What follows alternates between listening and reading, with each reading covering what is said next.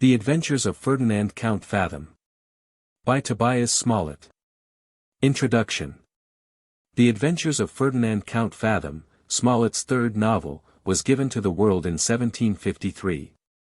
Lady Mary Wortley Montagu, writing to her daughter, the Countess of Bute, over a year later, January 1, 1755, remarked that, "My friend Smollett has certainly a talent for invention, though I think it flags a little in his last work." Lady Mary was both right and wrong. The inventive power which we commonly think of as Smollett's was the ability to work over his own experience into realistic fiction. Of this, Ferdinand Count Fathom shows comparatively little. It shows relatively little, too, of Smollett's vigorous personality, which in his earlier works was present to give life and interest to almost every chapter, were it to describe a street brawl, a ludicrous situation, a whimsical character, or with venomous prejudice to gibbet some enemy. This individuality, the peculiar spirit of the author which can be felt rather than described, is present in the dedication of Fathom to Doctor, who is no other than Smollett himself, and a candid revelation of his character, by the way. This dedication contains. It is present, too, in the opening chapters, which show, likewise, in the picture of Fathom's mother, something of the author's peculiar talent for invention. Subsequently, however, there is no denying that the Smollett invention and the Smollett spirit both flag. And yet, in a way, Fathom displays more invention than any of the author's novels. It is based far less than any other on personal experience. Unfortunately, such thoroughgoing invention was not suited to Smollett's genius. The result is, that while uninteresting as a novel of contemporary manners, Fathom has an interest of its own in that it reveals a new side of its author. We think of Smollett, generally, as a rambling storyteller, a rational, unromantic man of the world, who fills his pages with his own oddly metamorphosed acquaintances and experiences. The Smollett of Count Fathom, on the contrary, is rather a forerunner of the romantic school, who has created a tolerably organic tale of adventure out of his own brain. Though this is notably less readable than the author's earlier works, still the wonder is that when the man is so far off his beat, he should yet know so well how to meet the strange conditions which confront him. To one whose idea of Smollett's genius is formed entirely by Random and Pickle and Humphrey Clinker, Ferdinand Count Fathom will offer many surprises. The first of these is the comparative lifelessness of the book. True, here again are action and incident galore, but generally unaccompanied by that rough Georgian hurly-burly, common in Smollett, which is so interesting to contemplate from a comfortable distance, and which goes so far towards making his fiction seem real.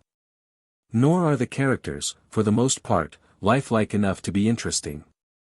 There is an apparent exception, to be sure, in the hero's mother, already mentioned, the hardened camp follower, whom we confidently expect to become Vitalist after the savage fashion of Smollett's characters. But, alas!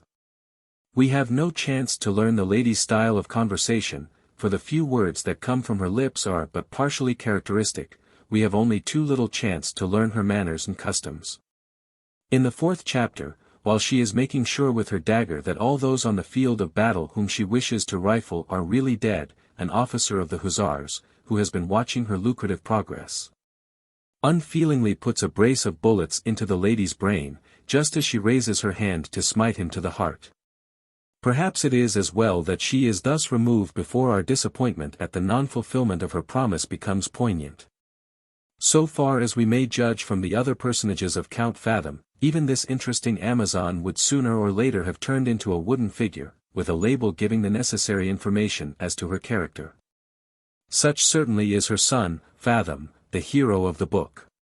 Because he is placarded, shrewd villain of monstrous inhumanity, we are fain to accept him for what his creator intended, but seldom in word or deed is he a convincingly real villain.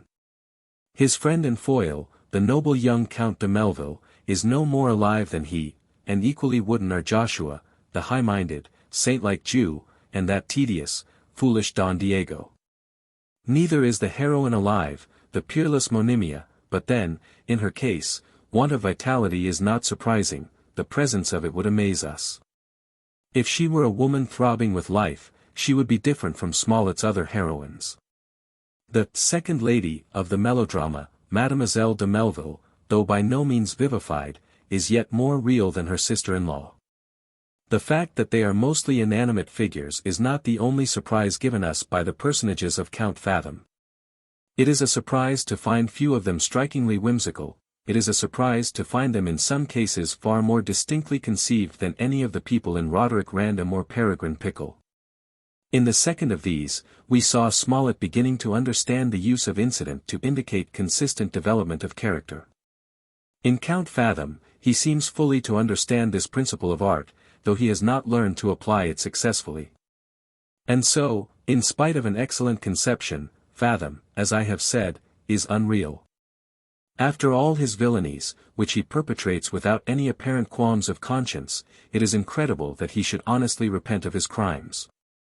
We are much inclined to doubt when we read that his vice and ambition was now quite mortified within him, the subsequent testimony of Matthew Bramble, Esq., in Humphrey Clinker, to the contrary, notwithstanding. Yet Fathom up to this point is consistently drawn, and drawn for a purpose, to show that cold-blooded roguery, though successful for a while, will come to grief in the end. To heighten the effect of his scoundrel, Smollett develops parallel with him the virtuous Count de Melville. The author's scheme of thus using one character as the foil of another, though not conspicuous for its originality, shows a decided advance in the theory of constructive technique. Only, as I have said, Smollett's execution is now defective.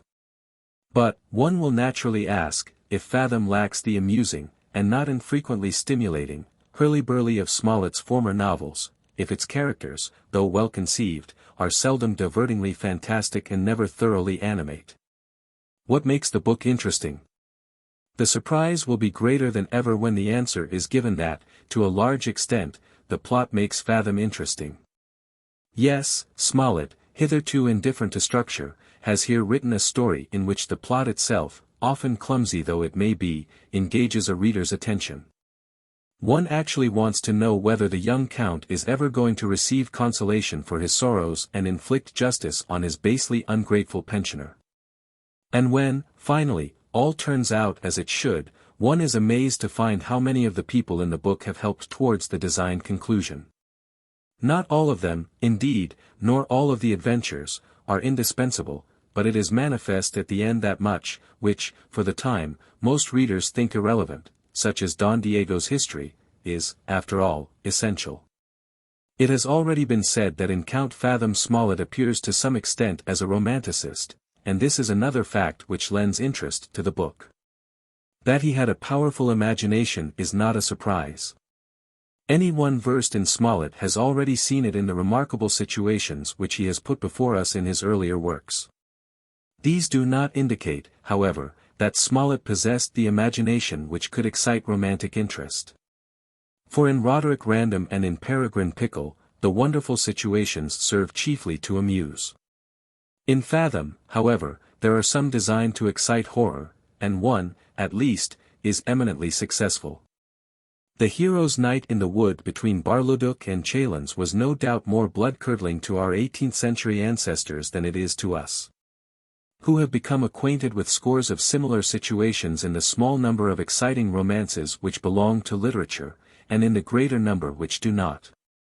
Still, even today, a reader, with his taste jaded by trashy novels, will be conscious of Smollett's power, and of several thrills, likewise, as he reads about Fathom's experience in the loft in which the beldame locks him to pass the night. This situation is melodramatic rather than romantic, as the word is used technically in application to 18th and 19th century literature. There is no little in Fathom, however, which is genuinely romantic in the latter sense. Such is the imprisonment of the Countess in the castle tower, whence she waves her handkerchief to the young Count, her son and would-be rescuer. And especially so is the scene in the church, when Rinaldo, the very name is romantic, visits at midnight the supposed grave of his lady-love. While he was waiting for the sexton to open the door, his soul was wound up to the highest pitch of enthusiastic sorrow.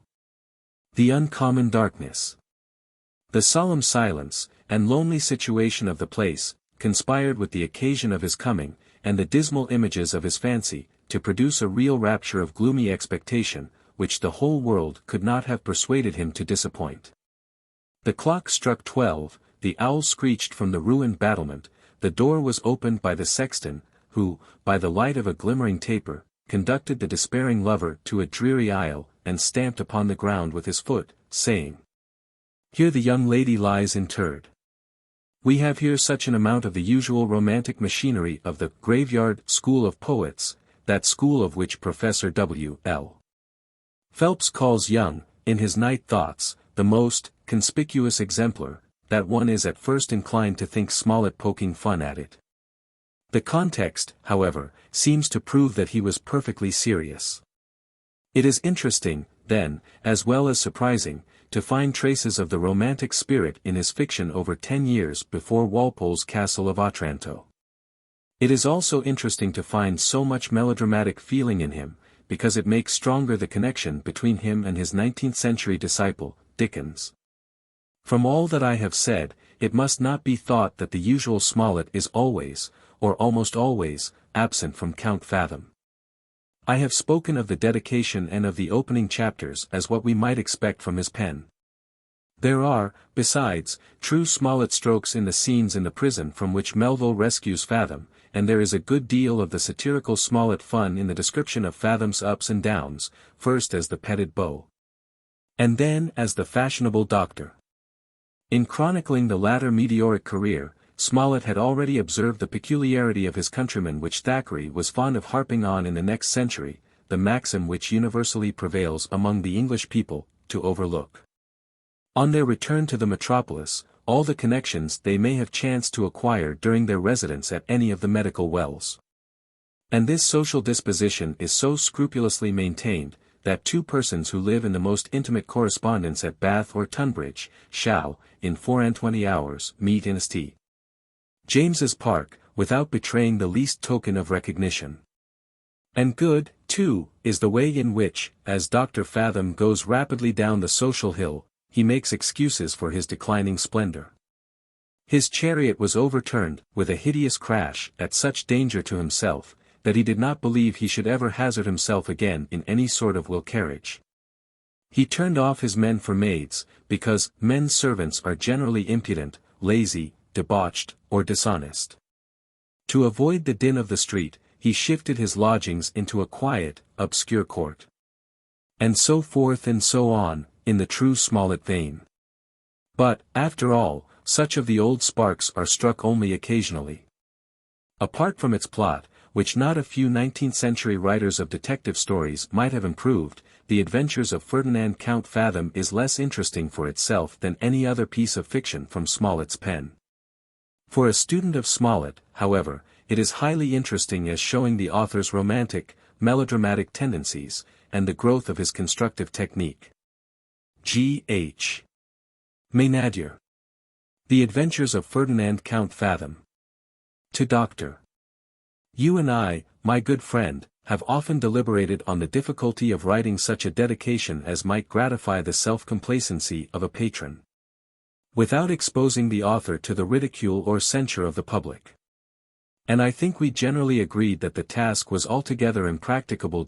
Indeed, this was one of the few subjects on which we have always thought in the same manner. For, notwithstanding that deference and regard which we mutually pay to each other, certain it is, we have often differed, according to the predominancy of those different passions, which frequently warp the opinion, and perplex the understanding of the most judicious. In dedication, as in poetry, there is no medium. For, if any one of the human virtues be omitted in the enumeration of the patron's good qualities, the whole address is construed into an affront, and the writer has the mortification to find his praise prostituted to very little purpose. On the other hand, should he yield to the transports of gratitude or affection, which is always apt to exaggerate, and produce no more than the genuine effusions of his heart, the world will make no allowance for the warmth of his passion, but ascribe the praise he bestows to interested views and sordid adulation. Sometimes too, dazzled by the tinsel of a character which he has no opportunity to investigate, he pours forth the homage of his admiration upon some false Maecenas, whose future conduct gives the lie to his eulogium, and involves him in shame and confusion of face. Such was the fate of a late ingenious author, the author of the Seasons, who was so often put to the blush for the undeserved incense he had offered in the heat of an enthusiastic disposition, misled by popular applause.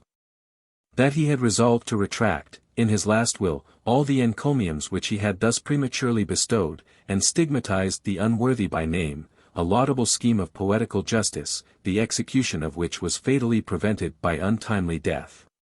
Whatever may have been the fate of other dedicators, for my own part, sit down to write this address, without any apprehension of disgrace or disappointment. Because I know you are too well convinced of my affection and sincerity to repine at what I shall say touching your character and conduct. And you will do me the justice to believe, that this public distinction is a testimony of my particular friendship and esteem. Not that I am either insensible of your infirmities, or disposed to conceal them from the notice of mankind. There are certain foibles which can only be cured by shame and mortification, and whether or not yours be of that species, I shall have the comfort to think my best endeavors were used for your reformation. Know then, I can despise your pride, while I honor your integrity, and applaud your taste, while I am shocked at your ostentation. I have known you trifling, superficial, and obstinate in dispute, meanly jealous and awkwardly reserved. Rash and haughty in your resentments, and coarse and lowly in your connections. I have blushed at the weakness of your conversation, and trembled at the errors of your conduct, yet, as I own you possess certain good qualities, which overbalance these defects, and distinguish you on this occasion as a person for whom I have the most perfect attachment and esteem, you have no cause to complain of the indelicacy with which your faults are reprehended. And as they are chiefly the excesses of a sanguine disposition and looseness of thought, impatient of caution or control, you may, thus stimulated, watch over your own intemperance and infirmity with redoubled vigilance and consideration, and for the future profit by the severity of my reproof. These, however, are not the only motives that induce me to trouble you with this public application. I must not only perform my duty to my friends, but also discharge the debt I owe to my own interest. We live in a censorious age, and an author cannot take too much precaution to anticipate the prejudice, misapprehension, and temerity of malice, ignorance, and presumption. I therefore think it incumbent upon me to give some previous intimation of the plan which I have executed in the subsequent performance, that I may not be condemned upon partial evidence. And to whom can I with more propriety appeal in my explanation than to you, who are so well acquainted with all the sentiments and emotions of my breast? A novel is a large diffused picture, comprehending the characters of life, disposed in different groups, and exhibited in various attitudes, for the purposes of an uniform plan, and general occurrence, to which every individual figure is subservient. But this plan cannot be executed with propriety, probability, or success, without a principal personage to attract the attention, unite the incidents, unwind the clue of the labyrinth, and at last close the scene, by virtue of his own importance. Almost all the heroes of this kind, who have hitherto succeeded on the English stage, are characters of transcendent worth, conducted through the vicissitudes of fortune, to that goal of happiness, which ever ought to be the repose of extraordinary desert. Yet the same principle by which we rejoice at the remuneration of merit, will teach us to relish the disgrace and discomfiture of vice, which is always an example of extensive use and influence. Because it leaves a deep impression of terror upon the minds of those who were not confirmed in the pursuit of morality and virtue, and, while the balance wavers, enables the right scale to preponderate. In the drama, which is a more limited field of invention, the chief personage is often the object of our detestation and abhorrence. And we are as well pleased to see the wicked schemes of a Richard blasted, and the perfidy of a Mask well exposed, as to behold a Bevel happy, and an Edward victorious. The impulses of fear, which is the most violent and interesting of all the passions, remain longer than any other upon the memory. And for one that is allured to virtue, by the contemplation of that peace and happiness which it bestows, 100 are deterred from the practice of vice, by that infamy and punishment to which it is liable, from the laws and regulations of mankind. Let me not, therefore, be condemned for having chosen my principal character from the purlieus of treachery and fraud, when I declare my purpose is to set him up as a beacon for the benefit of the unexperienced and unwary, who, from the perusal of these memoirs, may learn to avoid the manifold snares with which they are continually surrounded in the paths of life.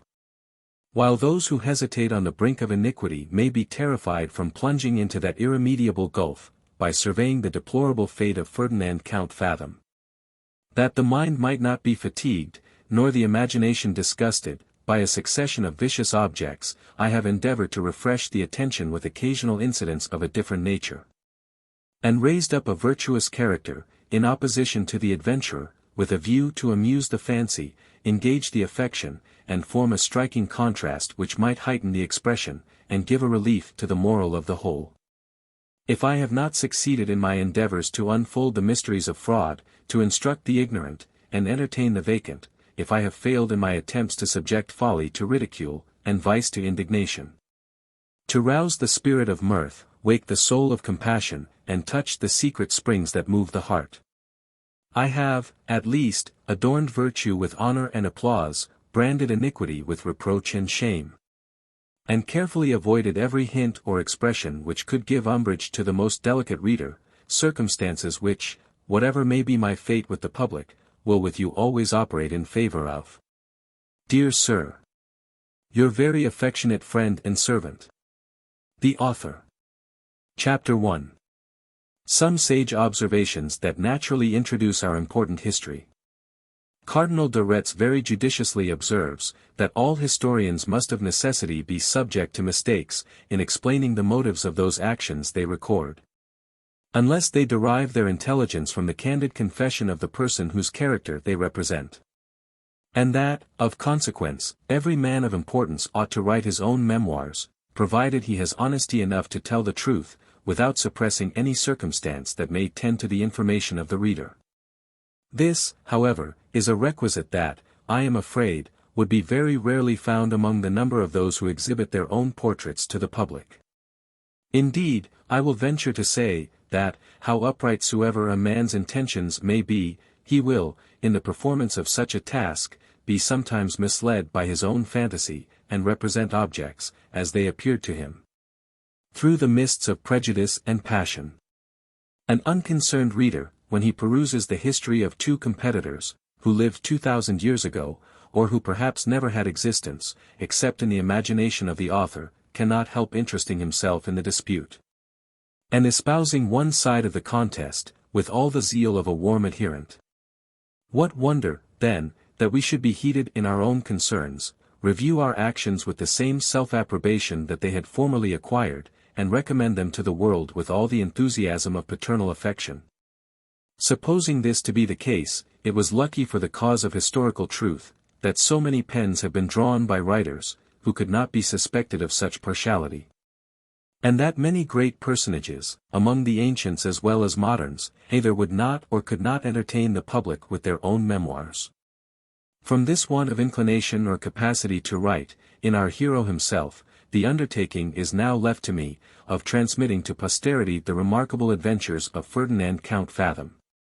And by the time the reader shall have glanced over the subsequent sheets, I doubt not but he will bless God that the adventurer was not his own historian. This mirror of modern chivalry was none of those who owe their dignity to the circumstances of their birth, and are consecrated from the cradle for the purposes of greatness, merely because they are the accidental children of wealth. He was heir to no visible patrimony, unless we reckon a robust constitution, a tolerable appearance, and an uncommon capacity, as the advantages of inheritance. If the comparison obtains in this point of consideration, he was as much as any man indebted to his parent, and pity it was, that, in the sequel of his fortune, he never had an opportunity of manifesting his filial gratitude and regard. From this agreeable act of duty to his sire, and all those tendernesses that are reciprocally enjoyed betwixt the father and the son, he was unhappily excluded by a small circumstance, at which, however, he was never heard to repine. In short, had he been brought forth in the fabulous ages of the world, the nature of his origin might have turned to his account. He might, like other heroes of antiquity, have laid claim to divine extraction, without running the risk of being claimed by an earthly father. Not that his parents had any reason to disown or renounce their offspring, or that there was anything preternatural in the circumstances of his generation and birth. On the contrary, he was, from the beginning, a child of promising parts, and in due course of nature ushered into the world amidst a whole cloud of witnesses. But, that he was acknowledged by no mortal sire, solely proceeded from the uncertainty of his mother, whose affections were so dissipated among a number of admirers, that she could never pitch upon the person from whose loins our hero sprung. Over and above this important doubt under which he was begotten, other particularities attended his birth, and seemed to mark him out as something uncommon among the sons of men. He was brought forth in a wagon, and might be said to be literally a native of two different countries, for, though he first saw the light in Holland, he was not born till after the carriage arrived in Flanders. So that, all these extraordinary circumstances considered, the task of determining to what government he naturally owed allegiance, would be at least as difficult as that of ascertaining the so much contested birthplace of Homer. Certain it is, the Count's mother was an Englishwoman, who, after having been 5 times a widow in one campaign, was, in the last year of the renowned Marlborough's command, numbered among the baggage of the Allied army, which she still accompanied, through pure benevolence of spirit, supplying the ranks with the refreshing streams of choice Geneva, and accommodating individuals with clean linen, as the emergency of their occasions required. Nor was her philanthropy altogether confined to such ministration, she abounded with the milk of human kindness, which flowed plentifully among her fellow creatures. And to every son of Mars who cultivated her favor, she liberally dispensed her smiles, in order to sweeten the toils and dangers of the field. And here it will not be amiss to anticipate the remarks of the reader, who, in the chastity and excellency of his conception, may possibly exclaim, "Good heaven! Will these authors never reform their imaginations, and lift their ideas from the obscene objects of low life? Must the public be again disgusted with the groveling adventures of a wagon? Will no writer of genius draw his pen in the vindication of taste, and entertain us with the agreeable characters, the dignified conversation, the poignant repartee, in short, the genteel comedy of the polite world? Have a little patience, gentle, delicate, sublime critic. You, I doubt not, are one of those consummate connoisseurs, who, in their purifications, let humor evaporate, while they endeavor to preserve decorum, and polish wit, until the edge of it is quite worn off. Or, perhaps, of that class, who, in the sapience of taste, are disgusted with those very flavors in the productions of their own country which have yielded infinite delectation to their faculties, when imported from another clime. N.D. and an author in despite of all precedent and prescription, who extol the writings of Petronius Arbiter, read with rapture the amorous sallies of Ovid's pen, and chuckle over the story of Lucian's ass. Yet, if a modern author presumes to relate the progress of a simple intrigue, are shocked at the indecency and immorality of the scene, who delight in following Guzman de Alfaraque, through all the mazes of squalid beggary. Who with pleasure accompany Don Quixote and his squire, in the lowest paths of fortune, who are diverted with the adventures of Scarra's ragged troop of strollers, and highly entertained with the servile situations of Gil Blas. Yet, when a character in humble life occasionally occurs in a performance of our own growth, exclaim, with an air of disgust, was ever anything so mean? Sure, this writer must have been very conversant with the lowest scenes of life. Who, when Swift or Pope represents a coxcomb in the act of swearing, scruple not to laugh at the ridiculous execrations, but, in a less reputed author, condemn the use of such profane expletives. Who eagerly explore the jakes of Rabelais, for amusement, and even extract humor from the Dean's description of a lady's dressing-room. Yet in a production of these days, unstamped with such venerable names, will stop their noses, with all the signs of loathing and abhorrence, at a bare mention of the China chamber pot. Who applauded Catullus, Juvenal, Persius, and Lucan, for their spirit in lashing the greatest names of antiquity. Yet, when a British satirist, of this generation, has courage enough to call in question the talents of a pseudo-patron in power, accuse him of insolence, rancor, and scurrility. If such you be, courteous reader, I say again, have a little patience, for your entertainment we are about to write our hero shall, with all convenient dispatch, be gradually sublimed into those splendid connections of which you are enamored.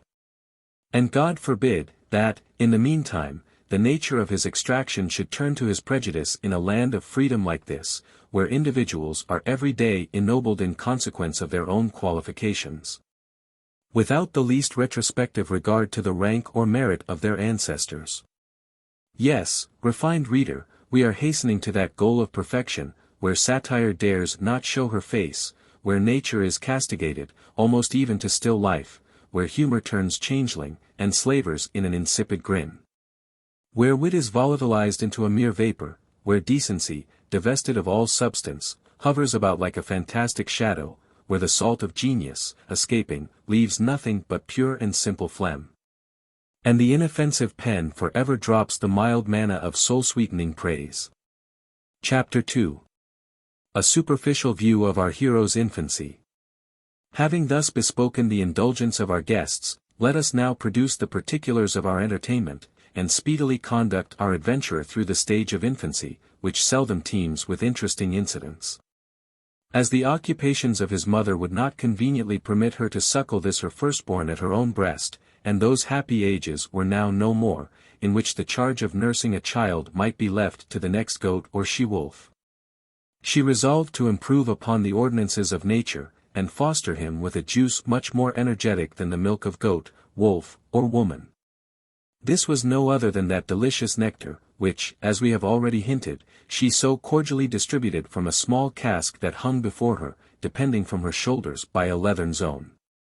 Thus determined, ere he was yet 12 days old, she enclosed him in a canvas knapsack, which being adjusted to her neck, fell down upon her back, and balanced the cargo that rested on her bosom. There are not wanting those who affirm, that, while her double charge was carried about in this situation, her keg was furnished with a long and slender flexible tube, which, when the child began to be clamorous, she conveyed into his mouth, and straight he stilled himself with sucking. But this we consider as an extravagant assertion of those who mix the marvelous in all their narrations, because we cannot conceive how the tender organs of an infant could digest such a fiery beverage, which never fails to discompose the constitutions of the most hardy and robust. We therefore conclude that the use of this potation was more restrained, and that it was with simple element diluted into a composition adapted to his taste and years. Be this as it will, he certainly was indulged in the use of it to such a degree as would have effectually obstructed his future fortune, had not he been happily cloyed with the repetition of the same fare, for which he conceived the utmost detestation and abhorrence, rejecting it with loathing and disgust, like those choice spirits, who, having been crammed with religion in their childhood, renounce it in their youth. Among other absurd prejudices of education. While he was thus dangled in a state of suspension, a German trooper was transiently smit with the charms of his mother, who listened to his honorable addresses, and once more received the silken bonds of matrimony. The ceremony having been performed as usual at the drum head, the lady had no sooner taken possession of her new name, than she bestowed it upon her son, who was thenceforward distinguished by the appellation of Ferdinand de Fathom. Nor was the husband offended at this presumption in his wife, which he not only considered as a proof of her affection and esteem, but also as a compliment, by which he might in time acquire the credit of being the real father of such a hopeful child. Notwithstanding this new engagement with a foreigner, our hero's mother still exercised the virtues of her calling among the English troops, so much was she biased by that laudable partiality, which, as Horace observes, the natale solemn generally inspires. Indeed, this inclination was enforced by another reason, that did not fail to influence her conduct in this particular. All her knowledge of the High Dutch language consisted in some words of traffic absolutely necessary for the practice of hex vocation, together with sundry oaths and terms of reproach, that kept her customers in awe. So that, except among her own countrymen, she could not indulge that propensity to conversation, for which she had been remarkable from her earliest years. Nor did this instance of her affection fail of turning to her account in the sequel. She was promoted to the office of cook to a regimental mess of officers, and, before the Peace of Utrecht, was actually in possession of a suttling tent, pitched for the accommodation of the gentlemen in the army. Meanwhile, Ferdinand improved apace in the accomplishments of infancy, his beauty was conspicuous, and his vigor so uncommon, that he was with justice likened unto Hercules in the cradle. The friends of his father-in-law dandled him on their knees, while he played with their whiskers, and, before he was 13 months old, taught him to suck brandy impregnated with gunpowder, through the touch-hole of a pistol. At the same time, he was caressed by divers sergeants of the British Army, who severally and in secret contemplated his qualifications with a father's pride, excited by the artful declaration with which the mother had flattered each apart. Soon as the war was, for her unhappily, concluded, she, as in duty bound, followed her husband into Bohemia. And his regiment being sent into garrison at Prague, she opened a cabaret in that city, which was frequented by a good many guests of the Scotch and Irish nations, who were devoted to the exercise of arms in the service of the emperor. It was by this communication that the English tongue became vernacular to young Ferdinand, who, without such opportunity, would have been a stranger to the language of his forefathers, in spite of all his mother's loquacity and elocution. Though it must be owned, for the credit of her maternal care, that she let slip no occasion of making it familiar to his ear and conception. For, even at those intervals in which she could find no person to carry on the altercation, she used to hold forth in earnest soliloquies upon the subject of her own situation. Giving vent to many opprobrious invectives against her husband's country, between which and Old England she drew many odious comparisons. And prayed, without ceasing, that Europe might speedily be involved in a general war, so as that she might have some chance of re-enjoying the pleasures and emoluments of a Flanders campaign. Chapter 3. He is initiated in a military life, and has the good fortune to acquire a generous patron. While she wearied heaven with these petitions, the flame of war broke out betwixt the houses of Ottoman and Austria, and the emperor sent forth an army into Hungary, under the auspices of the renowned Prince Eugene.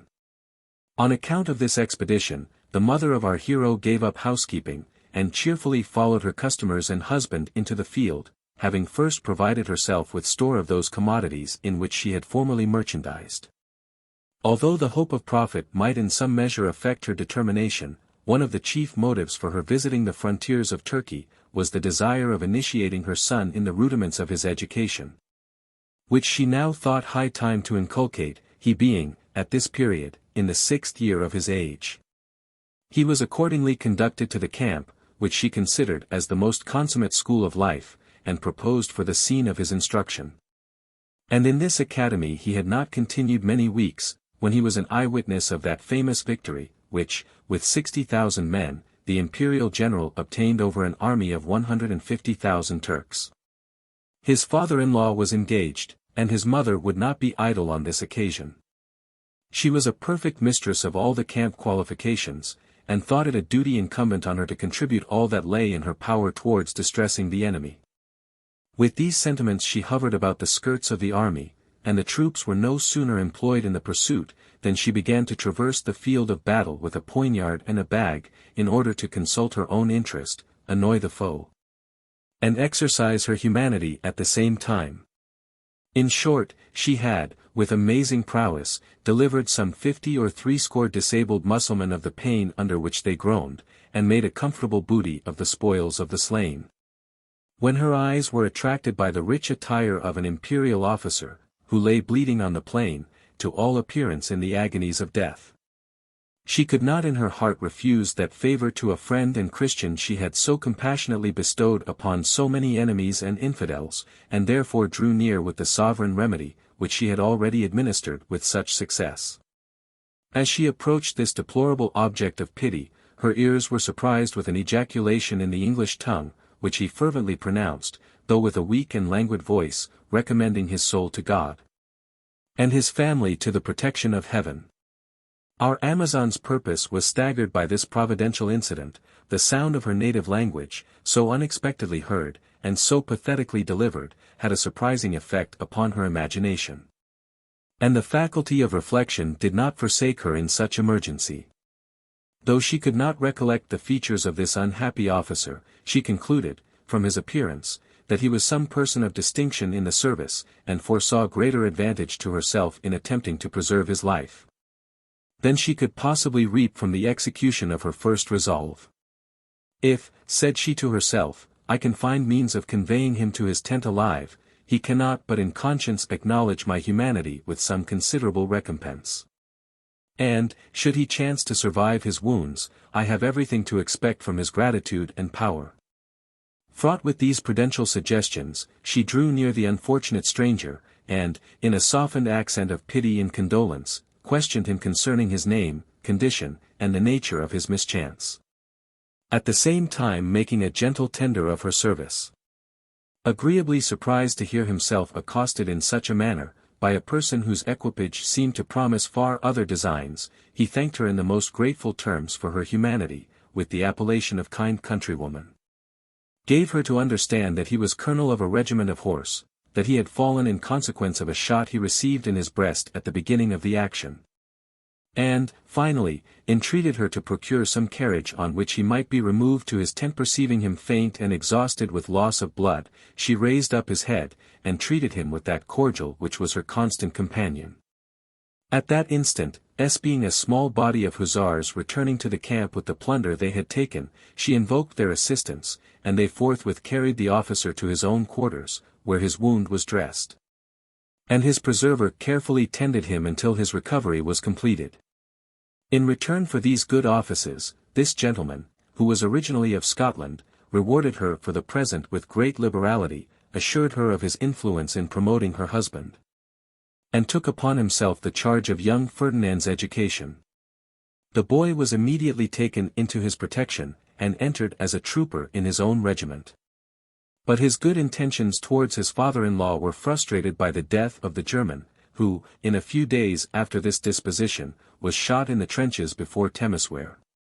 This event, over and above the conjugal affliction with which it invaded the lady's quiet, would have involved her in infinite difficulty and distress, with regard to her temporal concerns, by leaving her unprotected in the midst of strangers. Had not she been thus providentially supplied with an effectual patron in the colonel, who was known by the appellation of Count Melville. He no sooner saw her, by the death of her husband, detached from all personal connections with a military life, than he proposed that she should quit her occupation in the camp, and retire to his habitation in the city of Pressburg, where she would be entertained in ease and plenty during the remaining part of her natural life. With all due acknowledgments of his generosity, she begged to be excused from embracing his proposal, alleging she was so much accustomed to her present way of life, and so much devoted to the service of the soldiery, that she should never be happy in retirement, while the troops of any prince in Christendom kept the field. The Count, finding her determined to prosecute her scheme, repeated his promise of befriending her upon all occasions, and in the meantime admitted Ferdinand into the number of his domestics, resolving that he should be brought up in attendance upon his own son, who was a boy of the same age. He kept him, however, in his tent, until he should have an opportunity of revisiting his family in person. And, before that occasion offered, 2 whole years elapsed, during which the illustrious Prince Eugene gained the celebrated Battle of Belgrade, and afterwards made himself master of that important frontier. Chapter 4. His mother's prowess and death, together with some instances of his own sagacity. It would have been impossible for the mother of our adventurer, such as she hath been described, to sit quietly in her tent, while such an heroic scene was acting. She was no sooner apprised of the general's intention to attack the enemy, than she, as usual, packed up her movables in a wagon, which she committed to the care of a peasant in the neighborhood, and put herself in motion with the troops. Big with the expectation of reacting that part in which she had formerly acquitted herself so much to her advantage. Nay, she by this time looked upon her own presence as a certain omen of success to the cause which she espoused. And, in their march to battle, actually encouraged the ranks with repeated declarations, importing, that she had been eyewitness of 10 decisive engagements, in all of which her friends had been victorious, and imputing such uncommon good fortune to some supernatural quality inherent in her person. Whether or not this confidence contributed to the fortune of the day, by inspiring the soldiers to an uncommon pitch of courage and resolution, I shall not pretend to determine. But, certain it is, the victory began from that quarter in which she had posted herself, and no corps in the army behaved with such intrepidity as that which was manifested by those who were favored with her admonitions and example. For she not only exposed her person to the enemy's fire, with the indifference and deliberation of a veteran, but she is said to have achieved a very conspicuous exploit by the prowess of her single arm. The extremity of the line to which she had attached herself, being assaulted in flank by a body of the Spahis, wheeled about, in order to sustain the charge and receive them with such a seasonable fire as brought a great number of turbans to the ground. Among those who fell, was one of the chiefs or agas, who had advanced before the rest, with a view to signalize his valor. Our English Penthesilea no sooner saw this Turkish leader drop, than, struck with the magnificence of his own and horse's trappings, she sprung forward to seize them as her prize, and found the aga not dead, though in a good measure disabled by his misfortune, which was entirely owing to the weight of his horse, that, having been killed by a musket ball, lay upon his leg, so that he could not disengage himself.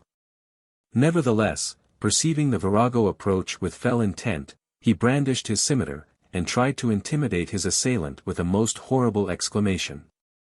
But it was not the dismal yell of a dismounted cavalier, though enforced with a hideous ferocity of countenance, and the menacing gestures with which he waited her approach, that could intimidate such an undaunted she-campaigner. She saw him writhing in the agonies of a situation from which he could not move, and, running towards him with the nimbleness and intrepidity of a Camilla, described a semicircle in the progress of her assault, and attacking him on one side, plunged her well-tried dagger in his throat. The shades of death encompassed him, his life-blood issued at the wound, he fell prone upon the earth, he bit the dust, and having thrice invoked the name of Allah, straight expired. While his destiny was thus fulfilled, his followers began to reel. They seemed dismayed at the fate of their chief, beheld their companions drop like the leaves in autumn, and suddenly halted in the midst of their career. The Imperialists, observing the confusion of the enemy, redoubled their fire, and, raising a dreadful shout, advanced in order to improve the advantage they had gained. The Spahis durst not wait the shock of such an encounter, they wheeled to the right about, and clapping spurs to their horses, fled in the utmost disorder.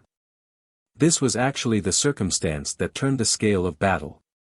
The Austrians pursued their good fortune with uncommon impetuosity, and in a few minutes left the field clear for the mother of our hero, who was such an adept in the art of stripping, that in the twinkling of an eye the bodies of the aga and his Arabian lay naked to the skin.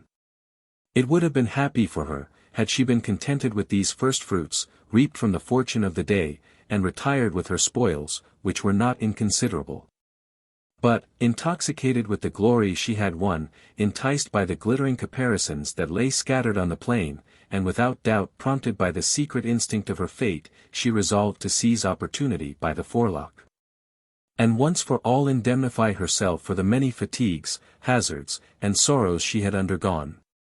Thus determined, she reconnoitred the field, and practiced her address so successfully, that in less than half an hour she was loaded with ermine and embroidery, and disposed to retreat with her burden, when her regards were solicited by a splendid bundle, which she descried at some distance lying on the ground.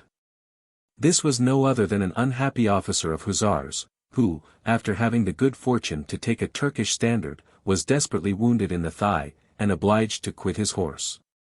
Finding himself in such a helpless condition, he had wrapped his acquisition round his body, that whatever might happen, he and his glory should not be parted. And thus shrouded, among the dying and the dead, he had observed the progress of our heroine, who stalked about the field, like another Atropos, finishing, wherever she came, the work of death. He did not at all doubt, that he himself would be visited in the course of her peregrinations, and therefore provided for her reception, with a pistol ready cocked in his hand, while he lay perdu beneath his covert, in all appearance bereft of life. He was not deceived in his prognostic.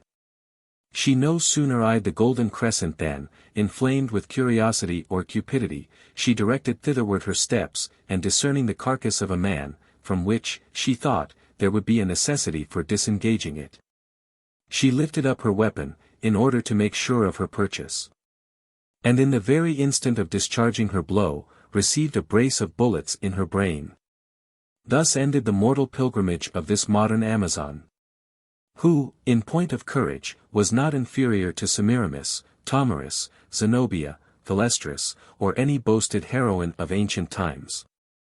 It cannot be supposed that this catastrophe made a very deep impression upon the mind of young Ferdinand, who had just then attained the 9th year of his age, and been for a considerable time weaned from her maternal caresses. Especially as he felt no wants nor grievances in the family of the Count, who favored him with a particular share of indulgence, because he perceived in him a spirit of docility, insinuation, and sagacity, far above his years. He did not, however, fail to lament the untimely fate of his mother, with such filial expressions of sorrow, as still more intimately recommended him to his patron.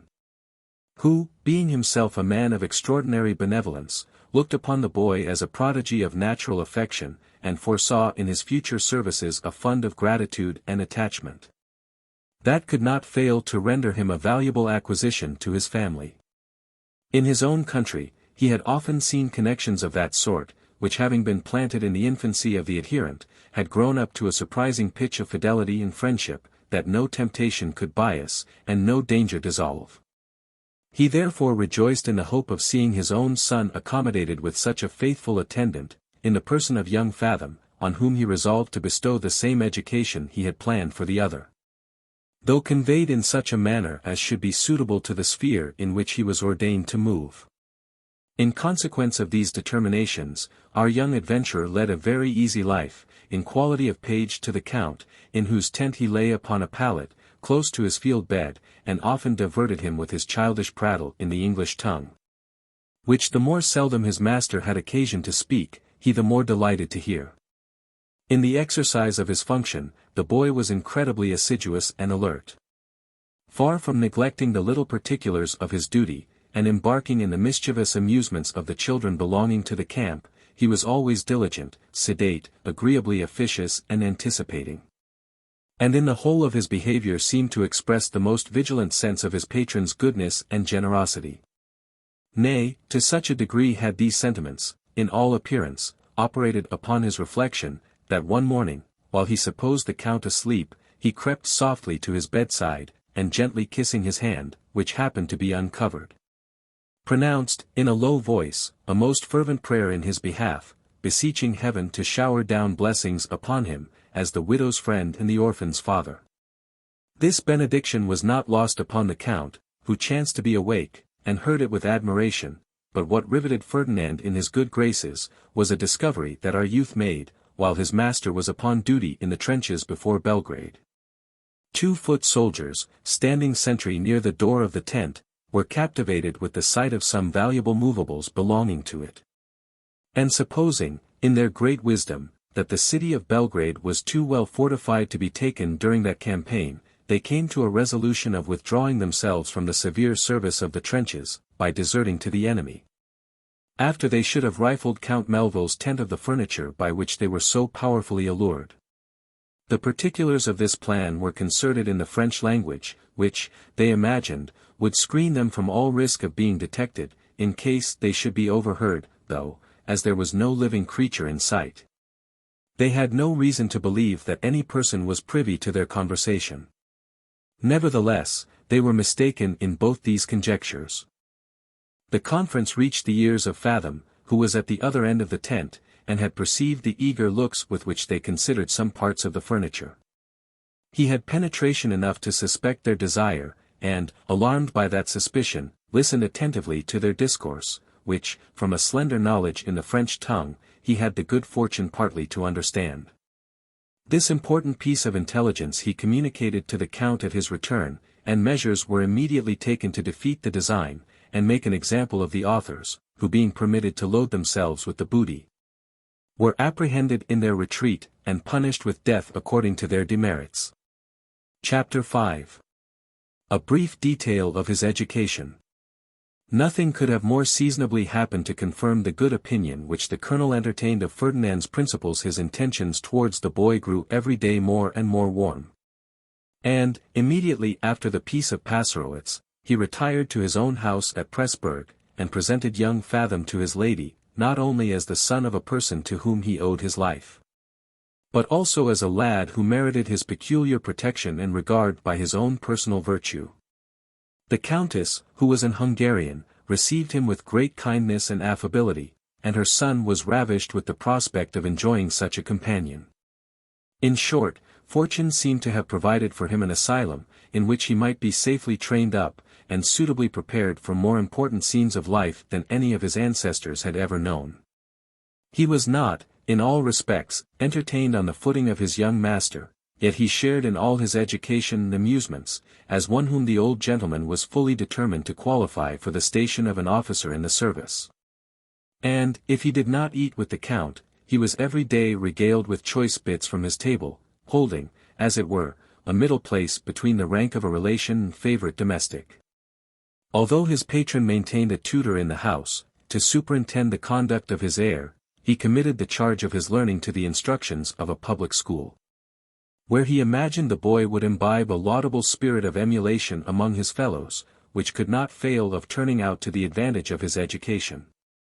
Ferdinand was entered in the same academy, and the two lads proceeded equally in the paths of erudition.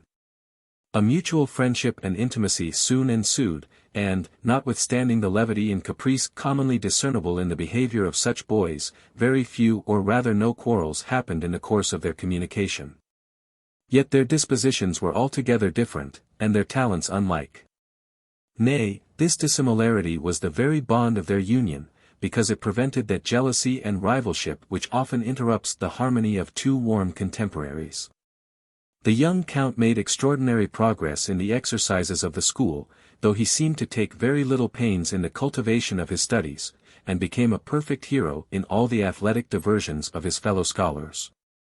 But, at the same time, exhibited such a bashful appearance and uncouth address, that his mother despaired of ever seeing him improved into any degree of polite behavior. On the other hand, Fathom, who was in point of learning a mere dunce, became, even in his childhood, remarkable among the ladies for his genteel deportment and vivacity. They admired the proficiency he made under the directions of his dancing master, the air with which he performed his obeisance at his entrance and exit, and were charmed with the agreeable assurance and lively sallies of his conversation.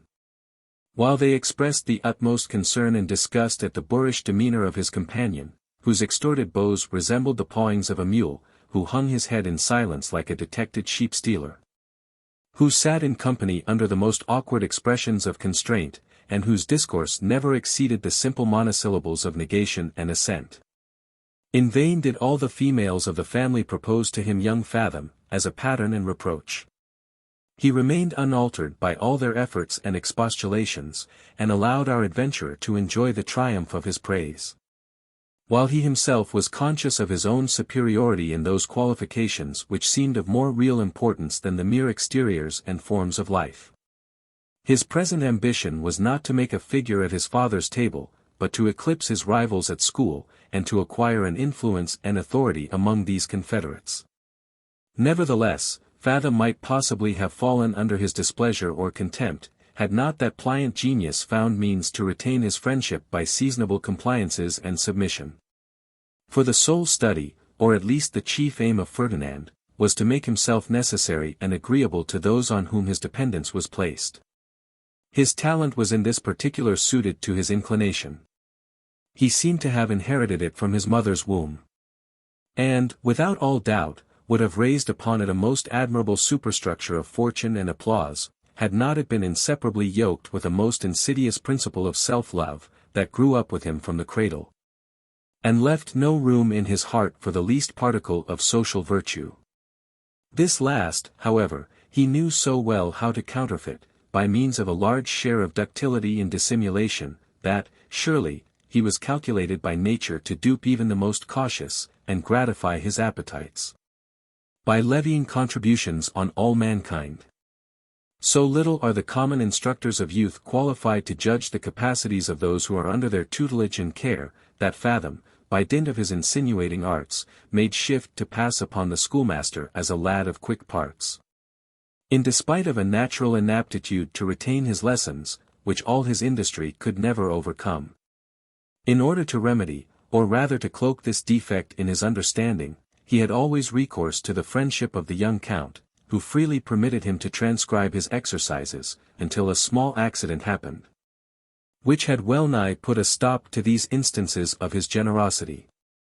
The adventure, inconsiderable as it is, we shall record, as the first overt act of Ferdinand's true character, as well as an illustration of the opinion we have advanced touching the blind and injudicious decisions of a right pedagogue. Among other tasks imposed by the pedant upon the forum to which our two companions belonged, they were one evening ordered to translate a chapter of Caesar's Commentaries. Accordingly the young count went to work, and performed the undertaking with great elegance and dispatch. Fathom, having spent the night in more effeminate amusements, was next morning so much hurried for want of time, that in his transcription he neglected to insert a few variations from the text. These being the terms on which he was allowed to use it. So that it was verbatim a copy of the original. As those exercises were always delivered in a heap, subscribed with the several names of the boys to whom they belonged, the schoolmaster chanced to peruse the version of Ferdinand, before he looked into any of the rest. And could not help bestowing upon it particular marks of approbation. The next that fell under his examination was that of the young count, when he immediately perceived the sameness, and, far from imputing it to the true cause, upbraided him with having copied the exercise of our adventurer. And insisted upon chastising him upon the spot for his want of application. Had not the young gentleman thought his honor was concerned, he would have submitted to the punishment without murmuring. But he inherited, from his parents, the pride of two fierce nations, and, being overwhelmed with reproaches for that which he imagined ought to have redounded to his glory, he could not brook the indignity, and boldly affirmed that he himself was the original, to whom Ferdinand was beholden for his performance. The schoolmaster, nettled to find himself mistaken in his judgment, resolved that the count should have no cause to exult in the discovery he had made, and, like a true flogger, actually whipped him for having allowed Fathom to copy his exercise. Nay, in the hope of vindicating his own penetration, he took an opportunity of questioning Ferdinand in private concerning the circumstances of the translation, and our hero, perceiving his drift, gave him such artful and ambiguous answers as persuaded him that the young count had acted the part of a plagiary, and that the other had been restrained from doing himself justice, by the consideration of his own dependence. This profound director did not fail, in honor of his own discernment, to whisper about the misrepresentation, as an instance of the young count's insolence, and Fathom's humility and good sense. The story was circulated among the servants, especially the maids belonging to the family, whose favor our hero had acquired by his engaging behavior. And at length it reached the ears of his patron, who, incensed at his son's presumption and inhospitality, called him to a severe account, when the young gentleman absolutely denied the truth of the allegation, and appealed to the evidence of Fathom himself. Our adventurer was accordingly summoned by the father, and encouraged to declare the truth, with an assurance of his constant protection. Upon which Ferdinand very wisely fell upon his knees, and, while the tears gushed from his eyes, acquitted the young count of the imputation, and expressed his apprehension, that the report had been spread by some of his enemies, who wanted to prejudice him in the opinion of his patron. The old gentleman was not satisfied of his son's integrity by this declaration. Being naturally of a generous disposition, highly prepossessed in favor of the poor orphan, and chagrined at the unpromising appearance of his heir, he suspected that Fathom was overawed by the fear of giving offense, and that, notwithstanding what he had said, the case really stood as it had been represented. In this persuasion, he earnestly exhorted his son to resist and combat with any impulse he might feel within himself, tending to selfishness, fraud, or imposition. To encourage every sentiment of candor and benevolence, and to behave with moderation and affability to all his fellow creatures. He laid upon him strong injunctions, not without a mixture of threats, to consider Fathom as the object of his peculiar regard. To respect him as the son of the Count's preserver, as a Briton, a stranger, and, above all, an helpless orphan, to whom the rights of hospitality were doubly due. Such admonitions were not lost upon the youth, who, under the rough husk of his personal exhibition, possessed a large share of generous sensibility.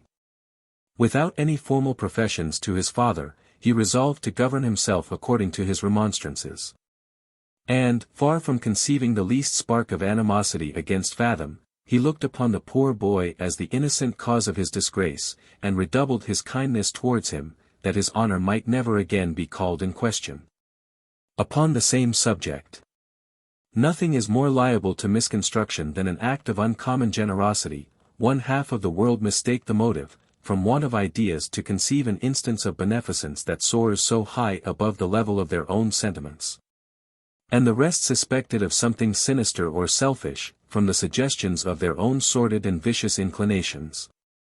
The young count subjected himself to such misinterpretation, among those who observed the increased warmth of civility and complaisance in his behavior to Ferdinand.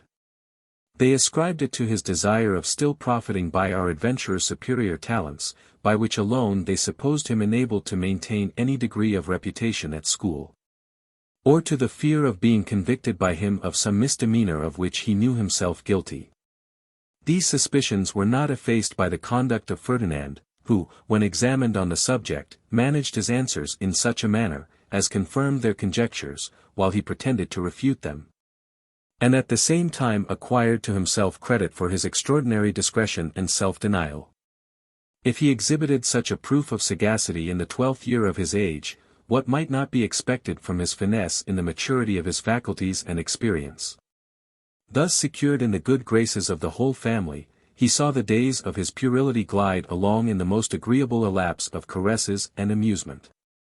He never fairly plunged into the stream of school education, but, by floating on the surface, imbibed a small tincture of those different sciences which his master pretended to teach. In short, he resembled those vagrant swallows that skim along the level of some pool or river, without venturing to wet one feather in their wings, except in the accidental pursuit of an inconsiderable fly. Yet, though his capacity or inclination was unsuited for studies of this kind, he did not fail to manifest a perfect genius in the acquisition of other more profitable arts. Over and above the accomplishments of address, for which he hath been already celebrated, he excelled all his fellows in his dexterity at fives and billiards, was altogether unrivalled in his skill at draughts and backgammon. Began, even at these years, to understand the moves and schemes of chess, and made himself a mere adept in the mystery of cards, which he learned in the course of his assiduities and attention to the females of the house. Chapter 6. He meditates schemes of importance. It was in these parties that he attracted the notice and friendship of his patron's daughter, a girl by 2 years older than himself, who was not insensible to his qualifications, and looked upon him with the most favorable eyes of prepossession. Whether or not he at this period of his life began to project plans for availing himself of her susceptibility, is uncertain. But, without all doubt, he cultivated her esteem with as obsequious and submissive attention as if he had already formed the design, which, in his advanced age, he attempted to put in execution. Divers circumstances conspired to promote him in the favor of this young lady. The greenness of his years secured him from any appearance of fallacious aim. So that he was indulged in frequent opportunities of conversing with his young mistress, whose parents encouraged this communication, by which they hoped she would improve in speaking the language of her father. Such connections naturally produce intimacy and friendship. Fathom's person was agreeable, his talents calculated for the meridian of those parties, and his manners so engaging, that there would have been no just subject for wonder. Had he made an impression upon the tender unexperienced heart of Mademoiselle de Melville, whose beauty was not so attractive as to extinguish his hope, in raising up a number of formidable rivals. Though her expectations of fortune were such as commonly lend additional luster to personal merit. All these considerations were so many steps towards the success of Ferdinand's pretensions. And though he cannot be supposed to have perceived them at first, he in the sequel seemed perfectly well apprised of his advantages, and used them to the full extent of his faculties. Observing that she delighted in music, he betook himself to the study of that art, and, by dint of application and a tolerable ear, learned of himself to accompany her with a German flute, while she sung and played upon the harpsichord. The Count, seeing his inclination, and the progress he had made, resolved that his capacity should not be lost for want of cultivation. And accordingly provided him with a master, by whom he was instructed in the principles of the art, and soon became a proficient in playing upon the violin. In the practice of these improvements and avocations, and in attendance upon his young master, whom he took care never to disoblige or neglect, he attained to the age of 16. Without feeling the least abatement in the friendship and generosity of those upon whom he depended. but, on the contrary, receiving every day fresh marks of their bounty and regard. He had before this time been smit with the ambition of making a conquest of the young lady's heart, and foresaw manifold advantages to himself in becoming son-in-law to Count Melville, who, he never doubted, would soon be reconciled to the match, if once it could be effectuated without his knowledge. Although he thought he had great reason to believe that Mademoiselle looked upon him with an eye of peculiar favor, his disposition was happily tempered with an ingredient of caution, that hindered him from acting with precipitation. And he had discerned in the young lady's deportment certain indications of loftiness and pride, which kept him in the utmost vigilance and circumspection. For he knew, that, by a premature declaration, he should run the risk of forfeiting all the advantages he had gained, and blasting those expectations that now blossomed so gaily in his heart. Restricted by these reflections, he acted at a wary distance, and determined to proceed by the method of sap, and, summoning all his artifice and attractions to his aid, employed them under the insidious cover of profound respect. In order to undermine those bulwarks of haughtiness or discretion, which otherwise might have rendered his approaches to her impracticable. With a view to enhance the value of his company, and sound her sentiments at the same time, he became more reserved than usual, and seldomer engaged in her parties of music and cards. Yet, in the midst of his reserve, he never failed in those demonstrations of reverence and regard, which he knew perfectly well how to express, but devised such excuses for his absence, as she could not help admitting. In consequence of this affected shyness, she more than once gently chid him for his neglect and indifference, observing, with an ironical air, that he was now too much of a man to be entertained with such effeminate diversions. But her reproofs were pronounced with too much ease and good humor to be agreeable to our hero, who desired to see her ruffled and chagrined at his absence, and to hear himself rebuked with an angry affectation of disdain. This effort, therefore, he reinforced with the most captivating carriage he could assume, in those hours which he now so sparingly bestowed upon his mistress. He regaled her with all the entertaining stories he could learn or invent, particularly such as he thought would justify and recommend the leveling power of love, that knows no distinctions of fortune. He sung nothing but tender airs and passionate complaints, composed by desponding or despairing swains. And, to render his performances of this kind the more pathetic, interlarded them with some seasonable sighs, while the tears, which he had ever at command, stood collected in either eye. It was impossible for her to overlook such studied emotions. She in a jocose manner taxed him with having lost his heart, rallied the excess of his passion, and in a merry strain undertook to be an advocate for his love. Her behavior was still wide of his wish and expectation. He thought she would, in consequence of her discovery, have betrayed some interested symptom, that her face would have undergone some favorable suffusion.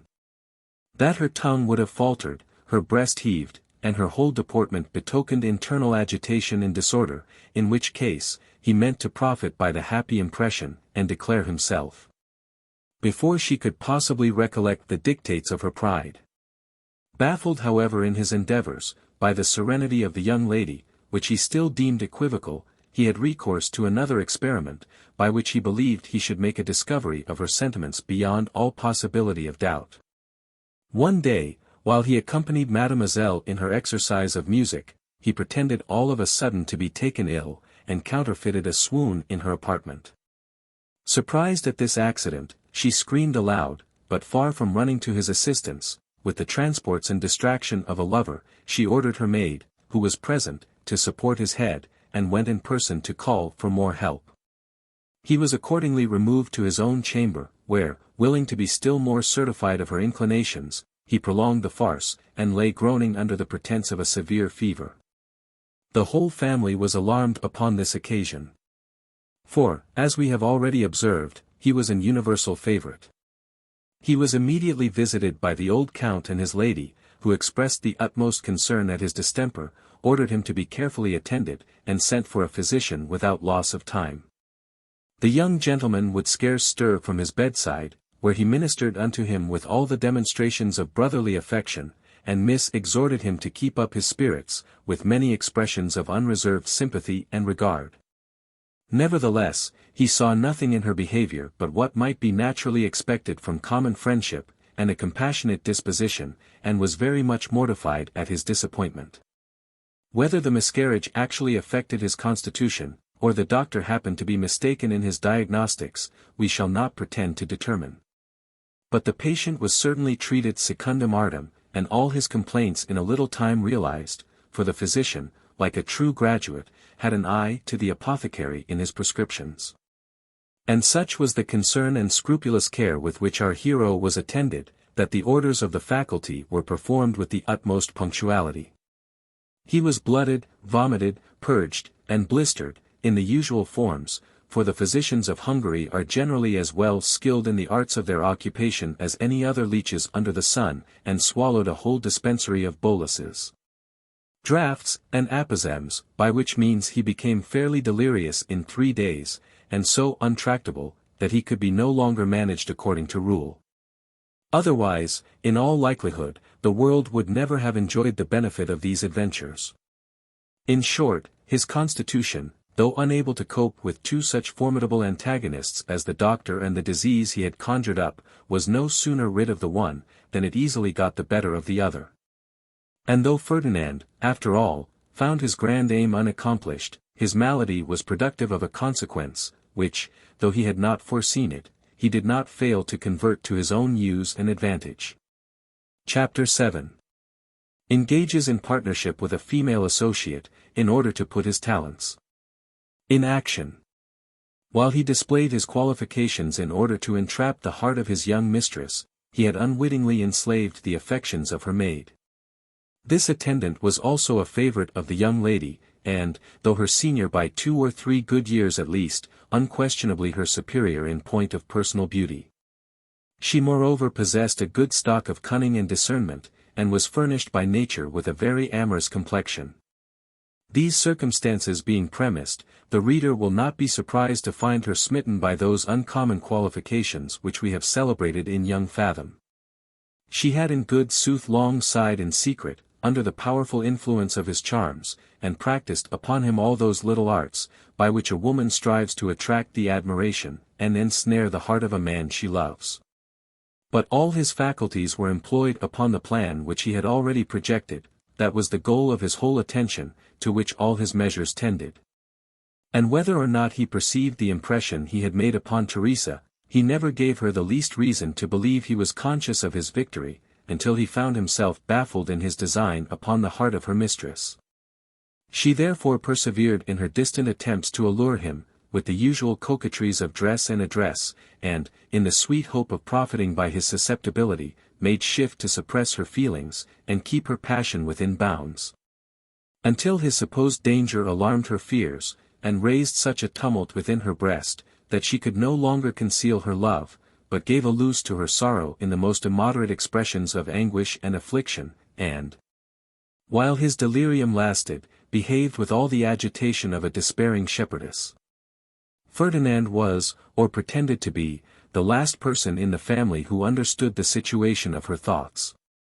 When he perceived her passion, he entered into deliberation with himself, and tasked his reflection and foresight, in order to discover how best he might convert this conquest to his own advantage.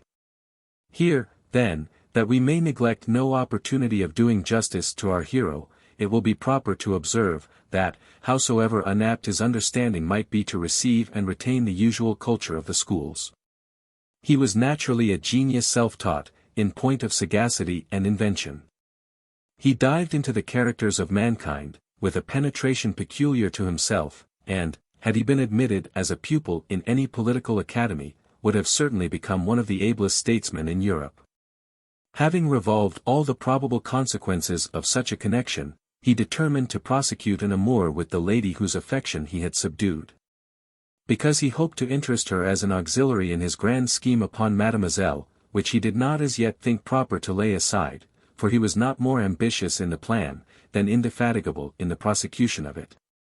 He knew it would be impossible to execute his aims upon the Count's daughter under the eye of Teresa, whose natural discernment would be whetted with jealousy, and who would watch his conduct, and thwart his progress with all the vigilance and spite of a slighted maiden. On the other hand, he did not doubt of being able to bring her over to his interest, by the influence he had already gained, or might afterwards acquire over her passions. In which case, she would effectually espouse his cause, and employ her good offices with her mistress in his behalf.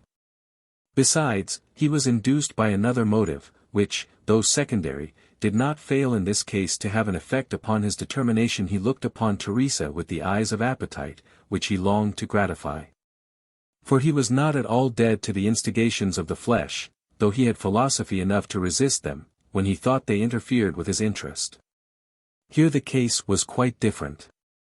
His desire happened to be upon the side of his advantage, and therefore, resolving to indulge it, he no sooner found himself in a condition to manage such an adventure.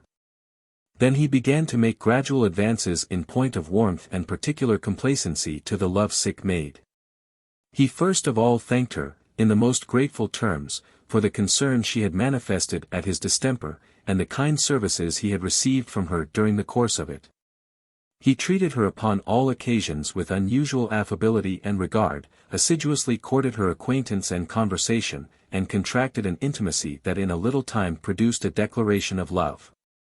Although her heart was too much intender to hold out against all the forms of assault, far from yielding at discretion, she stood upon honorable terms, with great obstinacy of punctilio, and, while she owned he was master of her inclinations, gave him to understand, with a peremptory and resolute air, that he should never make a conquest of her virtue. Observing, that, if the passion he professed was genuine, he would not scruple to give such a proof of it as would at once convince her of his sincerity.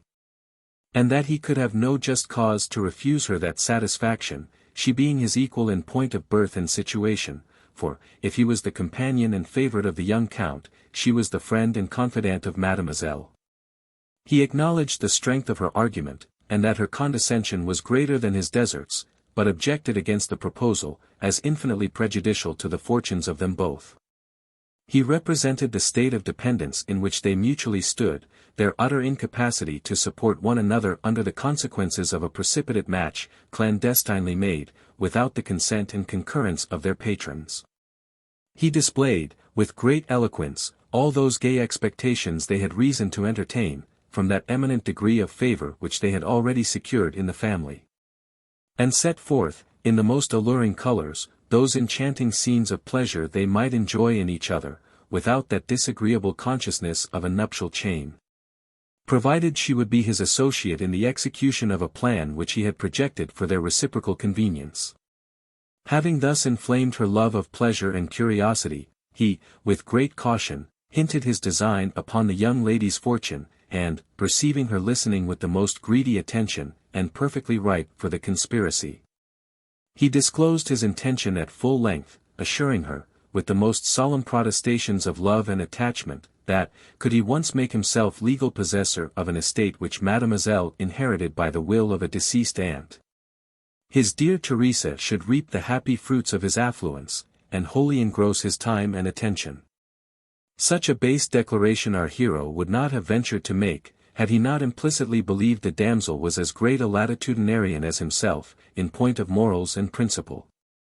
And been well assured, that, though he should be mistaken in her way of thinking, so far as to be threatened with a detection of his purpose, he would always have it in his power to refute her accusation as mere calumny. By the character he had hitherto maintained, and the circumspection of his future conduct, he seldom or never erred in his observations on the human heart. Teresa, instead of disapproving, relished the plan in general, with demonstrations of singular satisfaction. She at once conceived all the advantageous consequences of such a scheme, and perceived in it only one flaw, which, however, she did not think incurable. This defect was no other than a sufficient bond of union, by which they might be effectually tied down to their mutual interest. She foresaw, that, in case Ferdinand should obtain possession of the prize, he might, with great ease, deny their contract, and disavow her claim of participation. She therefore demanded security, and proposed, as a preliminary of the agreement, that he should privately take her to wife, with a view to dispel all her apprehensions of his inconstancy or deceit. As such a previous engagement would be a check upon his behaviour, and keep him strictly to the letter of their contract. He could not help subscribing to the righteousness of this proposal, which, nevertheless, he would have willingly waived. On the supposition that they could not possibly be joined in the bands of wedlock with such secrecy as the nature of the case absolutely required. This would have been a difficulty soon removed, had the scene of the transaction been laid in the metropolis of England, where passengers are plied in the streets by clergymen, who prostitute their characters and consciences for hire, in defiance of all decency and law. But in the kingdom of Hungary, ecclesiastics are more scrupulous in the exercise of their function, and the objection was, or supposed to be, altogether insurmountable. So that they were fain to have recourse to an expedient, with which, after some hesitation, our she-adventurer was satisfied. They joined hands in the sight of heaven, which they called to witness, and to judge the sincerity of their vows, and engaged, in a voluntary oath, to confirm their union by the sanction of the Church, whenever a convenient opportunity for so doing should occur. The scruples of Teresa being thus removed, she admitted Ferdinand to the privileges of a husband, which he enjoyed in stolen interviews, and readily undertook to exert her whole power in promoting his suit with her young mistress, because she now considered his interest as inseparably connected with her own. Surely nothing could be more absurd or preposterous than the articles of this covenant, which she insisted upon with such inflexibility. How could she suppose that her pretended lover would be restrained by an oath, when the very occasion of incurring it was an intention to act in violation of all laws human and divine? And yet such ridiculous conjuration is commonly the cement of every conspiracy, how dark, how treacherous, how impious soever it may be, a certain sign that there are some remains of religion left in the human mind, even after every moral sentiment hath abandoned it, and that the most execrable ruffian finds means to quiet the suggestions of his conscience, by some reversionary hope of heaven's forgiveness. Chapter 8. Their first attempt, with a digression which some readers may think impertinent. Be this as it will, our lovers, though real voluptuaries, amidst the first transports of their enjoyment did not neglect the great political aim of their conjunction. Teresa's bedchamber, to which our hero constantly repaired at midnight, was the scene of their deliberations, and there it was determined that the damsel, in order to avoid suspicion, should feign herself irritated at the indifference of Ferdinand, her passion for whom was by this time no secret in the family, and that, with a view to countenance this affectation, he should upon all occasions treat her with an air of loftiness and disdain.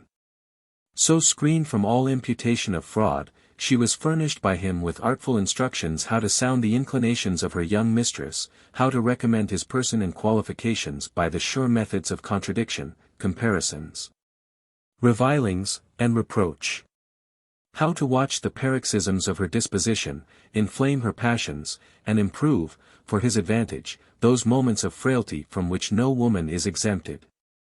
In short, this consummate politician taught his agent to poison the young lady's mind with insidious conversation, tending to inspire her with the love of guilty pleasure, to debauch her sentiments, and confound her ideas of dignity in virtue. After all, the task is not difficult to lead the unpracticed heart astray, by dint of those opportunities her seducer possessed. The seeds of insinuation seasonably sown upon the warm luxuriant soil of youth, could hardly fail of shooting up into such intemperate desires as he wanted to produce, especially when cultured and cherished in her unguarded hours. By that stimulating discourse which familiarity admits, and the looser passions, engrafted in every breast, are apt to relish an excuse. Fathom had previously reconnoitred the ground, and discovered some marks of inflammability in Mademoiselle's constitution. Her beauty was not such as to engage her in those gaieties of amusement which could flatter her vanity and dissipate her ideas, and she was of an age when the little loves and young desires take possession of the fancy. He therefore concluded, that she had the more leisure to indulge these enticing images of pleasure that youth never fails to create, particularly in those who, like her, were addicted to solitude and study. Teresa, full fraught with the wily injunctions of her confederate, took the field, and opened the campaign with such remarkable sourness in her aspect when Ferdinand appeared, that her young lady could not help taking notice of her affected chagrin, and asked the reason of such apparent alteration in her way of thinking. Prepared for this question, the other replied, in a manner calculated for giving Mademoiselle to understand, that, whatever impressions Ferdinand might have formerly made on her heart, they were now altogether effaced by the pride and insolence with which he had received her advances. And that her breast now glowed with all the revenge of a slighted lover. To evince the sincerity of this declaration, she bitterly inveighed against him, and even affected to depreciate those talents, in which she knew his chief merit to consist. Hoping, by these means, to interest Mademoiselle's candor in his defense. So far the train succeeded. That young lady's love for truth was offended at the calumnies that were vented against Ferdinand in his absence. She chid her woman for the rancor of her remarks, and undertook to refute the articles of his dispraise. Teresa supported her own assertions with great obstinacy, and a dispute ensued, in which her mistress was heated into some extravagant commendations of our adventurer. His supposed enemy did not fail to make a report of her success, and to magnify every advantage they had gained, believing, in good earnest, that her lady's warmth was the effect of a real passion for the fortunate Mr. Fathom. But he himself viewed the adventure in a different light, and rightly imputed the violence of Mademoiselle's behavior to the contradiction she had sustained from her maid, or to the fire of her natural generosity glowing in behalf of innocence traduced. Nevertheless, he was perfectly well pleased with the nature of the contest. Because, in the course of such debates, he foresaw that he should become habitually her hero, and that, in time, she would actually believe those exaggerations of his merit, which she herself had feigned, for the honor of her own arguments. This presage, founded upon that principle of self-respect, without which no individual exists, may certainly be justified by manifold occurrences in life. We ourselves have known a very pregnant example, which we shall relate, for the emolument of the reader. A certain needy author having found means to present a manuscript to one of those sons of fortune who are dignified with the appellation of patrons, instead of reaping that applause and advantage with which he had regaled his fancy, had the mortification to find his performance treated with infinite irreverence and contempt, and, in high dudgeon and disappointment, appealed to the judgment of another critic, who, he knew, had no veneration for the first. This common consolation, to which all baffled authors have recourse, was productive of very happy consequences to our bard. For, though the opinions of both judges concerning the piece were altogether the same, the latter, either out of compassion to the appellant, or desire of rendering his rival ridiculous in the eye of taste, undertook to repair the misfortune, and in this manner executed the plan. In a meeting of literati, to which both these wits belonged, he who had espoused the poet's cause, having previously desired another member to bring his composition on the carpet, no sooner heard it mentioned than he began to censure it with flagrant marks of scorn, and, with an ironical air, looking at its first condemner, observed, that he must be furiously infected with the rage of patronizing. Who could take such a deplorable performance into his protection? The sarcasm took effect. The person against whom it was levelled, taking umbrage at his presumption, assumed an aspect of disdain, and replied with great animosity, that nothing was more easily supported than the character of a Zoilus, because no production was altogether free from blemishes.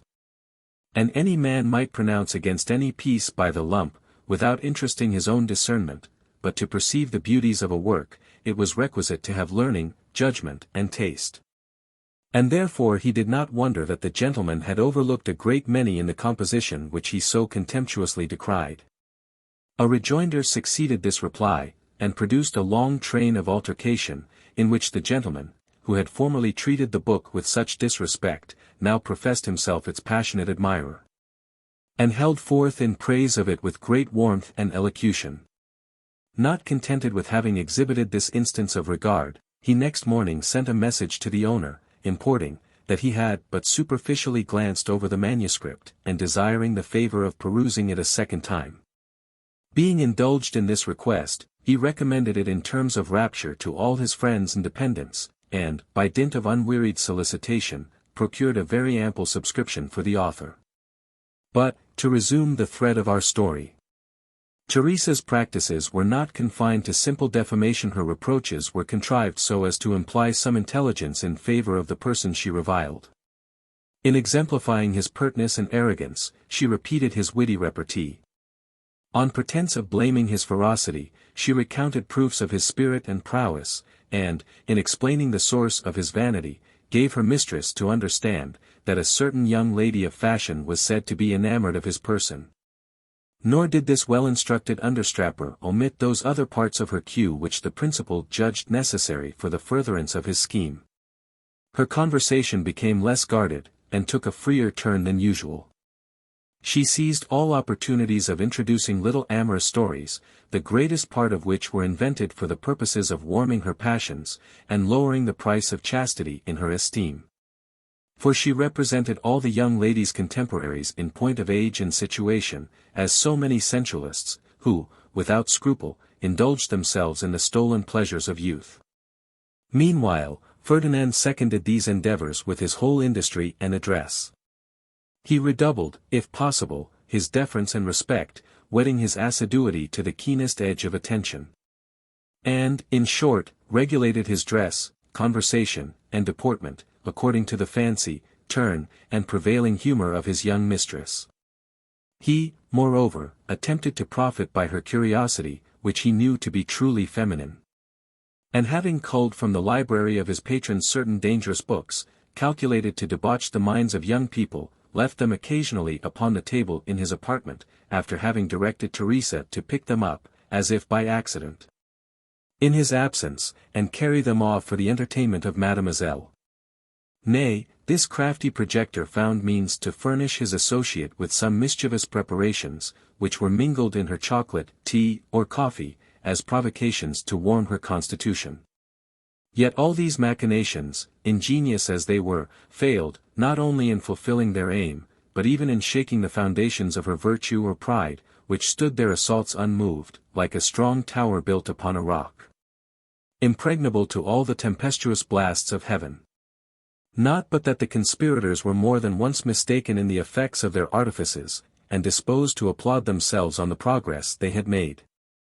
When at any time she expressed a desire to examine those performances which were laid before her as snares to entrap her chastity, they attributed that, which was no other than curiosity, to a looseness of sentiment.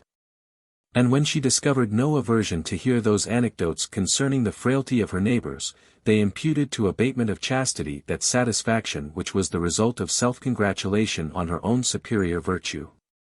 So far did the treacherous accomplice of Fathom presume upon these misconstructions, that she at length divested her tongue of all restraint, and behaved in such a manner, that the young lady, confounded and incensed at her indecency and impudence, rebuked her with great severity, and commanded her to reform her discourse, on pain of being dismissed with disgrace from her service. Chapter 9. The Confederates change their battery, and achieve a remarkable adventure. Thunderstruck at this disappointment, the Confederates held a council, in order to deliberate upon the next measures that should be taken. And Ferdinand, for the present, despairing of accomplishing his grand aim, resolved to profit in another manner, by the conveniency of his situation. He represented to his helpmate, that it would be prudent for them to make hay while the sun shone, as their connection might be sooner or later discovered, and an end put to all those opportunities which they now so happily enjoyed. All principles of morality had been already excluded from their former plan, consequently he found it an easy task to interest Teresa in any other scheme tending to their mutual advantage, howsoever wicked and perfidious it might be. He therefore persuaded her to be his auxiliary in defrauding Mademoiselle at play, and gave her suitable directions for that purpose. And even tutored her how to abuse the trust reposed in her, by embezzling the young lady's effects, without incurring the suspicion of dishonesty. On the supposition that every servant in the house was not able to resist such temptation, the purse of her mistress, to which the maid had always access, was dropped in a passage which the domestics had occasion to frequent. And Fathom posted himself in a convenient place, in order to observe the effect of his stratagem. Here he was not disappointed in his conjecture. The first person who chanced to pass that way, was one of the chambermaids, with whom Teresa had lived for some time in a state of inveterate enmity. Because the wench had failed in that homage and respect which was paid to her by the rest of the servants. Ferdinand had, in his heart, espoused the quarrel of his associate, and longed for an occasion to deliver her from the malicious observance of such an antagonist. When he, therefore, saw her approach, his heart throbbed with joyful expectations. But, when she snatched up the purse, and thrust it in her bosom, with all the eagerness and confusion of one determined to appropriate the windfall to her own use, his transports were altogether unspeakable. He traced her to her own apartment, whither she immediately retreated with great trepidation, and then communicated the discovery to Teresa, together with instructions how to behave in the sequel. In conformity with these lessons, she took the first opportunity of going to Mademoiselle, and demanding money for some necessary expense, that the loss might be known before the finder could have leisure to make any fresh conveyance of the prize. And, in the meantime, Ferdinand kept a strict eye upon the motions of the chambermaid. The young lady, having rummaged her pockets in vain, expressed some surprise at the loss of her purse. Upon which her attendant gave indications of extreme amazement and concern. She said, it could not possibly be lost. Entreated her to search her escritoire, while she herself ran about the room, prying into every corner, with all the symptoms of fear and distraction. Having made this unsuccessful inquiry, she pretended to shed a flood of tears, bewailing her own fate, in being near the person of any lady who met with such a misfortune, by which, she observed, her character might be called in question. She produced her own keys, and begged upon her knees, that her chamber and boxes might be searched without delay. In a word, she demeaned herself so artfully upon this occasion, that her mistress, who never entertained the least doubt of her integrity, now looked upon her as a miracle of fidelity and attachment. And was at infinite pains to console her for the accident which had happened. Protesting that, for her own part, the loss of the money should never affect her with a moment's uneasiness, if she could retrieve a certain medal which she had long kept in her purse, as a remembrance of her deceased aunt, from whom she received it in a present. Fathom entered accidentally into the midst of this well-acted scene, and, perceiving the agitation of the maid, and the concern of the mistress, desired, in a respectful manner, to know the cause of their disorder. Before the young lady had time to make him acquainted with the circumstances of the case, his accomplice exclaimed, in an affected passion, "Mr. Fathom, my lady has lost her purse. And, as no persons in the family are so much about her as you and I, you must give me leave, in my own justification, to insist upon Mademoiselle's ordering the apartments of us both to be searched without loss of time. Here are my pockets and my keys, and you cannot scruple to give her the same satisfaction, for innocence has nothing to fear." Miss Melville reprimanded her sharply for her unmannerly zeal. And Ferdinand eyeing her with a look of disdain, "Madam," said he, "I approve of your proposal, but, before I undergo such mortification, I would advise Mademoiselle to subject the two chambermaids to such inquiry. As they also have access to the apartments, and are, I apprehend, as likely as you or I to behave in such a scandalous manner." The young lady declared that she was too well satisfied of Teresa's honesty and Ferdinand's honor, to harbor the least suspicion of either, and that she would sooner die than disgrace them so far as to comply with the proposal the former had made. But as she saw no reason for exempting the inferior servants from that examination which Fathom advised, she would forthwith put it in execution. The chambermaids being accordingly summoned, she calmly asked if either of them had accidentally found the purse she had dropped. And both replying in the negative, she assumed an air of severity and determination, and demanding their keys, threatened to examine their trunks on the instant. The guilty Abigail, who, though an Hungarian, was not inferior, in point of effrontery, to any one of the sisterhood in England, no sooner heard this menace, than she affected an air of affronted innocence. Thanked God she had lived in many reputable families, and been trusted with untold gold, but was never before suspected of theft. That the other maid might do as she should think proper, and be mean-spirited enough to let her things be tumbled topsy-turvy and exposed. But, for her own part, if she should be used in that inhuman and disgraceful manner, she would not stay another hour in the house. And in conclusion said, that Mademoiselle had more reason to look sharp after those who enjoyed the greatest share of her favor, than believe their malicious insinuations against innocent people whom they were well known to hate and defame. This declaration, implying an hint to the prejudice of Teresa, far from diverting Miss Melville from her purpose, served only to enhance the character of the accused in her opinion, and to confirm her suspicion of the accuser, of whom she again demanded her keys, protesting that, should she prove refractory, the Count himself should take cognizance of the affair, whereas, if she would deal ingenuously, she should have no cause to repent of her confession. So saying, she desired our adventurer to take the trouble of calling up some of the men servants. Upon which the conscious criminal began to tremble, and, falling upon her knees, acknowledged her guilt, and implored the forgiveness of her young mistress. Teresa, seizing this occasion to signalize her generosity, joined in the request, and the offender was pardoned, after having restored the purse, and promised in the sight of heaven that the devil should never again entice her to the commission of such a crime. This adventure fully answered all the purposes of our politician. It established the opinion of his fellow laborers' virtue, beyond the power of accident or information to shake, and set up a false beacon to mislead the sentiments of Mademoiselle, in case she should for the future meet with the like misfortune. Chapter 10.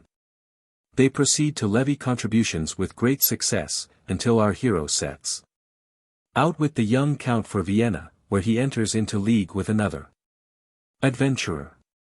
Under this secure cover, Teresa levied contributions upon her mistress with great success. Some trinket was missing every day, the young lady's patience began to fail.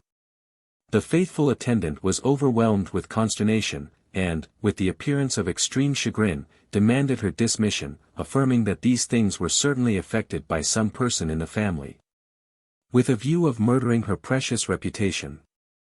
Miss Melville, not without difficulty, quieted her vexation with assurances of inviolable confidence and esteem, until a pair of diamond earrings vanished, when Teresa could no longer keep her affliction within bounds. Indeed, this was an event of more consequence than all the rest which had happened, for the jewels were valued at 500 florins. Mademoiselle was accordingly alarmed to such a degree, that she made her mother acquainted with her loss, and that good lady, who was an excellent economist, did not fail to give indications of extraordinary concern. She asked if her daughter had reason to suspect any individual in the family, and if she was perfectly confident of her own woman's integrity. Upon which Mademoiselle, with many encomiums on the fidelity and attachment of Teresa, recounted the adventure of the chambermaid, who immediately underwent a strict inquiry, and was even committed to prison, on the strength of her former misdemeanor. Our adventurer's mate insisted upon undergoing the same trial with the rest of the domestics, and, as usual, comprehended Fathom in her insinuations. While he seconded the proposal, and privately counselled the old lady to introduce Teresa to the magistrate of the place. By these preconcerted recriminations, they escaped all suspicion of collusion.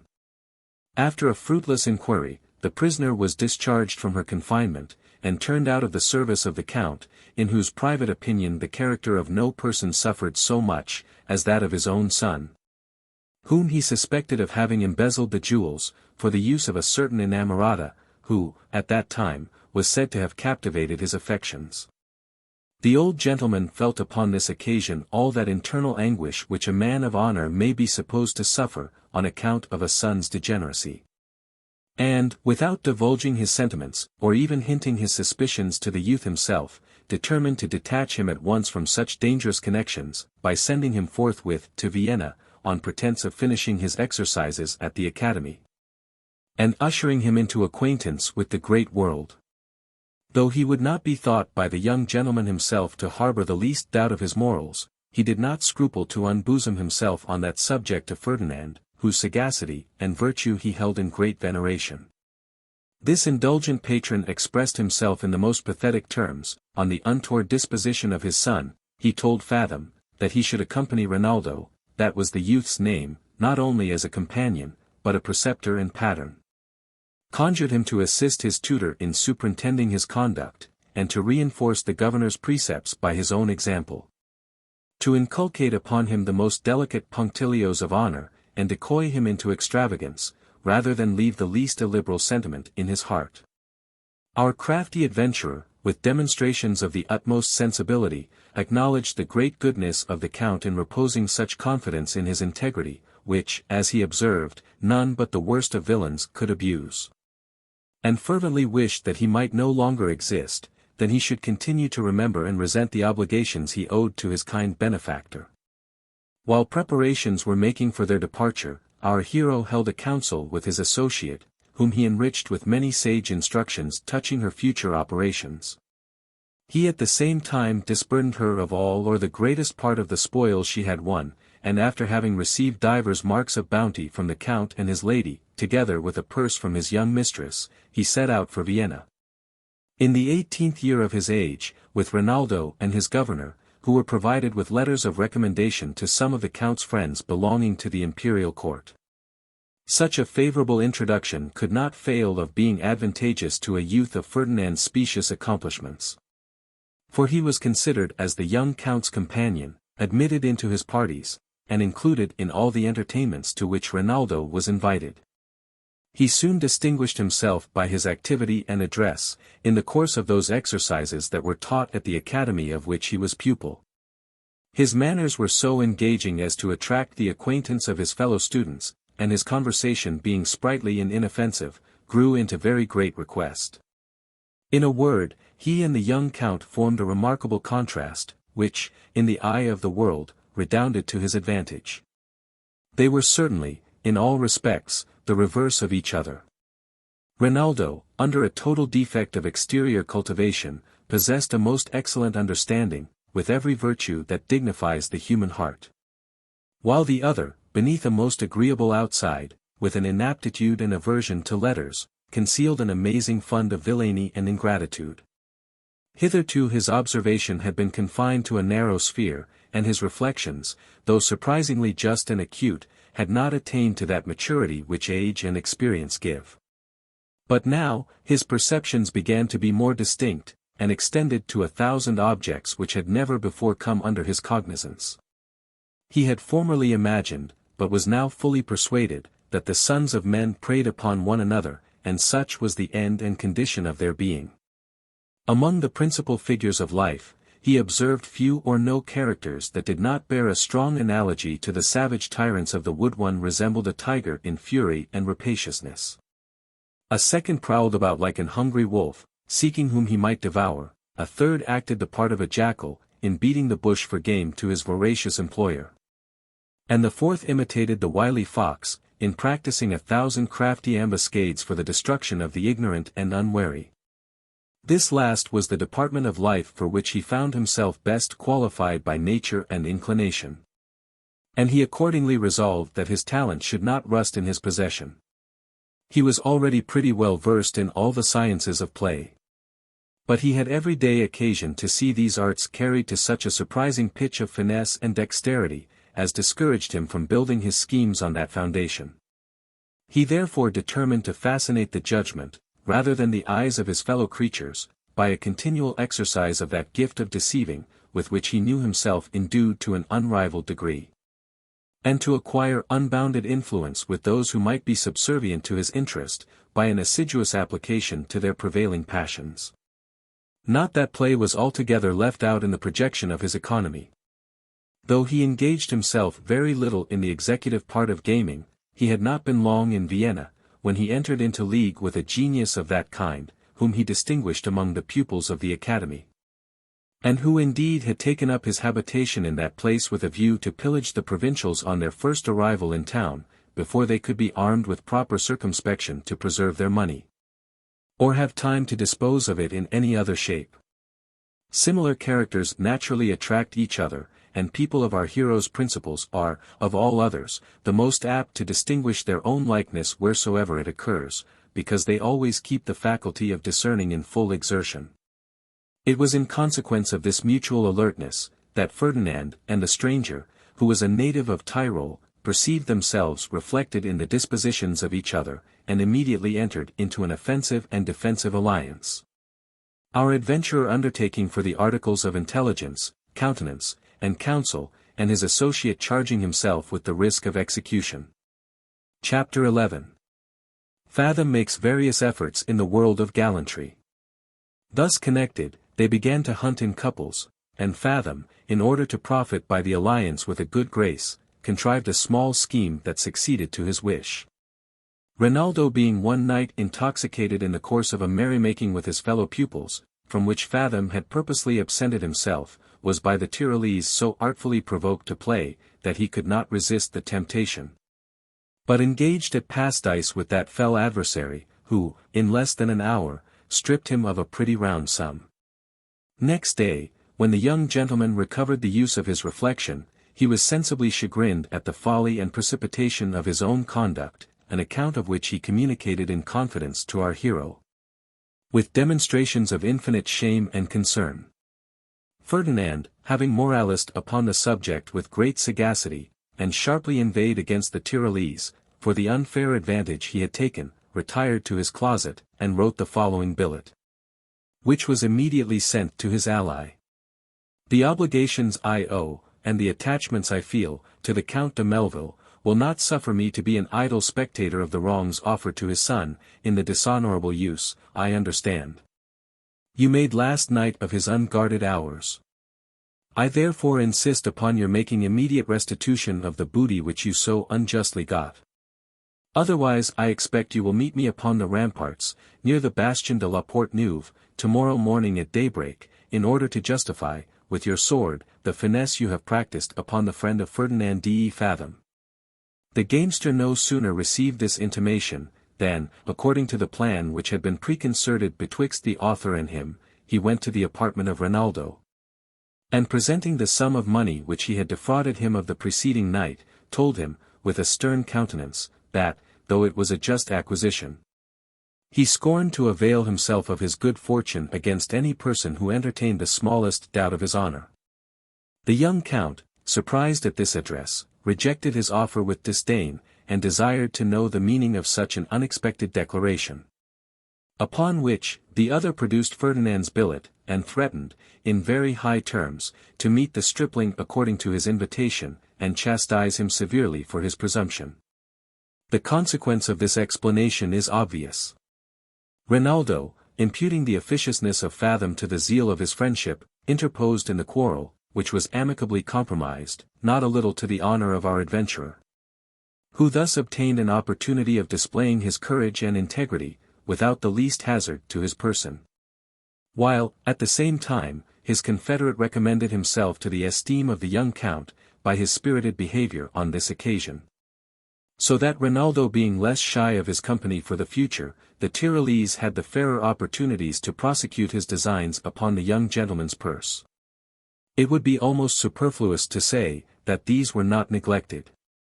The son of Count Melville was not deficient in point of penetration, but his whole study was at that time engrossed by the care of his education, and he had sometimes recourse to play as an amusement by which he sought to unbend the severity of his attention.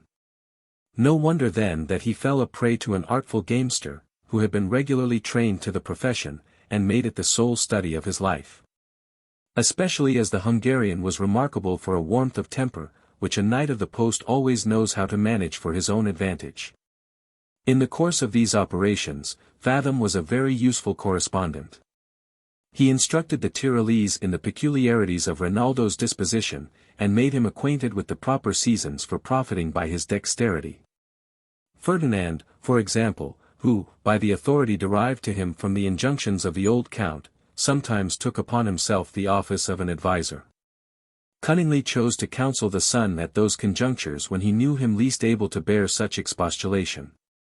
Advice improperly administered generally acts in diametrical opposition to the purpose for which it is supposed to be given. At least this was the case with the young gentleman, who, inflamed by the reproof of such a tutor, used to obey the dictates of his resentment in an immediate repetition of that conduct which our adventurer had taken the liberty to disapprove. And the gamester was always at hand to minister unto his indignation. By these means he was disencumbered of divers considerable remittances, with which his father cheerfully supplied him, on the supposition that they were spent with taste and liberality, under the direction of our adventurer. But Ferdinand's views were not confined to the narrow field of this alliance. He attempted divers enterprises in the world of gallantry, conscious of his own personal qualifications, and never doubting that he could insinuate himself into the good graces of some married lady about court. or lay an opulent dowager under contribution. But he met with an obstacle in his endeavors of this kind, which all his art was unable to surmount.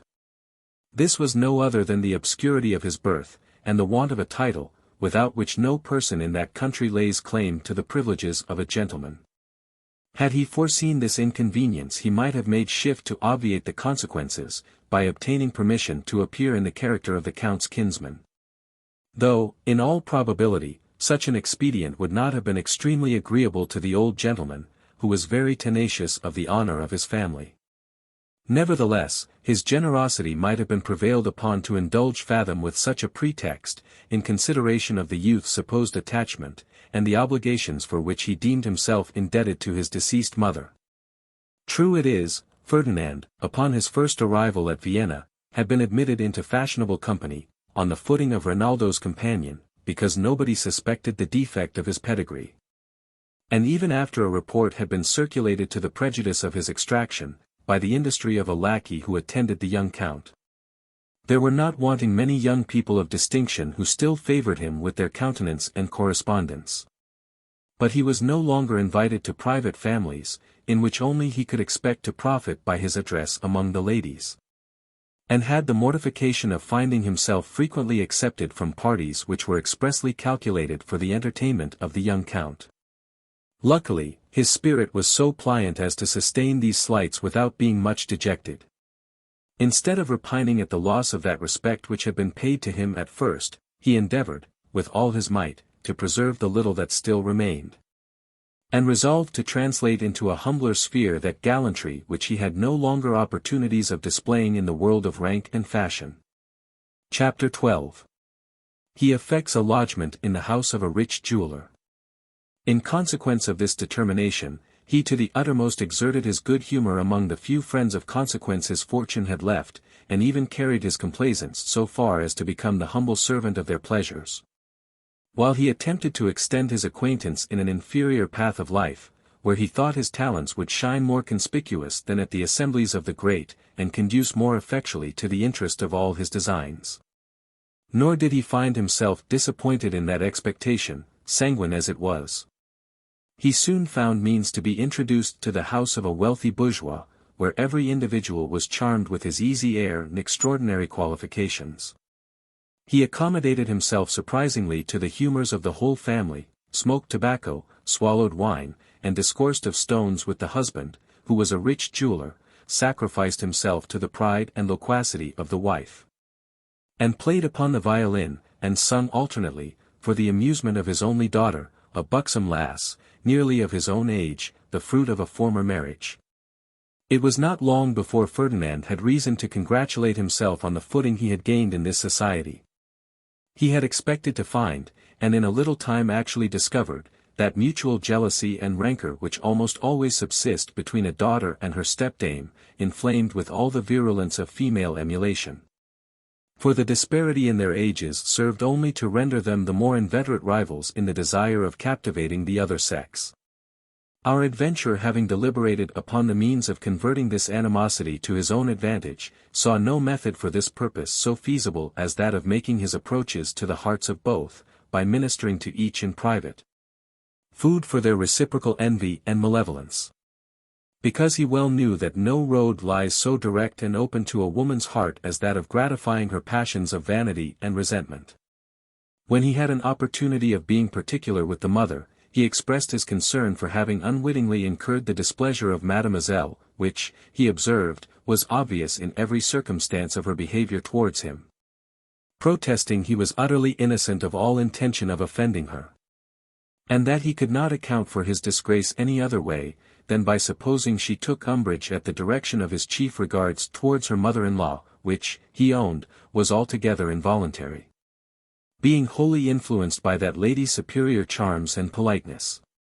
Such a declaration was perfectly well calculated for the meridian of a dame like her, who with all the intoxications of unenlightened pride, and an increased appetite for pleasure, had begun to find herself neglected, and even to believe that her attractions were actually on the wane.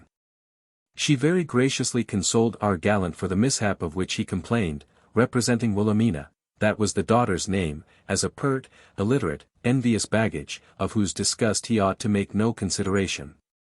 Then she recounted many instances of her own generosity to that young lady, with the returns of malice and ingratitude she had made, and, lastly, enumerated all the imperfections of her person, education, and behavior.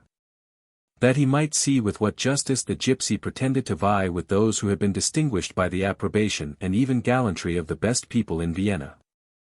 Having thus established himself her confidant and gossip, he knew his next step of promotion would necessarily be to the degree of her lover. And in that belief resolved to play the same game with Mademoiselle Wilhelmina, whose complexion was very much akin to that of her stepmother. Indeed, they resembled each other too much to live upon any terms of friendship or even decorum. Fathom, in order to enjoy a private conversation with the young lady, never failed to repeat his visit every afternoon, till at length he had the pleasure of finding her disengaged, the jeweller being occupied among his workmen, and his wife gone to assist at a lying-in. Our adventurer and the daughter had already exchanged their vows, by the expressive language of the eyes. He had even declared himself in some tender ejaculations which had been softly whispered in her ear, when he could snatch an opportunity of venting them unperceived. Nay, he had upon divers occasions gently squeezed her fair hand, on pretence of tuning her harpsichord, and been favoured with returns of the same cordial pressure. So that, instead of accosting her with the fearful hesitation and reserve of a timid swain, he told her, after the exercise of the duo, that he was come to confer with her upon a subject that nearly concerned her peace, and asked if she had not observed of late an evident abatement of friendship in her mother's behaviour to him, whom she had formerly treated with such marks of favour and respect. Mademoiselle would not pay so ill a compliment to her own discernment as to say she had not perceived the alteration, which, on the contrary, she owned was extremely palpable, nor was it difficult to divine the cause of such estranged looks. This remark was accompanied with an irresistible glance. She smiled enchanting, the colour deepened on her cheeks, her breast began to heave, and her whole frame underwent a most agreeable confusion. Ferdinand was not a man to let such a favourable conjuncture pass unregarded. "Yes, charming Wilhelmina," exclaimed the politician in an affected rapture, "the cause is as conspicuous as your attractions. She hath, in spite of all my circumspection, perceived that passion which it is not in my power to conceal, and in consequence of which I now declare myself your devoted adorer. Or, conscious of your superior excellence, her jealousy hath taken the alarm, and, though stung with conjecture only, repines at the triumph of your perfections. How far this spirit of malignity may be inflamed to my prejudice, I know not. Perhaps, as this is the first, it may be also the last opportunity one shall have of avowing the dearest sentiments of my heart to the fair object that inspired them. In a word, I may be for ever excluded from your presence. Excuse me, then, divine creature, from the practice of those unnecessary forms, which I should take pride in observing, were I indulged with the ordinary privileges of an honourable lover. And, once for all, accept the homage of an heart overflowing with love and admiration. Yes, adorable Wilhelmina, I am dazzled with your supernatural beauty, your other accomplishments strike me with wonder and awe. I am enchanted by the graces of your deportment, ravished with the charms of your conversation. And there is a certain tenderness of benevolence in that endearing aspect, which, I trust, will not fail to melt with sympathy at the emotions of a faithful slave like me." So saying, he threw himself upon his knees, and, seizing her plump hand, pressed it to his lips with all the violence of real transport. The nymph, whose passions nature had filled to the brim, could not hear such a rhapsody unmoved. Being an utter stranger to addresses of this kind, she understood every word of it in the literal acceptation. She believed implicitly in the truth of the encomiums he had bestowed, and thought it reasonable he should be rewarded for the justice he had done to her qualifications, which had hitherto been almost altogether overlooked. In short, her heart began to thaw, and her face to hang out the flag of capitulation.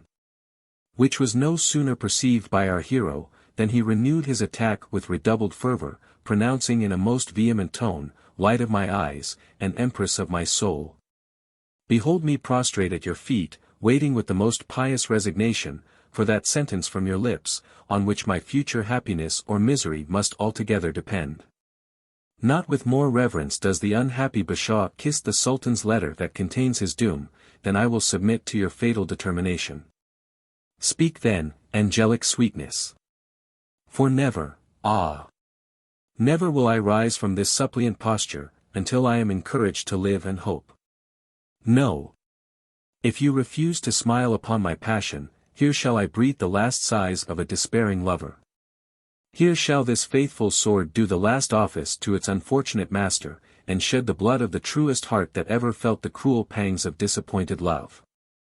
The young lady, well nigh overcome by this effusion, which brought the tears into her eyes, enough, enough, cried she, interrupting him, sure you men were created for the ruin of our sex.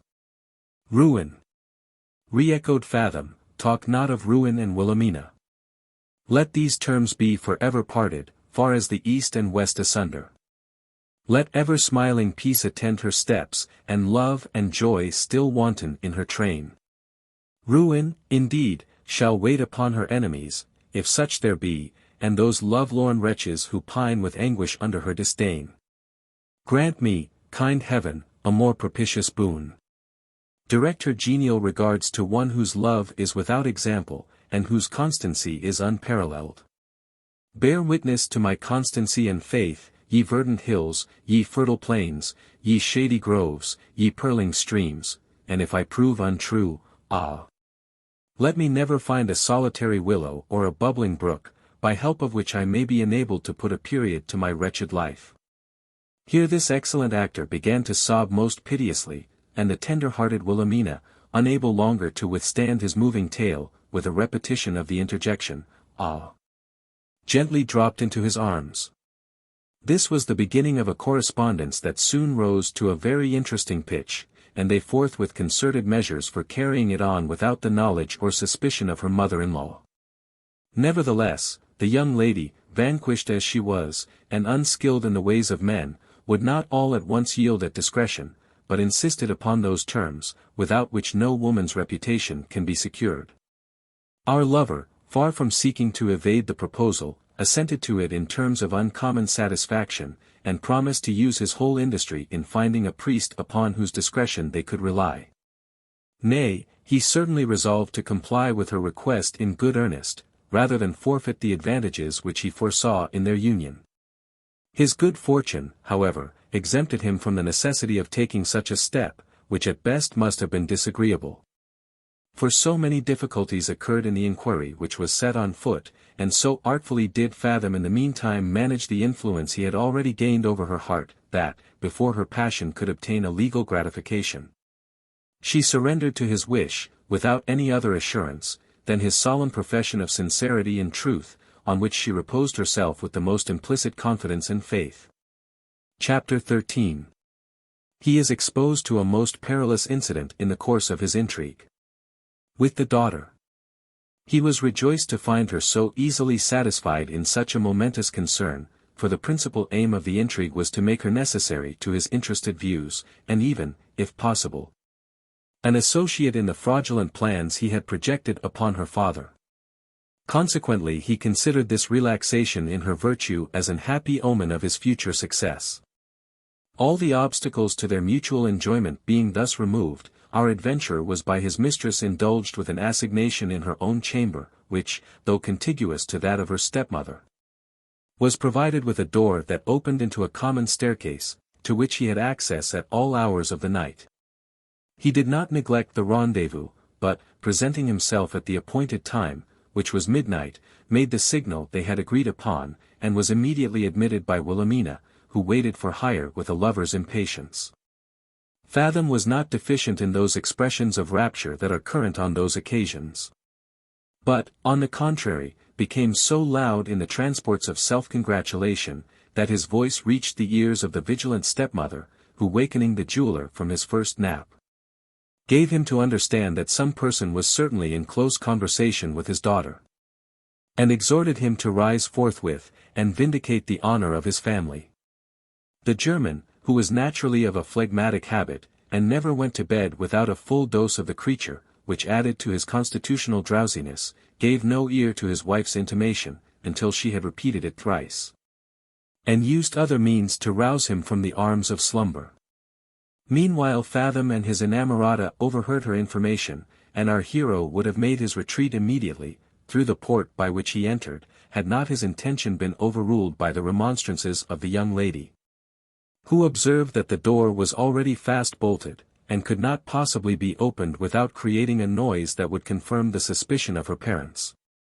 And that over and above this objection he would, in sallying from that door, run the risk of being met by her father, who in all probability would present himself before it, in order to hinder our hero's escape. She therefore conveyed him softly into her closet, where she assured him he might remain with great tranquillity, in full confidence that she would take such measures as would effectually screen him from detection. He was fain to depend upon her assurance, and accordingly ensconced himself behind her dressing-table. But he could not help sweating with apprehension, and praying fervently to God for his deliverance, when he heard the jeweler thundering at the door, and calling to his daughter for admittance. Wilhelmina, who was already undressed, and had purposely extinguished the light, pretended to be suddenly waked from her sleep, and starting up, exclaimed in a tone of surprise and affright, "Jesu, Maria! What is the matter?" "Hussy," replied the German in a terrible accent, "open the door this instant, there is a man in your bedchamber, and, by the lightning and thunder, I will wash away the stain he has cast upon my honor with the skellum's heart's blood." Not at all intimidated by this boisterous threat, she admitted him without hesitation, and, with a shrillness of voice peculiar to herself, began to hold forth upon her own innocence and his unjust suspicion, mingling in her harangue sundry oblique hints against her mother-in-law, importing, that some people were so viciously inclined by their own natures, that she did not wonder at their doubting the virtue of other people, but that these people despised the insinuations of such people, who ought to be more circumspect in their own conduct, lest they themselves should suffer reprisals from those people whom they had so maliciously slandered. Having uttered these flowers of rhetoric, which were calculated for the hearing of her step-dame, who stood with a light at her husband's back, the young lady assumed an ironical air, and admonished her father to search every corner of her apartment.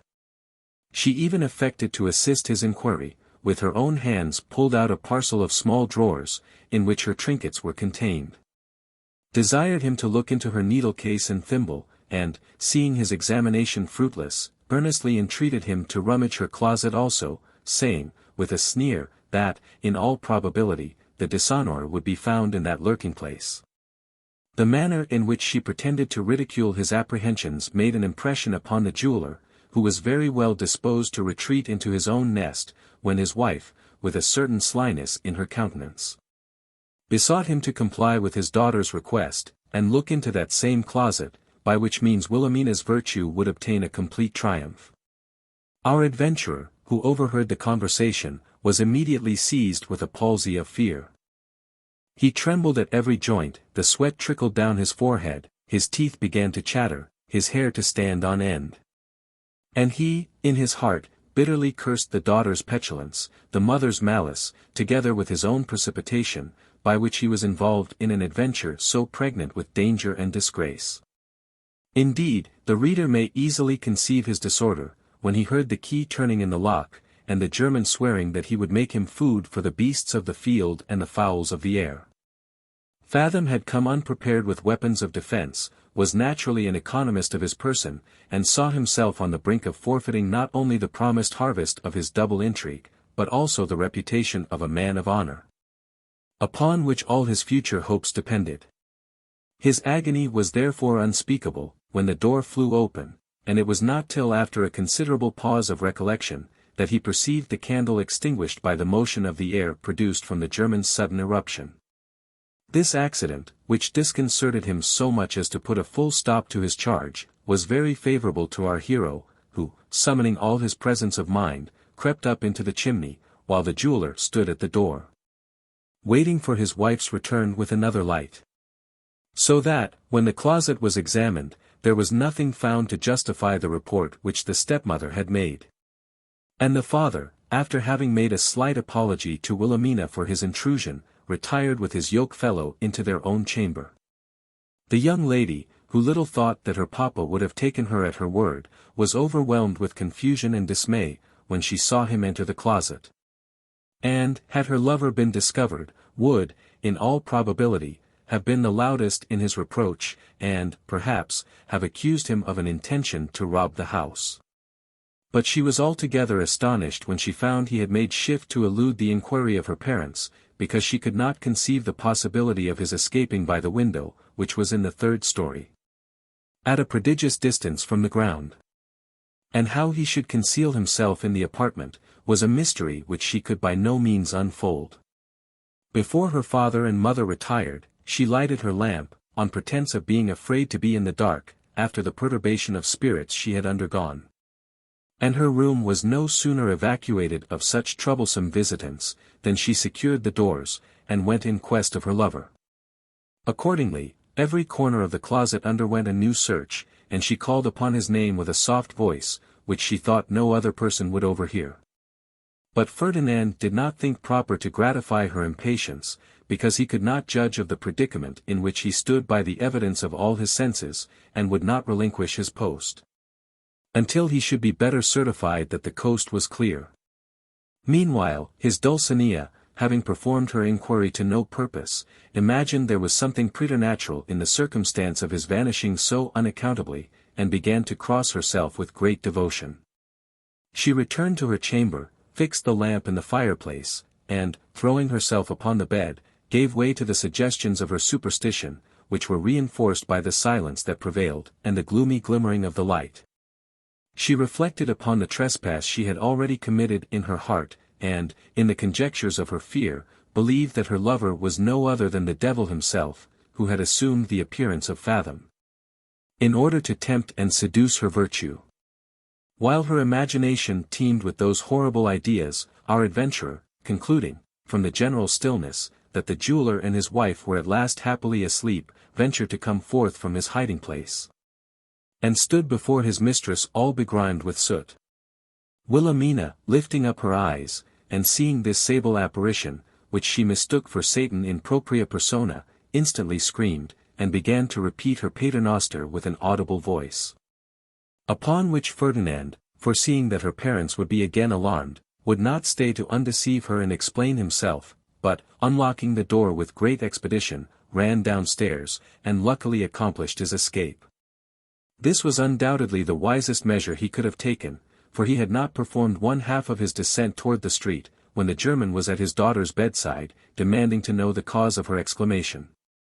She then gave him an account of what she had seen, with all the exaggerations of her own fancy, and, after having weighed the circumstances of her story, he interpreted the apparition into a thief, who had found means to open the door that communicated with the stair, but, having been scared by Wilhelmina's shriek, had been obliged to retreat before he could execute his purpose. Our hero's spirits were so woefully disturbed by this adventure, that, for a whole week, he felt no inclination to visit his inamorata, and was not without apprehension that the affair had terminated in an explanation very little to his advantage. He was, however, delivered from this disagreeable suspense, by an accidental meeting with the jeweler himself, who kindly chid him for his long absence, and entertained him in the street with an account of the alarm which his family had sustained by a thief who broke into Wilhelmina's apartment. Glad to find his apprehension mistaken, he renewed his correspondence with the family, and, in a little time, found reason to console himself for the jeopardy and panic he had undergone. Chapter 14. He is reduced to a dreadful dilemma, in consequence of an assignation with the wife.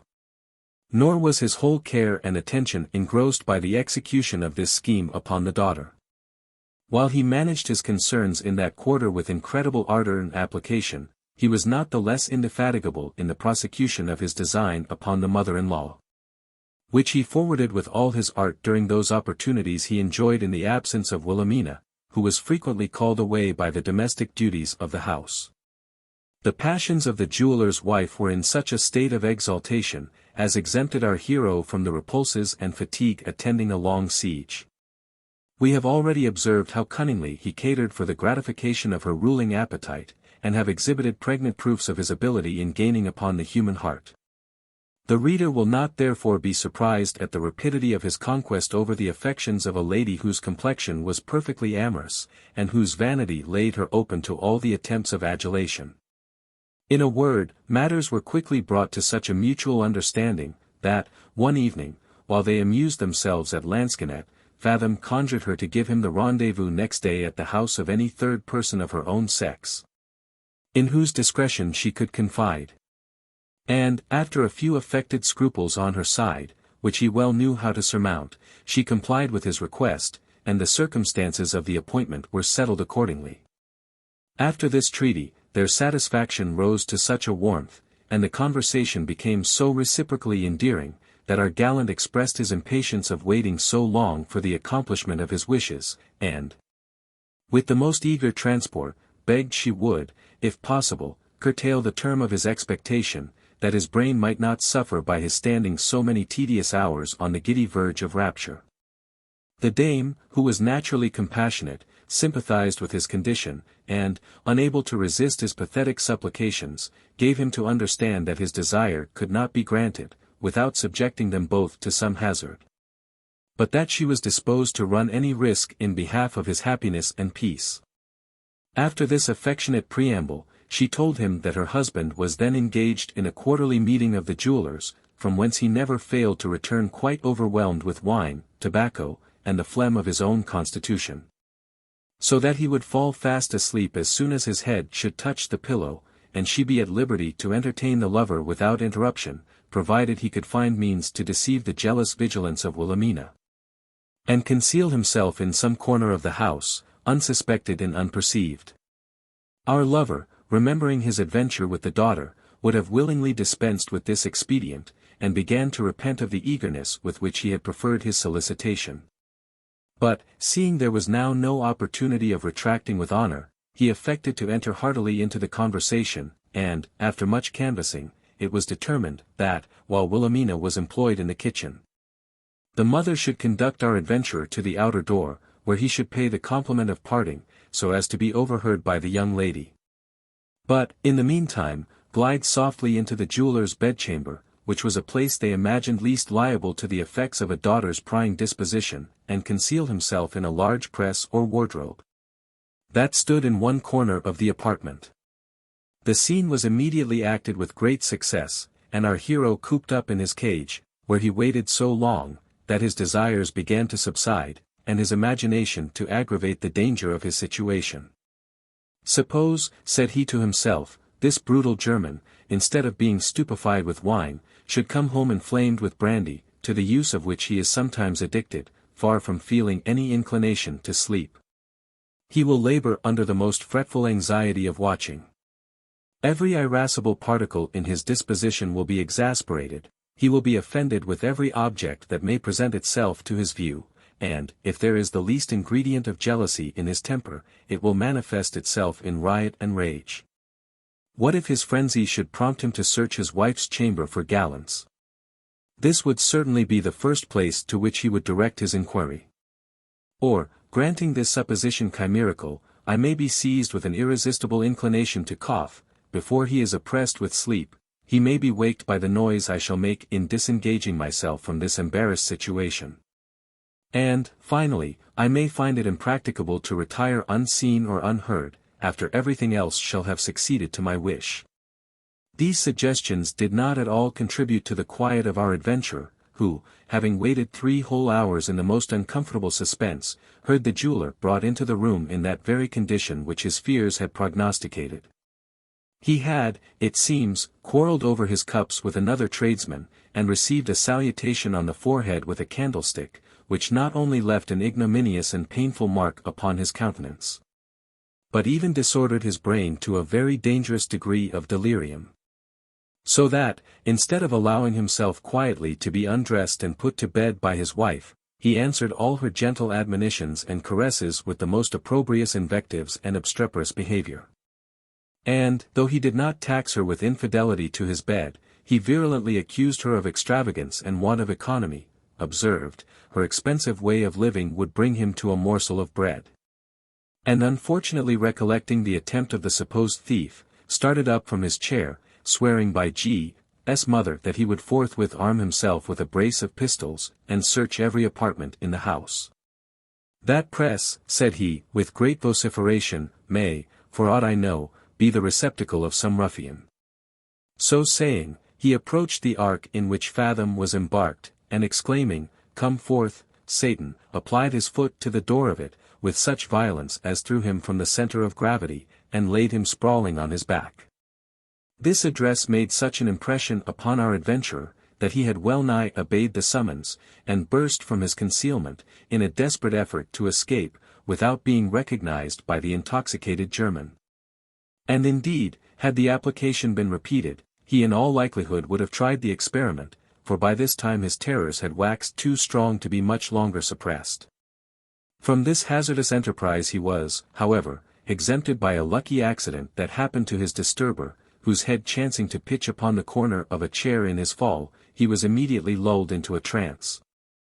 During which the considerate lady, guessing the disorder of her gallant, and dreading further interruption, very prudently released him from his confinement, after she had put out the light, and in the dark conveyed him to the door, where he was comforted with the promise that she would punctually remember the rendezvous of next day.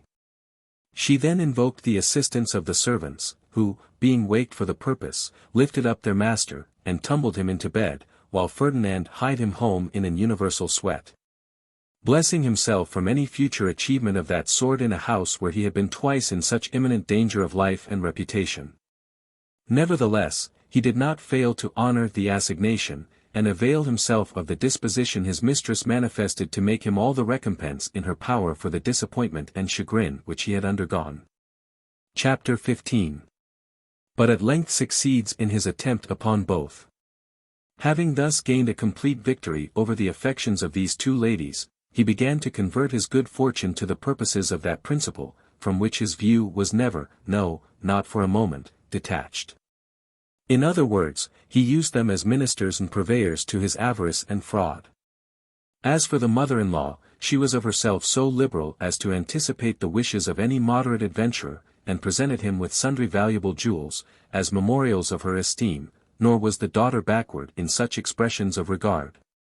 She already considered his interest as her own, and took frequent opportunities of secreting for his benefit certain stray trinkets that she happened to pick up in her excursions within doors. All these gratifications he received with demonstrations of infinite constraint and reluctance, and, in the midst of his rapacious extortion, acted so cunningly as to impose himself upon both for a miracle of disinterested integrity. Yet, not contented with what he thus could earn, and despairing of being able to steer the bark of his fortune for any length of time between two such dangerous quicksands, he resolved to profit by the occasion while it lasted, and strike some considerable stroke at once.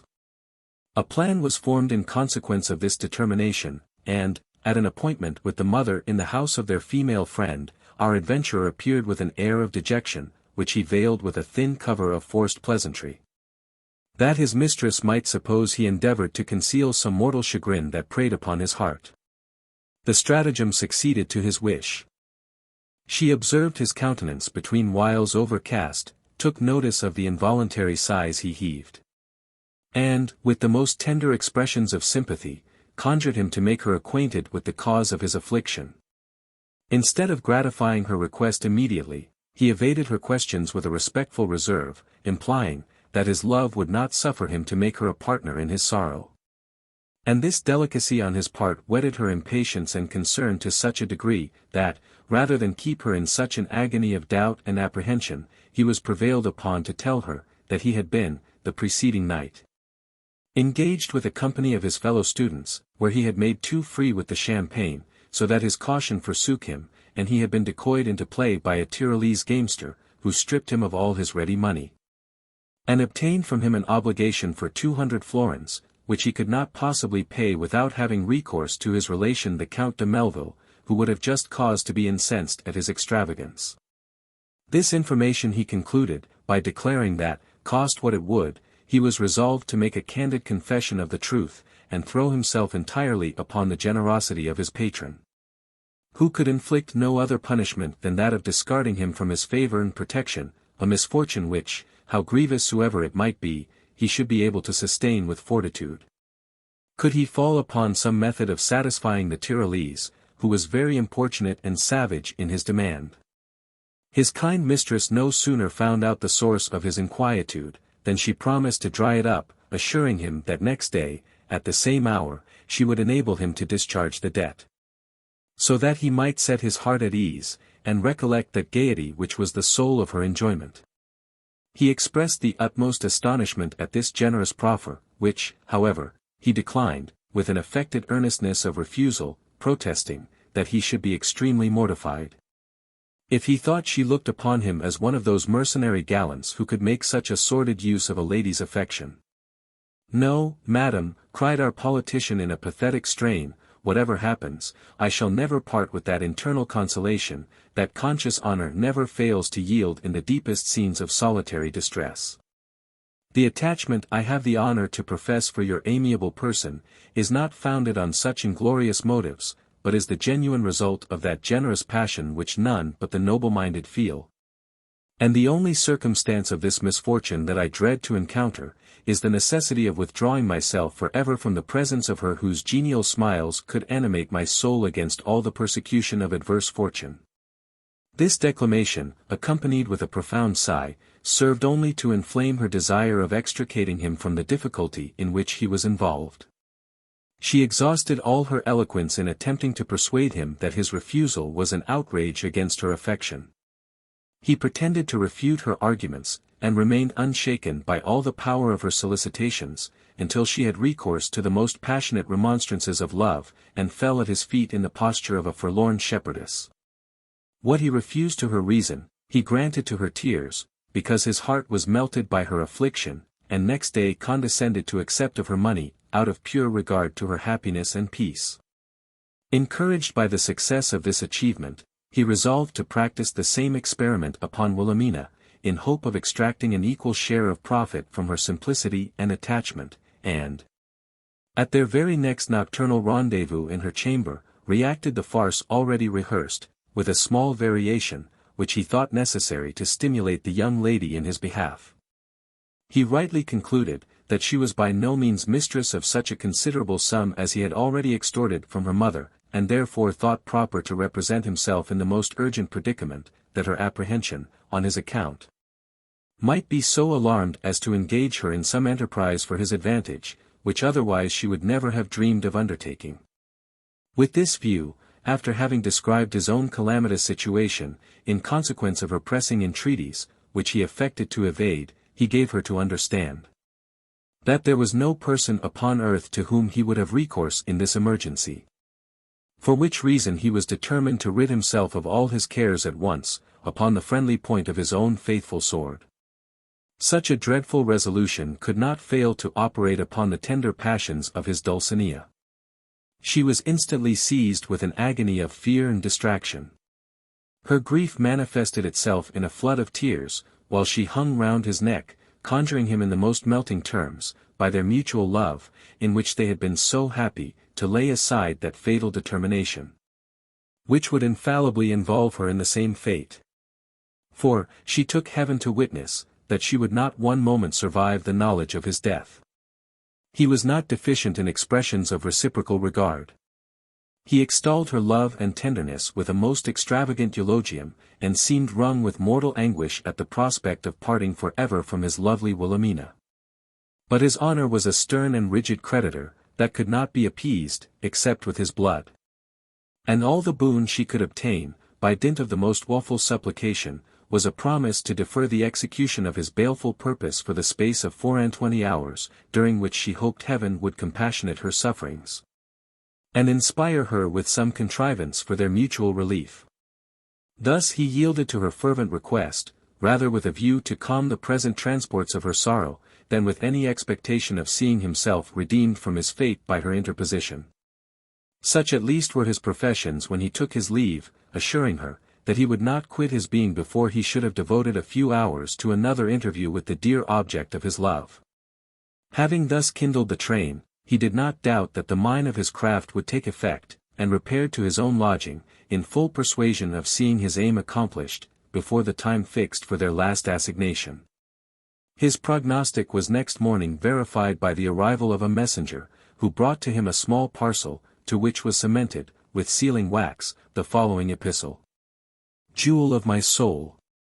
Scarce had you, last night, quitted my disconsolate arms, when I happily recollected that there was in my possession a gold chain, of value more than sufficient to answer the exigence of your present occasions. It was pledged to my grandfather for 200 crowns by a knight of Malta, who soon after perished in a sea engagement with the enemies of our faith, so that it became the property of our house, and was bequeathed to me by the old gentleman, as a memorial of his particular affection. Upon whom can I more properly bestow it, than him who is already master of my heart? Receive it, therefore, from the bearer of this billet, and convert it, without scruple, to that use which shall be most conducive to your ease and satisfaction. Nor seek, from a true romantic notion of honor, which I know you entertain, to excuse yourself from accepting this testimony of my affection. For I have already sworn before an image of our blessed Lady, that I will no longer own you as the sovereign of my heart, nor even indulge you with another interview. If you reject this mark of tenderness and concern from your ever faithful Wilhelmina. The heart of our adventurer began to bound with joy when he surveyed the contents of this letter, and his eyes sparkled with transport at sight of the chain, which he immediately perceived to be worth twice the sum she had mentioned. Nevertheless, he would not avail himself, without further question, of her generosity. But, that same night, repairing to her apartment at the usual hour of meeting, he prostrated himself before her, and counterfeiting extreme agitation of spirit, begged, in the most urgent terms, not even unaccompanied with tears, that she would take back the present, which he tendered for her acceptance, and spare him the most insufferable mortification of thinking himself exposed to the imputation of being mercenary in his love. Such, he said, was the delicacy of his passion, that he could not possibly exist under the apprehension of incurring a censure so unworthy of his sentiments. And he would 1,000 times sooner undergo the persecution of his rancorous creditor, than bear the thought of being in the smallest consideration lessened in her esteem. Nay, so far did he carry his pretensions to punctilio, as to protest, that, should she refuse to quiet the scruples of his honor on this score, her unyielding beneficence would serve only to hasten the execution of his determined purpose. To withdraw himself at once from a life of vanity and misfortune. The more pathetically he pleaded for her compliance, the more strenuously did she resist his remonstrances. She advanced all the arguments her reason, love, and terror could suggest, reminded him of her oath, from which he could not suppose she would recede, whatever the consequence might be. And in conclusion vowed to heaven, with great solemnity and devotion, that she would not survive the news of his death. Thus the alternative she offered was either to retain the chain and be happy in her affection, or forfeit all title to her love, and die in the conviction of having brought his innocent mistress to an untimely grave. His fortitude was not proof against this last consideration.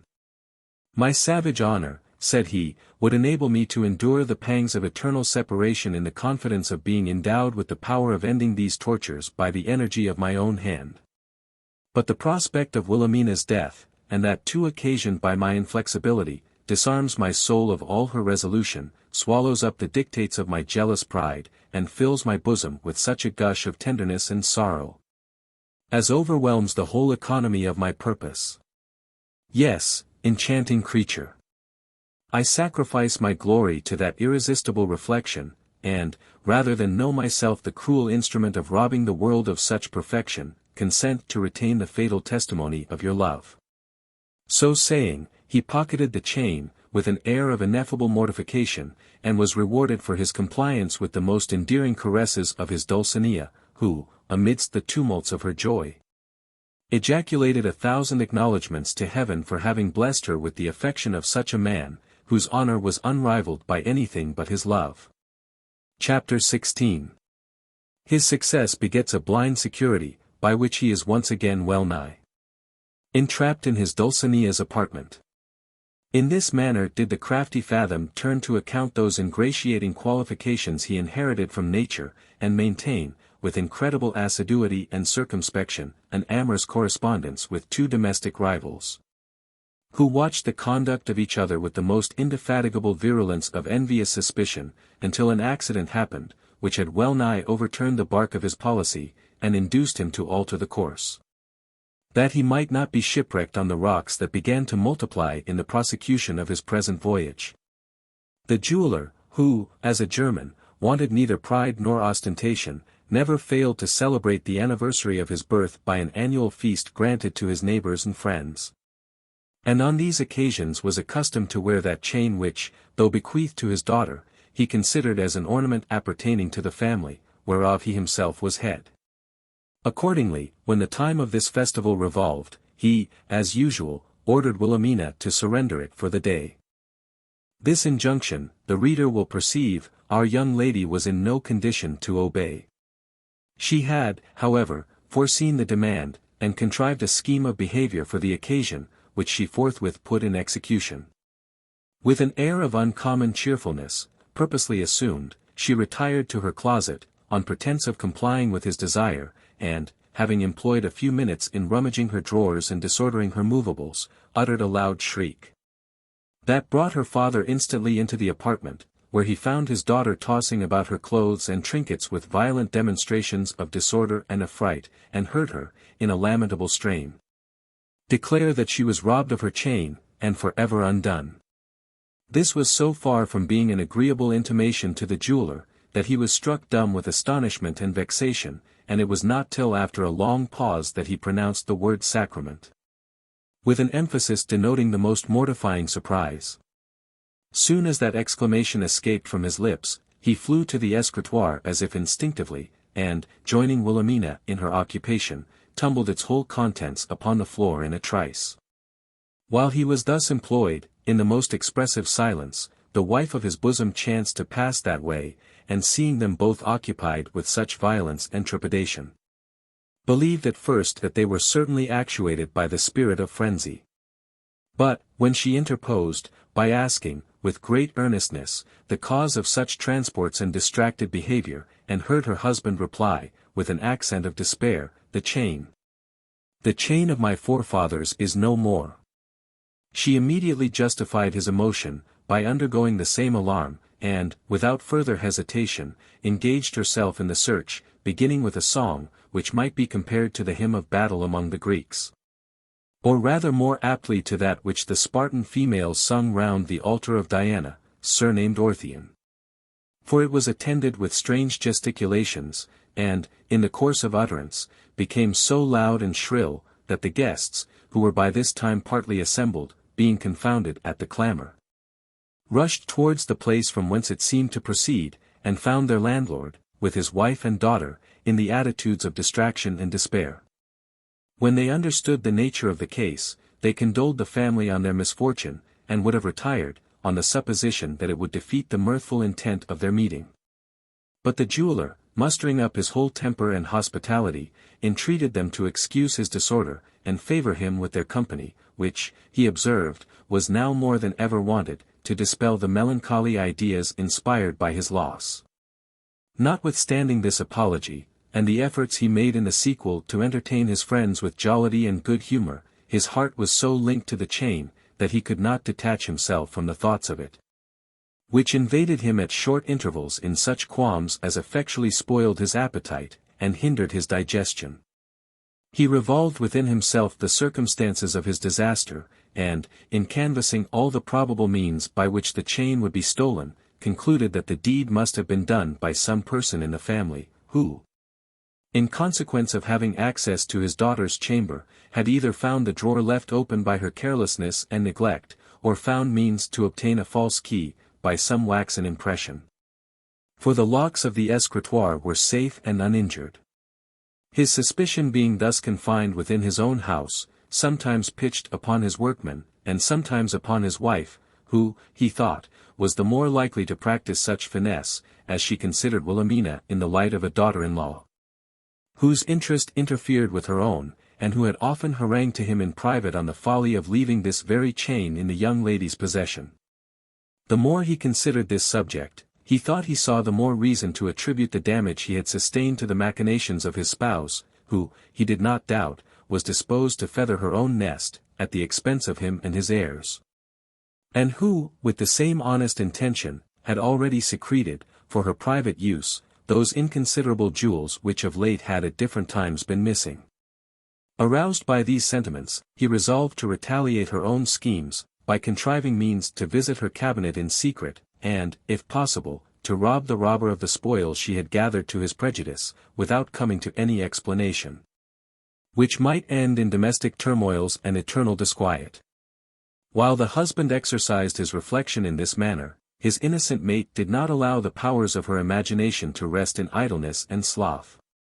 Her observations touching the loss of the chain were such as a suspicious woman, biased by hatred and envy, would naturally make. To her it seemed highly improbable, that a thing of such value, so carefully deposited, should vanish without the connivance of its keeper, and without much expense of conjecture, divine the true manner in which it was conveyed. The sole difficulty that occurred in the researches of her sagacity, was to know the gallant who had been favored with such a pledge of Wilhelmina's affection.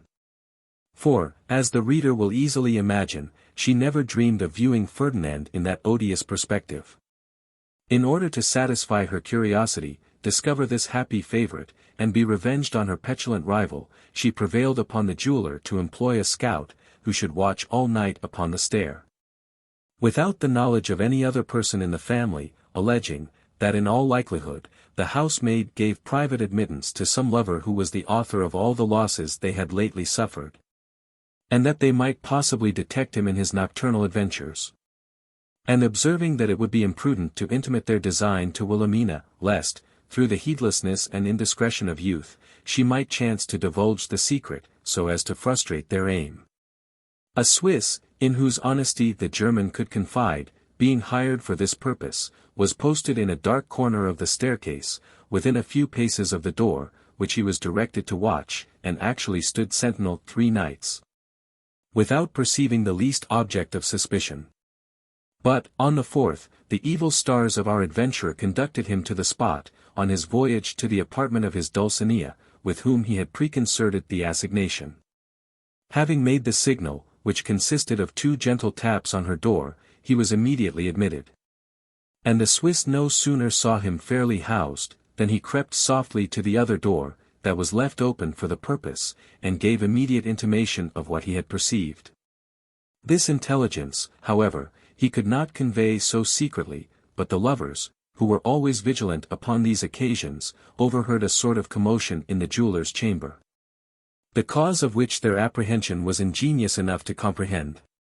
We have formerly observed that our adventurer could not make his retreat by the door, without running a very great risk of being detected, and the expedient of the chimney he had no inclination to repeat.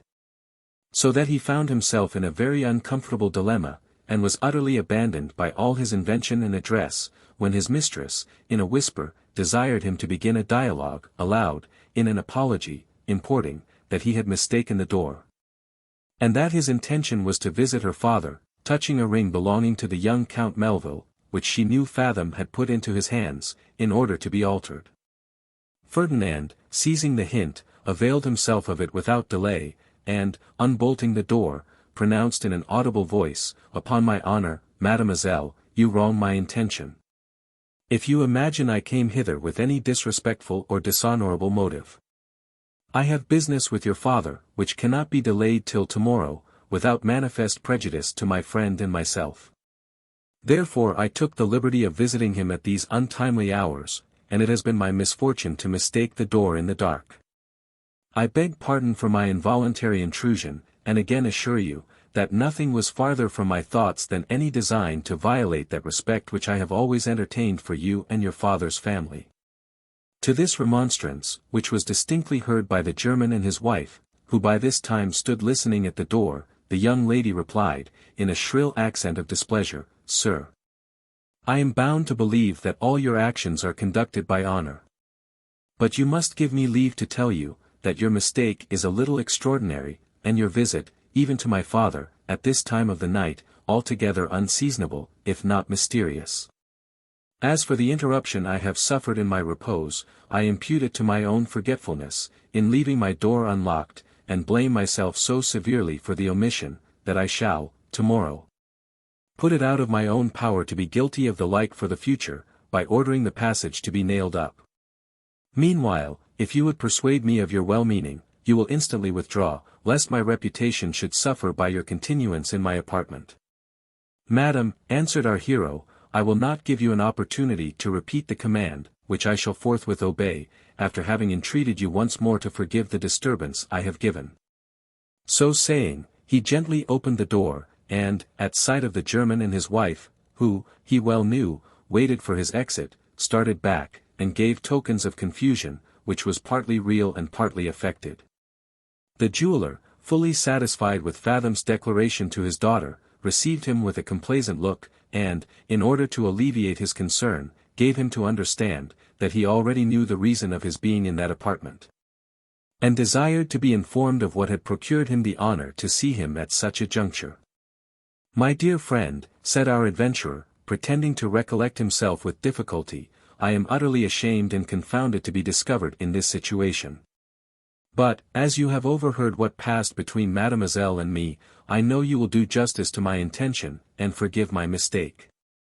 After begging pardon for having intruded upon your family at these hours, I must now tell you that my cousin, Count Melville, was some time ago so much misrepresented to his mother by certain malicious informers, who delight in sowing discord in private families, that she actually believed her son an extravagant spendthrift, who had not only consumed his remittances in the most riotous scenes of disorder, but also indulged a pernicious appetite for gaming, to such a degree, that he had lost all his clothes and jewels at play.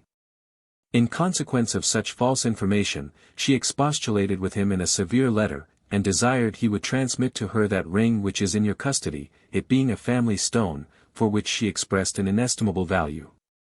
The young gentleman, in his answer to her reproof, endeavored to vindicate himself from the aspersions which had been cast upon his character, and, with regard to the ring, told her it was at present in the hands of a jeweller, in order to be new set according to her own directions, and that, whenever it should be altered, he would send it home to her by some safe conveyance. This account the good lady took for an evasion, and upon that supposition has again written to him, in such a provoking style, that, although the letter arrived but half an hour ago, he is determined to dispatch a courier before morning with the mischievous ring, for which, in compliance with the impetuosity of his temper, I have taken the freedom to disturb you at this unseasonable hour. The German paid implicit faith to every circumstance of his story, which indeed could not well be supposed to be invented extempore. The ring was immediately restored, and our adventurer took his leave, congratulating himself upon his signal deliverance from the snare in which he had fallen. Chapter 17. The stepdame's suspicions being awakened, she lays a snare for our adventurer, from which he is delivered by the interposition of his good genius. Though the husband swallowed the bait without further inquiry, the penetration of the wife was not so easily deceived. That same dialogue in Wilhelmina's apartment, far from allaying, rather inflamed her suspicion. Because, in the like emergency, she herself had once profited by the same, or nearly the same contrivance.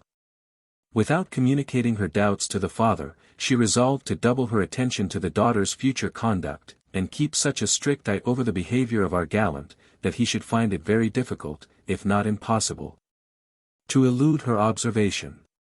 For this purpose she took into her pay an old maiden, of the right sour disposition, who lived in a house opposite to her own, and directed her to follow the young lady in all her outgoings. Whenever she should receive from the window a certain signal, which the mother-in-law agreed to make for the occasion. It was not long before this scheme succeeded to her wish. The door of communication betwixt Wilhelmina's apartment and the staircase being nailed up by the jeweller's express order, our adventurer was altogether deprived of those opportunities he had hitherto enjoyed, and was not at all mortified to find himself so restricted in a correspondence which began to be tiresome and disagreeable. But the case was far otherwise with his Dulcinea, whose passion, the more it was thwarted, raged with greater violence, like a fire, that, from the attempts that are made to extinguish it, gathers greater force, and flames with double fury. Upon the second day of her misfortune, she had written a very tender billet, lamenting her unhappiness in being deprived of those meetings which constituted the chief joy of her life, and entreating him to contrive some means of renewing the delicious commerce in an unsuspected place. This intimation she proposed to convey privately into the hand of her lover, during his next visit to the family, but both were so narrowly eyed by the mother, that she found the execution of her design impracticable. And next forenoon, on pretence of going to church, repaired to the house of a companion, who, being also her confidant, undertook to deliver the billet with her own hand. The she-dragon employed by her mother, in obedience to the sign which was displayed from the window, immediately put on her veil, and followed Wilhelmina at a distance, until she saw her fairly housed. She would not even then return from her excursion, but hovered about in sight of the door, with a view of making further observations. In less than 5 minutes after the young lady disappeared, the scout perceived her coming out, accompanied by her comrade, from whom she instantly parted, and bent her way towards the church in good earnest, while the other steered her course in another direction. The duenna, after a moment's suspense and consideration, divined the true cause of this short visit, and resolved to watch the motions of the confidant, whom she traced to the academy in which our hero lodged, and from which she saw her return, after the supposed message was delivered. Fraught with this intelligence, the rancorous understrapper hied her home to the jeweller's wife, and made a faithful recital of what she had seen, communicating at the same time her own conjectures on that subject. Her employer was equally astonished and incensed at this information. She was seized with all that frenzy which takes possession of a slighted woman, when she finds herself supplanted by a detested rival. And, in the first transports of her indignation, devoted them as sacrifices to her vengeance. Nor was her surprise so much the effect of his dissimulation, as of his want of taste and discernment. She inveighed against him, not as the most treacherous lover, but as the most abject wretch, in courting the smiles of such an awkward dowdy, while he enjoyed the favors of a woman who had numbered princes in the train of her admirers. For the brilliancy of her attractions, such as they at present shone, she appealed to the decision of her minister, who consulted her own satisfaction and interest, by flattering the other's vanity and resentment. And so unaccountable did the depravity of our hero's judgment appear to this conceited dame, that she began to believe there was some mistake in the person, and to hope that Wilhelmina's gallant was not in reality her professed admirer, Mr. Fathom, but rather one of his fellow lodgers, whose passion he favored with his mediation and assistance. On this notion, which nothing but mere vanity could have inspired, in opposition to so many more weighty presumptions, she took the resolution of bringing the affair to a fuller explanation. Before she would concert any measures to the prejudice of our adventurer, and forthwith dispatched her spy back to his lodgings, to solicit, on the part of Wilhelmina, an immediate answer to the letter he had received. This was an expedition with which the old maiden would have willingly dispensed, because it was founded upon an uncertainty, which might be attended with troublesome consequences. But, rather than be the means of retarding a negotiation so productive of that sort of mischief which is particularly agreeable to all of her tribe, she undertook to manage and effect the discovery, in full confidence of her own talents and experience. With such a fund of self-sufficiency and instigation, she repaired to the academy on the instant, and inquiring for Mr. Fathom, was introduced to his apartment, where she found him in the very act of writing a billet to the jeweller's daughter. The artful agent having asked, with the mysterious air of an expert go-between, if he had not lately received a message from a certain young lady, and, being answered in the affirmative, gave him to understand that she herself was a person favored with the friendship and confidence of Wilhelmina, whom she had known from her cradle, and often dandled on her knee. Then, in the genuine style of a prattling dry nurse, she launched out in encomiums on his Dulcinea's beauty and sweetness of temper, recounting many simple occurrences of her infancy and childhood. And, finally, desiring a more circumstantial answer to that which she had sent to him by her friend Katharina. In the course of her loquacity she had also, according to her instructions, hinted at the misfortune of the door. And, on the whole, performed her cue with such dexterity and discretion that our politician was actually overreached, and, having finished his epistle, committed it to her care, with many verbal expressions of eternal love and fidelity to his charming Wilhelmina. The messenger, doubly rejoiced at her achievement, which not only recommended her ministry, but also gratified her malice, returned to her principal with great exultation, and, delivering the letter, the reader will easily conceive the transports of that lady when she read the contents of it in these words. Angelic Wilhelmina.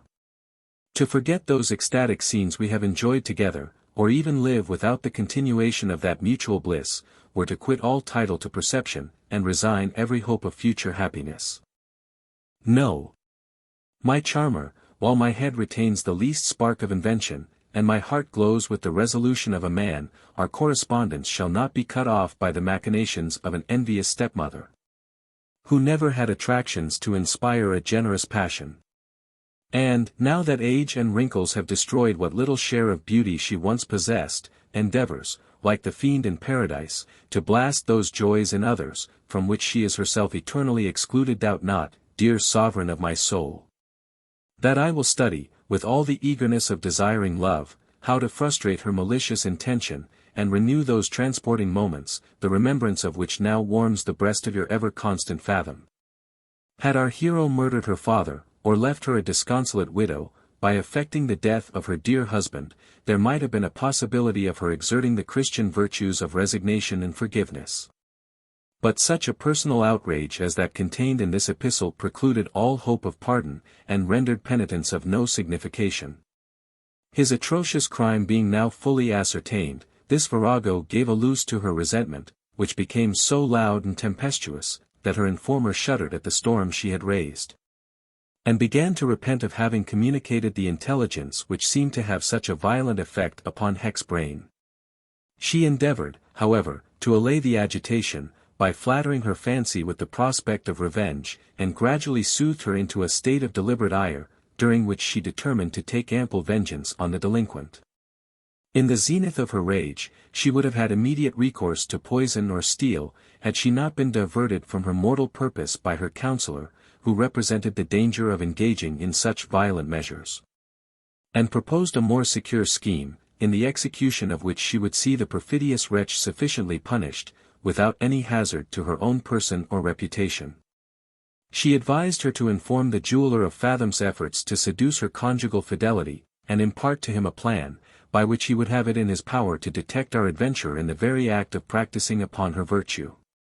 The lady relished her proposal, and actually resolved to make an assignation with Ferdinand, as usual, and give notice of the appointment to her husband, that he might personally discover the treachery of his pretended friend, and inflict upon him such chastisement as the German's brutal disposition should suggest, when inflamed by that species of provocation. Had this project been brought to bear, Ferdinand, in all likelihood, would have been disqualified from engaging in any future intrigue, but fate ordained that the design should be defeated, in order to reserve him for more important occasions. Before the circumstances of the plan could be adjusted, it was his good fortune to meet his Dulcinea in the street, and, in the midst of their mutual condolence on the interruption they had suffered in their correspondence, he assured her that he would never give his invention respite, until he should have verified the protestations contained in the letter he had delivered to her discreet agent. This allusion to a billet she had never received, did not fail to alarm her fears, and introduce a very mortifying explanation, in which he so accurately described the person of the messenger, that she forthwith comprehended the plot, and communicated to our hero her sentiments on that subject. Though he expressed infinite anxiety and chagrin at this misfortune, which could not fail to raise new obstacles to their love, his heart was a stranger to the uneasiness he affected, and rather pleased with the occasion, which would furnish him with pretenses to withdraw himself gradually from an intercourse by this time become equally cloying and unprofitable. Being well acquainted with the mother's temperament, he guessed the present situation of her thoughts, and concluding she would make the jeweller a party in her revenge, he resolved from that moment to discontinue his visits, and cautiously guard against any future interview with the lady whom he had rendered so implacable. It was well for our adventurer that his good fortune so seasonably interposed. For that same day, in the afternoon, he was favored with a billet from the jeweller's wife, couched in the same tender style she had formerly used, and importing an earnest desire of seeing him next day at the wonted rendezvous. Although his penetration was sufficient to perceive the drift of this message, or at least to discern the risk he should run in complying with her request, yet he was willing to be more fully certified of the truth of his suspicion, and wrote an answer to the billet, in which he assured her, that he would repair to the place of appointment with all the punctuality of an impatient lover. Nevertheless, instead of performing this promise, he, in the morning, took post in a public house opposite to the place of assignation, in order to reconnoitre the ground, and about noon had the pleasure of seeing the German, wrapped in a cloak, enter the door of his wife's she-friend, though the appointment was fixed at 5 in the evening. Fathom blessed his good angel for having conducted him clear of this conspiracy, and kept his station with great tranquillity till the hour of meeting, when he beheld his enraged Thylestrus take the same route, and enjoyed her disappointment with ineffable satisfaction. Thus favoured with a pretext, he took his leave of her, in a letter, giving her to understand, that he was no stranger to the barbarous snare she had laid for him, and upbraiding her with having made such an ungrateful return for all his tenderness and attachment. She was not backward in conveying a reply to this expostulation, which seemed to have been dictated in all the distraction of a proud woman who sees her vengeance baffled, as well as her love disdained. Her letter was nothing but a succession of reproaches, menaces, and incoherent execrations.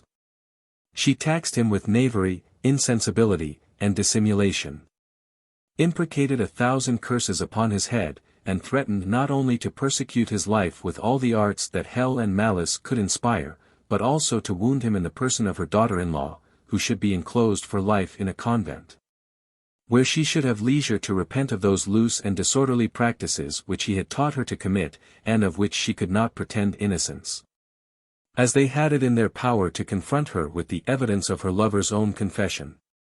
Yet all this denunciation was qualified with an alternative, by which he was given to understand, that the gates of mercy were still open, and that penitence was capable of washing out the deepest stain of guilt.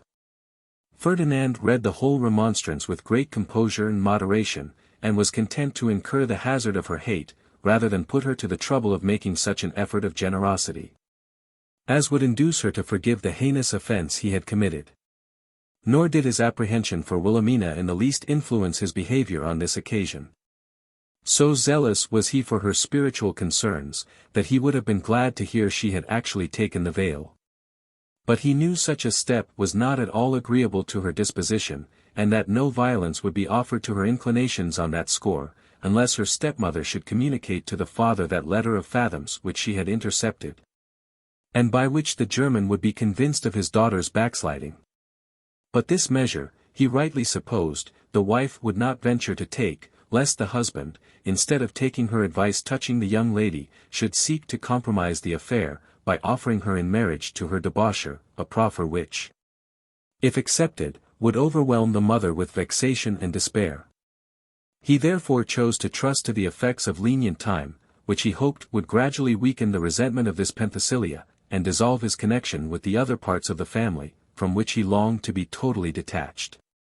How well soever he might have succeeded in his attempts to shake off the yoke of the mother, who by her situation in life was restrained from prosecuting those measures her resentment had planned against his fortitude and indifference, he would have found greater difficulty than he had foreseen, in disengaging himself from the daughter, whose affections he had won under the most solemn professions of honour and fidelity, and who, now she was debarred of his company and conversation, and in danger of losing him for ever, had actually taken the resolution of disclosing the amour to her father, that he might interpose in behalf of her peace and reputation, and secure her happiness by the sanction of the Church. Chapter 18. Our hero departs from Vienna, and quits the domain of Venus for the rough field of Mars. Luckily for our adventurer, before she adhered to this determination, the young Count de Melville was summoned to Pressburg by his father, who desired to see him, before he should take the field, in consequence of a rupture between the Emperor and the French king. And Fathom of course quitted Vienna, in order to attend his patron, after he and Rinaldo had resided 2 whole years in that capital, where the former had made himself perfect in all the polite exercises, become master of the French tongue, and learned to speak the Italian with great facility. Over and above those other accomplishments in which we have represented him as an inimitable original. As for the young count, his exteriors were so much improved by the company to which he had access, since his departure from his father's house, that his parents were equally surprised and overjoyed at the alteration. All that awkwardness and rusticity, which hung upon his deportment, was, like the rough coat of a diamond, polished away, the connection and disposition of his limbs seemed to have been adjusted anew. His carriage was become easy, his air perfectly genteel, and his conversation gay and unrestrained. The merit of this reformation was in a great measure ascribed to the care and example of Mr. Fathom, who was received by the old Count and his lady with marks of singular friendship and esteem, nor was he overlooked by Mademoiselle, who still remained in a state of celibacy, and seemed to have resigned all hope of altering her condition. She expressed uncommon satisfaction at the return of her old favourite, and readmitted him into the same degree of familiarity with which he had been honoured before his departure. The joy of Teresa was so excessive at his arrival, that she could scarce suppress her raptures, so as to conceal them from the notice of the family. And our hero, upon this occasion, performed the part of an exquisite actor, in dissembling those transports which his bosom never knew. So well had this pupil retained the lessons of her instructor, that, in the midst of those fraudulent appropriations, which she still continued to make, she had found means to support her interest and character with Mademoiselle.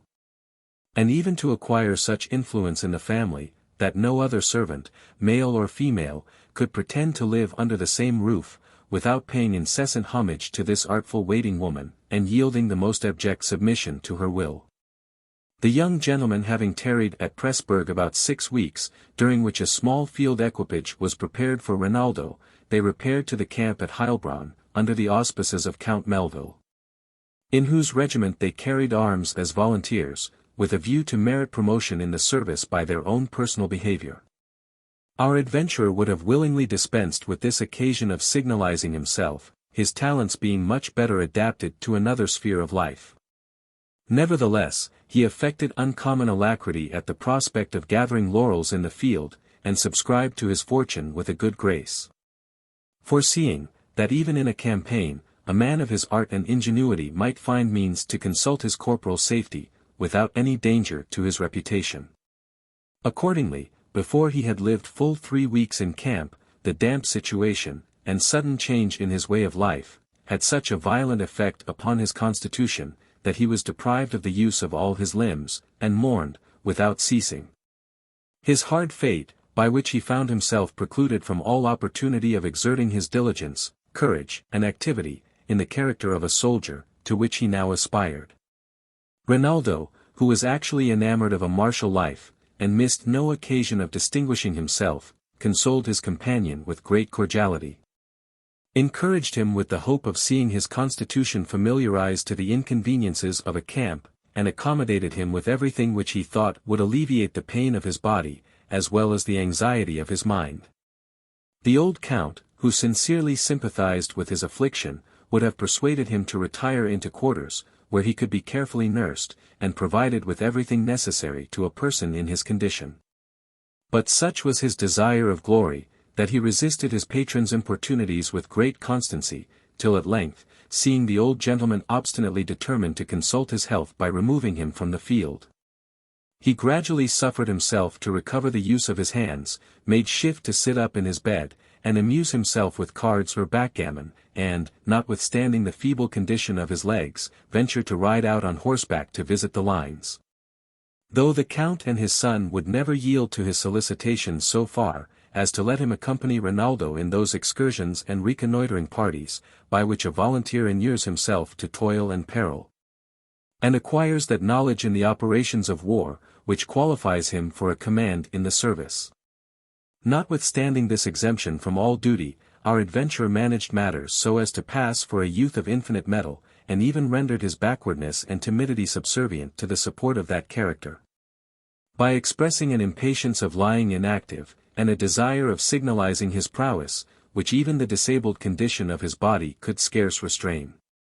He must be a man of very weak nerves and excessive irresolution, who can live in the midst of actual service, without imbibing some portion of military fortitude. Danger becomes habitual, and loses a great part of its terror. And as fear is often caught by contagion, so is courage communicated among the individuals of an army. The hope of fame, desire of honors and preferment, envy, emulation, and the dread of disgrace, are motives which cooperate in suppressing that aversion to death or mutilation, which nature hath implanted in the human mind.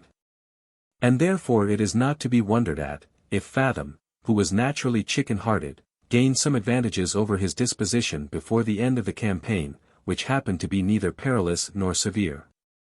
During the winter, while both armies remained in quarters, our adventurer attended his patron to Pressburg, and, before the troops were in motion, Rinaldo obtained a commission, in consequence of which he went into garrison at Philipsburg.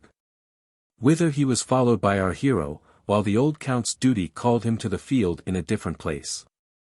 Ferdinand for some time had no reason to be dissatisfied with this disposition, by which he was at once delivered from the fatigues of a campaign, and the inspection of a severe censor, in the person of Count Melville. And his satisfaction was still increased by an accidental meeting with the Tyrolese who had been his confederate at Vienna, and now chanced to serve in garrison on the same footing with himself. These two knights-errant renewed their former correspondence, and, as all soldiers are addicted to gaming, levied contributions upon all those officers who had money to lose, and temerity to play. However, they had not long pursued this branch of traffic, when their success was interrupted by a very serious occurrence, that for the present entirely detached the gentlemen in the garrison from such amusements. The French troops invested Fort Kell, situated on the Rhine, opposite to Strasbourg. And the Imperialists, dreading that the next storm would fall upon Philipsburg, employed themselves with great diligence to put that important fortress in a proper posture of defense. If the suspension of play was displeasing to our hero, the expectation of being besieged was by no means more agreeable. He knew the excellence of the French engineers, the power of their artillery, and the perseverance of their general. He felt, by anticipation, the toils of hard duty upon the works, the horrors of night alarms, cannonading, bombardment, sallies, and mines blown up. And deliberated with himself whether or not he should privately withdraw, and take refuge among the besiegers. But, when he reflected that such a step, besides the infamy that must attend it, would be like that of running upon Scylla, seeking to avoid Charybdis. As he would be exposed to more danger and inconvenience in the trenches than he could possibly undergo in the town, and after all run the risk of being taken and treated as a deserter.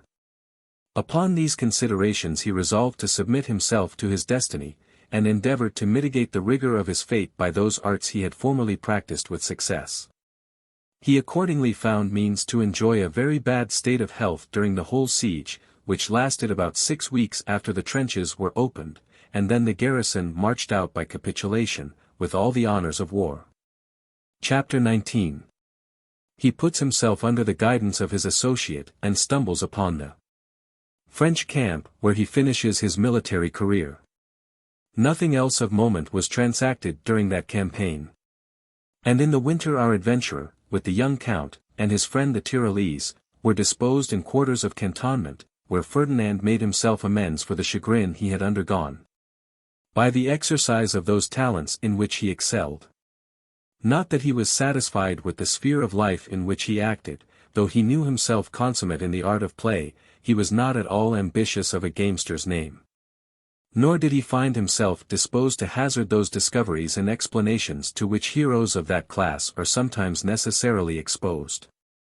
His aim was to dwell among the tents of civil life, undisturbed by quarrels and the din of war, and render mankind subservient to his interest, not by stratagems which irritate, but by that suppleness of insinuation, which could not fail to suit the temper of those on whom he meant to prey.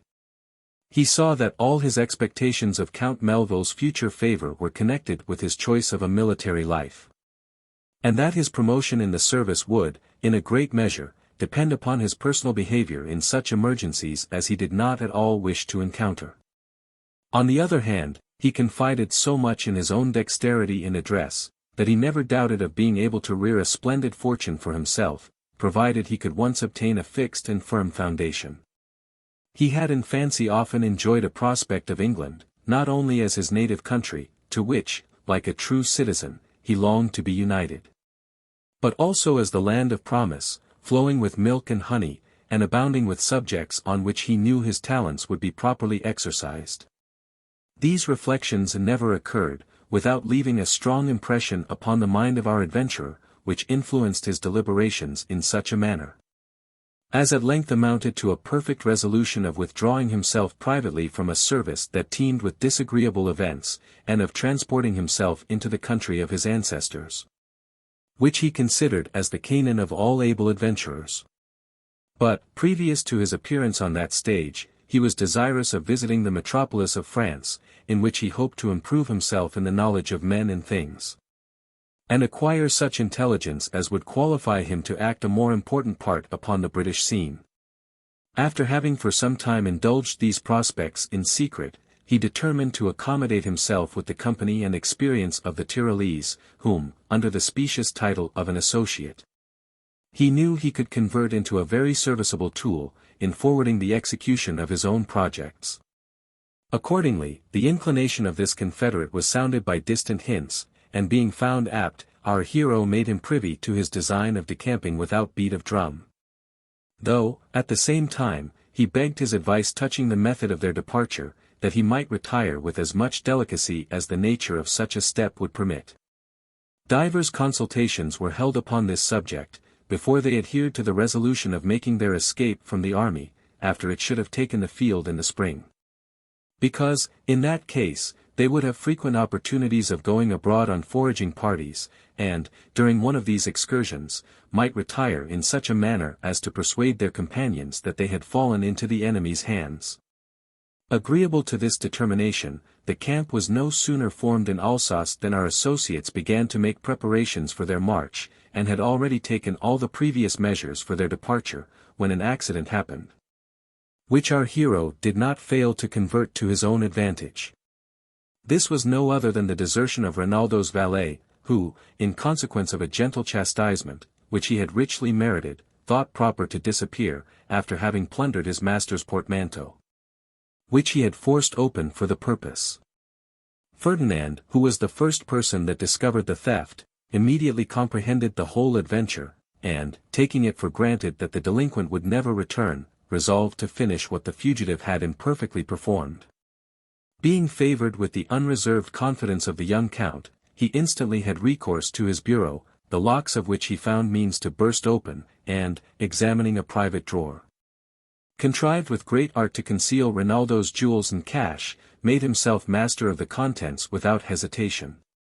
Then cutting open his cloak bag, and strewing the tent with his linen and clothes, began to raise his voice, and produce such a clamor as alarmed the whole neighborhood, and brought a great many officers into the tent. He on this, as on all other occasions, performed his cue to a miracle, expressing confusion and concern so naturally in his gestures and exclamation, that no man could possibly suspect his sincerity. Nay, to such a degree of finesse did his cunning amount, that when his friend and patron entered, in consequence of an intimation he soon received of his loss, our adventurer exhibited undoubted signs of distraction and delirium, and, springing upon Rinaldo with all the frantic fury of a bedlamite, "Villain," cried he, "restore the effects you have stole from your master, or you shall be immediately committed to the care of the Brevet." However mortified Mde Melville might be at his own misfortune, the condition of his friend seemed to touch him more nearly. He undervalued his own loss as a trifle that could be easily repaired, said everything which he thought would tend to soothe and compose the agitation of Ferdinand, and finally prevailed upon him to retire to rest. The calamity was wholly attributed to the deserter. And Rinaldo, far from suspecting the true author, took occasion, from his behavior on this emergency, to admire him as a mirror of integrity and attachment. In such an exquisite manner did he plan all his designs, that almost every instance of his fraud furnished matter of triumph to his reputation. Having thus profitably exercised his genius, this subtle politician thought it high time to relinquish his military expectations, and securing all his valuable acquisitions about his own person, rode out with his understrapper, in the midst of 50 dragoons, who went in quest of forage. While the troopers were employed in making up their trusses, the two adventurers advanced towards the skirt of a wood, on pretence of reconnoitering, and the Tyrolese, who undertook to be our hero's guide, directing him to a path which leads toward Strasbourg, they suddenly vanished from the eyes of their companions, who in a few minutes hearing the report of several pistols, which the Confederates purposely fired, conjectured that they had fallen in with a party of French, by whom they were made prisoners of war. The Tyrolese had overrated his own knowledge when he took upon himself the charge of conducting our hero. For upon their arrival at a certain place, where two roads crossed each other, he chanced to follow that which not only frustrated their intention, but even led them directly to the French camp.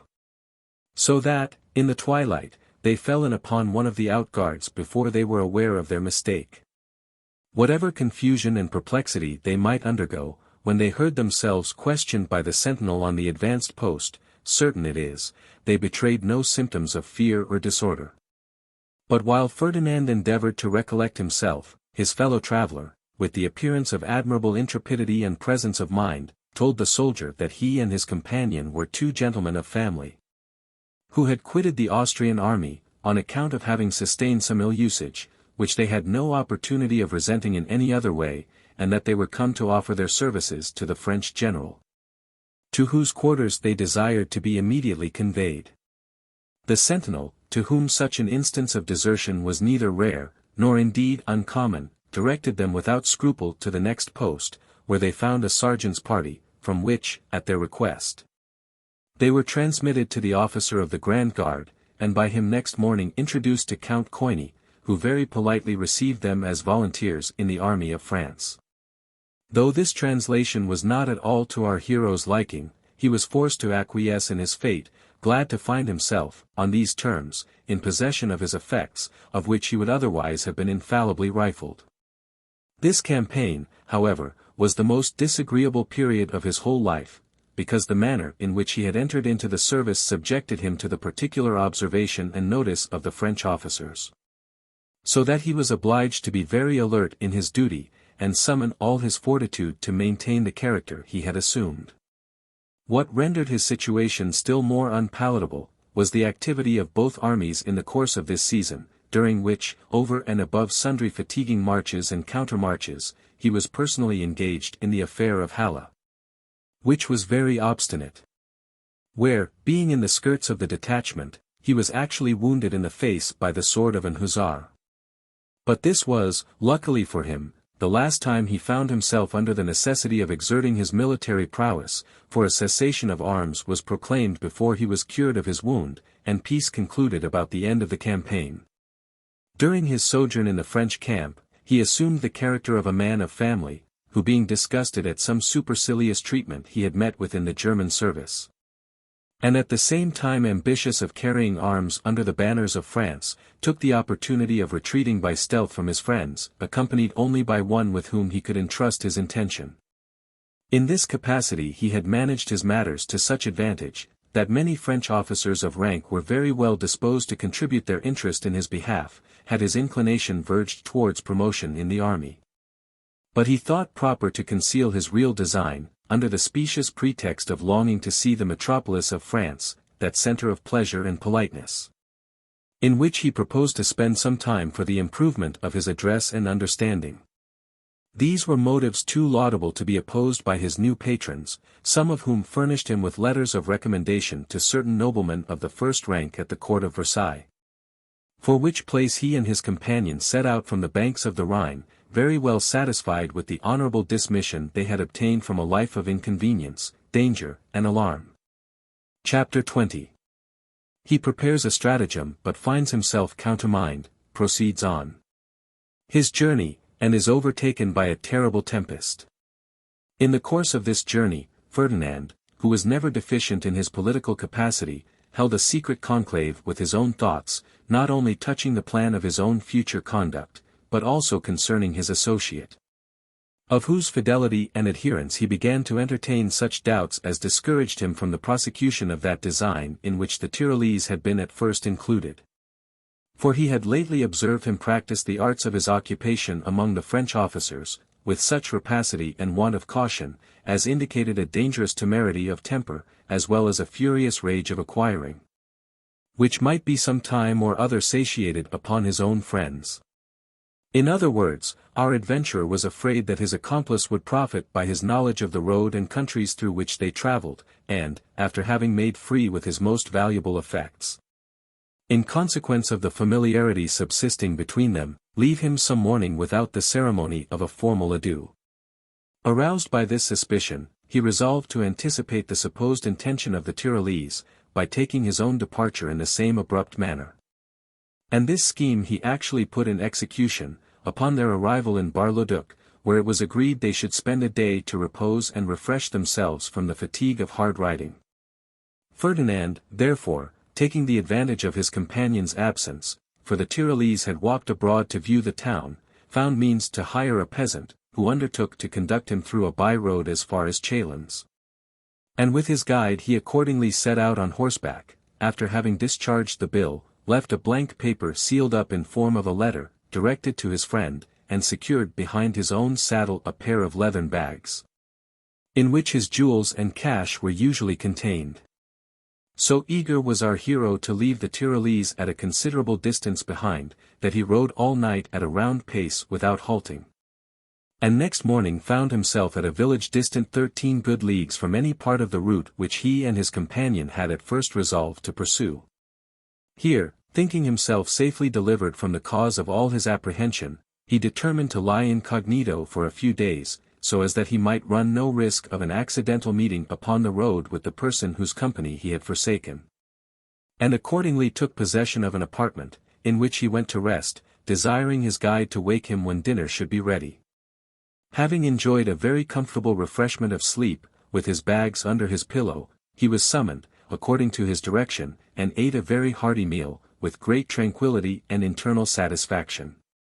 In the afternoon he amused himself with happy presages and ideal prospects of his future fortune, and, in the midst of these imaginary banquets, was seized with an inclination of realizing his bliss, and regaling his eyesight with the fruits of that success which had hitherto attended his endeavors.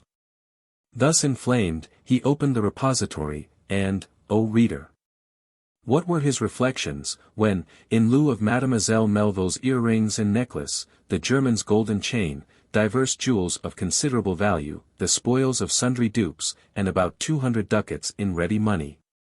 He found neither more nor less than a parcel of rusty nails, disposed in such a manner as to resemble in weight and bulk the movables he had lost. It is not to be supposed our adventurer made this discovery without emotion.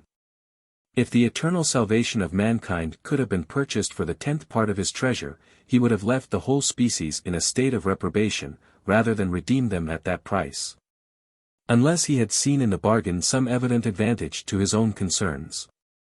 One may, therefore, easily conceive with what milkiness of resignation he bore the loss of the whole, and saw himself reduced from such affluence to the necessity of depending upon about 20 ducats, and some loose silver, which he carried in his pocket, for his expense upon the road.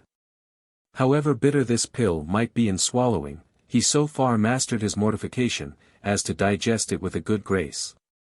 His own penetration at once pointed out the canal through which this misfortune had flowed upon him.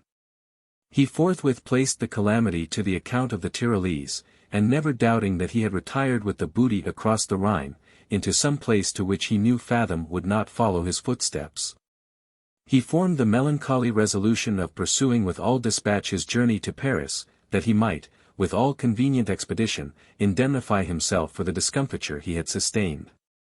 With regard to his confederate, his conjecture was perfectly right. That adventurer, though infinitely inferior to our hero in point of genius and invention, had manifestly the advantage of him in the articles of age and experience. He was no stranger to Fathom's qualifications, the happy exertion of which he had often seen. He knew him to be an economist of the most frugal order, consequently concluded his finances were worthy of examination, and, upon the true principles of a sharper, eased him of the encumbrance, taking it for granted, that, in so doing, he only precluded Ferdinand from the power of acting the same tragedy upon him, should ever opportunity concur with his inclination. He had therefore concerted his measures with the dexterity of an experienced conveyancer, and, snatching the occasion, while our hero, travel-tainted, lay sunk in the arms of profound repose, he ripped up the seams of the leather depository, withdrew the contents, introduced the parcel of nails, which he had made up for the purpose, and then repaired the breach with great deliberation. Had Fathom's good genius prompted him to examine his effects next morning, the Tyrolese, in all probability, would have maintained his acquisition by force of arms. For his personal courage was rather more determined than that of our adventurer, and he was conscious of his own ascendancy in this particular, but his good fortune prevented such explanation. Immediately after dinner, he availed himself of his knowledge, and, betaking himself to a remote part of the town, set out in a post-chaise for Luneville, while our hero was meditating his own escape. Fathom's conception was sufficient to comprehend the whole of this adventure, as soon as his chagrin would give his sagacity fair play, nor would he allow his resolution to sink under the trial. On the contrary, he departed from the village that same afternoon, under the auspices of his conductor, and found himself benighted in the midst of a forest, far from the habitations of men. The darkness of the night, the silence and solitude of the place, the indistinct images of the trees that appeared on every side, stretching their extravagant arms athwart the gloom, conspired, with the dejection of spirits occasioned by his loss, to disturb his fancy, and raise strange phantoms in his imagination. Although he was not naturally superstitious, his mind began to be invaded with an awful horror, that gradually prevailed over all the consolations of reason and philosophy, nor was his heart free from the terrors of assassination. In order to dissipate these disagreeable reveries, he had recourse to the conversation of his guide, by whom he was entertained with the history of divers travelers who had been robbed and murdered by ruffians, whose retreat was in the recesses of that very wood. In the midst of this communication, which did not at all tend to the elevation of our hero's spirits, the conductor made an excuse for dropping behind, while our traveler jogged on in expectation of being joined again by him in a few minutes. He was, however, disappointed in that hope. The sound of the other horses' feet by degrees grew more and more faint, and at last altogether died away. Alarmed at this circumstance, Fathom halted in the middle of the road, and listened with the most fearful attention, but his sense of hearing was saluted with naught but the dismal sighings of the trees, that seemed to foretell an approaching storm. Accordingly, the heavens contracted a more dreary aspect, the lightning began to gleam, and the thunder to roll, and the tempest, raising its voice to a tremendous roar, descended in a torrent of rain. In this emergency, the fortitude of our hero was almost quite overcome. So many concurring circumstances of danger and distress might have appalled the most undaunted breast. What impression then must they have made upon the mind of Ferdinand, who was by no means a man to set fear at defiance. Indeed, he had well nigh lost the use of his reflection, and was actually invaded to the skin, before he could recollect himself so far as to quit the road, and seek for shelter among the thickets that surrounded him. Having rode some furlongs into the forest, he took his station under a tuft of tall trees, that screened him from the storm, and in that situation called a council within himself, to deliberate upon his next excursion. He persuaded himself that his guide had deserted him for the present, in order to give intelligence of a traveler to some gang of robbers with whom he was connected, and that he must of necessity fall a prey to those banditti, unless he should have the good fortune to elude their search, and disentangle himself from the mazes of the wood. Harrowed with these apprehensions, he resolved to commit himself to the mercy of the hurricane, as of two evils the least, and penetrate straight forwards through some devious opening, until he should be delivered from the forest. For this purpose he turned his horse's head in a line quite contrary to the direction of the high road which he had left, on the supposition that the robbers would pursue that track in quest of him, and that they would never dream of his deserting the highway, to traverse an unknown forest, amidst the darkness of such a boisterous night. After he had continued in this progress through a succession of groves, and bogs, and thorns, and brakes, by which not only his clothes, but also his skin suffered in a grievous manner, while every nerve quivered with eagerness and dismay, he at length reached an open plain, and pursuing his course, in full hope of arriving at some village, where his life would be safe, he descried a rushlight at a distance, which he looked upon as the star of his good fortune, and riding towards it at full speed, arrived at the door of a lone cottage, into which he was admitted by an old woman, who, understanding he was a bewildered traveler, received him with great hospitality. When he learned from his hostess, that there was not another house within 3 leagues, that she could accommodate him with a tolerable bed, and his horse with lodging and oats, he thanked heaven for his good fortune, in stumbling upon this homely habitation, and determined to pass the night under the protection of the old categer, who gave him to understand, that her husband, who was a faggot maker, had gone to the next town to dispose of his merchandise. And that, in all probability, he would not return till next morning, on account of the tempestuous night. Ferdinand sounded the beldame with 1,000 artful interrogations, and she answered with such appearance of truth and simplicity, that he concluded his person was quite secure. And, after having been regaled with a dish of eggs and bacon, desired she would conduct him into the chamber where she proposed he should take his repose. He was accordingly ushered up by a sort of ladder into an apartment furnished with a standing bed, and almost half filled with trusses of straw. He seemed extremely well pleased with his lodging, which in reality exceeded his expectation.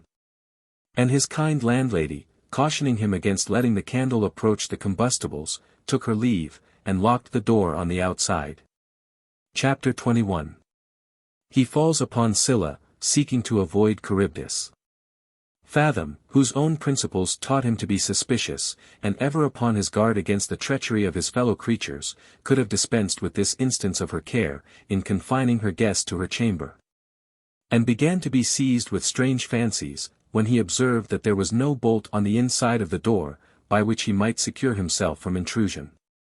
In consequence of these suggestions, he proposed to take an accurate survey of every object in the apartment, and, in the course of his inquiry, had the mortification to find the dead body of a man, still warm, who had been lately stabbed, and concealed beneath several bundles of straw.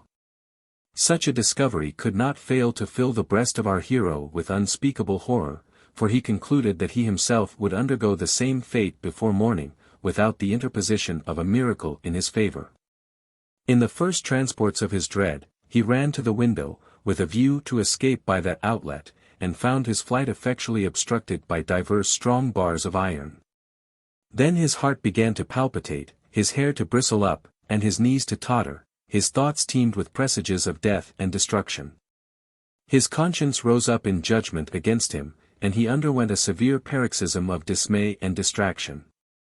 His spirits were agitated into a state of fermentation that produced a species of resolution akin to that which is inspired by brandy or other strong liquors, and, by an impulse that seemed supernatural, he was immediately hurried into measures for his own preservation. What upon a less interesting occasion his imagination durst not propose, he now executed without scruple or remorse. He undressed the corpse that lay bleeding among the straw, and, conveying it to the bed in his arms, deposited it in the attitude of a person who sleeps at his ease. Then he extinguished the light, took possession of the place from whence the body had been removed, and, holding a pistol ready cocked in each hand, waited for the sequel with that determined purpose which is often the immediate production of despair. About midnight he heard the sound of feet ascending the ladder, the door was softly opened. He saw the shadow of two men stalking towards the bed, a dark lantern being unshrouded, directed their aim to the supposed sleeper, and he that held it thrust a poniard to his heart. The force of the blow made a compression on the chest, and a sort of groan issued from the windpipe of the defunct. The stroke was repeated, without producing a repetition of the note, so that the assassins concluded the work was effectually done, and retired for the present with a design to return and rifle the deceased at their leisure. Never had our hero spent a moment in such agony as he felt during this operation. The whole surface of his body was covered with a cold sweat, and his nerves were relaxed with an universal palsy. In short, he remained in a trance that, in all probability, contributed to his safety, for, had he retained the use of his senses, he might have been discovered by the transports of his fear. The first use he made of his retrieved recollection, was to perceive that the assassins had left the door open in their retreat. And he would have instantly availed himself of this their neglect, by sallying out upon them, at the hazard of his life, had he not been restrained by a conversation he overheard in the room below, importing that the ruffians were going to set out upon another expedition, in hopes of finding more prey. They accordingly departed, after having laid strong injunctions upon the old woman to keep the door fast locked during their absence, and Ferdinand took his resolution without farther delay. So soon as, by his conjecture, the robbers were at a sufficient distance from the house, he rose from his lurking place, moved softly towards the bed, and, rummaging the pockets of the deceased, found a purse well stored with ducats, of which, together with a silver watch and a diamond ring, he immediately possessed himself without scruple. Then, descending with great care and circumspection into the lower apartment, stood before the old beldame, before she had the least intimation of his approach. Accustomed as she was to the trade of blood, the hoary hag did not behold this apparition without giving signs of infinite terror and astonishment, believing it was no other than the spirit of her second guest, who had been murdered. She fell upon her knees and began to recommend herself to the protection of the saints, crossing herself with as much devotion as if she had been entitled to the particular care and attention of heaven. Nor did her anxiety abate, when she was undeceived in this her supposition, and understood it was no phantom, but the real substance of the stranger, who, without staying to upbraid her with the enormity of her crimes, commanded her, on pain of immediate death, to produce his horse, to which being conducted, he set her upon the saddle without delay, and, mounting behind, invested her with the management of the reins, swearing, in a most peremptory tone, that the only chance she had for her life, was in directing him safely to the next town. And that, so soon as she should give him the least cause to doubt her fidelity in the performance of that task, he would on the instant act the part of her executioner. This declaration had its effect upon the withered Hecate, who, with many supplications for mercy and forgiveness, promised to guide him in safety to a certain village at the distance of 2 leagues, where he might lodge in security, and be provided with a fresh horse or other convenience, for pursuing his intended route. On these conditions he told her she might deserve his clemency, and they accordingly took their departure together, she being placed astride upon the saddle, holding the bridle in one hand and a switch in the other, and our adventurer sitting on the crupper, superintending her conduct, and keeping the muzzle of a pistol close at her ear. In this equipage they travelled across part of the same wood in which his guide had forsaken him. And it is not to be supposed that he passed his time in the most agreeable reverie, while he found himself involved in the labyrinth of those shades, which he considered as the haunts of robbery and assassination. Common fear was a comfortable sensation to what he felt in this excursion. The first steps he had taken for his preservation were the effects of mere instinct, while his faculties were extinguished or suppressed by despair. But now, as his reflection began to recur, he was haunted by the most intolerable apprehensions. Every whisper of the wind through the thickets was swelled into the hoarse menaces of murder, the shaking of the boughs was construed into the brandishing of poniards, and every shadow of a tree became the apparition of a ruffian eager for blood. In short, at each of these occurrences he felt what was infinitely more tormenting than the stab of a real dagger. And at every fresh fillip of his fear, he acted as a remembrancer to his conductress, in a new volley of imprecations, importing, that her life was absolutely connected with his opinion of his own safety. Human nature could not longer subsist under such complicated terror. At last he found himself clear of the forest, and was blessed with the distant view of an inhabited place. He then began to exercise his thoughts upon a new subject. He debated with himself, whether he should make a parade of his intrepidity in public spirit, by disclosing his achievement, and surrendering his guide to the penalty of the law. Or leave the old hag and her accomplices to the remorse of their own consciences, and proceed quietly on his journey to Paris in undisturbed possession of the prize he had already obtained. This last step he determined to take, upon recollecting, that, in the course of his information, the story of the murdered stranger would infallibly attract the attention of justice, and, in that case, the effects he had borrowed from the defunct must be refunded for the benefit of those who had a right to the succession. This was an argument which our adventurer could not resist. He foresaw that he should be stripped of his acquisition, which he looked upon as the fair fruits of his valor and sagacity, and, moreover, be detained as an evidence against the robbers, to the manifest detriment of his affairs. Perhaps too he had motives of conscience, that dissuaded him from bearing witness against a set of people whose principles did not much differ from his own. Influenced by such considerations, he yielded to the first importunity of the beldame, whom he dismissed at a very small distance from the village, after he had earnestly exhorted her to quit such an atrocious course of life, and atone for her past crimes, by sacrificing her associates to the demands of justice. She did not fail to vow a perfect reformation, and to prostrate herself before him for the favor she had found. Then she betook herself to her habitation, with full purpose of advising her fellow murderers to repair with all dispatch to the village and impeach our hero, who, wisely distrusting her professions, stayed no longer in the place than to hire a guide for the next stage, which brought him to the city of Chalons-sur-Marne. Chapter 22. He arrives at Paris, and is pleased with his reception. He was not so smitten with the delightful situation of this ancient town, but that he abandoned it as soon as he could procure a post-chaise, in which he arrived at Paris, without having been exposed to any other troublesome adventure upon the road. He took lodgings at a certain hotel in the Faubourg de Saint-Germain, which is the general rendezvous of all the strangers that resort to this capital. And now sincerely congratulated himself upon his happy escape from his Hungarian connections, and from the snares of the banditti, as well as upon the spoils of the dead body, and his arrival at Paris, from whence there was such a short conveyance to England, whither he was attracted, by far other motives than that of filial veneration for his native soil. He suppressed all his letters of recommendation, which he justly concluded would subject him to a tedious course of attendance upon the great, and lay him under the necessity of soliciting preferment in the army, than which nothing was farther from his inclination.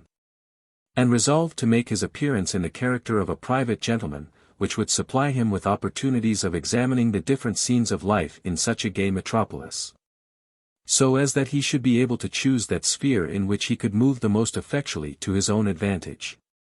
He accordingly hired an occasional domestic, and under the denomination of Count Fathom, which he had retained since his elopement from Rinaldo, repaired to dinner at an ordinary, to which he was directed as a reputable place, frequented by fashionable strangers of all nations. He found this piece of information perfectly just, for he no sooner entered the apartment, than his ears were saluted with a strange confusion of sounds, among which he at once distinguished the High and Low Dutch, barbarous French, Italian, and English languages. He was rejoiced at this occasion of displaying his own qualifications, took his place at one of the 3 long tables, betwixt a Westphalian count and a Bologna marquis, insinuated himself into the conversation with his usual address, and in less than half an hour, found means to accost a native of each different country in his own mother tongue. Such extensive knowledge did not pass unobserved. A French abbé, in a provincial dialect, complimented him upon his retaining that purity in pronunciation, which is not to be found in the speech of a Parisian. The Bolognian, mistaking him for a Tuscan, "Sir," said he, "I presume you are from Florence. I hope the illustrious house of Lorraine leaves you gentlemen of that famous city no room to regret the loss of your own princes."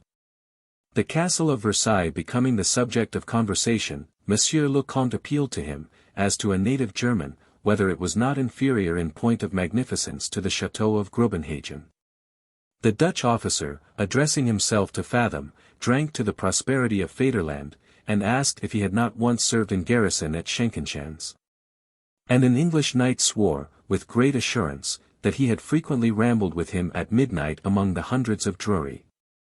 To each person he replied in a polite, though mysterious manner, which did not fail to enhance their opinion of his good breeding and importance. And, long before the dessert appeared, he was by all the company supposed to be a personage of great consequence, who for some substantial reasons, found it convenient to keep himself incognito. This being the case, it is not to be doubted that particular civilities were poured upon him from all quarters. He perceived their sentiments, and encouraged them, by behaving with that sort of complaisance which seems to be the result of engaging condescension in a character of superior dignity and station. His affability was general, but his chief attention limited to those gentlemen already mentioned, who chanced to sit nearest him at table. And he no sooner gave them to understand that he was an utter stranger in Paris, than they unanimously begged to have the honor of making him acquainted with the different curiosities peculiar to that metropolis. He accepted of their hospitality, accompanied them to a coffee-house in the afternoon, from whence they repaired to the opera, and afterwards adjourned to a noted hotel, in order to spend the remaining part of the evening. It was here that our hero secured himself effectually in the footing he had gained in their good graces.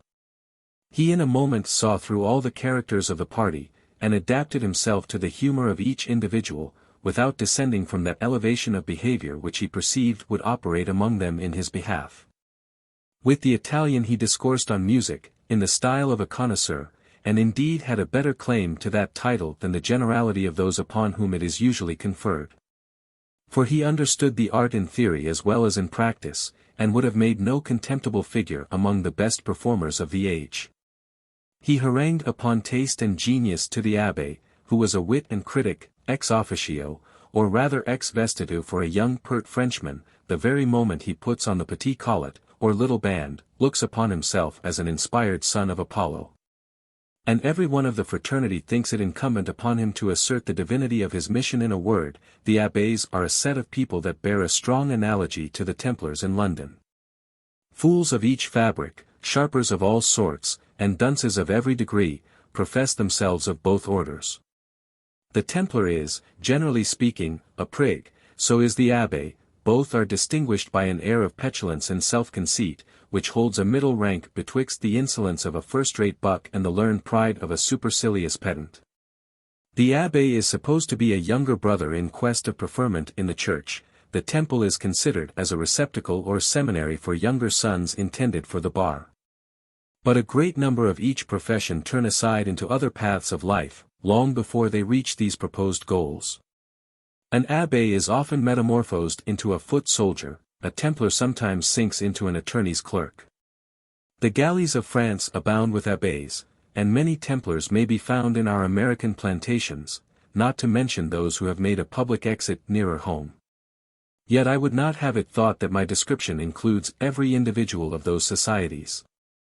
Some of the greatest scholars, politicians, and wits, that ever Europe produced, have worn the habit of an abbé. And many of our most noble families in England derive their honors from those who have studied law in the Temple. The worthy sons of every community shall always be sacred from my censure and ridicule. And, while I laugh at the folly of particular members, I can still honor and revere the institution. But let us return from this comparison, which some readers may think impertinent and unseasonable, and observe, that the Westphalian count, Dutch officer, and English knight were not accepted from the particular regard and attention of our adventurer. He pledged the German in every bumper, flattered the Hollander with compliments upon the industry, wealth, and policy of the 7 United Provinces. But he reserved his chief battery for his own countrymen, on the supposition that he was, in all respects, the best adapted for the purposes of a needy gamester.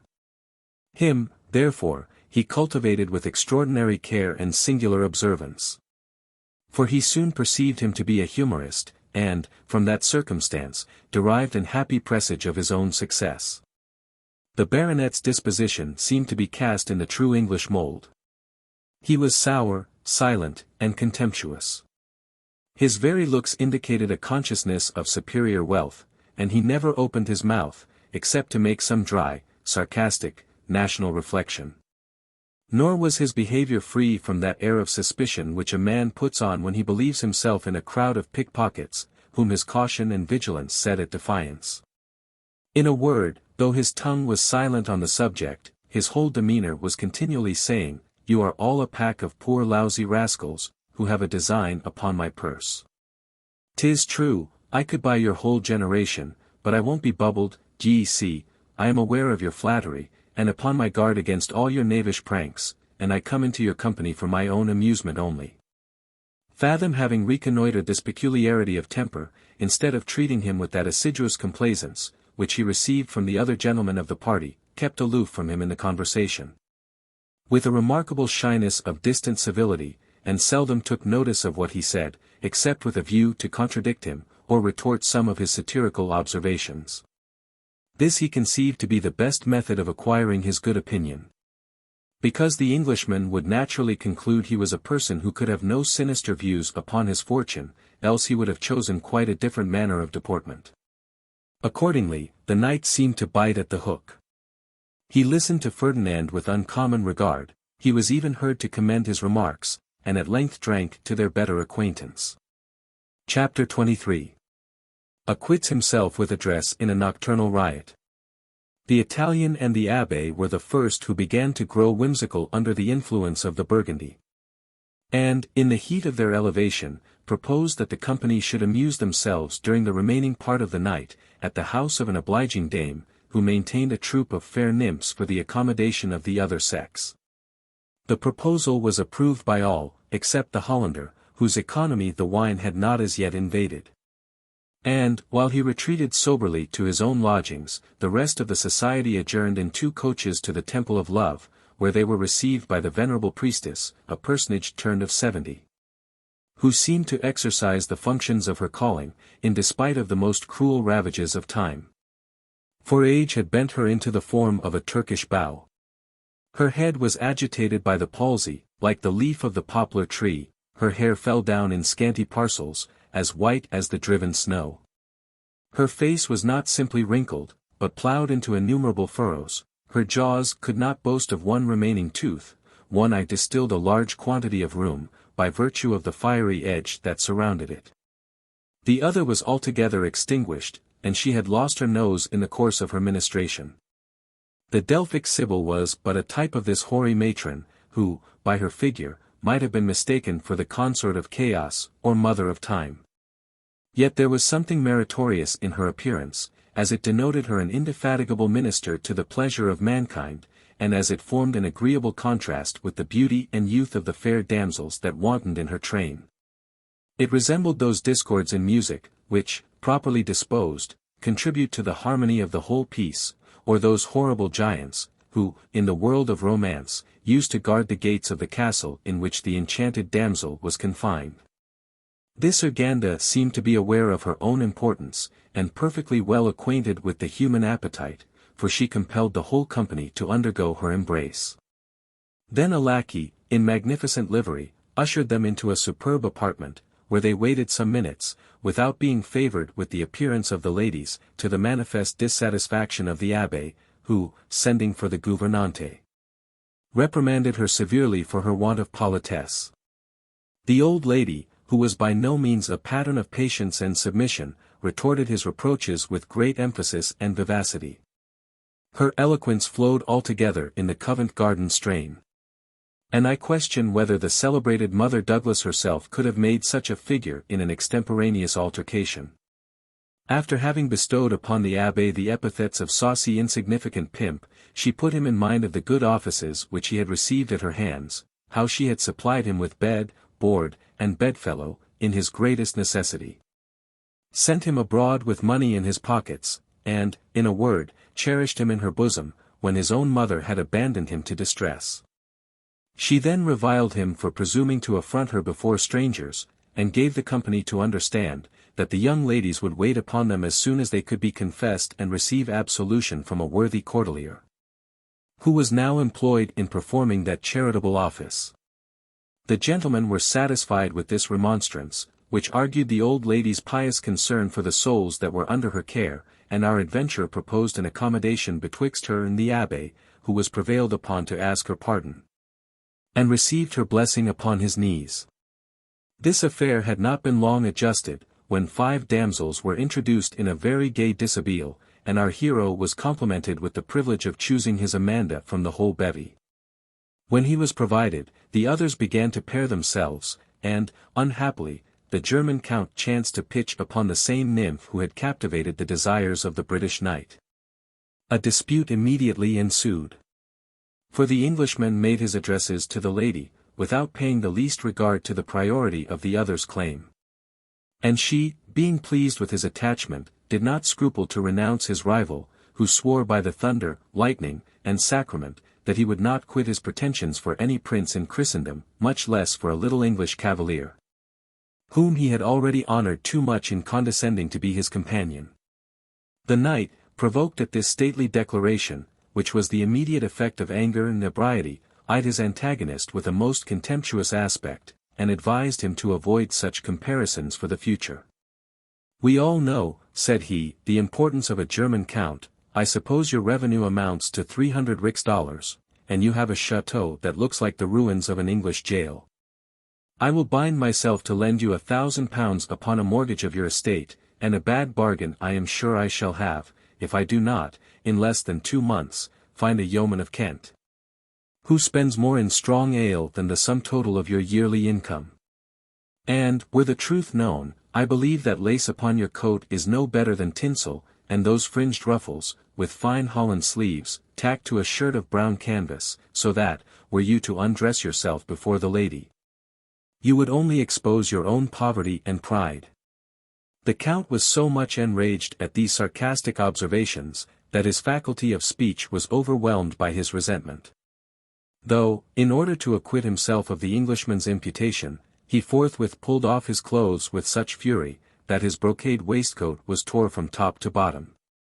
The knight, mistaking his meaning, considered this demeanor as a fair challenge, to try which was the better man in the exercise of boxing.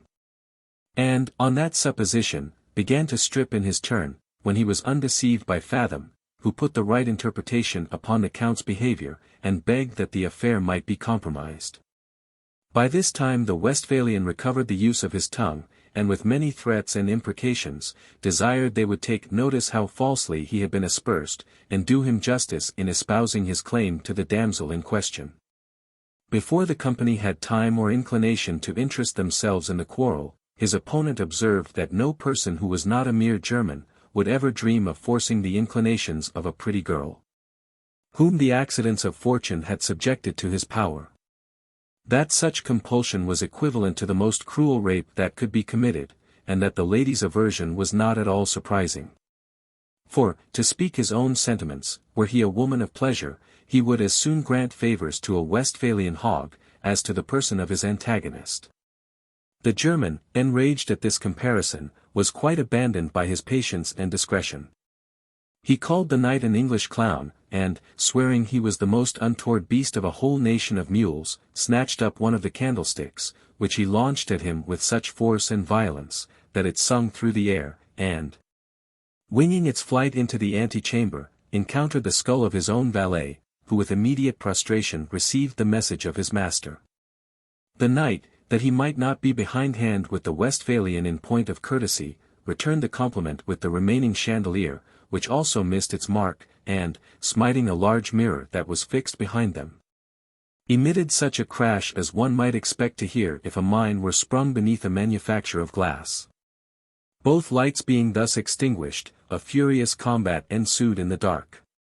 The Italian scampered off with infinite agility, and, as he went downstairs, desired that nobody would interpose, because it was an affair of honor, which could not be made up. The ladies consulted their safety in flight. Count Fathom slyly retired to one corner of the room, while the abbé, having upon him the terrors of the commissaire, endeavored to appease and part the combatants, and, in the attempt, sustained a random blow upon his nose, which sent him howling into the other chamber, where, finding his band besmeared with his own blood, he began to caper about the apartment, in a transport of rage and vexation. Meanwhile, the old gentlewoman being alarmed with the noise of the battle, and apprehensive that it would end in murder, to the danger and discredit of herself and family, immediately mustered up her myrmidons, of whom she always retained a formidable band, and, putting herself at their head, lighted them to the scene of uproar. Ferdinand, who had hitherto observed a strict neutrality, no sooner perceived them approach, than he leaped in between the disputants, that he might be found acting in the character of a peacemaker. And, indeed, by this time, victory had declared for the baronet, who had treated his antagonist with a cross-buttock, which laid him almost breathless on the floor. The victor was prevailed upon, by the entreaties of Fathom, to quit the field of battle, and adjourn into another room, where, in less than half an hour, he received a billet from the Count, defying him to single combat on the frontiers of Flanders, at an appointed time and place. The challenge was immediately accepted by the knight, who, being flushed with conquest, treated his adversary with great contempt. But, next day, when the fumes of the Burgundy were quite exhaled, and the adventure recurred to his remembrance and sober reflection, he waited upon our adventurer at his lodgings, and solicited his advice in such a manner as gave him to understand that he looked upon what had happened as a drunken brawl, which ought to have no serious consequences. Fathom, foreseeing that the affair might be managed for his own interest, professed himself of the baronet's opinion, and, without hesitation, undertook the office of a mediator, assuring his principal, that his honor should suffer no stain in the course of his negotiation. Having received the Englishman's acknowledgments for this instance of friendship, He forthwith set out for the place of the German's habitation, and understanding he was still asleep, insisted upon his being immediately waked, and told that a gentleman from the Chevalier desired to see him, upon business of importance which could not be delayed. Accordingly, his valet-de-chamber, pressed by Fathom's importunities and remonstrances, ventured to go in and shake the Count by the shoulder. When this furious Teutonian, still agitated by the fever of the preceding night, leaped out of bed in a frenzy, and seizing his sword that lay upon a table, would have severely punished the presumption of his servant. Had not he been restrained by the entrance of Ferdinand, who, with a peremptory countenance, gave him to understand that the valet had acted at his immediate instigation, and that he was come, as the Englishman's friend, to concert with him proper measures for keeping the appointment they had made at their last meeting. This message effectually calmed the German, who was not a little mortified to find himself so disagreeably disturbed. He could not help cursing the impatience of his antagonist, and even hinting that he would have acted more like a gentleman and good Christian, in expressing a desire of seeing the affair accommodated, as he knew himself to be the aggressor, consequently the first offender against the laws of politeness and good fellowship. Fathom, finding him in a fit temper of mind, took the opportunity of assenting to the reasonableness of his observation. He ventured to condemn the impetuosity of the baronet, who, he perceived, was extremely nice and scrupulous in the punctilios of honor, and said it was a pity that two gentlemen should forfeit each other's friendship, much less expose their lives, for such a frivolous cause. "My dear Count," cried the Westphalian, "I am charmed to find your sentiments so conformable to my own. In an honorable cause, I despise all danger, my courage, thank heaven, has been manifested in many public engagements as well as in private rencounters. But, to break with my friend, whose eminent virtues I admire, and even to seek his life, on such a scandalous occasion, for a little insignificant W.E., who, I suppose, took the advantage of our intoxication, to foment the quarrel, by heaven, my conscience cannot digest it." Having expressed himself to this purpose, he waited impatiently for the reply of Ferdinand, who, after a pause of deliberation, offered his services in the way of mediation. Though, he observed, it was a matter of great delicacy, and the event altogether uncertain. "Nevertheless," added our adventurer, "I will strive to appease the knight, who, I hope, will be induced by my remonstrances to forget the unlucky accident, which hath so disagreeably interrupted your mutual friendship." The German thanked him for this proof of his regard, which yielded him more satisfaction on account of the Chevalier than of himself. "For, by the tombs of my fathers," cried he, "I have so little concern for my personal safety, that, if my honor were interested, I durst oppose myself singly to the whole ban of the empire. And I am now ready, if the Chevalier requires it, to give him the rendezvous in the forest of Senlis, either on horseback or on foot, where this contest may be terminated with the life of one or both of us." Count Fathom, with a view to chastise the Westphalian for this rhodomantade, told him, with a mortifying air of indifference, that if they were both bent upon taking the field, he would save himself the trouble of interposing farther in the affair, and desired to know the hour at which it would suit him to take the air with the baronet. The other, not a little embarrassed by this question, said, with a faltering tongue, he should be proud to obey the Chevalier's orders, but, at the same time, owned he should be much better pleased if our hero would execute the pacific proposal he had made. Fathom accordingly promised to exert himself for that purpose, and returned to the knight, with whom he assumed the merit of having tranquilized the rage of an incensed barbarian, who was now disposed to a reconciliation upon equal terms. The baronet overwhelmed him with caresses and compliments upon his friendship and address.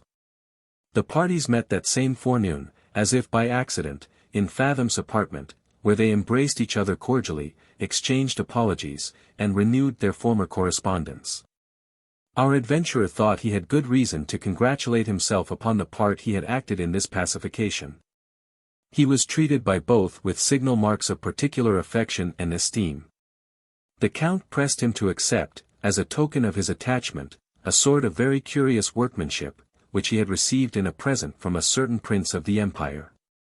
The knight forced upon his finger a very splendid diamond ring, as a testimony of his gratitude and esteem.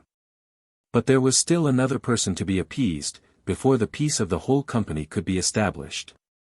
This was no other than the abbé, from whom each of the reconciled friends received at dinner a billet couched in these words: "I have the honor to lament the infinite chagrin and mortification that compels me to address myself in this manner to a person of your rank and eminence, whom I should do myself the pleasure of waiting upon in person, were I not prevented by the misfortune of my nose, which was last night most cruelly disarranged, by a violent contusion I had the honor to receive in attempting to compose that unhappy fracas, at the house of Madame la Maquerelle.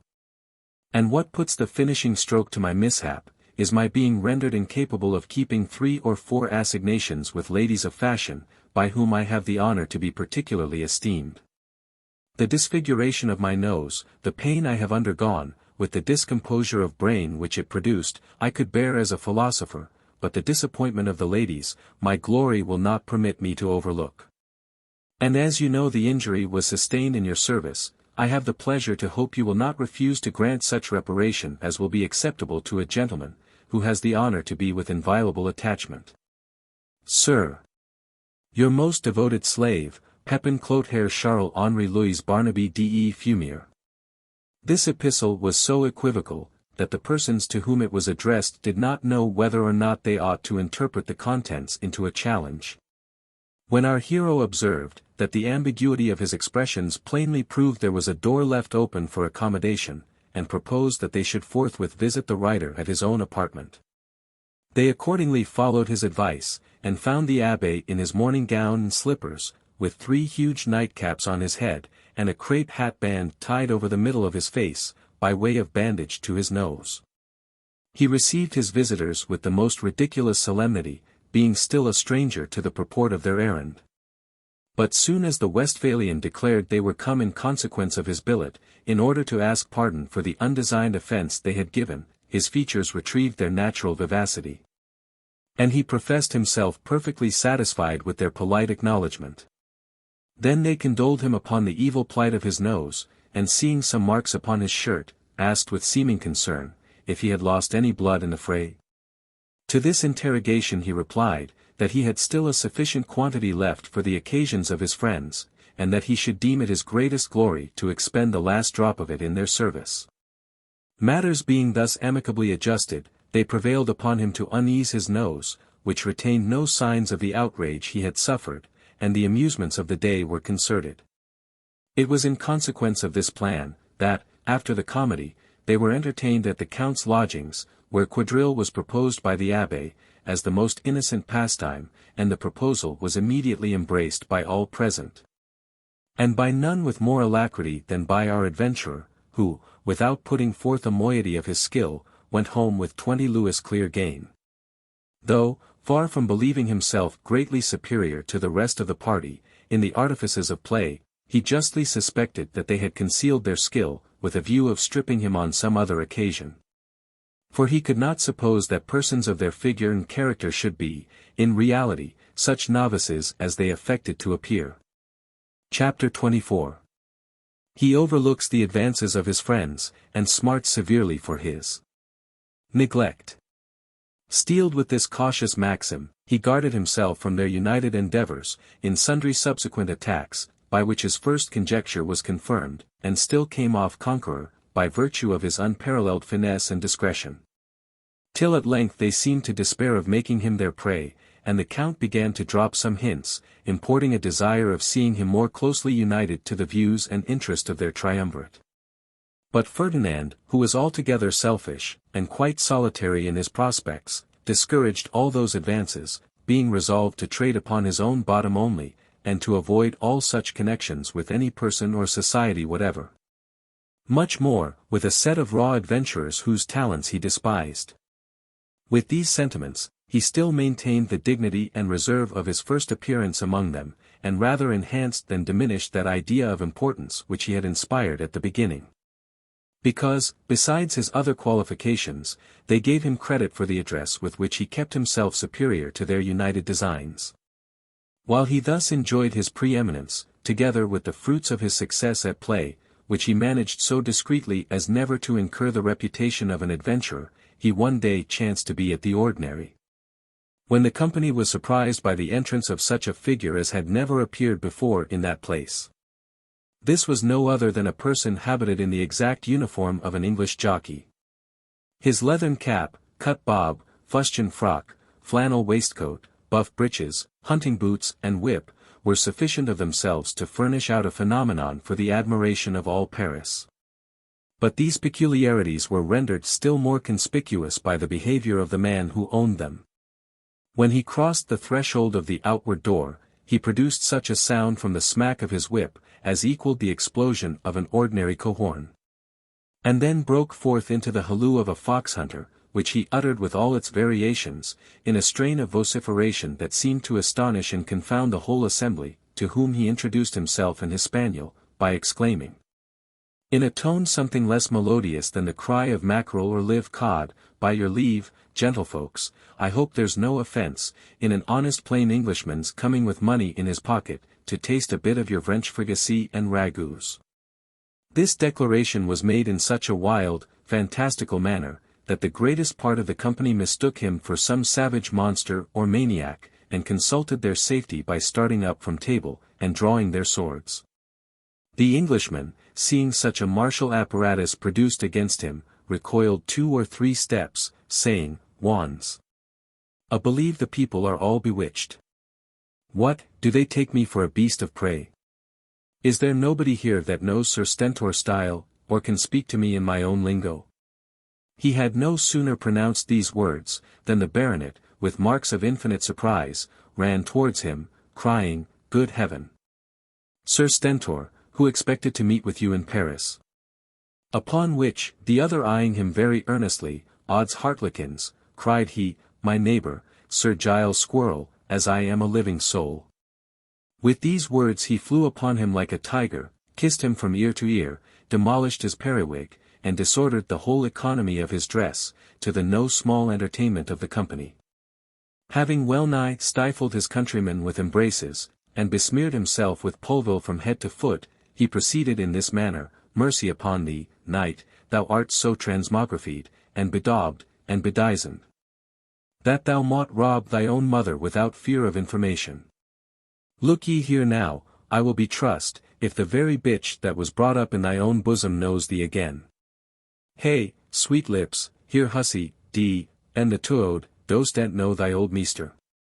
Ey, thou mayst smell till Christmas, I'll be bound to be hanged, knight, if the creature's nose ant foundered by the d stinking perfumes you have got among you." These compliments being passed, the 2 knights sat down by one another, and Sir Stentor being asked by his neighbour, upon what errand he had crossed the sea, gave him to understand, that he had come to France, in consequence of a wager with Squire Snaffle, who had laid £1,000, that he, Sir Stentor, would not travel to Paris by himself, and for a whole month appear every day at a certain hour in the public walks, without wearing any other dress than that in which he saw him. "The feller has got no more stuff in his pate," continued this polite stranger, "than a jackass, to think I could not find my way hither thof I could not jabber your French lingo. Ecod! The people of this country are sharp enough to find out your meaning, when you want to spend anything among them, and, as for the matter of dress, bodikins, for £1,000 I would engage to live in the midst of them, and show myself without any clothes at all. Odds heart! A true-born Englishman needs not be ashamed to show his face, nor his backside neither, with the best Frenchman that ever trod the ground. Thof we Englishmen don't beplaister our doublets with gold and silver, I believe as how we have our pockets better lined than most of our neighbours. And for all my bit of a fustian frock, that cost me in all but 40 shillings, I believe, between you and me, knight, I have more dust in my fob, than all those powdered sparks put together. But the worst of the matter is this. Here is no solid belly timber in this country. One can't have a slice of delicate sirloin, or nice buttock of beef, for love nor money. A pies upon them. I could get no eatables upon the road, but what they called bully, which looks like the flesh of Pharaoh's lean kine stewed into rags and tatters, and then their pigeon, rabbit them. One would think every old woman of this kingdom hatched pigeons from her own body. It is not to be supposed that such an original sat unobserved. The French and other foreigners, who had never been in England, were struck dumb with amazement at the knight's appearance and deportment. While the English guests were overwhelmed with shame and confusion, and kept a most wary silence, for fear of being recognized by their countrymen. As for our adventurer, he was inwardly transported with joy at sight of this curiosity. He considered him as a genuine, rich country booby, of the right English growth, fresh as imported, and his heart throbbed with rapture, when he heard Sir Stentor value himself upon the lining of his pockets. He foresaw, indeed, that the other knight would endeavour to reserve him for his own game, but he was too conscious of his own accomplishments to think he should find great difficulty in superseding the influence of Sir Giles. Meanwhile, the newcomer was by his friend helped to some ragout, which pleased his palate so well, that he declared he should now make a hearty meal, for the first time since he had crossed the water. And, while his good humour prevailed, he drank to every individual around the table. Ferdinand seized this opportunity of insinuating himself into his favour, by saying in English, he was glad to find there was anything in France that was agreeable to Sir Stentor. To this compliment the knight replied with an air of surprise, "Wands. I find here's another countryman of mine in this here company. Sir, I am proud to see you with all my heart." So speaking, he thrust out his right hand across the table, and shook our hero by the fist, with such violence of civility, as proved very grievous to a French marquis, who, in helping himself to soup, was jostled in such a manner as to overturn the dividing spoon in his own bosom. The Englishman, seeing the mischief he had produced, cried, "No offence, I hope," in a tone of vociferation, which the marquis in all probability misconstrued. For he began to model his features into a very sublime and peremptory look, when Fathom interpreted the apology, and at the same time informed Sir Stentor, that although he himself had not the honour of being an Englishman, he had always entertained a most particular veneration for the country, and learned the language in consequence of that esteem. "Blood," answered the knight, "I think myself the more obliged to you for your kind opinion, than if you was my countryman in good earnest. For there be abundance of we English, no offence, Sir Giles, that seem to be ashamed of their own nation, and leave their homes to come and spend their fortunes abroad, among a parcel of, you understand me, sir, a word to the wise, as the saying is." Here he was interrupted by an article of the second course, that seemed to give him great disturbance. This was a roasted leveret, very strong of the fumet, which happened to be placed directly under his nose. His sense of smelling was no sooner encountered by the effluvia of this delicious fare, than he started up from table, exclaiming, "Odds my liver! Here's a piece of carrion, that I would not offer to e'er a hound in my kennel. 'Tis enough to make any Christian vomit both gut and gall," and indeed by the wry faces he made while he ran to the door, his stomach seemed ready to justify this last assertion. The abbé, who concluded, from these symptoms of disgust, that the leveret was not sufficiently stale, began to exhibit marks of discontent, and desired that it might be brought to the other end of the table for his examination. He accordingly hung over it with the most greedy appetite, feasting his nostrils with the steams of animal putrefaction. And at length declared that the morceau was passable, though he owned it would have been highly perfect, had it been kept another week. Nevertheless, mouths were not wanting to discuss it, insipid as it was. For in 3 minutes there was not a vestige to be seen of that which had offended the organs of Sir Stentor, who now resumed his place, and did justice to the dessert. But what he seemed to relish better than any other part of the entertainment, was the conversation of our adventurer, whom, after dinner, he begged to have the honour of treating with a dish of coffee. To the seeming mortification of his brother knight, over which Fathom exulted in his own heart. In short, our hero, by his affability and engaging deportment, immediately gained possession of Sir Stentor's good graces, insomuch, that he desired to crack a bottle with him in the evening, and they repaired to an auberge, whither his fellow knight accompanied him, not without manifest signs of reluctance. There the stranger gave a loose to jollity, though at first he ed the Burgundy as a poor thin liquor, that ran through him in a twinkling, and, instead of warming, cooled his heart and bowels.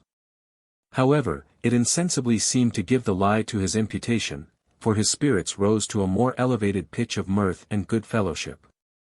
He sung, or rather roared, the early horn, so as to alarm the whole neighborhood, and began to slabber his companions with a most bear-like affection. Yet whatever haste he made to the goal of ebriety, he was distanced by his brother baronet, who from the beginning of the party had made little other use of his mouth than to receive the glass, and now sunk down upon the floor, in a state of temporary annihilation. He was immediately carried to bed by the direction of Ferdinand, who now saw himself in a manner possessor of that mind to which he had made such eager and artful advances. That he might, therefore, carry on the approaches in the same cautious manner, he gradually shook off the trammels of sobriety, gave a loose to that spirit of freedom which good liquor commonly inspires, and, in the familiarity of drunkenness, owned himself head of a noble family of Poland, from which he had been obliged to absent himself on account of an affair of honor, not yet compromised.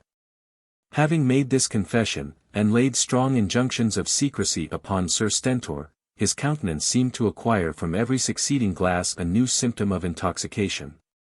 They renewed their embraces, swore eternal friendship from that day, and swallowed fresh bumpers, till both being in all appearance quite overpowered, they began to yawn in concert, and even gnawed in their chairs. The knight seemed to resent the attacks of slumber, as so many impertinent attempts to interrupt their entertainment. He cursed his own propensity to sleep, imputing it to the d-ed French climate, and proposed to engage in some pastime that would keep them awake. "Odds flesh!" cried the Briton, "when I'm at home, I defy all the devils in hell to fasten my eyelids together, if so be as I'm otherwise inclined. For there's mother and sister Nan, and brother Numps and I, continue to divert ourselves at all fours, brag, cribbage, tettidum, hustlecap, and chuckvarthing, and, thof I say it, that shouldn't say it, I won't turn my back to he in England at any of these pastimes. And so, Count, if you are so disposed, I am your man, that is, in the way of friendship, at which of these you shall please to pitch upon."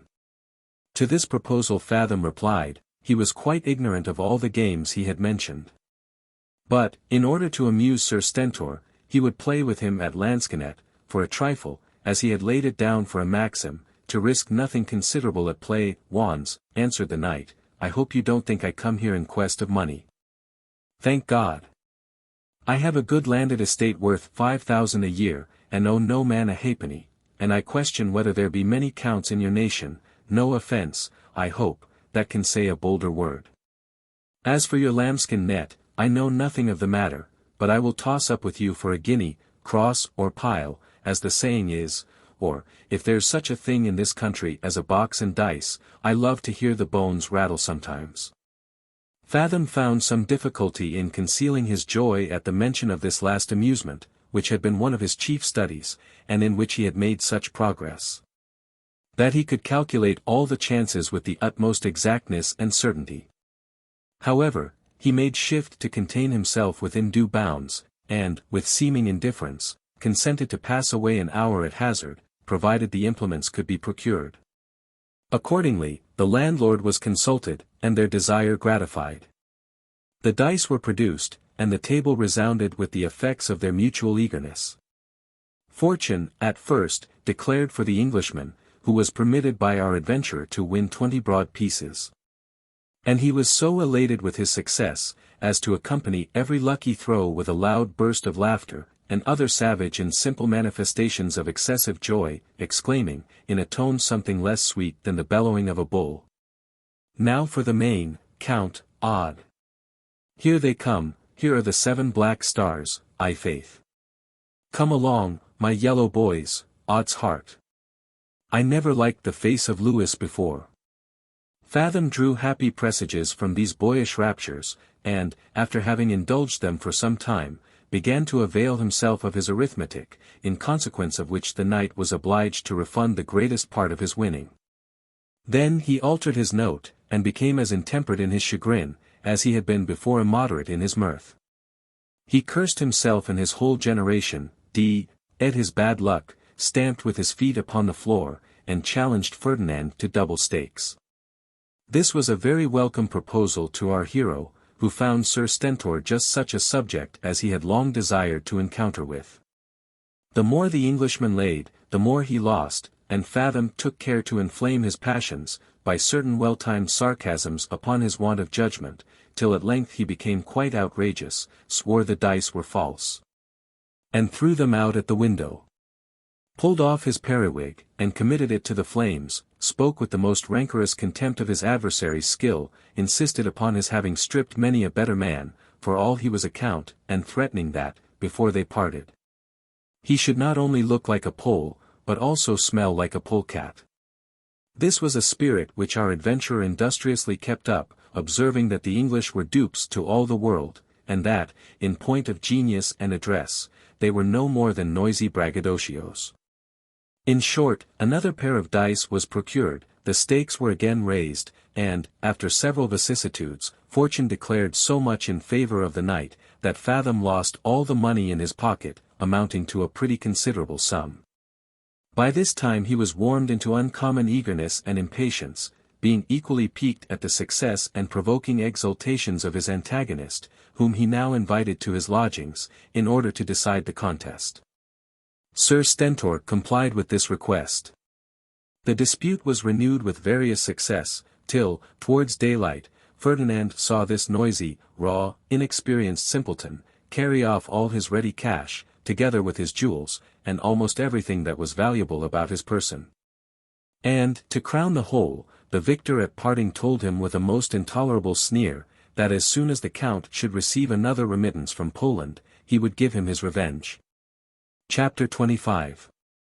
He bears his fate like a philosopher, and contracts acquaintance with a very remarkable personage. This was a proper subject for our hero to moralize upon, and accordingly it did not pass without his remarks. He found himself fairly foiled at his own weapons, reduced to indigence in a foreign land, and, what he chiefly regretted, robbed of all those gay expectations he had indulged from his own supposed excellence in the wiles of fraud.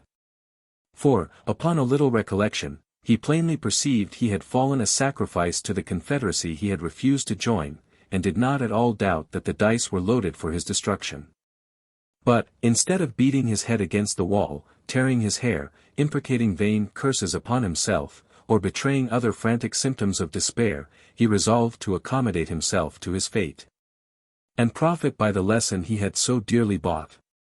With this intention, he immediately dismissed his valet, quitted his lodgings, retired to an obscure street on the other side of the river, and, covering one eye with a large patch of black silk, presented himself in quality of a musician to the director of the opera, who, upon hearing a trial of his skill, received him into the band without further question.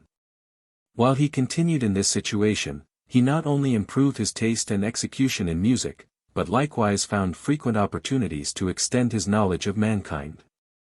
For, besides the employment he exercised in public, he was often concerned in private concerts that were given in the hotels of noblemen, by which means he became more and more acquainted with the persons, manners, and characters of high life, which he contemplated with the most industrious attention, as a spectator, who, being altogether unconcerned in the performance, is at more liberty to observe and enjoy the particulars of the entertainment.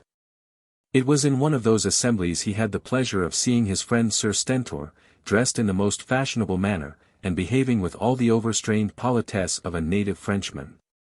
He was accompanied by his brother knight and the abbé. And this triumvirate, even in Fathom's hearing, gave a most ludicrous detail of the finesse they had practiced upon the Polish count, to their entertainer, who was ambassador from a certain court, and made himself extremely merry with the particulars of the relation. Indeed, they made shift to describe some of the circumstances in such a ridiculous light, that our adventurer himself, smarting as he was with the disgrace, could not help laughing in secret at the account. He afterwards made it his business to inquire into the characters of the two British knights, and understood they were notorious sharpers, who had come abroad for the good of their country, and now hunted in couple among a French pack that dispersed themselves through the public ordinaries, walks, and spectacles, in order to make a prey of incautious strangers.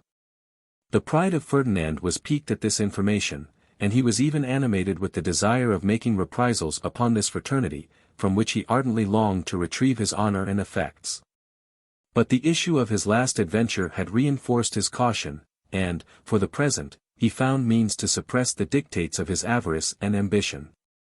Resolving to employ his whole penetration in reconnoitering the ground, before he should venture to take the field again.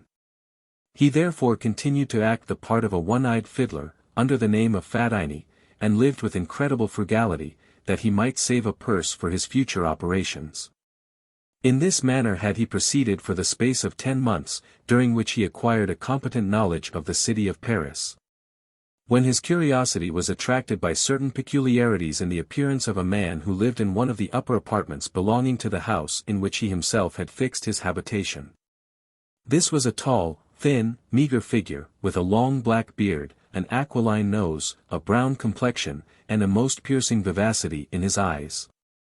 He seemed to be about the age of 50, or the Persian habit, and there was a remarkable severity in his aspect and demeanor. He and our adventurer had been fellow-lodgers for some time, and, according to the laudable custom in these days, had hitherto remained as much estranged to one another, as if they had lived on opposite sides of the globe. But of late the Persian seemed to regard our hero with particular attention. When they chanced to meet on the staircase, or elsewhere, he bowed to Ferdinand with great solemnity, and complimented him with the pas. He even proceeded, in the course of this communication, to open his mouth, and salute him with a good morrow, and sometimes made the common remarks upon the weather. Fathom, who was naturally complaisant, did not discourage these advances. On the contrary, he behaved to him with marks of particular respect, and one day desired the favor of his company to breakfast. This invitation the stranger declined with due acknowledgment, on pretence of being out of order. And, in the meantime, our adventurer bethought himself of questioning the landlord concerning his outlandish guest. His curiosity was rather inflamed than satisfied with the information he could obtain from this quarter. For all he learned was, that the Persian went by the name of Ali Becker, and that he had lived in the house for the space of 4 months, in a most solitary and parsimonious manner, without being visited by one living soul. That, for some time after his arrival, he had been often heard to groan dismally in the night, and even to exclaim in an unknown language, as if he had labored under some grievous affliction. And though the first transports of his grief had subsided, it was easy to perceive he still indulged a deep-rooted melancholy, for the tears were frequently observed to trickle down his beard. The commissaire of the quarter had at first ordered this Oriental to be watched in his outgoings, according to the maxims of the French police, but his life was found so regular and inoffensive, that this precaution was soon set aside. Any man of humane sentiments, from the knowledge of these particulars, would have been prompted to offer his services to the forlorn stranger.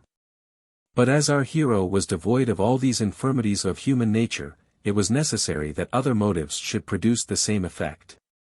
His curiosity, therefore, joined with the hopes of converting the confidence of Ali to his own emolument, effectually impelled him towards his acquaintance, and, in a little time, they began to relish the conversation of each other. For, as the reader may have already observed, Fathom possessed all the arts of insinuation, and had discernment enough to perceive an air of dignity in the Persian, which the humility of his circumstances could not conceal. He was, moreover, a man of good understanding, not without a tincture of letters, perfectly well bred, though in a ceremonious style, extremely moral in his discourse, and scrupulously nice in his notions of honor. Our hero conformed himself in all respects to the other's opinions, and managed his discretion so as to pass upon him for a gentleman reduced by misfortunes to the exercise of an employment which was altogether unsuitable to his birth and quality. He made earnest and repeated tenders of his good offices to the stranger, and pressed him to make use of his purse with such cordial perseverance, that, at length, Ali's reserve was overcome, and he condescended to borrow of him a small sum, which in all probability, saved his life. For he had been driven to the utmost extremity of want before he would accept of this assistance. Fathom, having gradually stole into his good graces, began to take notice of many piteous sighs that escaped him in the moments of their intercourse, and seemed to denote an heart fraught with woe. And, on pretence of administering consolation and counsel, begged leave to know the cause of his distress, observing, that his mind would be disburdened by such communication, and, perhaps, his grief alleviated by some means which they might jointly concert and execute in his behalf. Ali, thus solicited, would often shake his head, with marks of extreme sorrow and despondence, and, while the tears gushed from his eyes, declared that his distress was beyond the power of any remedy but death, and that, by making our hero his confidant, he should only extend his unhappiness to a friend, without feeling the least remission of his own torture. Notwithstanding these repeated declarations, Ferdinand, who was well enough acquainted with the mind of man to know that such importunity is seldom or never disagreeable, redoubled his instances, together with his expressions of sympathy and esteem, until the stranger was prevailed upon to gratify his curiosity and benevolence. Having, therefore, secured the chamber door one night, while all the rest of the family were asleep, the unfortunate Ali disclosed himself in these words. Chapter 26. The History of the Noble Castilian. I should be ungrateful, as well as unwise, did I longer resist the desire you express to know the particulars of that destiny which hath driven me to this miserable disguise, and rendered me in all considerations the most wretched of men. I have felt your friendship, am confident of your honor, and though my misfortunes are such as can never be repaired, because I am utterly cut off from hope, which is the wretch's last comfort, yet I may, by your means, be enabled to bear them with some degree of fortitude and resignation. Know then, my name is not Ali, neither am I of Persian extraction. I had once the honor to own myself a Castilian, and was, under the appellation of Don Diego de Zelis, respected as the head of one of the most ancient families of that kingdom. Judge, then, how severe that distress must be, which compels a Spaniard to renounce his country, his honors, and his name. My youth was not spent in inglorious ease, neither did it waste unheeded in the rolls of fame. Before I had attained the age of 19, I was twice wounded in battle. I once fortunately recovered the standard of the regiment to which I belonged, after it had been seized by the enemy. And, at another occasion, made shift to save the life of my colonel, when he lay at the mercy of an enraged barbarian. He that thinks I recapitulate these particulars out of ostentation, does wrong to the unhappy Don Diego de Zelis, who, in having performed these little acts of gallantry, thinks he has done nothing, but simply approved himself worthy of being called a Castilian. I mean only to do justice to my own character, and to make you acquainted with one of the most remarkable incidents of my life. It was my fate, during my third campaign, to command a troop of horse in the regiment of Don Gonzalez Orgulo, between whom and my father a family feud had long been maintained with great enmity. And that gentleman did not leave me without reason to believe he rejoiced at the opportunity of exercising his resentment upon his adversary's son. For he withheld from me that countenance which my fellow officers enjoyed, and found means to subject me to divers mortifications, of which I was not at liberty to complain. These I bore in silence for some time, as part of my probation in the character of a soldier. Resolved, nevertheless, to employ my interest at court for a removal into another corps, and to take some future opportunity of explaining my sentiments to Don Gonzalez upon the injustice of his behavior. While I animated myself with these sentiments against the discouragements I underwent, and the hard duty to which I was daily exposed, it was our fate to be concerned in the battle of Saragossa, where our regiment was so severely handled by the English infantry, that it was forced to give ground with the loss of 1/2 of its officers and men. Don Gonzalez, who acted as brigadier in another wing, being informed of our fate, and dreading the disgrace of his corps, which had never turned back to the enemy, put spurs to his horse, and, riding across the field at full speed, rallied our broken squadrons, and led us back to the charge with such intrepidity of behavior, as did not fail to inspire us all with uncommon courage and alacrity. For my own part, I thought myself doubly interested to distinguish my valor, not only on account of my own glory, but likewise on the supposition, that, as I was acting under the eye of Gonzalez, my conduct would be narrowly observed. I therefore exerted myself with unusual vigor, and as he began the attack with the remains of my troop, fought close by his side during the rest of the engagement. I even acquired his applause in the very heat of battle. When his hat was struck off, and his horse fell under him, I accommodated and remounted him upon my own, and, having seized for my own use another that belonged to a common trooper, attended this stern commander as before, and seconded him in all his repeated efforts. But it was impossible to withstand the numbers and impetuosity of the foe, and Don Gonzalez, having had the mortification to see his regiment cut in pieces, and the greatest part of the army routed, was fain to yield to the fortune of the day. Yet he retired as became a man of honor and a Castilian, that is, he marched off with great deliberation in the rear of the Spanish troops, and frequently faced about to check the pursuit of the enemy. Indeed, this exercise of his courage had well nigh cost him his life, for, in one of those wheelings, he was left almost alone, and a small party of the Portuguese horse had actually cut off our communication with the retreating forces of Spain. In this dilemma, we had no other chance of saving our lives and liberty, than that of opening a passage sword in hand, and this was what Gonzalez instantly resolved to attempt. We accordingly recommended our souls to God, and, charging the line abreast of one another, bore down all opposition, and were in a fair way of accomplishing our retreat without further danger. But the gallant Orgulo, in crossing a ditch, had the misfortune to be thrown from his horse, and was almost the same instant overtaken by one of the Portuguese dragoons, whose sword was already suspended over his head, as he lay half stunned with his fall.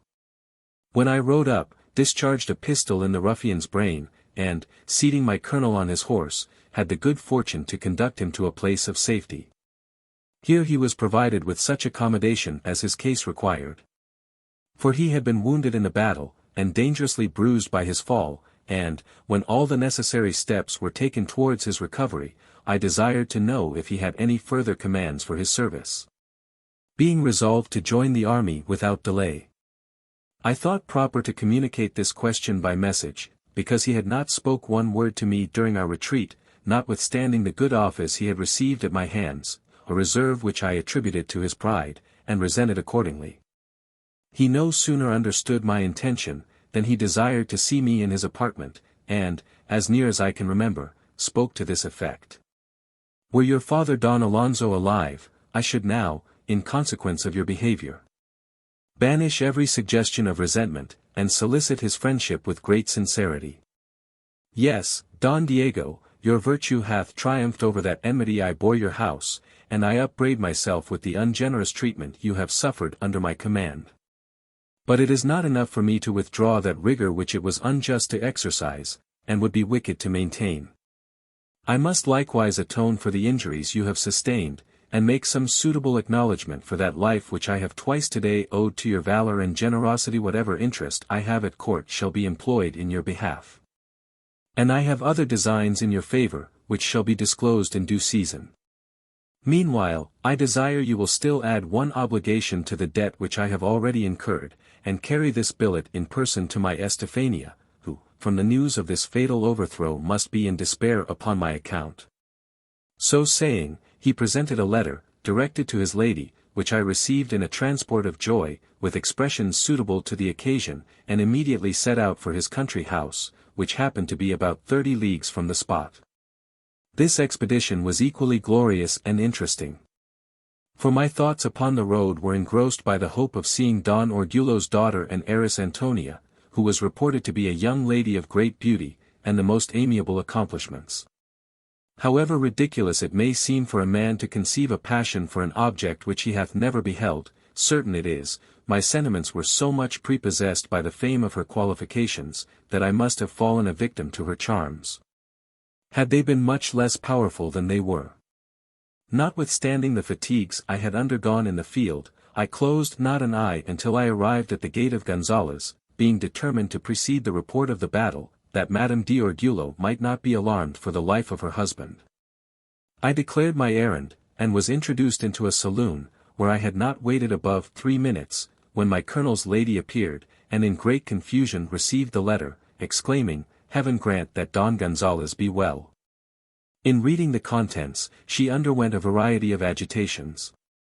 But, when she had perused the whole, her countenance regained its serenity, and, regarding me with an air of ineffable complacency, "Don Diego," said she, "while I lament the national calamity, in the defeat of our army, I at the same time feel the most sincere pleasure on seeing you upon this occasion, and, according to the directions of my dear lord, bid you heartily welcome to this house, as his preserver and friend. I was not unacquainted with your character before this last triumph of your virtue, and have often prayed to heaven for some lucky determination of that fatal quarrel which raged so long between the family of Gonzales and your father's house. My prayers have been heard, the long-wished-for reconciliation is now effected, and I hope nothing will ever intervene to disturb this happy union. To this polite and affectionate declaration, I made such a reply as became a young man, whose heart overflowed with joy and benevolence, and desired to know how soon her answer to my commander would be ready, that I might gratify his impatience with all possible dispatch. After having thanked me for this fresh proof of my attachment, she begged I would retire into a chamber, and repose myself from the uncommon fatigues I must have undergone. But, finding I persisted in the resolution of returning to Don Gonzales, without allowing myself the least benefit of sleep, she left me engaged in conversation with an uncle of Don Gonzales, who lodged in the house, and gave orders that a collation should be prepared in another apartment, while she retired to her closet, and wrote a letter to her husband. In less than an hour from my first arrival, I was introduced into a most elegant dining room, where a magnificent entertainment was served up, and where we were joined by Donna Estefania, and her beautiful daughter the fair Antonia, who, advancing with the most amiable sweetness, thanked me in very warm expressions of acknowledgment, for the generosity of my conduct towards her father. I had been ravished with her first appearance, which far exceeded my imagination, and my faculties were so disordered by this address, that I answered her compliment with the most awkward confusion. But this disorder did not turn to my prejudice in the opinion of that lovely creature, who has often told me in the sequel, that she gave herself credit for that perplexity in my behavior, and that I never appeared more worthy of her regard and affection than at that juncture, when my dress was discomposed, and my whole person disfigured by the toils and duty of the preceding day. For this very dishabille presented itself to her reflection as the immediate effect of that very merit by which I was entitled to her esteem. Wretch that I am! To survive the loss of such an excellent woman, endeared to my remembrance by the most tender offices of wedlock, happily exercised for the space of 25 years. Forgive these tears, they are not the drops of weakness, but remorse. Not to trouble you with idle particulars, suffice it is to say, I was favored with such marks of distinction by Madame d'Orgulo, that she thought it incumbent upon her to let me know she had not overacted her hospitality, and, while we sat at table, accosted me in these words: "You will not be surprised, Don Diego, at my expressions of regard, which I own are unusual from a Spanish lady to a young cavalier like you, when I communicate the contents of this letter from Don Gonzales." So saying, she put the billet into my hand, and I read these words, or words to this effect: "Amiable Estefania, you will understand that I am as well as a person can possibly be who hath this day lived to see the army of his king defeated. If you would know the particulars of this unfortunate action, your curiosity will be gratified by the bearer, Don Diego de Zelis, to whose virtue and bravery I am twice indebted for my life. I therefore desire you will receive him with that respect and gratitude which you shall think due for such an obligation, and, in entertaining him, dismiss that reserve which often disgraces the Spanish hospitality. In a word, let your own virtue and beneficence conduct you upon this occasion, and let my Antonia's endeavors be joined with your own in doing honor to the preserver of her father. Adieu." Such a testimonial could not fail of being very agreeable to a young soldier, who by this time had begun to indulge the transporting hope of being happy in the arms of the adorable Antonia. I professed myself extremely happy in having met with an opportunity of acquiring such a degree of my colonel's esteem, entertained them with a detail of his personal prowess in the battle, and answered all their questions with that moderation which every man ought to preserve in speaking of his own behavior. Our repast being ended, I took my leave of the ladies, and at parting received a letter from Donna Estefania to her husband, together with a ring of great value, which she begged I would accept, as a token of her esteem. Thus loaded with honor and caresses, I set out on my return for the quarters of Don Gonzales, who could scarce credit his own eyes when I delivered his lady's billet, for he thought it impossible to perform such a journey in so short a time. When he had glanced over the paper, "Don Diego," said he, by your short stay one would imagine you had met with indifferent reception at my house. I hope Estefania has not been deficient in her duty. I answered this question, by assuring him my entertainment had been so agreeable in all respects, that nothing but my duty to him could have induced me to give it up so soon. He then turned the conversation upon Antonia, and hinted his intention of giving her in marriage to a young cavalier, for whom he had a particular friendship. I was so much affected by this insinuation, which seemed at once to blast all my hopes of love and happiness, that the blood forsook my face. I was seized with an universal trepidation, and even obliged to retire, on pretence of being suddenly taken ill. Though Gonzalez seemed to impute this disorder to fatigue and want of rest, he in his heart ascribed it to the true cause. And, after having sounded my sentiments to his own satisfaction, blessed me with a declaration, importing, that I was the person upon whom he had pitched for a son-in-law. I will not trouble you with a repetition of what passed on this interesting occasion, but proceed to observe, that his intention in my favor was far from being disagreeable to his lady. And that, in a little time, I had the good fortune to espouse the charming Antonia, who submitted to the will of her father without reluctance. Soon after this happy event, I was, by the influence of Don Gonzalez, joined to my own interest, promoted to the command of a regiment, and served with honor during the remaining part of the war. After the Treaty of Utrecht, I was employed in reducing the Catalans to their allegiance, and, in an action with those obstinate rebels had the misfortune to lose my father-in-law, who by that time was preferred to the rank of a major general. The virtuous Estefania did not long survive this melancholy accident. And the loss of these indulgent parents made such a deep impression upon the tender heart of my Antonia, that I took the first opportunity of removing her from a place in which every object served to cherish her grief, to a pleasant villa near the city of Seville, which I purchased on account of its agreeable situation. That I might the more perfectly enjoy the possession of my amiable partner, who could no longer brook the thoughts of another separation, peace was no sooner re-established than I obtained leave to resign my commission. And I wholly devoted myself to the joys of a domestic life. Heaven seemed to smile upon our union, by blessing us with a son, whom, however, it was pleased to recall in his infancy, to our unspeakable grief and mortification. But our mutual chagrin was afterwards alleviated by the birth of a daughter, who seemed born with every accomplishment to excite the love and admiration of mankind.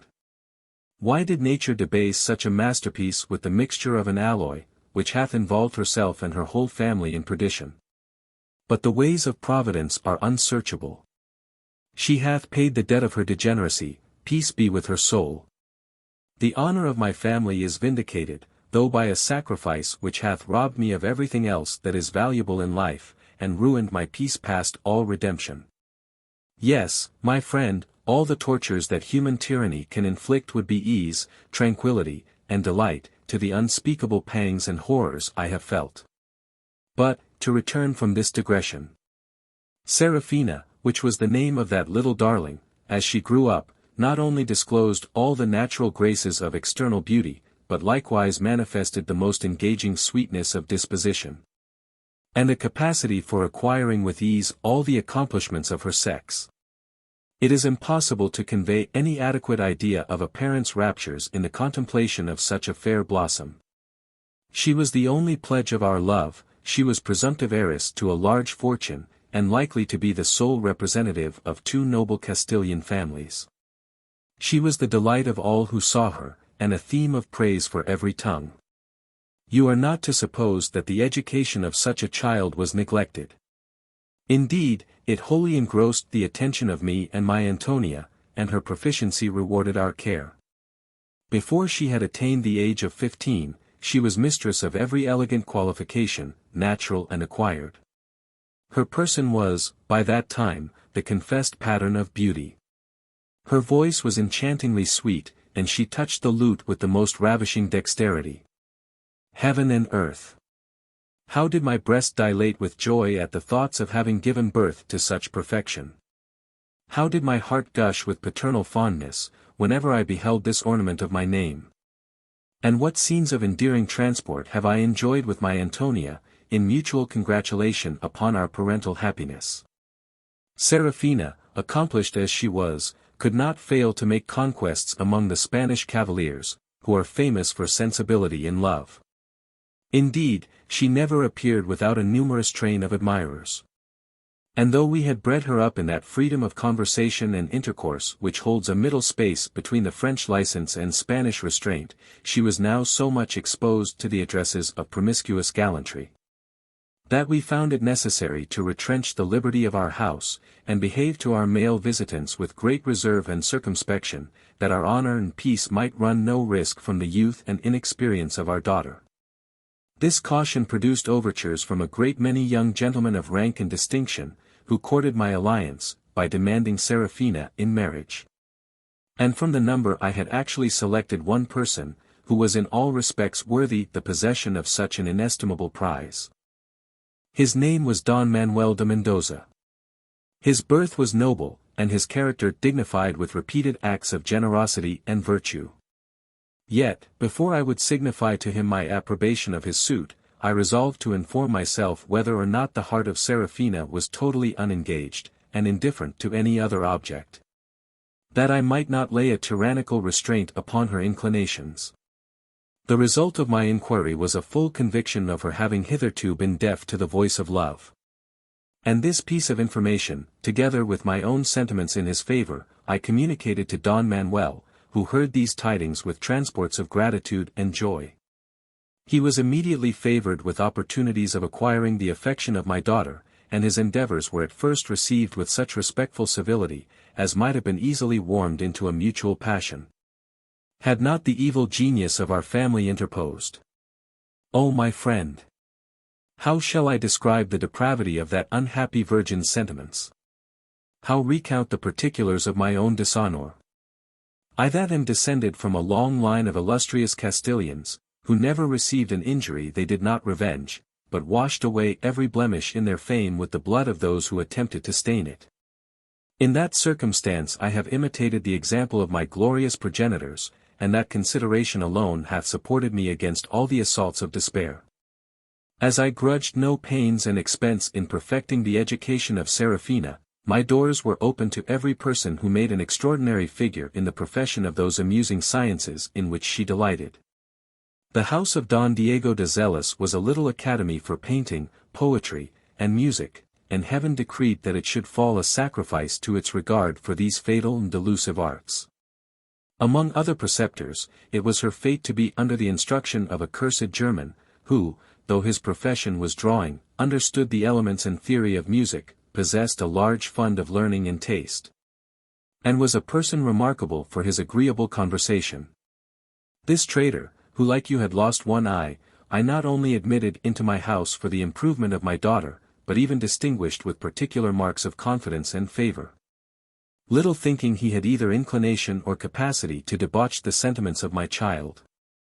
I was rejoiced beyond measure to see with what alacrity she received his lessons, with what avidity she listened to his discourse, which was always equally moral, instructing, and entertaining. Antonia seemed to vie with me in expressions of regard for this accomplished stranger, whom she could not help supposing to be a person of rank and family, reduced to his present situation by some unfortunate vicissitude of fate. I was disposed to concur with this opinion, and actually conjured him to make me his confidant, with such protestations as left him no room to doubt my honor and beneficence. But he still persisted in declaring himself the son of an obscure mechanic in Bohemia, an origin to which surely no man would pretend who had the least claim to nobility of birth. While I was thus undeceived in my conjecture touching his birth and quality, I was confirmed in an opinion of his integrity and moderation, and looked upon him as a man of honor, in despite of the lowness of his pedigree. Nevertheless, he was at bottom a most perfidious wretch, and all this modesty and self-denial were the effects of the most villainous dissimulation, a cloak under which he, unsuspected, robbed me of my honor and my peace. Not to trouble you with particulars, the recital of which would tear my heartstrings with indignation and remorse, I shall only observe, that, by the power of his infernal insinuation, he fascinated the heart of Seraphina, brought over Antonia herself to the interests of his passion, and at once detached them both from their duty and religion. Heaven and earth! How dangerous, how irresistible is the power of infatuation! While I remained in the midst of this blind security, waiting for the nuptials of my daughter, and indulging myself with the vain prospect of her approaching felicity, Antonia found means to protract the negotiations of the marriage. By representing that it would be a pity to deprive Serafina of the opportunity she then had of profiting by the German's instructions. And, upon that account, I prevailed upon Don Manuel to bridle the impatience of his love. During this interval, as I one evening enjoyed the cool air in my own garden, I was accosted by an old duenna, who had been my nurse and lived in the family since the time of my childhood. "My duty," said she, "will no longer permit me to wink in silence at the wrongs I see you daily suffer. Dismiss that German from your house without delay, if you respect the glory of your name, and the rites of our holy religion. The stranger is an abominable heretic, and, grant heaven, he may not have already poisoned the minds of those you hold most dear." I had been extremely alarmed at the beginning of this address. But, finding the imputation limited to the article of religion, in which, thank God, I am no bigot, I recovered my serenity of disposition, thanked the old woman for her zeal, commended her piety, and encouraged her to persevere in making observations on such subjects as should concern my honor and my quiet. We live in such a world of wickedness and fraud, that a man cannot be too vigilant in his own defense. Had I employed such spies from the beginning, I should in all probability have been at this day in possession of every comfort that renders life agreeable. The duenna, thus authorized, employed her sagacity with such success, that I had reason to suspect the German of a design upon the heart of Serafina. But, as the presumptions did not amount to conviction, I contented myself with exiling him from my house, under the pretext of having discovered that he was an enemy to the Catholic Church, and forthwith appointed a day for the celebration of my daughter's marriage with Don Manuel de Mendoza. I could easily perceive a cloud of melancholy overspread the faces of Serafina and her mother, when I declared these my resolutions. But, as they made no objection to what I proposed, I did not at that time enter into an explanation of the true motives that influenced my conduct. Both parties were probably afraid of such expostulation. Meanwhile, preparations were made for the espousals of Serafina.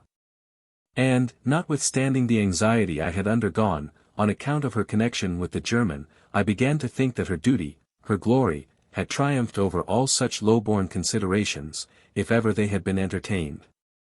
Because she, and even Antonia, seemed to expect the ceremony with resignation, though the features of both still retained evident marks of concern, which I willingly imputed to the mutual prospect of their separation. This, however, was but a faithless calm, that soon, too soon, brought forth a tempest which hath wrecked my hopes. 2 days before the appointed union of Don Manuel and Serafina, I was informed by the duenna, that, while she accompanied Antonia's waiting maid at church, she had seen her receive a billet from an old woman, who, kneeling at her side, had conveyed it in such a mysterious manner, as awakened the duenna's apprehensions about her young lady. She had therefore hastened home to communicate this piece of intelligence, that I might have an opportunity of examining the messenger before she could have time to deposit her trust. I could not help shivering with fearful presages upon this occasion, and even abhorring the person to whose duty and zeal I was beholden for the intelligence. Even while I endeavored to persuade myself that the inquiry would end in the detection of some paltry intrigue between the maid and her own gallant, I intercepted her in returning from church, and, commanding her to follow me to a convenient place, extorted from her, by dint of threats, the fatal letter, which I read to this effect: "The whole business of my life, O divine Serafina, will be to repay that affection I have been so happy as to engage. With what transport then shall I obey your summons, in performing that enterprise, which will rescue you from the bed of a detested rival, and put myself in full possession of a jewel which I value infinitely more than life? Yes, adorable creature. I have provided everything for our escape, and at midnight will attend you in your own apartment, from whence you shall be conveyed into a land of liberty and peace, where you will, unmolested, enjoy the purity of that religion you have espoused, and in full security bless the arms of your ever faithful Orlando. Were you a fond parent, a tender husband, and a noble Castilian, I should not need to mention the unutterable horrors that took possession of my bosom, when I perused this accursed letter, by which I learned the apostasy, disobedience, and degeneracy of my idolized Seraphina, who had overthrown and destroyed the whole plan of felicity which I had erected, and blasted all the glories of my name. And when the wretched messenger, terrified by my menaces and agitation, confessed that Antonia herself was privy to the guilt of her daughter, whom she had solemnly betrothed to that vile German, in the sight of heaven, and that by her connivance this plebeian intended, that very night, to bereave me of my child, I was for some moments stupefied with grief and amazement, that gave way to an ecstasy of rage, which had well nigh terminated in despair and distraction. I now tremble, and my head grows giddy with the remembrance of that dreadful occasion. Behold how the drops trickle down my forehead, this agony is a fierce and familiar visitant, I shall banish it anon. I summon my pride, my resentment, to my assistance, these are the cordials that support me against all other reflections. Those were the auxiliaries that enabled me, in the day of trial, to perform that sacrifice which my honor demanded, in a strain so loud as to drown the cries of nature, love, and compassion. Yes, they espoused that glory which humanity would have betrayed, and my revenge was noble, though unnatural. My scheme was soon laid, my resolution soon taken. I privately confined the wretch who had been the industrious slave of this infamous conspiracy, that she might take no step to frustrate or interrupt the execution of my design. Then repairing to the house of an apothecary who was devoted to my service, communicated my intention, which he durst not condemn, and could not reveal, without breaking the oath of secrecy I had imposed. And he furnished me with 2 vials of poison for the dismal catastrophe I had planned. Thus provided, I, on pretence of sudden business at Seville, carefully avoided the wretched pair, whom I had devoted to death, that my heart might not relent. By means of those tender ideas which the sight of them would have infallibly inspired. And, when daylight vanished, took my station near that part of the house through which the villain must have entered on his hellish purpose. There I stood, in a state of horrid expectation, my soul ravaged with the different passions that assailed it, until the fatal moment arrived. When I perceived the traitor approach the window of a lower apartment, which led into that of Seraphina, and gently lifting the casement, which was purposely left unsecured, insinuated half of his body into the house. Then rushing upon him, in a transport of fury, I plunged my sword into his heart, crying, "Villain! Receive the reward of thy treachery and presumption." The steel was so well aimed as to render a repetition of the stroke unnecessary. He uttered one groan, and fell breathless at my feet. Exulting with this first success of my revenge, I penetrated into the chamber where the robber of my peace was expected by the unhappy Seraphina and her mother, seeing me enter with a most savage aspect, and a sword reeking with the vengeance I had taken, seemed almost petrified with fear. "Behold," said I, "the blood of that base plebeian, who made an attempt upon the honor of my house. Your conspiracy against the unfortunate Don Diego de Zelis is now discovered, that presumptuous slave, the favored Orlando, is now no more." Scarce had I pronounced these words, when a loud scream was uttered by both the unhappy victims. "If Orlando is slain," cried the infatuated Seraphina, "what have I to do with life? Oh my dear lord! My husband, and my lover! How are our promised joys at once cut off? Here, strike, my father! Complete your barbarous sacrifice. The spirit of the murdered Orlando still hovers for his wife." These frantic exclamations, in which she was joined by Antonia, kept up the fury of my resentment, which by meekness and submission might have been weakened and rendered ineffectual.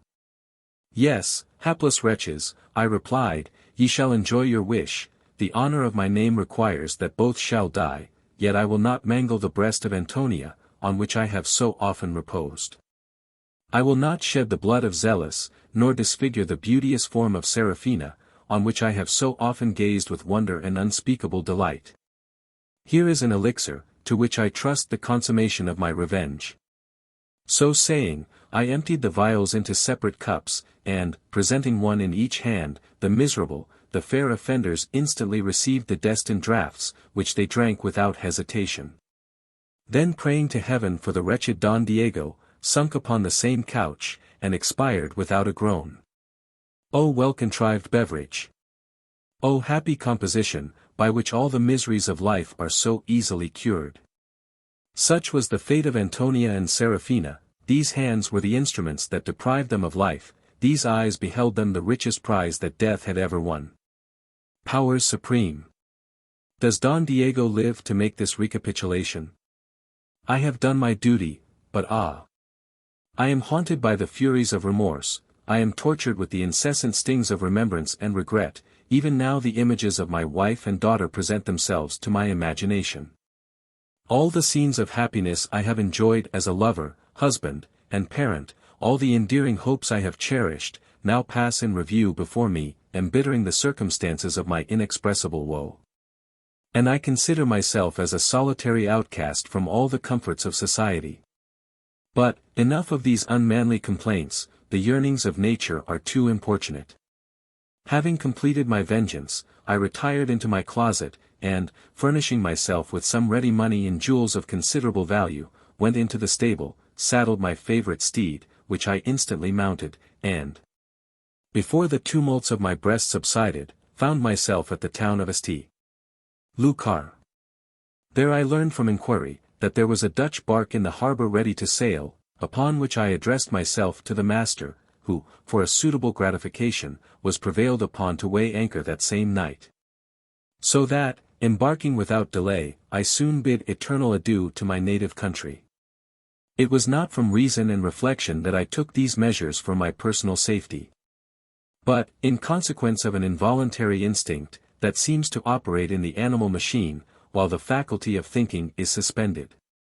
To what a dreadful reckoning was I called, when reason resumed her function.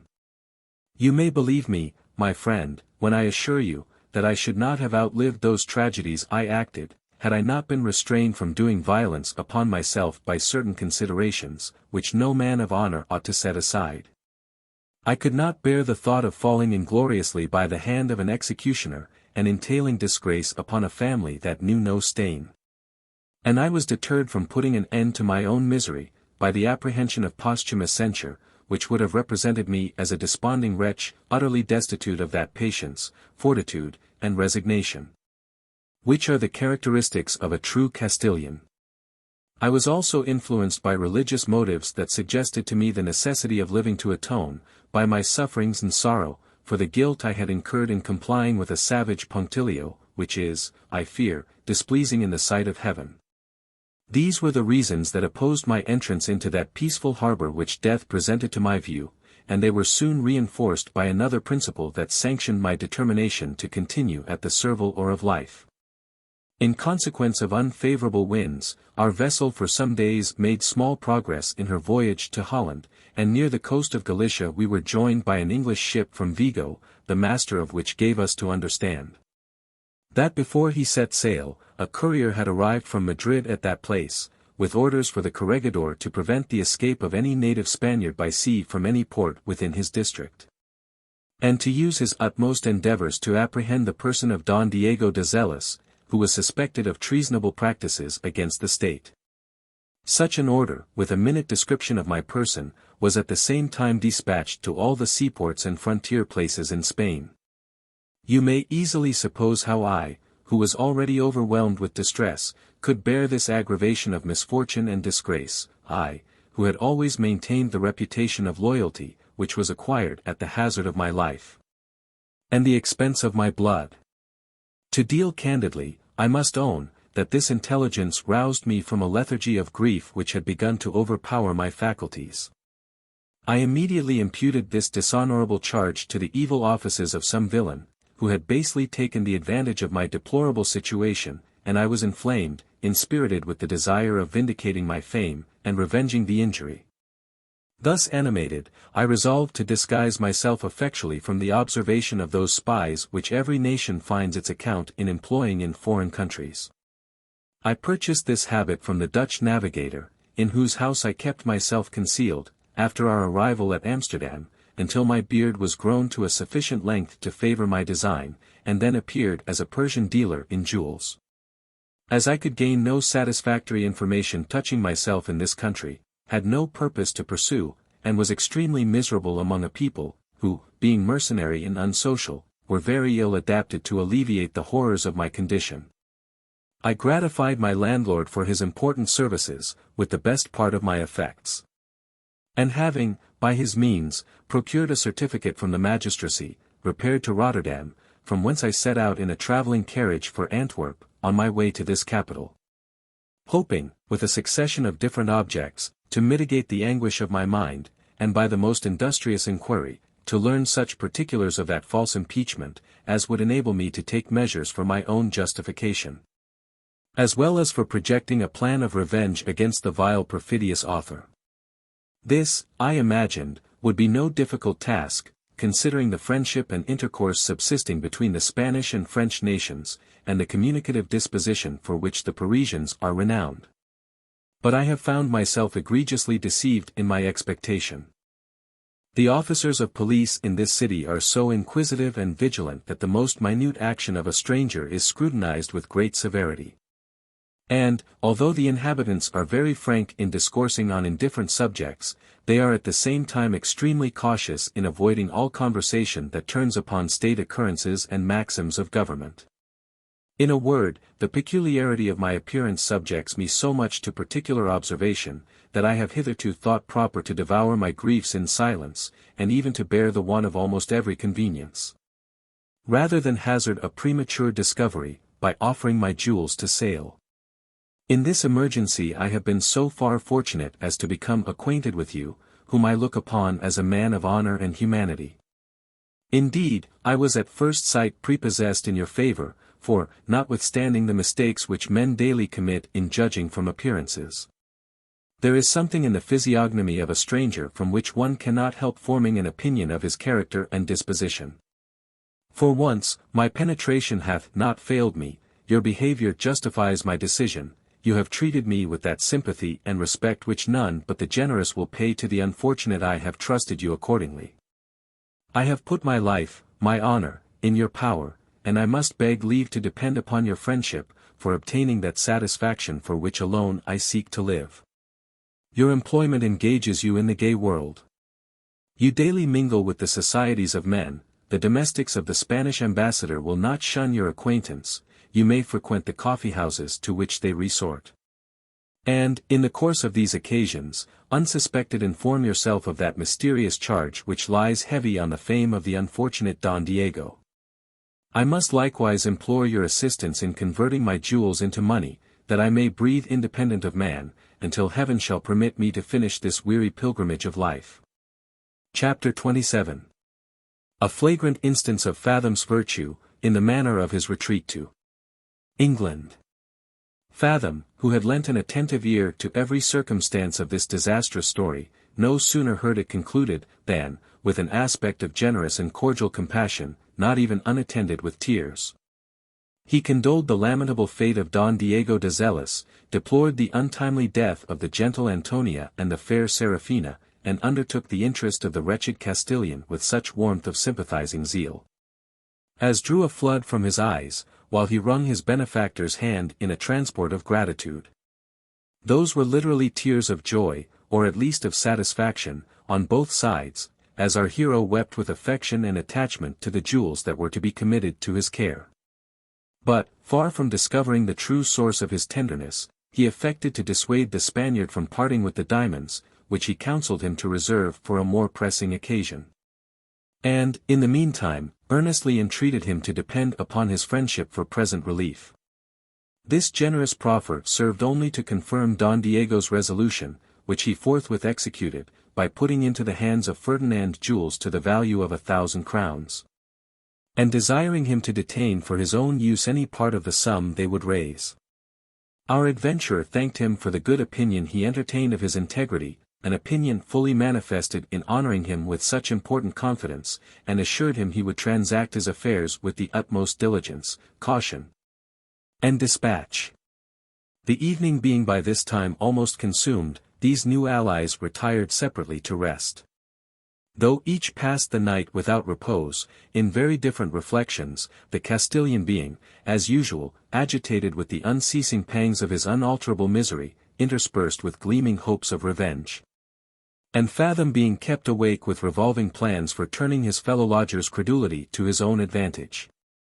From the nature of the Spaniard's situation, he might have appropriated the jewels to himself, and remained in Paris without fear of a prosecution, because the injured party had, by the above narrative, left his life and liberty at discretion. But he did not think himself secure from the personal resentment of an enraged desperate Castilian. And therefore determined to withdraw himself privately into that country where he had all along proposed to fix the standard of his finesse, which fortune had now empowered him to exercise according to his wish. Bent upon this retreat, he went abroad in the morning, on pretence of acting in the concerns of his friend Don Diego, and having hired a post-chaise to be ready at the dawning of next day, returned to his lodgings, where he cajoled the Spaniard with a feigned report of his negotiation. Then, securing his most valuable effects about his person, arose with the cock, repaired to the place at which he had appointed to meet the postilion with the carriage, and set out for England without further delay. Leaving the unhappy zealous to the horrors of indigence, and the additional agony of this fresh disappointment.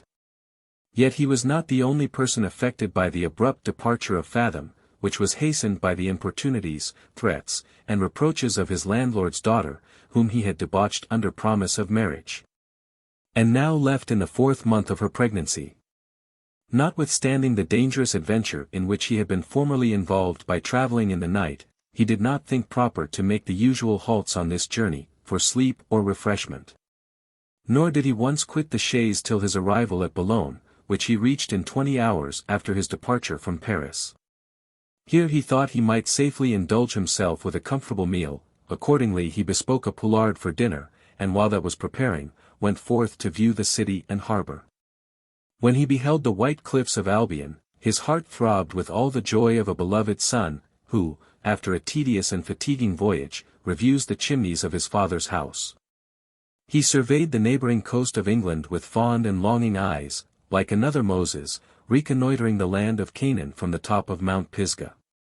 And to such a degree of impatience was he inflamed by the sight, that, instead of proceeding to Calais, he resolved to take his passage directly from Boulogne, even if he should hire a vessel for the purpose. With these sentiments, he inquired if there was any ship bound for England, and was so fortunate as to find the master of a small bark, who intended to weigh anchor for Deal that same evening at high water. Transported with this information, he immediately agreed for his passage, sold the post-chaise to his landlord for 30 guineas, as a piece of furniture for which he could have no further use, purchased a portmanteau, together with some linen and wearing apparel, and, at the recommendation of his host, took into his service an extra postilion or helper, who had formerly worn the livery of a travelling marquis. This new domestic, whose name was Maurice, underwent, with great applause, the examination of our hero, who perceived in him a fund of sagacity and presence of mind, by which he was excellently qualified for being the valet of an adventurer. He was therefore accommodated with a second-hand suit and another shirt, and at once listed under the banners of Count Fathom, who spent the whole afternoon in giving him proper instructions for the regulation of his conduct. Having settled these preliminaries to his own satisfaction, he and his baggage were embarked about 6 o'clock in the month of September, and it was not without emotion that he found himself benighted upon the great deep, of which, before the preceding day, he had never enjoyed even the most distant prospect. However, he was not a man to be afraid, where there was really no appearance of danger. And the agreeable presages of future fortune supported his spirits, amidst the disagreeable nausea which commonly attends landsmen at sea, until he was set ashore upon the beach at Deal, which he entered in good health about 7 o'clock in the morning. Like Caesar, however, he found some difficulty in landing, on account of the swelling surf, that tumbled about with such violence as had almost overset the cutter that carried him on shore. And, in his eagerness to jump upon the strand, his foot slipped from the side of the boat, so that he was thrown forwards in an horizontal direction, and his hands were the first parts of him that touched English ground. Upon this occasion, he, in imitation of Scipio's behavior on the coast of Africa, hailed the omen, and, grasping a handful of the sand, was heard to exclaim, in the Italian language, "Ah, ah, old England, I have thee fast." As he walked up to the inn, followed by Maurice loaded with his portmanteau, he congratulated himself upon his happy voyage, and the peaceable possession of his spoil, and could not help snuffing up the British air with marks of infinite relish and satisfaction. His first care was to recompense himself for the want of sleep he had undergone, and, after he had sufficiently recruited himself with several hours of uninterrupted repose, he set out in a post-chaise for Canterbury, where he took a place in the London stage, which he was told would depart next morning, the coach being already full. On this very first day of his arrival, he perceived between the English and the people among whom he had hitherto lived, such essential difference in customs, appearance, and way of living, as inspired him with high notions of that British freedom, opulence, and convenience, on which he had often heard his mother expatiate. On the road, he feasted his eyesight with the verdant hills covered with flocks of sheep, the fruitful valleys parcelled out into cultivated enclosures. The very cattle seemed to profit by the wealth of their masters, being large, sturdy, and sleek, and every peasant breathed the insolence of liberty and independence. In a word, he viewed the wide extended plains of Kent with a lover's eye, and, his ambition becoming romantic, could not help fancying himself another conqueror of the isle. He was not, however, long amused by these vain chimeras, which soon vanished before other reflections of more importance and solidity.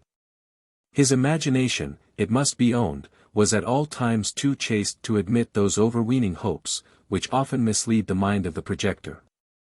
He had studied mankind with incredible diligence, and knew perfectly well how far he could depend on the passions and foibles of human nature.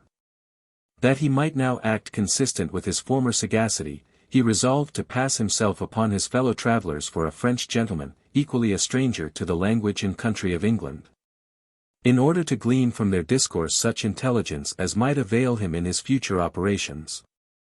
And his lackey was tutored accordingly. Chapter 28. Some account of his fellow travellers.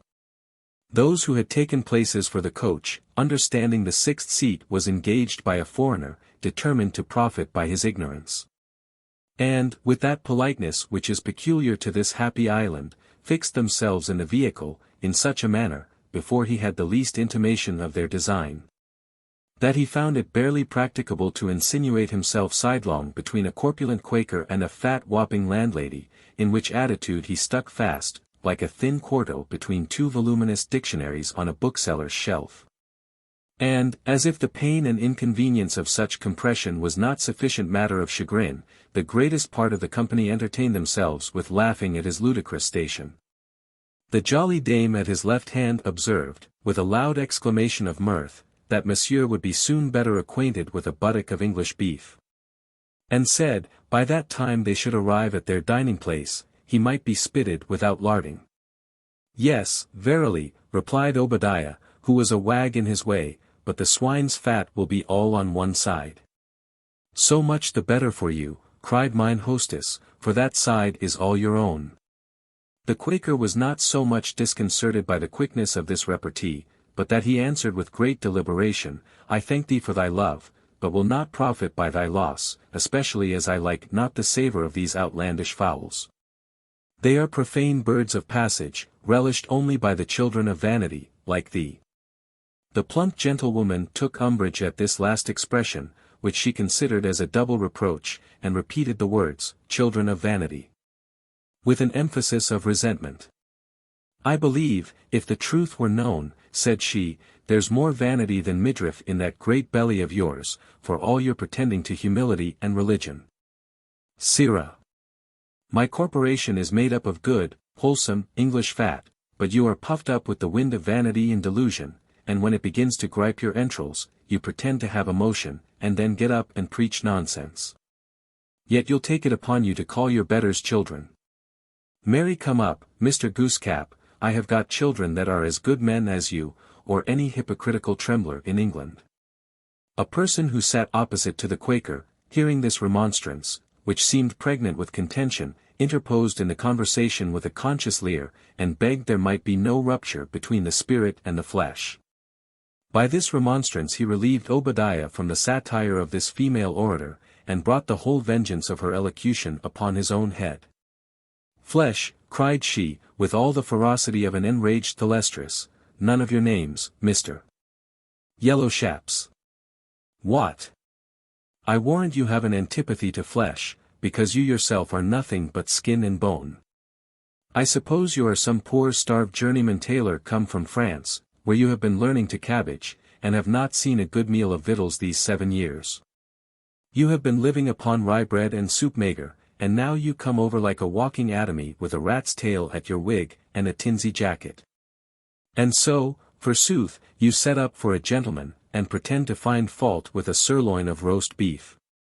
The gentleman heard this address with admirable patience, and when she had wrung out her alarm, very coolly replied, anything but your stinking fish, madam. Since when, I pray, have you travelled in stage-coaches, and left off your old profession of crying oysters in winter, and rotten mackerel in June? You was then known by the name of Kate Braun, and in good repute among the ale-houses in Thames Street, till that unlucky amour with the master of a corn vessel, in which he was unfortunately detected by his own spouse.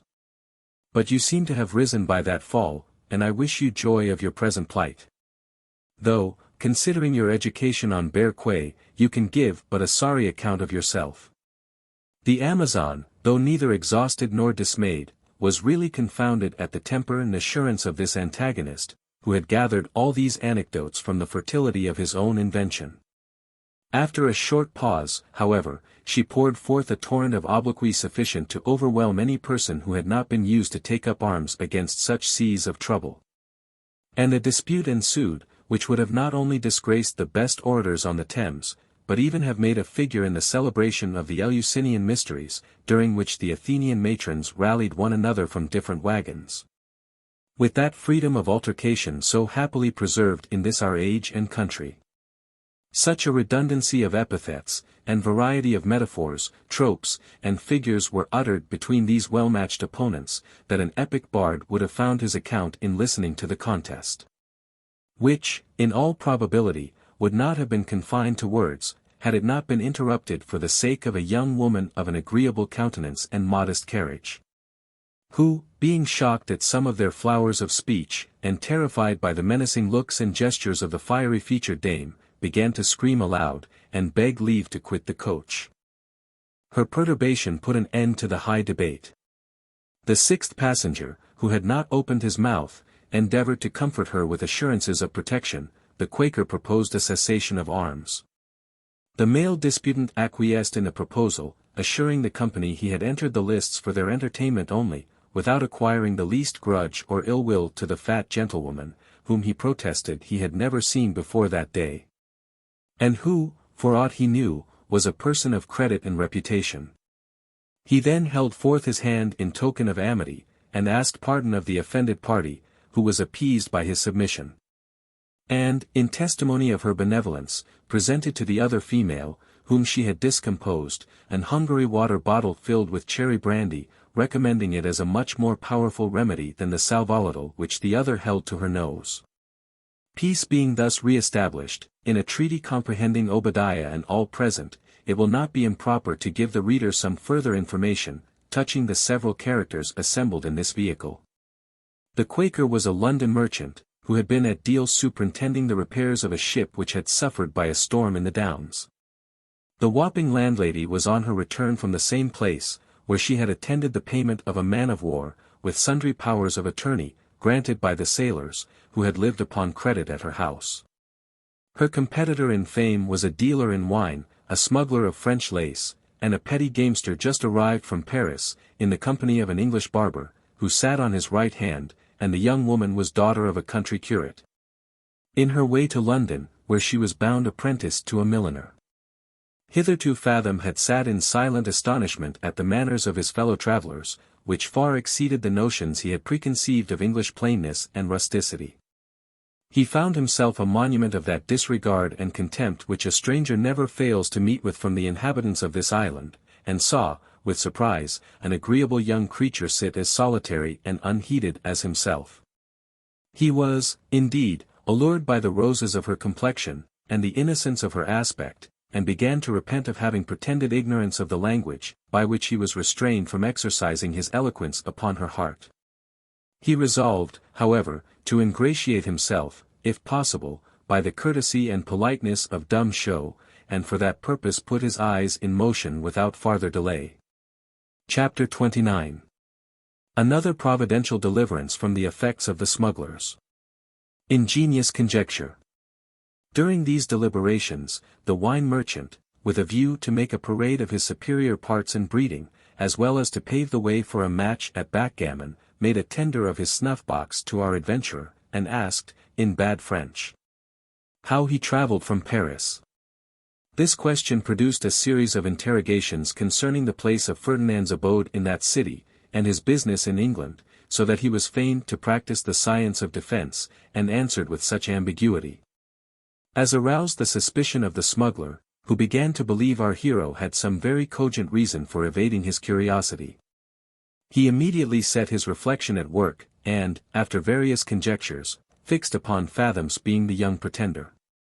Big with this supposition, he eyed him with the most earnest attention, comparing his features with those of the Chevalier's portrait which he had seen in France, and though the faces were as unlike as any two human faces could be, found the resemblance so striking as to dispel all his doubts, and persuade him to introduce the stranger to some justice on the road. A step by which he would not only manifest his zeal for the Protestant succession, but also acquire the splendid reward proposed by Parliament to any person who should apprehend that famous adventurer. These ideas intoxicated the brain of this man to such a pitch of enthusiasm, that he actually believed himself in possession of the £30,000. And amused his fancy with a variety of magnificent projects to be executed by means of that acquisition, until his reverie was interrupted by the halting of the coach at the inn where the passengers used to eat their breakfasts. Waked as he was from the dream of happiness, it had made such impression upon his mind, that, seeing Fathom rise up with an intention to alight, he took it for granted his design was to escape, and seizing him by the collar, called aloud for assistance in the king's name. Our hero, whose sagacity and presence of mind very often supplied the place of courage, instead of being terrified at this assault, which might have disturbed the tranquillity of an ordinary villain, was so perfectly master of every circumstance of his own situation, as to know at once that the aggressor could not possibly have the least cause of complaint against him. And therefore, imputing this violence either to madness or mistake, very deliberately suffered himself to be made prisoner by the people of the house, who ran to the coach door in obedience to the summons of the wine merchant. The rest of the company were struck dumb with surprise and consternation at this sudden adventure. And the Quaker, dreading some fell resistance on the side of the outlandish man, unpinned the other coach door in the twinkling of an eye, and trundled himself into the mud for safety. The others, seeing the temper and resignation of the prisoner, soon recovered their recollection, and began to inquire into the cause of his arrest, upon which, the captor, whose teeth chattered with terror and impatience, gave them to understand that he was a state criminal, and demanded their help in conveying him to justice. Luckily for both parties, there happened to be at the inn a company of squires just returned from the death of a leash of hares, which they had ordered to be dressed for dinner, and among these gentlemen was one of the quorum, to whom the accuser had immediate recourse, marching before the captive, who walked very peaceably between the landlord and one of his waiters, and followed by a crowd of spectators, some of whom had secured the faithful Maurice, who in his behavior closely imitated the deliberation of his master. In this order did the procession advance to the apartment in which the magistrate, with his fellows of the chase, sat smoking his morning pipe over a tankard of strong ale, and the smuggler being directed to the right person. "May it please your worship," said he, "I have brought this foreigner before you, on a violent suspicion of his being a proclaimed outlaw. And I desire, before these witnesses, that my title may be made good to the reward that shall become due upon his conviction." "Friend," replied the justice, "I know nothing of you or your titles. But this I know, if you have any information to give in, you must come to my house when I am at home, and proceed in a lawful way, that is, d'ye mind me, if you swear as how this here person is an outlaw. Then if so be as he has nothing to say to the contrary, my clerk shall make out a eponymous, and so to jail with him till next size." "But, sir," answered the impeacher, "this is a case that admits of no delay. The person I have apprehended is a prisoner of consequence to the state." "How, feller?" cried the magistrate, interrupting him, is there any person of more consequence than one of His Majesty's Justices of the Peace, who is besides a considerable member of the landed interest? Do you know, sirrah, who you are talking to? If you don't go about your business, I believe I shall lay you by the heels." The smuggler, fearing his prize would escape through the ignorance, pride, and obstinacy of this country justice, approached his worship, and in a whisper which was overheard by all the company, assured him he had indubitable reason to believe the foreigner was no other than the pretender's eldest son. At mention of this formidable name, every individual of the audience started, with signs of terror and amazement. The justice dropped his pipe, recoiled upon his chair, and, looking most ridiculously aghast, exclaimed, "Seize him, in the name of God and His Majesty King George! Has he got no secret arms about him?" Fathom, being thus informed of the suspicion under which he stood, could not help smiling at the eagerness with which the spectators flew upon him, and suffered himself to be searched with great composure. Well knowing they would find no movables about his person, but such as upon examination would turn to his account. He therefore very calmly presented to the magistrate his purse, and a small box that contained his jewels, and in the French language desired they might be preserved from the hands of the mob. This request was interpreted by the accuser, who, at the same time, laid claim to the booty. The justice took charge of the deposit, and one of his neighbors having undertaken the office of clerk, he proceeded to the examination of the culprit, whose papers were by this time laid on the table before him. "Stranger," said he, "you stand charged with being son of the pretender to these realms. What have you to say in your own defense?" Our hero assured him, in the French language, that he was falsely impeached, and demanded justice on the accuser, who, without the least reason, had made such a malicious attack upon the life and honor of an innocent gentleman. The smuggler, instead of acting the part of a faithful interpreter, told his worship, that the prisoner's answer was no more than a simple denial, which every felon would make who had nothing else to plead in his own behalf. And that this alone was a strong presumption of his guilt, because, if he was not really the person they suspected him to be, the thing would speak for itself, for, if he was not the young pretender, who then was he? This argument had great weight with the justice, who, assuming a very important aspect, observed, "Very true, friend, if you are not the pretender, in the name of God, who are you? One may see with half an eye that he is no better than a promiscuous fellow." Ferdinand now began to repent of having pretended ignorance of the English language, as he found himself at the mercy of a rascal, who put a false gloss upon all his words, and addressed himself to the audience successively in French, High Dutch, Italian, and Hungarian Latin, desiring to know if any person present understood any of these tongues, that his answers might be honestly explained to the bench. But he might have accosted them in Chinese with the same success. There was not one person present tolerably versed in his mother tongue, much less acquainted with any foreign language, except the wine merchant, who, incensed at this appeal, which he considered as an affront to his integrity, gave the judge to understand, that the delinquent, instead of speaking to the purpose, contumaciously insulted his authority in sundry foreign lingoes, which he apprehended was an additional proof of his being the chevalier's son, inasmuch as no person would take the pains to learn such a variety of gibberish, except with some sinister intent. This annotation was not lost upon the squire, who was too jealous of the honor of his office to overlook such a flagrant instance of contempt. His eyes glistened, his cheeks were inflated with rage. "The case is plain," said he. "Having nothing of signification to offer in his own favor, he grows refractory, and abuses the court in his base Roman Catholic jargon. But I'll let you know, for all you pretend to be a prince, you are no better than an outlawed vagrant, and I'll show you what a thing you are when you come in composition with an English justice, like me, who have more than once extinguished myself in the service of my country. As nothing else accrues, your purse, black box, and papers shall be sealed up before witnesses, and sent by express to one of His Majesty's Secretaries of State. And, as for yourself, I will apply to the military at Canterbury, for a guard to conduct you to London." This was a very unwelcome declaration to our adventurer, who was on the point of haranguing the justice and spectators in their own language, when he was relieved from the necessity of taking that step by the interposition of a young nobleman just arrived at the inn, who, being informed of this strange examination, entered the court, and, at first sight of the prisoner, assured the justice he was imposed upon. For that he himself had often seen the young pretender in Paris, and that there was no kind of resemblance between that adventurer and the person now before him.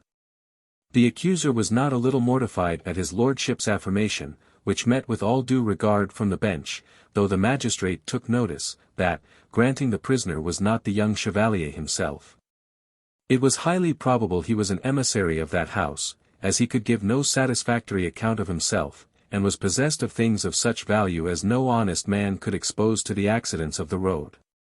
Fathom, having thus found an interpreter, who signified to him, in the French tongue, the doubts of the justice, told his lordship, that he was a gentleman of a noble house in Germany, who, for certain reasons, had come abroad incognito, with a view to see the world. And that, although the letters they had seized would prove the truth of that assertion, he should be loath to expose his private concerns to the knowledge of strangers, if he could possibly be released without that mortification. The young nobleman explained his desire to the court. But, his own curiosity being interested, observed, at the same time, that the justice could not be said to have discharged the duties of his station, until he should have examined every circumstance relating to the prisoner. Upon which remonstrance, he was requested by the bench to peruse the papers, and accordingly communicated the substance of one letter to this effect. My dear son, though I am far from approving the rash step you have taken in withdrawing yourself from your father's house, in order to avoid an engagement which would have been equally honorable and advantageous to your family, I cannot so far suppress my affection, as to bear the thought of your undergoing those hardships which, for your disobedience, you deserve to suffer. I have therefore, without the knowledge of your father, sent the bearer to attend you in your peregrinations. His fidelity you know hath been tried in a long course of service, and I have entrusted to his care, for your use, a purse of 200 ducats, and a box of jewels to the value of twice that sum, which, though not sufficient to support an equipage suitable to your birth, will, at least for some time, preserve you from the importunities of want. When you are dutiful enough to explain your designs and situation, you may expect further indulgence from your tender and disconsolate mother, the Countess of Fathom. This letter, which, as well as the others, our hero had forged for the purpose, effectually answered his intent, in throwing dust in the eyes and understanding of the spectators, who now regarded the prisoner with looks of respectful remorse, as a man of quality who had been falsely accused. His lordship, to make a parade of his own politeness and importance, assured the bench, he was no stranger to the family of the Fathoms, and, with a compliment, gave Ferdinand to understand he had formerly seen him at Versailles. There being no longer room for suspicion, the justice ordered our adventurer to be set at liberty, and even invited him to be seated, with an apology for the rude manner in which he had been treated, owing to the misinformation of the accuser, who was threatened with the stocks, for his malice and presumption.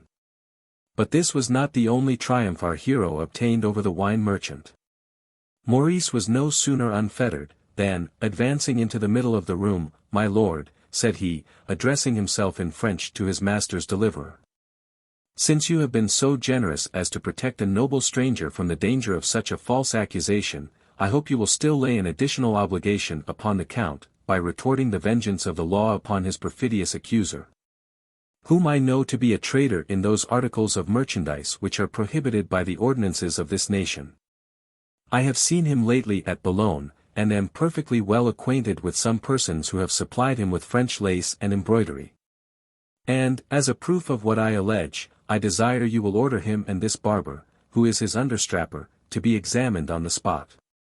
This charge, which was immediately explained to the bench, yielded extraordinary satisfaction to the spectators, one of whom, being an officer of the customs, forthwith began to exercise his function upon the unlucky perruquier, who, being stripped of his upper garments, and even of his shirt, appeared like the mummy of an Egyptian king, most curiously rolled up in bandages of rich figured gold chalun, that covered the skirts of 4 embroidered waistcoats.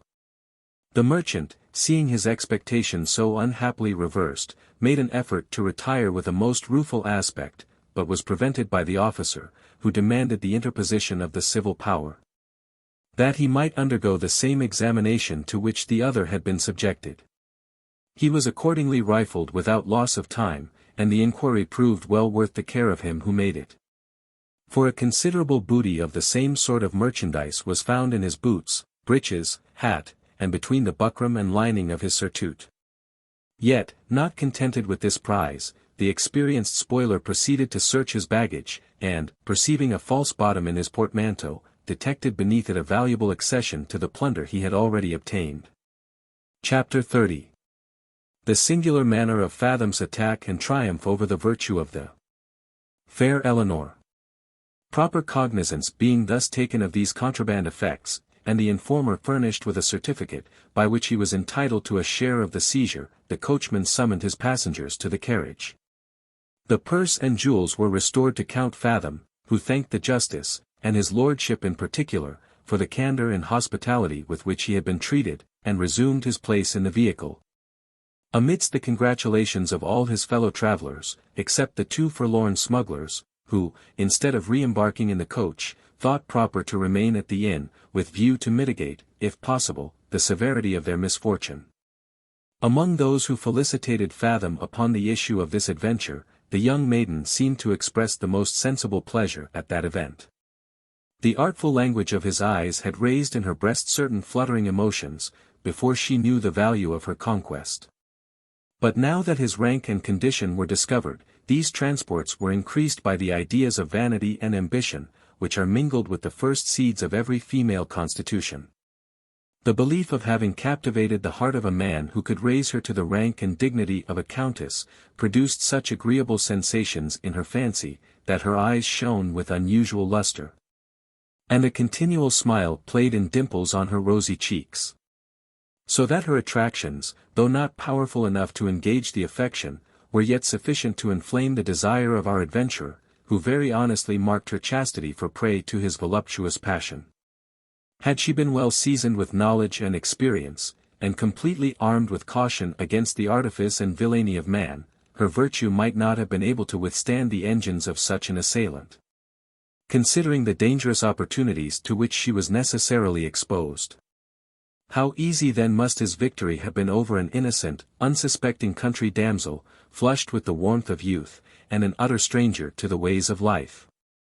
While Obadiah, therefore, and his plump companion, were engaged in conversation, on the strange incidents which had passed, Fathom acted a very expressive pantomime with this fair buxom nymph, who comprehended his meaning with surprising facility, and was at so little pains to conceal the pleasure she took in this kind of intercourse, that several warm squeezes were interchanged between her and her lover, before they arrived at Rochester, where they proposed to dine. It was during this period, he learned from the answers she made to the inquisitive Quaker, that her sole dependence was upon a relation, to whom she had a letter, and that she was a perfect stranger in the great city. Circumstances on which he soon formed the project of her ruin. Upon their arrival at the Black Bull, he for the first time found himself alone with his Amanda, whose name was Eleanor, their fellow travellers being elsewhere employed about their own concerns. And, unwilling to lose the precious opportunity, he began to act the part of a very importunate lover, which he conceived to be a proper sequel to the prelude which had been performed in the coach.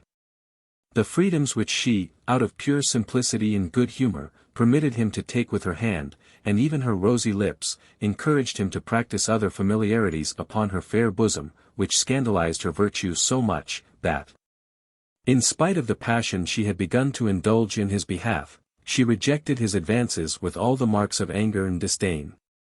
And he found it necessary to appease the storm he had raised, by the most respectful and submissive demeanour. Resolving to change his operations, and carry on his attacks, so as to make her yield at discretion, without alarming her religion or pride. Accordingly, when the bill was called after dinner, he took particular notice of her behaviour, and, perceiving her pull out a large leathern purse that contained her money, reconnoitred the pocket in which it was deposited, and, while they sat close to each other in the carriage, conveyed it with admirable dexterity into an hole in the cushion. Whether the corpulent couple, who sat opposite to these lovers, had entered into an amorous engagement at the inn, or were severally induced by other motives, is uncertain. But sure it is, both left the coach on that part of the road which lies nearest to Gravesend, and bade adieu to the other pair, on pretence of having urgent business at that place. Ferdinand, not a little pleased at their departure, renewed his most pathetic expressions of love, and sung several French songs on that tender subject, which seemed to thrill to the soul of his beauteous Helen. While the driver halted at Dartford to water his horses, she was smit with the appearance of some cheesecakes, which were presented by the landlady of the house, and having bargained for 2 or 3, put her hand in her pocket, in order to pay for her purchase. But what was her astonishment, when, after having rummaged her equipage, she understood her whole fortune was lost. This mishap was, by a loud shriek, announced to our hero, who affected infinite amazement and concern. And no sooner learned the cause of her affliction, than he presented her with his own purse, from which he, in emphatic dumb show, begged she would indemnify herself for the damage she had sustained.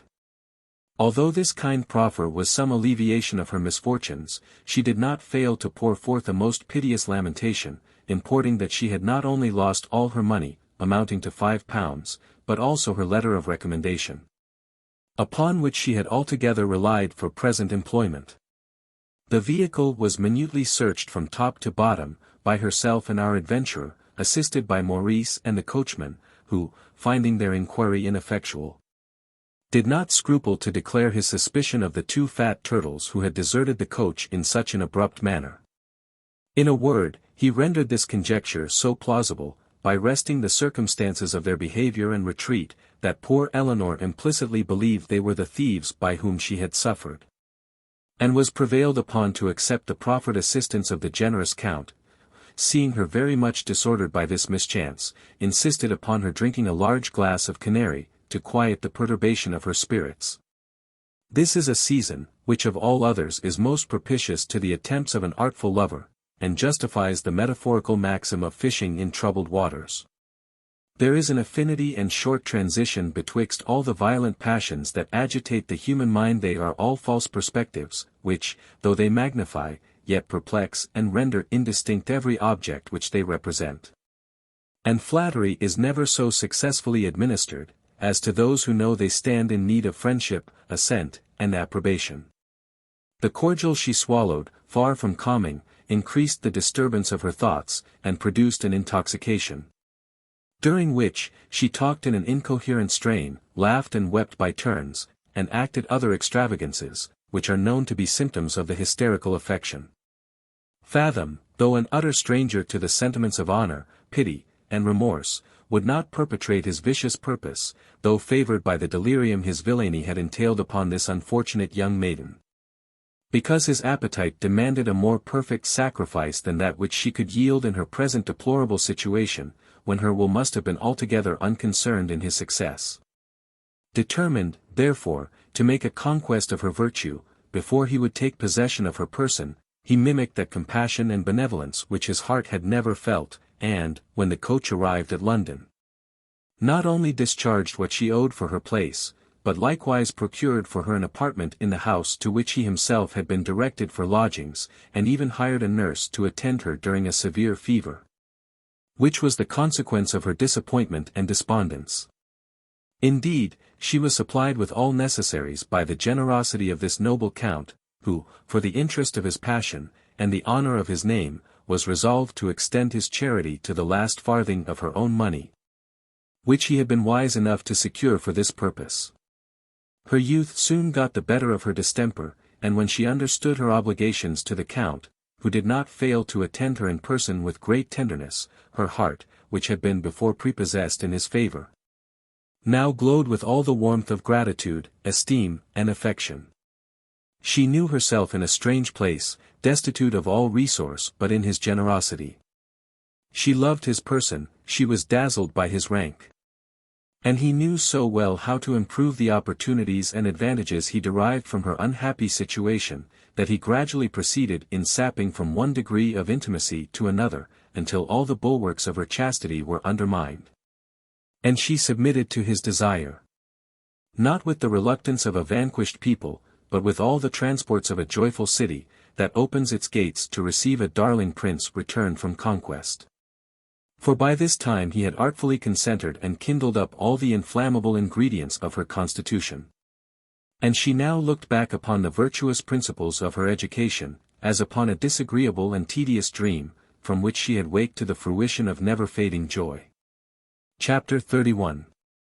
He by accident encounters his old friend, with whom he holds a conference, and renews a treaty.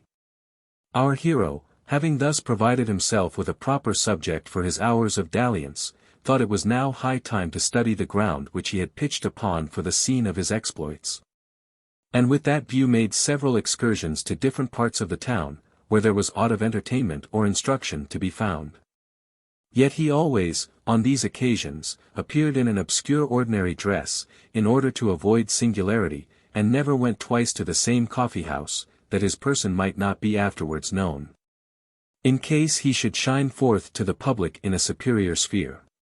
On his return from one of those expeditions, while he was passing through Ludgate, his eyes were suddenly encountered by the apparition of his old friend the Tyrolese, who, perceiving himself fairly caught in the toil, made a virtue of necessity, and, running up to our adventurer with an aspect of eagerness and joy, clasped him in his arms, as some dear friend, whom he had casually found after a most tedious and disagreeable separation. Fathom, whose genius never failed him in such emergencies, far from receiving these advances with the threats and reproaches which the other had deserved at his hands, returned the salute with equal warmth, and was really overjoyed at meeting with a person who might one way or other make amends for the perfidy of his former conduct. The Tyrolese, whose name was Ratchcali, pleased with his reception, proposed they should adjourn to the next tavern, in which they had no sooner taken possession of an apartment, than he addressed himself to his old companion in these words. Mr.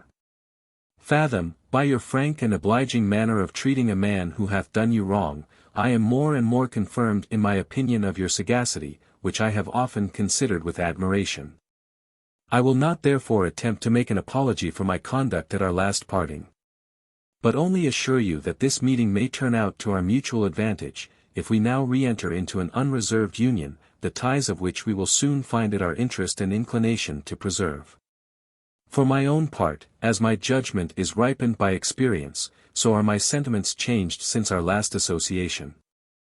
I have seen many a rich harvest lost, for want of a fellow laborer in the vineyard. And I have more than once fallen a sacrifice to a combination, which I could have resisted with the help of one able auxiliary. Indeed, I might prove what I allege by mathematical demonstration.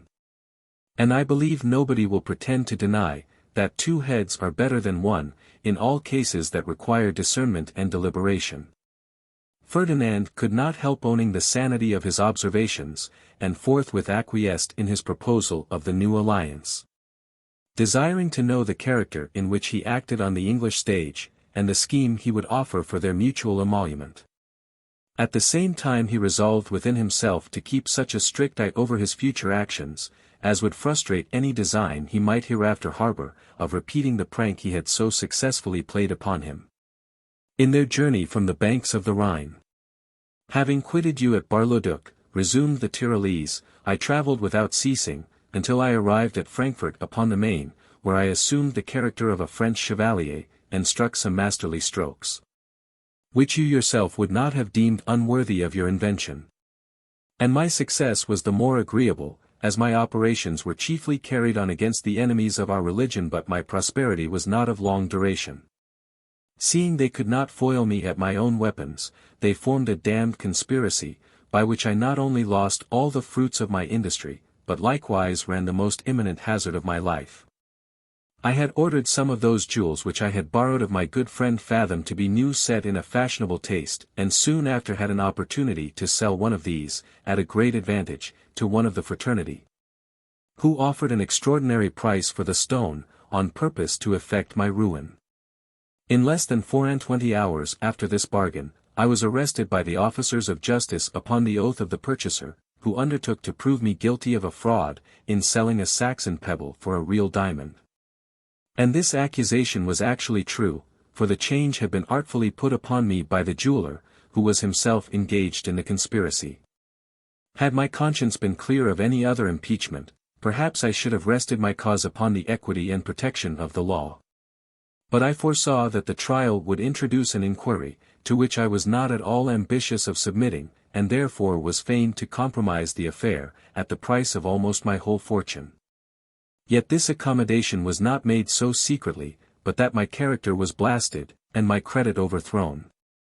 So that I was fain to relinquish my occasional equipage, and hire myself as journeyman to a lapidary, an employment which I had exercised in my youth. In this obscure station, I labored with great assiduity, until I made myself perfect in the knowledge of stones, as well as in the different methods of setting them off to the best advantage. And having, by dint of industry and address, got possession of a small parcel, set out for this kingdom, in which I happily arrived about 4 months ago, and surely England is the paradise of artists of our profession. One would imagine that nature had created the inhabitants for the support and enjoyment of adventurers like you and me. Not that these islanders opened the arms of hospitality to all foreigners without distinction. On the contrary, they inherit from their fathers an unreasonable prejudice against all nations under the sun. And when an Englishman happens to quarrel with a stranger, the first term of reproach he uses is the name of his antagonist's country, characterized by some opprobrious epithet, such as a chattering Frenchman, an Italian ape, a German hog, and a beastly Dutchman. Nay, their national prepossession is maintained even against those people with whom they are united under the same laws and government. For nothing is more common than to hear them exclaim against their fellow subjects, in the expressions of a beggarly Scot, and an impudent Irish bog-trotter. Yet this very prejudice will never fail to turn to the account of every stranger possessed of ordinary talents. For he will always find opportunities of conversing with them in coffee-houses and places of public resort, in spite of their professed reserve, which, by the by, is so extraordinary, that I know some people who have lived 20 years in the same house without exchanging one word with their next-door neighbors. Yet, provided he can talk sensibly, and preserve the deportment of a sober gentleman, in those occasional conversations, his behavior will be the more remarkably pleasing, as it will agreeably disappoint the expectation of the person who had entertained notions to his prejudice. When a foreigner has once crossed this bar, which perpetually occurs, he sails without further difficulty into the harbor of an Englishman's goodwill, for the pique is neither personal nor rancorous, but rather contemptuous and national. So that, while he despises a people in the lump, an individual of that very community may be one of his chief favorites. The English are in general upright and honest, therefore unsuspecting and credulous. They are too much engrossed with their own business to pry into the conduct of their neighbors, and too indifferent, in point of disposition, to interest themselves in what they conceive to be foreign to their own concerns. They are wealthy and mercantile, of consequence liberal and adventurous, and so well disposed to take a man's own word for his importance, that they suffer themselves to be preyed upon by such a bungling set of impostors as would starve for lack of address in any other country under the sun. This being a true sketch of the British character, so far as I have been able to observe and learn, you will easily comprehend the profits that may be extracted from it, by virtue of those arts by which you so eminently excel. The great, the unbounded prospect lies before me. Indeed, I look upon this opulent kingdom as a wide and fertile common, on which we adventurers may range for prey, without let or molestation. For so jealous are the natives of their liberties, that they will not bear the restraint of necessary police, and an able artist may enrich himself with their spoils, without running any risk of attracting the magistrate, or incurring the least penalty of the law. In a word, this metropolis is a vast masquerade, in which a man of stratagem may wear 1,000 different disguises, without danger of detection. There is a variety of shapes in which we the knights of industry make our appearance in London. One glides into a nobleman's house in the capacity of a valet-de-chamber, and in a few months leads the whole family by the nose.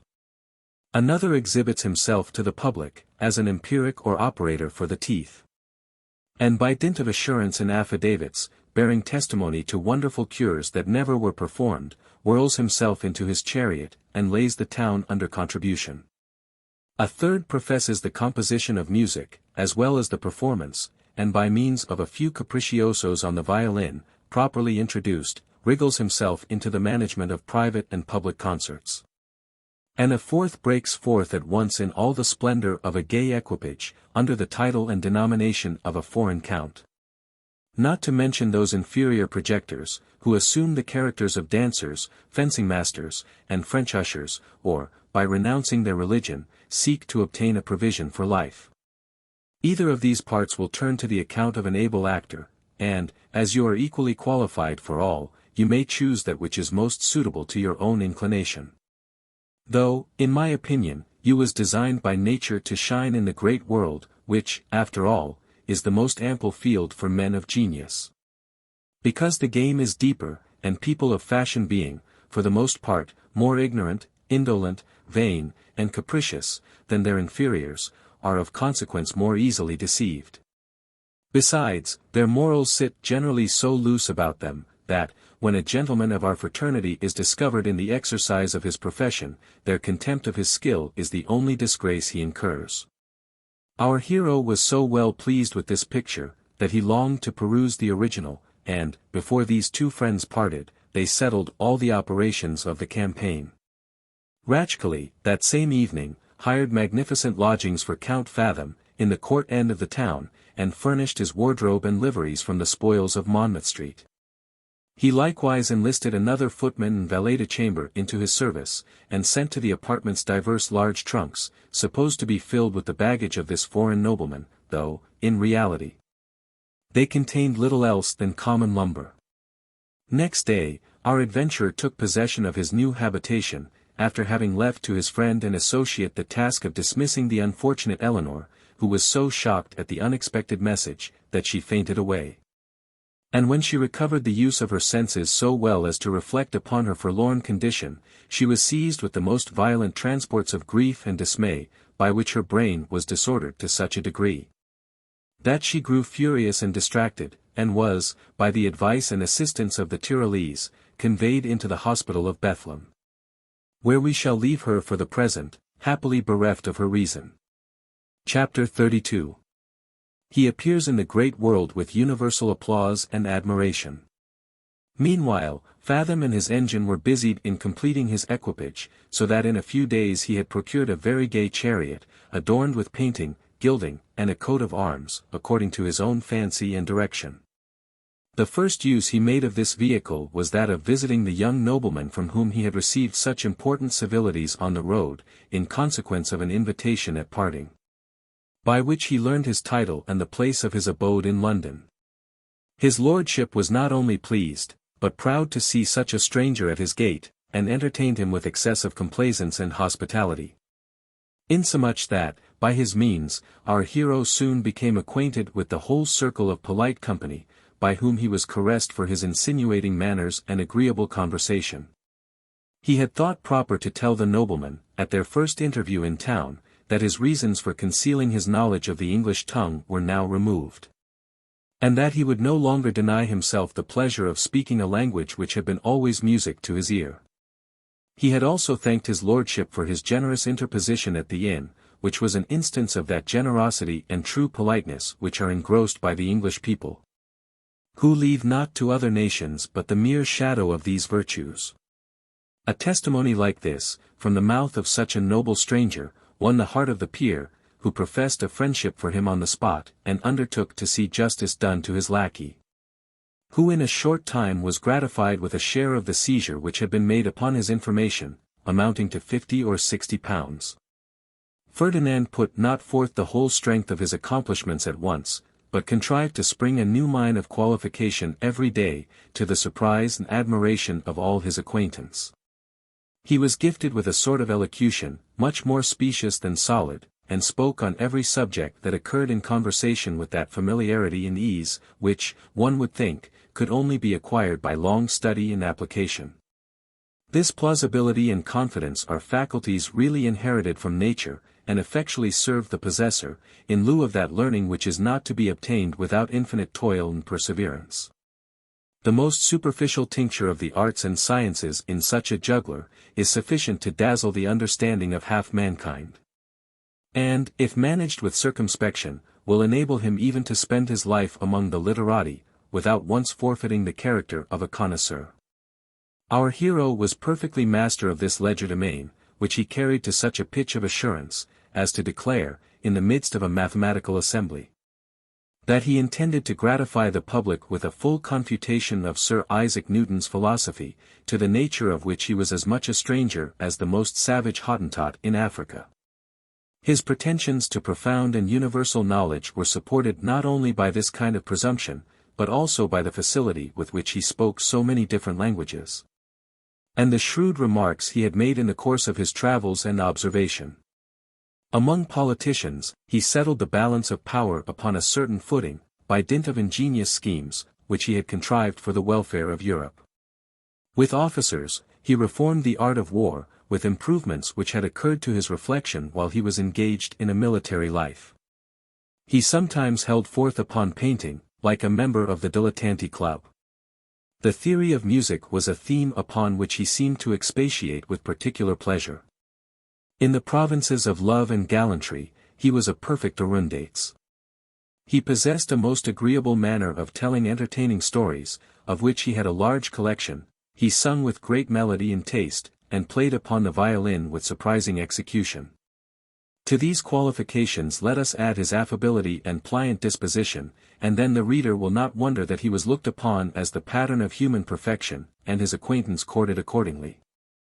While he thus captivated the favor and affection of the English nobility, he did not neglect to take other measures in behalf of the partnership to which he had subscribed. The adventure with the two squires at Paris had weakened his appetite for play, which was not at all restored by the observations he had made in London, where the art of gaming is reduced into a regular system, and its professors so laudably devoted to the discharge of their functions, as to observe the most temperate regimen, lest their invention should be impaired by the fatigue of watching or exercise, and their ideas disturbed by the fumes of indigestion. No Indian Brahmin could live more abstemious than two of the pack, who hunted in couple, and kennelled in the upper apartments of the hotel in which our adventurer lived. They abstained from animal food with the abhorrence of Pythagoreans. Their drink was a pure simple element, they were vomited once a week, took physic or a glister every third day, spent the forenoon in algebraical calculations, and slept from 4 o'clock till midnight, that they might then take the field with that cool serenity which is the effect of refreshment and repose. These were terms upon which our hero would not risk his fortune. He was too much addicted to pleasure to forego every other enjoyment but that of amassing, and did not so much depend upon his dexterity in play as upon his talent of insinuation, which, by this time, had succeeded so far beyond his expectation, that he began to indulge the hope of enslaving the heart of some rich heiress, whose fortune would at once raise him above all dependence. Indeed, no man ever set out with a fairer prospect on such an expedition, for he had found means to render himself so agreeable to the fair sex, that, like the boxes of the playhouse, during the representation of a new performance, his company was often bespoke for a series of weeks. And no lady, whether widow, wife, or maiden, ever mentioned his name, without some epithet of esteem or affection, such as the dear Count, the charming man, the nonpareil, or the angel. While he thus shone in the zenith of admiration, it is not to be doubted, that he could have melted some wealthy dowager or opulent ward. But, being an enemy to all precipitate engagements, he resolved to act with great care and deliberation in an affair of such importance, especially as he did not find himself hurried by the importunities of want. For, since his arrival in England, he had rather increased than exhausted his finances, by methods equally certain and secure. In a word, he, with the assistance of Ratchcali, carried on a traffic, which yielded great profits, without subjecting the trader to the least loss or inconvenience. Fathom, for example, wore upon his finger a large brilliant, which he played to such advantage one night, at a certain nobleman's house, where he was prevailed upon to entertain the company with a solo on the violin, that everybody present took notice of its uncommon lustre, and it was handed about for the perusal of every individual. The water and the workmanship were universally admired. And one among the rest having expressed a desire of knowing the value of such a jewel, the Count seized that opportunity of entertaining them with a learned disquisition into the nature of stones. This introduced the history of the diamond in question, which he said had been purchased of an Indian trader of Fortescue. George, at an under price, so that the present proprietor could afford to sell it at a very reasonable rate. And concluded with telling the company, that, for his own part, he had been importuned to wear it by the jeweller, who imagined it would have a better chance for attracting a purchaser on his finger, than while it remained in his own custody. This declaration was no sooner made, than a certain lady of quality bespoke the refuse of the jewel, and desired Ferdinand to send the owner next day to her house, where he accordingly waited upon her ladyship with the ring. For which he received 150 guineas, 2/3 of the sum being clear gain, and equally divided betwixt the associates. Nor was this bargain such as reflected dishonour upon the lady's taste, or could be productive of ill consequences to the merchant, for the method of estimating diamonds is altogether arbitrary. And Ratchcali, who was an exquisite lapidary, had set it in such a manner as would have imposed upon any ordinary jeweller. By these means of introduction, the Tyrolese soon monopolized the custom of a great many noble families, upon which he levied large contributions, without incurring the least suspicion of deceit. He every day, out of pure esteem and gratitude for the honor of their commands, entertained them with the sight of some new trinket, which he was never permitted to carry home unsold. And from the profits of each job, a tax was raised for the benefit of our adventurer. Yet his indultos were not confined to the article of jewels, which constituted only one part of his revenue. By the industry of his understrapper, he procured a number of old crazy fiddles, which were thrown aside as lumber, upon which he counterfeited the Cremona mark, and otherwise cooked them up with great dexterity. So that, when he had occasion to regale the lovers of music, he would send for one of these vamped instruments, and extract from it such tones as quite ravished the hearers. Among whom there was always some conceited pretender, who spoke in raptures of the violin, and gave our hero an opportunity of launching out in its praise, and declaring it was the best Cremona he had ever touched. This encomium never failed to inflame the desires of the audience, to some one of whom he was generous enough to part with it at prime cost, that is, for 20 or 30 guineas clear profit. For he was often able to oblige his friends in this manner, because, being an eminent connoisseur, his countenance was solicited by all the musicians, who wanted to dispose of such movables. Nor did he neglect the other resources of a skilful virtuoso. Every auction afforded some picture, in which, though it had been overlooked by the ignorance of the times, he recognized the style of a great master, and made a merit of recommending it to some noble friend. This commerce he likewise extended to medals, bronzes, busts, intaglios, and old china, and kept divers artificers continually employed in making antiques for the English nobility. Thus he went on with such rapidity of success in all his endeavors, that he himself was astonished at the infatuation he had produced. Nothing was so wretched among the productions of art, that he could not impose upon the world as a capital performance. And so fascinated were the eyes of his admirers, he could easily have persuaded them that a barber's basin was an Etrurian patera, and the cover of a copper pot no other than the shield of Ancus Martius. In short, it was become so fashionable to consult the Count in everything relating to taste and politeness, that not a plan was drawn, not even a house furnished, without his advice and approbation. Nay, to such a degree did his reputation in these matters excel, that a particular pattern of paper hangings was known by the name of Fathom. And his hall was every morning crowded with upholsterers, and other tradesmen, who came, by order of their employers, to learn his choice, and take his directions. The character and influence he thus acquired, he took care to maintain with the utmost assiduity and circumspection. He never failed to appear the chief personage at all public diversions and private assemblies, not only in conversation and dress, but also in the article of dancing, in which he outstripped all his fellows, as far as in every other genteel accomplishment. Chapter 33. He attracts the envy and ill offices of the minor knights of his own order, over whom he obtains a complete victory. Such a preeminence could not be enjoyed without exciting the malevolence of envy and detraction, in the propagation of which none were so industrious as the brethren of his own order, who had, like him, made a descent upon this island, and could not, without repining, see the whole harvest in the hands of one man, who, with equal art and discretion, avoided all intercourse with their society. In vain they strove to discover his pedigree, and detect the particular circumstances of his life and conversation. All their inquiries were baffled by the obscurity of his origin, and that solitary scheme which he had adopted in the beginning of his career.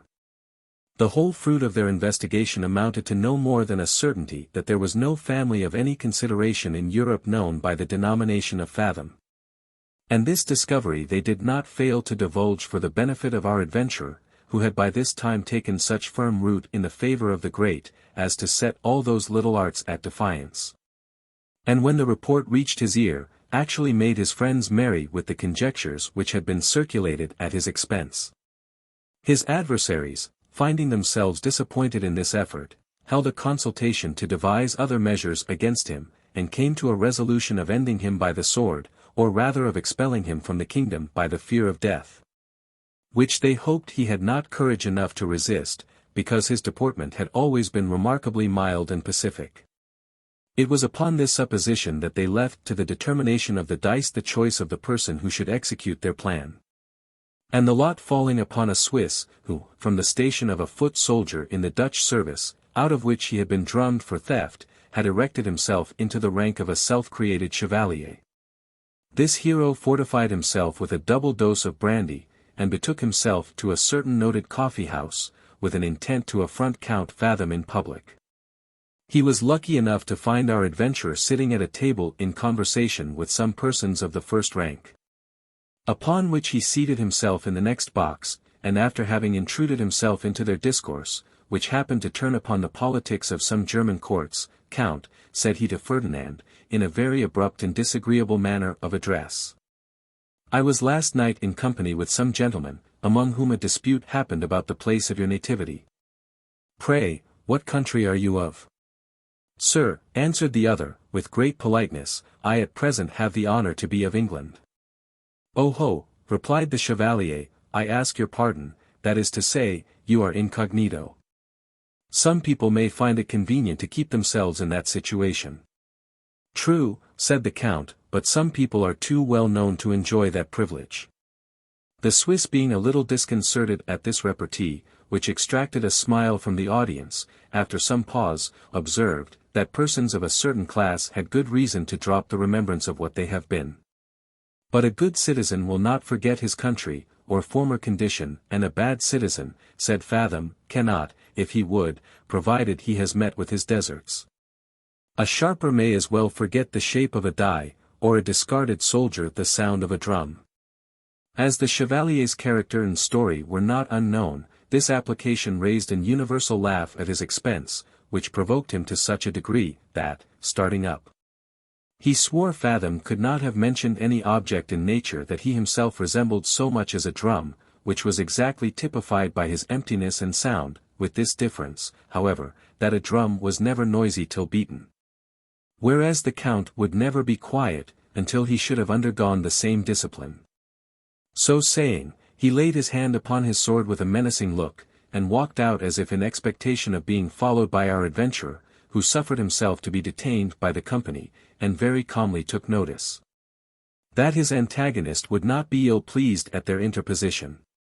Perhaps he would not have comported himself with such ease and deliberation, had not he made such remarks upon the disposition of the chevalier, as convinced him of his own safety. He had perceived a perplexity and perturbation in the countenance of the Swiss, when he first entered the coffee-room. His blunt and precipitate way of accosting him seemed to denote confusion and compulsion. And, in the midst of his ferocity, this accurate observer discerned the trepidation of fear. By the help of these signs, his sagacity soon comprehended the nature of his schemes, and prepared accordingly for a formal defiance. His conjecture was verified next morning by a visit from the chevalier, who, taking it for granted that Fathom would not face an adversary in the field, because he had not followed him from the coffee-house, went to his lodgings with great confidence, and demanded to see the Count upon an affair that would admit of no delay. Maurice, according to his instructions, told him that his master was gone out, but desired he would have the goodness to repose himself in the parlour, till the Count's return, which he expected every moment. Ferdinand, who had taken post in a proper place for observation, seeing his antagonist fairly admitted, took the same road, and appearing before him, wrapped up in a long Spanish cloak, desired to know what had procured him the honor of such an early visit. The Swiss, raising his voice to conceal his agitation, explained his errand, in demanding reparation for the injury his honor had sustained the preceding day. In that odious allusion to a scandalous report which had been raised by the malice of his enemies. And insisted, in a very imperious style, upon his attending him forthwith to the nursery in Hyde Park. "Have a little patience," said our adventurer with great composure, "and I will do myself the pleasure to wait upon you in a few moments." With these words, he rang the bell, and, calling for a basin of water, laid aside his cloak, and displayed himself in his shirt, with a sword in his right hand, which was all over besmeared with recent blood. As if he had just come from the slaughter of a foe. This phenomenon made such an impression upon the astonished chevalier, already discomposed by the resolute behavior of the count, that he became jaundiced with terror and dismay, and, while his teeth chattered in his head, told our hero he had hoped, from his known politeness, to have found him ready to acknowledge an injury which might have been the effect of anger or misapprehension, in which case the affair might have been compromised to their mutual satisfaction. Without proceeding to those extremities which, among men of honor, are always accounted the last resource. To this representation Ferdinand answered, that the affair had been of the chevalier's own seeking, inasmuch as he had intruded himself into his company, and treated him with the most insolent and unprovoked abuse, which plainly flowed from a premeditated design against his honor and reputation. He, therefore, far from being disposed to own himself in the wrong, would not even accept of a public acknowledgment from him, the aggressor, whom he looked upon as an infamous sharper, and was resolved to chastise accordingly. Here the conversation was interrupted by the arrival of a person who was brought to the door in a chair, and conducted into another apartment, from which a message was brought to the count, importing that the stranger desired to speak with him upon business of the last importance. Fathom, having chid the servant for admitting people without his order, desired the Swiss to excuse him for a minute longer, and went into the next room, from whence the following dialogue was overheard by this challenger. "Count," said the stranger, "you are not ignorant of my pretensions to the heart of that young lady, at whose house I met you yesterday. Therefore you cannot be surprised when I declare myself displeased with your visits and behavior to my mistress, and demand that you will instantly promise to drop the correspondence. Else what follows?" Answered Ferdinand, with a cool and temperate voice.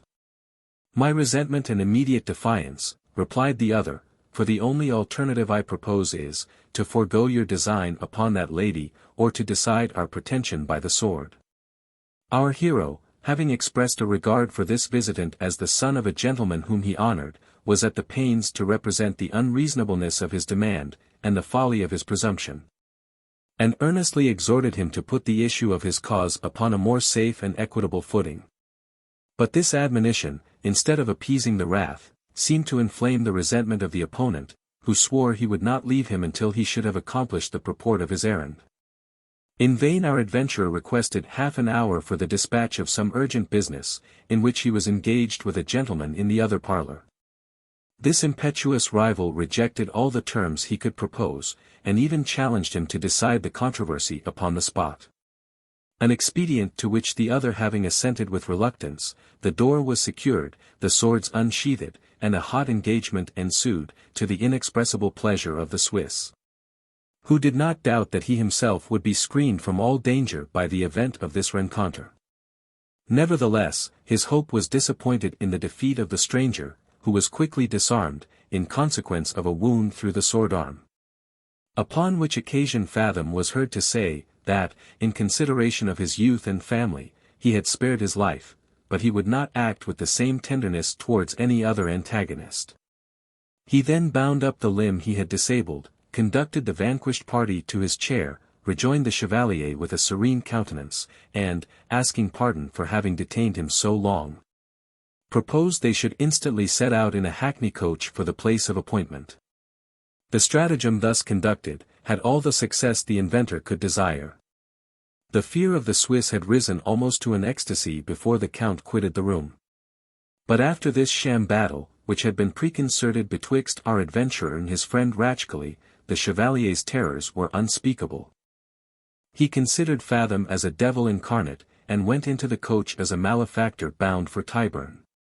He would have gladly compounded for the loss of a leg or arm, and entertained some transient gleams of hope, that he should escape for half a dozen flesh wounds, which he would have willingly received as the price of his presumption. But these hopes were banished by the remembrance of that dreadful declaration which he had heard the Count make, after having overcome his last adversary. And he continued under the power of the most unsupportable panic, until the carriage halted at Hyde Park Corner, where he crawled forth in a most piteous and lamentable condition, so that, when they reached the spot, he was scarce able to stand. Here he made an effort to speak, and propose an accommodation upon a new plan, by which he promised to leave his cause to the arbitrament of those gentlemen who were present at the rupture, and to ask pardon of the Count, provided he should be found guilty of a trespass upon good manners. But this proposal would not satisfy the implacable Ferdinand, who, perceiving the agony of the Swiss, resolved to make the most of the adventure, and giving him to understand he was not a man to be trifled with, desired him to draw without further preamble. Thus compelled, the unfortunate gamester pulled off his coat, and, putting himself in a posture, to use the words of Nym, winked, and held out his cold iron. Our adventurer, far from making a gentle use of the advantages he possessed, fiercely attacked him, while he was incapable of making resistance, and, aiming at a fleshy part, ran him through the arm and outside of the shoulder at the very first pass. The chevalier, already stupefied with the horror of expectation, no sooner felt his adversary's point in his body than he fell to the ground, and, concluding he was no longer a man for this world, began to cross himself with great devotion. While Fathom walked home deliberately, and in his way sent a couple of chairmen to the assistance of the wounded knight. This achievement, which could not be concealed from the knowledge of the public, not only furnished the character of Fathom with fresh wreaths of admiration and applause, but likewise effectually secured him from any future attempts of his enemies, to whom the Swiss, for his own sake, had communicated such terrible ideas of his valor, as overawed the whole community. Chapter 34. He performs another exploit, that conveys a true idea of his gratitude and honor. It was not long after this celebrated victory, that he was invited to spend part of the summer at the house of a country gentleman, who lived about 100 miles from London, possessed of a very opulent fortune, the greatest part of which was expended in acts of old English hospitality. He had met with our hero by accident at the table of a certain great man, and was so struck with his manner and conversation, as to desire his acquaintance, and cultivate his friendship. And he thought himself extremely happy in having prevailed upon him to pass a few weeks in his family. Fathom, among his other observations, perceived that there was a domestic uneasiness, occasioned by a very beautiful young creature about the age of 15, who resided in the house under the title of the gentleman's niece, though she was in reality his natural daughter, born before his marriage. This circumstance was not unknown to his lady, by whose express approbation he had bestowed particular attention upon the education of the child, whom we shall distinguish by the name of Celinda. Their liberality in this particular had not been misapplied. For she not only gave marks of uncommon capacity, but, as she grew up, became more and more amiable in her person, and was now returned from the boarding school, possessed of every accomplishment that could be acquired by one of her age and opportunities. These qualifications, which endeared her to every other person, excited the jealousy and displeasure of her supposed aunt, who could not bear to see her own children eclipsed by this illegitimate daughter, whom she therefore discountenanced upon all occasions, and exposed to such mortifications as would in all appearance drive her from her father's house. This persecuting spirit was very disagreeable to the husband, who loved Celinda with a truly paternal affection, and produced abundance of family disquiet. But being a man of a peaceable and yielding disposition, he could not long maintain the resolution he had taken in her favor, and therefore he ceased opposing the malevolence of his wife. In this unfortunate predicament stood the fair bastard, at the arrival of our adventurer, who, being allured by her charms, apprised of her situation at the same time, took the generous resolution to undermine her innocence, that he might banquet his vicious appetite with the spoils of her beauty. Perhaps such a brutal design might not have entered his imagination, if he had not observed, in the disposition of this hapless maiden, certain peculiarities from which he derived the most confident presages of success. Besides a total want of experience, that left her open and unguarded against the attacks of the other sex, she discovered a remarkable spirit of credulity in superstitious fear, which had been cherished by the conversation of her schoolfellows. She was particularly fond of music, in which she had made some progress, but so delicate was the texture of her nerves, that one day, while Fathom entertained the company with a favorite air, she actually swooned with pleasure. Such sensibility, our projector well knew, must be diffused through all the passions of her heart. He congratulated himself upon the sure ascendancy he had gained over her in this particular, and forthwith began to execute the plan he had erected for her destruction. That he might the more effectually deceive the vigilance of her father's wife, he threw such a dash of affectation in his complaisance towards Celinda, as could not escape the notice of that prying matron. Though it was not palpable enough to disoblige the young lady herself, who could not so well distinguish between overstrained courtesy and real good breeding. This behavior screened him from the suspicion of the family, who considered it as an effort of politeness, to cover his indifference and disgust for the daughter of his friend, who had by this time given some reason to believe she looked upon him with the eyes of affection. So that the opportunities he enjoyed of conversing with her in private, were less liable to intrusion or inquiry. Indeed, from what I have already observed, touching the sentiments of her step-dame, that lady, far from taking measures for thwarting our hero's design, would have rejoiced at the execution of it, and, had she been informed of his intent, might have fallen upon some method to facilitate the enterprise. But, as he solely depended upon his own talents, he never dreamed of soliciting such an auxiliary. Under cover of instructing and accomplishing her in the exercise of music, he could not want occasions for promoting his aim. When, after having soothed her sense of hearing, even to a degree of ravishment, so as to extort from her an exclamation, importing, that he was surely something supernatural, he never failed to whisper some insidious compliment or tale of love, exquisitely suited to the emotions of her soul. Thus was her heart insensibly subdued, though more than half his work was still undone. For, at all times, she disclosed such purity of sentiment, such inviolable attachment to religion and virtue, and seemed so averse to all sorts of inflammatory discourse, that he durst not presume upon the footing he had gained in her affection, to explain the baseness of his desire. He therefore applied to another of her passions, that proved the bane of her virtue. This was her timidity, which at first being constitutional, was afterwards increased by the circumstances of her education, and now aggravated by the artful conversation of Fathom, which he checkered with dismal stories of omens, portents, prophecies, and apparitions, delivered upon such unquestionable testimony, and with such marks of conviction, as captivated the belief of the devoted Celinda, and filled her imagination with unceasing terrors. In vain she strove to dispel those frightful ideas, and avoid such topics of discourse for the future. The more she endeavored to banish them, the more troublesome they became. And such was her infatuation, that as her terrors increased, her thirst after that sort of knowledge was augmented. Many sleepless nights did she pass amidst those horrors of fancy, starting at every noise, and sweating with dreary apprehension, yet ashamed to own her fears, or solicit the comfort of a bedfellow, lest she should incur the ridicule and censure of her father's wife. And what rendered this disposition the more irksome, was the solitary situation of her chamber, that stood at the end of a long gallery scarce within hearing of any other inhabited part of the house. All these circumstances had been duly weighed by our projector, who, having prepared Celinda for his purpose, stole at midnight from his apartment, which was in another story, and approaching her door, there uttered a piteous groan.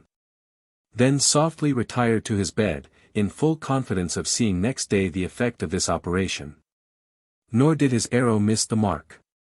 Poor Celinda's countenance gave such indications of melancholy and dismay, that he could not omit asking the cause of her disquiet, and she, at his earnest request, was prevailed upon to communicate the dreadful salutation of the preceding night, which she considered as an omen of death to some person of the family, in all probability to herself, as the groans seemed to issue from one corner of her own apartment. Our adventurer argued against this supposition, as contradictory to the common observation of those supernatural warnings which are not usually imparted to the person who is doomed to die, but to some faithful friend, or trusty servant, particularly interested in the event. He therefore supposed, that the groans foreboded the death of my lady, who seemed to be in a drooping state of health, and were, by her genius, conveyed to the organs of Celinda, who was the chief sufferer by her jealous and barbarous disposition.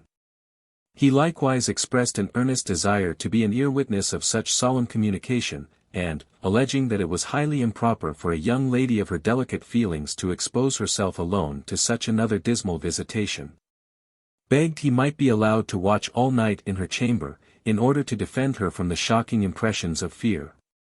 Though no person ever stood more in need of a companion or guard, and her heart throbbed with transports of dismay at the prospect of night, she rejected his proposal with due acknowledgment, and resolved to trust solely to the protection of heaven. Not that she thought her innocence or reputation could suffer by her compliance with his request, for, hitherto, her heart was a stranger to those young desires which haunt the fancy, and warm the breast of youth. So that, being ignorant of her danger, she saw not the necessity of avoiding temptation, but she refused to admit a man into her bedchamber, merely because it was a step altogether opposite to the forms and decorum of life. Nevertheless, far from being discouraged by this repulse, he knew her fears would multiply and reduce that reluctance, which, in order to weaken, he had recourse to another piece of machinery, that operated powerfully in behalf of his design. Some years ago, a 12-stringed instrument was contrived by a very ingenious musician, by whom it was aptly entitled the harp of Aeolus, because, being properly applied to a stream of air, it produces a wild irregular variety of harmonious sounds, that seem to be the effect of enchantment, and wonderfully dispose the mind for the most romantic situations.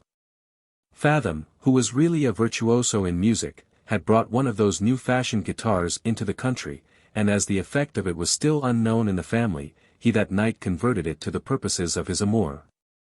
By fixing it in a casement of a window belonging to the gallery, exposed to the west wind, which then blew in a gentle breeze, the strings no sooner felt the impression of the balmy zephyr, than they began to pour forth a stream of melody more ravishingly delightful than the song of Philomel, the warbling brook, and all the concert of the wood.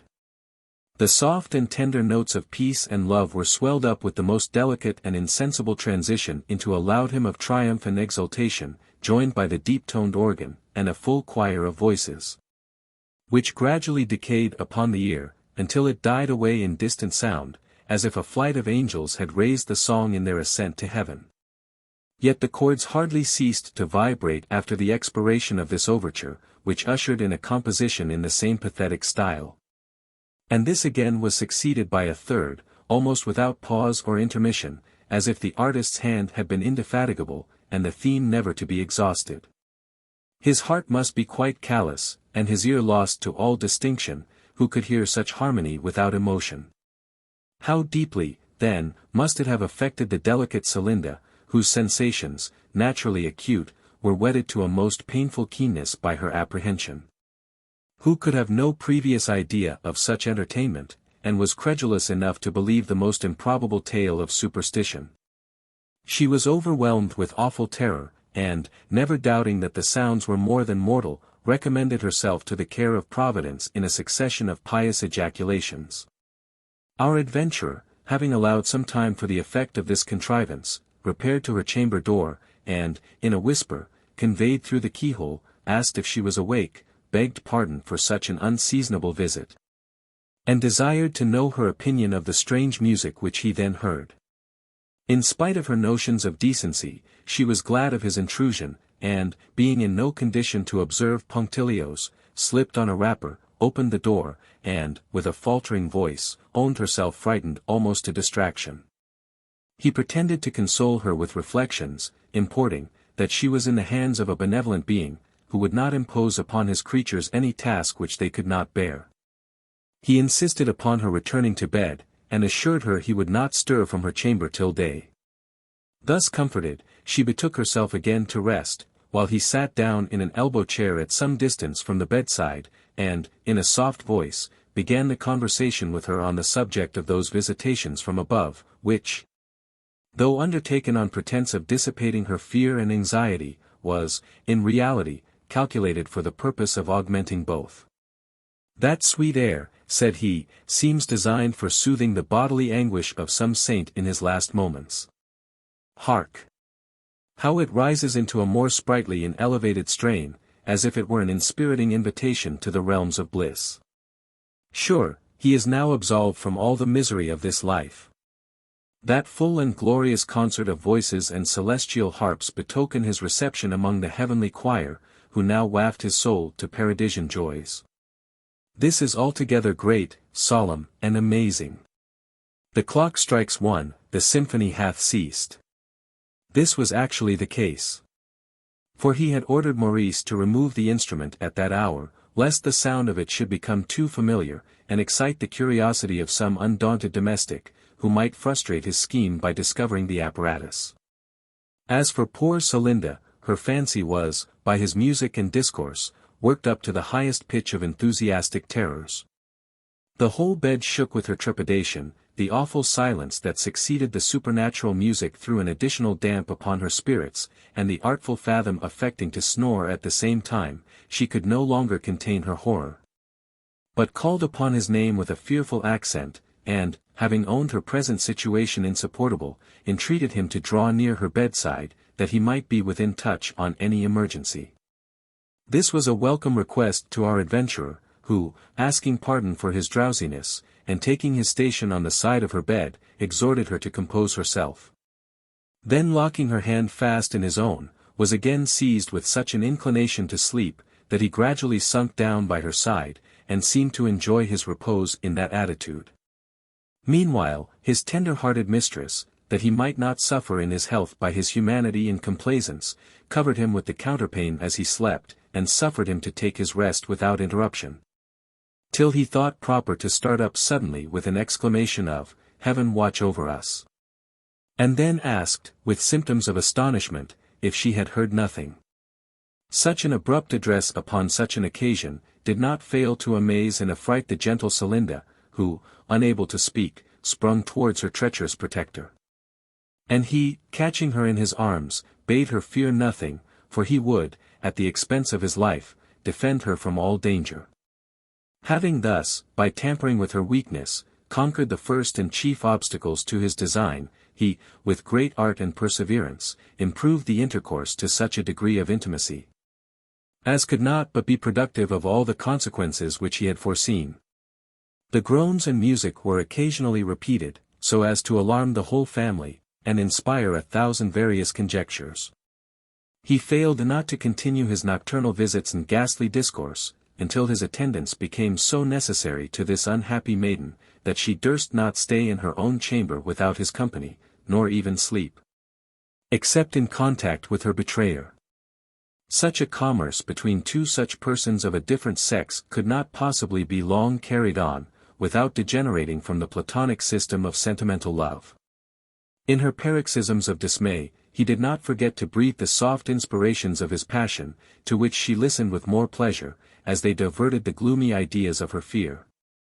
And by this time his extraordinary accomplishments had made a conquest of her heart. What therefore could be a more interesting transition than that from the most uneasy to the most agreeable sensation of the human breast?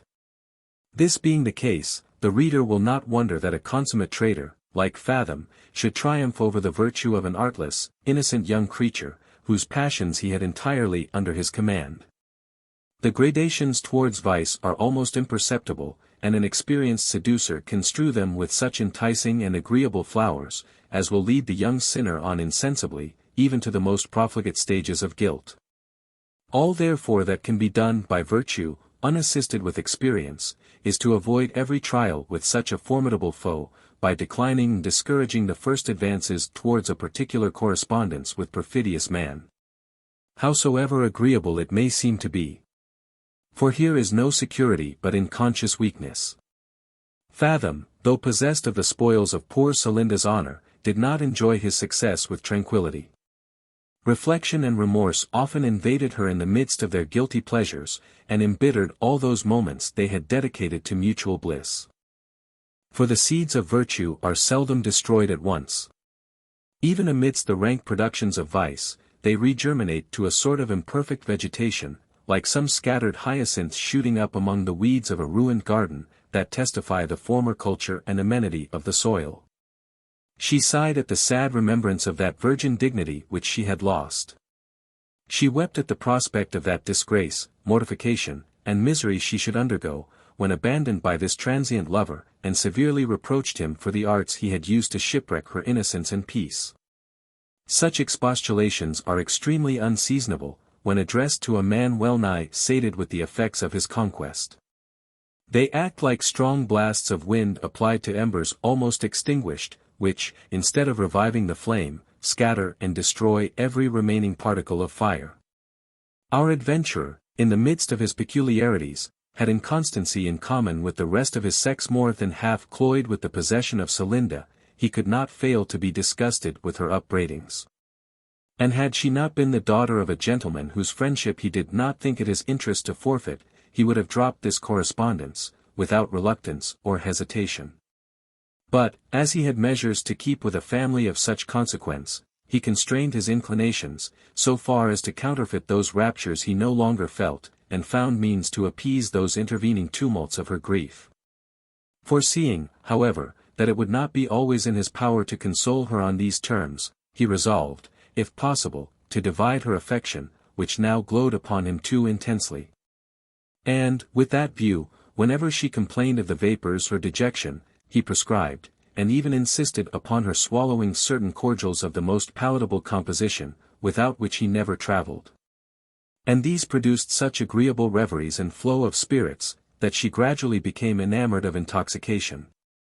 While he encouraged the pernicious passion, by expressing the most extravagant applause and admiration at the wild irregular sallies it produced.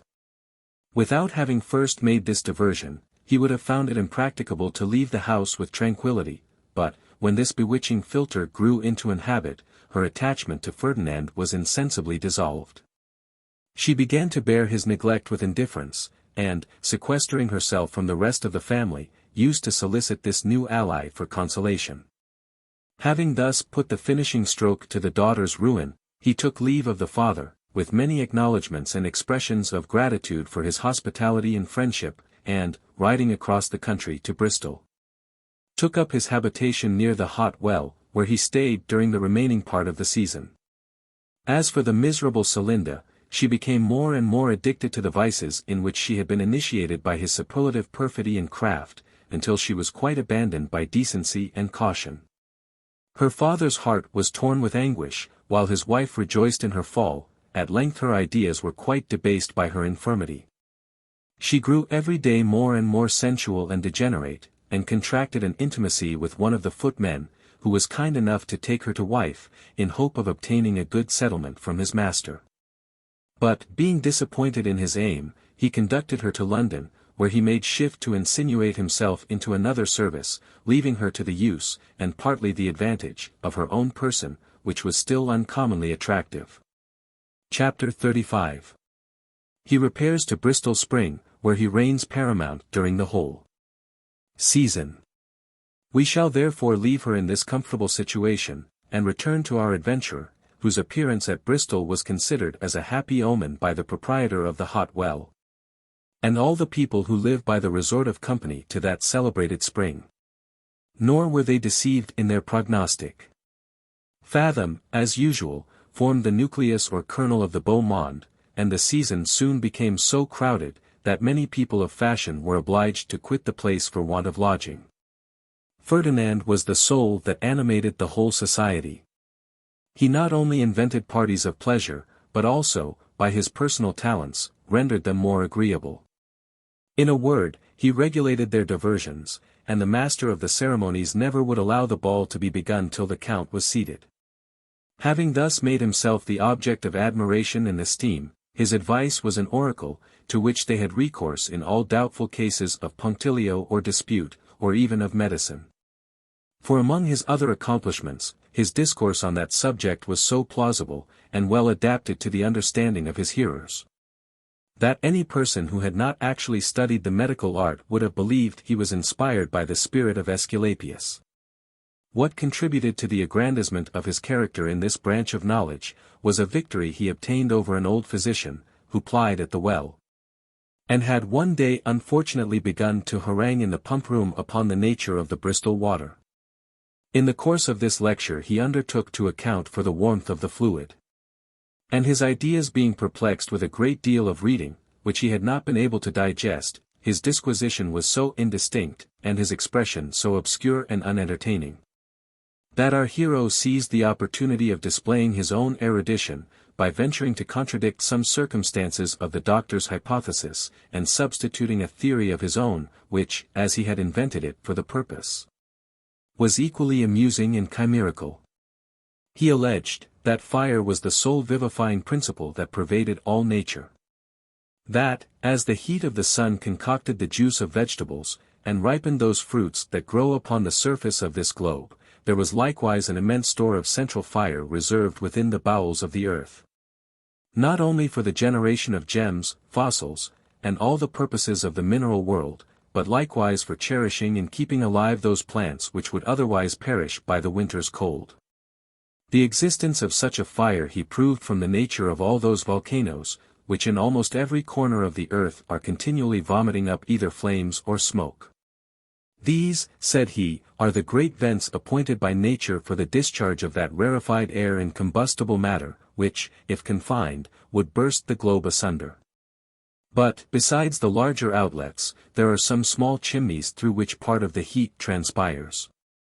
A vapor of that sort, I conceive, must pass through the bed or channel of this spring, the waters of which, accordingly retain a moderate warmth.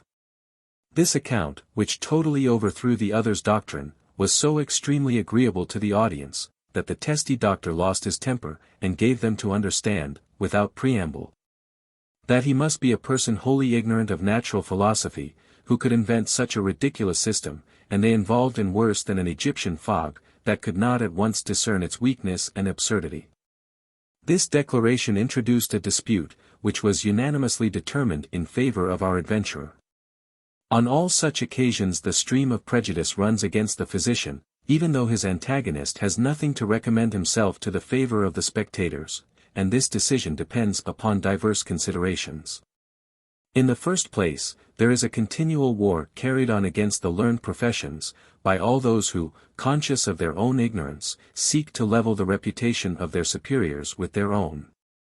Secondly, in all disputes upon physic that happen betwixt a person who really understands the art, and an illiterate pretender, the arguments of the first will seem obscure and unintelligible to those who are unacquainted with the previous systems on which they are built, while the other's theory, derived from common notions, and superficial observation, will be more agreeable, because better adapted to the comprehension of the hearers.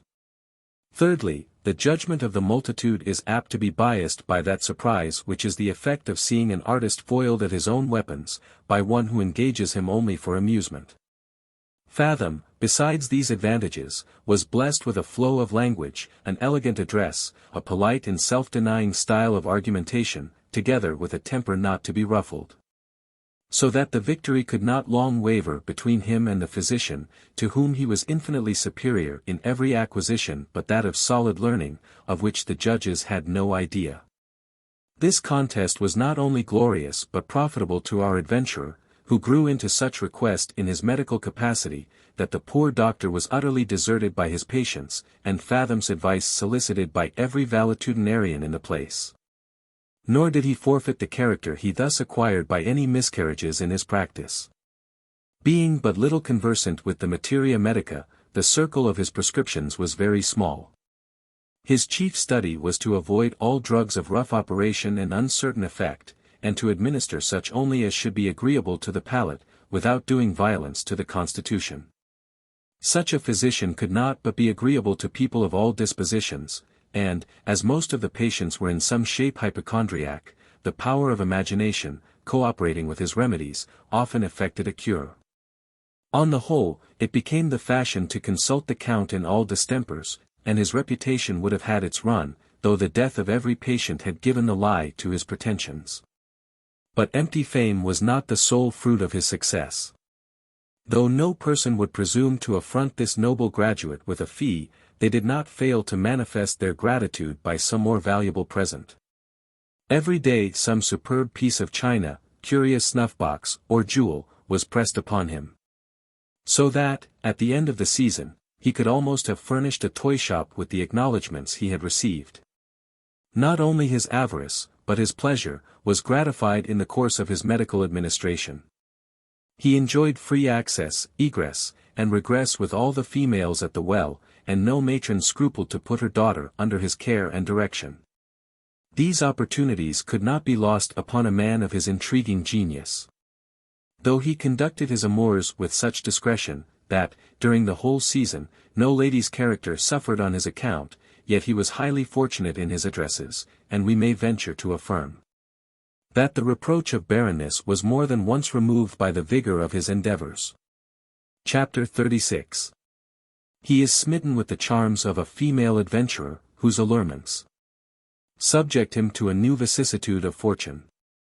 Among those who were distinguished by his gallantry was the young wife of an old citizen of London, who had granted her permission to reside at the hot well for the benefit of her health, under the eye and inspection of his own sister, who was a maiden of 50 years. The pupil, whose name was Mrs. Trapwell, though low in stature, was finely shaped, her countenance engaging, though her complexion was brown, her hair in color rivaled the raven's back, and her eyes emulated the luster of the diamond. Fathom had been struck with her first appearance, but found it impracticable to elude the vigilance of her duenna, so as to make a declaration of his flame. Until she herself, guessing the situation of his thoughts, and not displeased with the discovery, thought proper to furnish him with the opportunity he wanted, by counterfeiting an indisposition, for the cure of which she knew his advice would be implored. This was the beginning of an acquaintance, which was soon improved to his wish, and so well did she manage her attractions, as in some measure to fix the inconstancy of his disposition, for, at the end of the season, his passion was not sated. And they concerted the means of continuing their commerce, even after their return to London. This intercourse effectually answered the purpose of the husband, who had been decoyed into matrimony by the cunning of his spouse, whom he had privately kept as a concubine before marriage. Conscious of her own precarious situation, she had resolved to impose upon the infirmities of Trapwell, and, feigning herself pregnant, gave him to understand she could no longer conceal her condition from the knowledge of her brother, who was an officer in the army, and of such violent passions, that, should he once discover her backsliding, he would undoubtedly wipe away the stains of his family dishonor with her own blood, as well as that of her keeper. The citizen, to prevent such a catastrophe, took her to wife. But soon after perceiving the trick which had been played upon him, set his invention at work, and at length contrived a scheme which he thought would enable him, not only to retrieve his liberty, but also indemnify himself for the mortification he had undergone. Far from creating any domestic disturbance, by upbraiding her with her finesse, he seemed perfectly well pleased with his acquisition. And, as he knew her void of any principle, and extremely addicted to pleasure, he chose proper occasions to insinuate, that she might gratify her own inclination, and at the same time turn her beauty to good account. She joyfully listened to these remonstrances, and, in consequence of their mutual agreement, she repaired to Bristol Spring, on pretence of an ill state of health, accompanied by her sister-in-law, whom they did not think proper to entrust with the real motive of her journey. Fathom's person was agreeable, and his finances supposed to be in flourishing order, therefore, she selected him from the herd of gallants, as a proper sacrifice to the powers which she adored. And, on her arrival in London, made her husband acquainted with the importance of her conquest. Trapwell overwhelmed her with caresses and praise for her discreet and dutiful conduct, and faithfully promised that she should pocket in her own privy purse 1/2 of the spoils that should be gathered from her gallant, whom she therefore undertook to betray, after he had swore, in the most solemn manner, that his intention was not to bring the affair to a public trial, which would redound to his own disgrace, but to extort a round sum of money from the Count, by way of composition. Confiding in this protestation, she in a few days gave him intelligence of an assignation she had made with our adventurer, at a certain bagnio near Covent Garden. Upon which he secured the assistance of a particular friend and his own journeyman, with whom, and a constable, he repaired to the place of rendezvous, where he waited in an adjoining room, according to the directions of his virtuous spouse, until she made the preconcerted signal of hemming 3 times aloud, when he and his associates rushed into the chamber and surprised our hero in bed with his inamorata. The lady on this occasion acted her part to a miracle. She screamed at their approach, and, after an exclamation of "ruined and undone," fainted away in the arms of her spouse, who had by this time seized her by the shoulders, and begun to upbraid her with her infidelity and guilt. As for Fathom, his affliction was unutterable, when he found himself discovered in that situation, and made prisoner by the 2 assistants, who had pinioned him in such a manner, that he could not stir, much less accomplish an escape. All his ingenuity and presence of mind seemed to forsake him in this emergency. The horrors of an English jury overspread his imagination, for he at once perceived that the toil into which he had fallen was laid for the purpose. Consequently he took it for granted that there would be no deficiency in point of evidence. Soon as he recollected himself, he begged that no violence might be offered to his person, and entreated the husband to favour him with a conference, in which the affair might be compromised, without prejudice to the reputation of either. At first Trapwell breathed nothing but implacable revenge, but, by the persuasion of his friends, after he had sent home his wife in a chair, he was prevailed upon to hear the proposals of the delinquent, who having assured him, by way of apology, that he had always believed the lady was a widow, made him an offer of £500, as an atonement for the injury he had sustained. This being a sum no ways adequate to the expectation of the citizen, who looked upon the Count as possessor of an immense estate, he rejected the terms with disdain, and made instant application to a judge, from whom he obtained a warrant for securing his person till the day of trial. Indeed, in this case, money was but a secondary consideration with Trapwell, whose chief aim was to be legally divorced from a woman he detested. Therefore there was no remedy for the unhappy Count, who in vain offered to double the sum. He found himself reduced to the bitter alternative of procuring immediate bail, or going directly to Newgate. In this dilemma he sent a messenger to his friend Ratchcliffe, whose countenance fell when he understood the Count's condition. Nor would he open his mouth in the style of consolation, until he had consulted a certain solicitor of his acquaintance, who assured him the law abounded with such resources as would infallibly screen the defendant, had the fact been still more palpable than it was. He said there was great presumption to believe the Count had fallen a sacrifice to a conspiracy, which by some means or other would be detected, and, in that case, the plaintiff might obtain 1 shilling in lieu of damages. If that dependence should fail, he hinted that, in all probability, the witnesses were not incorruptible, or, should they prove to be so, one man's oath was as good as another's. And, thank heaven, there was no dearth of evidence, provided money could be found to answer the necessary occasions. Ratchcliffe, comforted by these insinuations, and dreading the resentment of our adventurer, who, in his despair, might punish him severely for his want of friendship, by some precipitate explanation of the commerce they had carried on. Moved, I say, by these considerations, and moreover tempted with the prospect of continuing to reap the advantages resulting from their conjunction, he and another person of credit with whom he largely dealt in jewels, condescended to become sureties for the appearance of Fathom, who was accordingly admitted to bail. Not but that the Tyrolese knew Ferdinand too well to confide in his parole. He depended chiefly upon his ideas of self-interest, which, he thought, would persuade him to risk the uncertain issue of a trial, rather than quit the field before the harvest was half over. And he was resolved to make his own retreat without ceremony, should our hero be unwise enough to abandon his bail. Such an adventure could not long lie concealed from the notice of the public, even if both parties had been at pains to suppress the circumstances. But the plaintiff, far from seeking to cover, affected to complain loudly of his misfortune, that he might interest his neighbours in his behalf, and raise a spirit of rancour and animosity, to influence the jury against this insolent foreigner, who had come over into England to debauch our wives and deflower our daughters. While he employed a formidable band of lawyers to support the indictment, which he laid at £10,000 damages.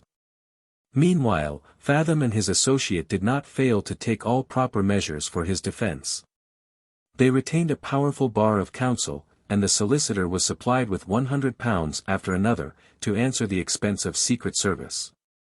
Still assuring his clients that everything was in an excellent train, and that his adversary would gain nothing but shame and confusion of face. Nevertheless, there was a necessity for postponing the trial, on account of a material evidence, who, though he wavered, was not yet quite brought over. And the attorney found means to put off the decision from term to term, until there was no quibble left for further delay. While this suit was depending, our hero continued to move in his usual sphere.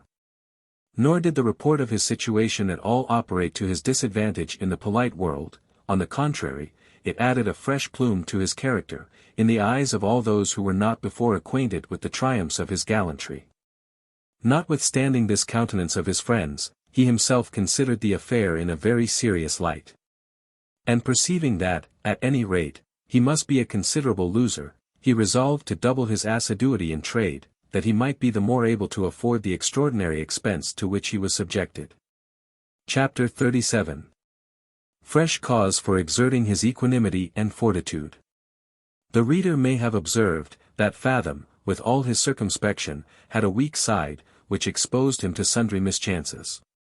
This was his covetousness, which on some occasions became too hard for his discretion.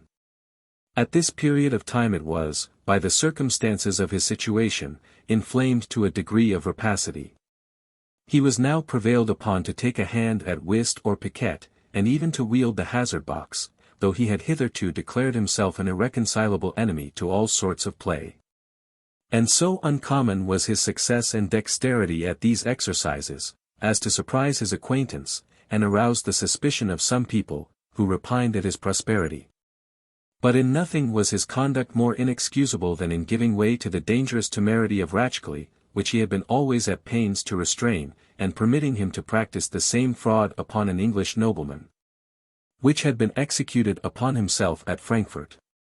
In other words, the Tyrolese, by the canal of Ferdinand's finger and recommendation, sold a pebble for a real brilliant, and in a few days the cheat was discovered, to the infinite confusion of our adventurer, who nevertheless assumed the guise of innocence with so much art, and expressed such indignation against the villain who had imposed upon his judgment and unsuspecting generosity, that his lordship acquitted him of any share in the deceit, and contented himself with the restitution, which he insisted upon making out of his own pocket, until he should be able to apprehend the rogue, who had thought proper to abscond for his own safety. In spite of all this exculpation, his character did not fail to retain a sort of stigma, which indeed the plainest proofs of innocence are hardly able to efface. And his connection with such a palpable knave as the Tyrolese appeared to be, had an effect to his prejudice in the minds of all those who were privy to the occurrence. When a man's reputation is once brought in question, every trifle is, by the malevolence of mankind, magnified into a strong presumption against the culprit. A few whispers communicated by the envious mouth of slander, which he can have no opportunity to answer and refute, shall, in the opinion of the world, convict him of the most horrid crimes. And for one hypocrite who is decked with the honors of virtue, there are 20 good men who suffer the ignominy of vice, so well disposed are individuals to trample upon the fame of their fellow creatures. If the most unblemished merit is not protected from this injustice, it will not be wondered at that no quarter was given to the character of an adventurer like Fathom, who, among other unlucky occurrences, had the misfortune to be recognized about this time by his two Parisian friends, Sir Stentor Stile and Sir Giles Squirrel. These worthy knights-errant had returned to their own country, after having made a very prosperous campaign in France, at the end of which, however, they very narrowly escaped the galleys. And seeing the Polish count seated at the head of taste and politeness, they immediately circulated the story of his defeat at Paris, with many ludicrous circumstances of their own invention, and did not scruple to affirm that he was a rank impostor. When the laugh is raised upon a great man, he never fails to dwindle into contempt. Ferdinand began to perceive a change in the countenance of his friends. His company was no longer solicited with that eagerness which they had formerly expressed in his behalf. Even his entertainments were neglected. When he appeared at any private or public assembly, the ladies, instead of glowing with pleasure, as formerly, now tittered or regarded him with looks of disdain. And a certain pert, little, forward coquette, with a view to put him out of countenance, by raising the laugh at his expense, asked him one night, at a drum, when he had heard from his relations in Poland. She succeeded in her design upon the mirth of the audience, but was disappointed in the other part of her aim, for our hero replied, without the least mark of discomposure, "They are all in good health at your service, madam. I wish I knew in what part of the world your relations reside, that I might return the compliment." By this answer, which was the more severe, as the young lady was of very doubtful extraction, he retorted the laugh upon the aggressor, though he likewise failed in his attempt upon her temper. For she was perhaps the only person present who equalled himself in stability of countenance. Notwithstanding this appearance of unconcern, he was deeply touched with these marks of alienation in the behavior of his friends, and, foreseeing in his own disgrace the total shipwreck of his fortune, he entered into a melancholy deliberation with himself about the means of retrieving his importance in the beau monde, or of turning his address into some other channel, where he could stand upon a less slippery foundation. In this exercise of his thoughts, no scheme occurred more feasible than that of securing the booty he had made, and retiring with his associate, who was also blown, into some other country, where their names and characters being unknown, they might pursue their old plan of commerce without molestation. He imparted this suggestion to the Tyrolese, who approved the proposal of decamping, though he combated with all his might our hero's inclination to withdraw himself before the trial, by repeating the assurances of the solicitor, who told him he might depend upon being reimbursed by the sentence of the court for great part of the sums he had expended in the course of the prosecution. Fathom suffered himself to be persuaded by these arguments, supported with the desire of making an honorable retreat, and, waiting patiently for the day of trouble, discharged his sureties, by a personal appearance in court. Yet this was not the only score he discharged that morning. The solicitor presented his own bill before they set out for Westminster Hall, and gave the Count to understand that it was the custom, from time immemorial, for the client to clear with his attorney before trial. Ferdinand had nothing to object against this established rule, though he looked upon it as a bad omen, in spite of all the solicitor's confidence and protestations. And he was not a little confounded, when, looking into the contents, he found himself charged with 350 attendances. He knew it was not his interest to disoblige his lawyer at such a juncture. Nevertheless, he could not help expostulating with him on this article, which seemed to be so falsely stated with regard to the number. When his questions drew on an explanation, by which he found he had incurred the penalty of 3 shillings and 4 pence for every time he chanced to meet the conscientious attorney, either in the park, the coffee-house, or the street, provided they had exchanged the common salutation. And he had good reason to believe the solicitor had often thrown himself in his way, with a view to swell this item of his account. With this extortion our adventurer was fain to comply, because he lay at the mercy of the caitiff. Accordingly, he with a good grace paid the demand, which, including his former disbursements, amounted to £365 11 shillings and 3 3 farthings, and then presenting himself before the judge, quietly submitted to the laws of the realm. His counsel behaved like men of consummate abilities in their profession. They exerted themselves with equal industry, eloquence, and erudition, in their endeavors to perplex the truth, browbeat the evidence, puzzle the judge, and mislead the jury. But the defendant found himself woefully disappointed in the deposition of Trapwell's journeyman, whom the solicitor pretended to have converted to his interest. This witness, as the attorney afterwards declared, played booty, and the facts came out so clear, that Ferdinand Count Fathom was convicted of criminal conversation with the plaintiff's wife, and cast in £1,500, under the denomination of damages. He was not so much surprised as afflicted at this decision, because he saw it gradually approaching from the examination of the first evidence. His thoughts were now employed in casting about for some method of deliverance from the snare in which he found himself entangled.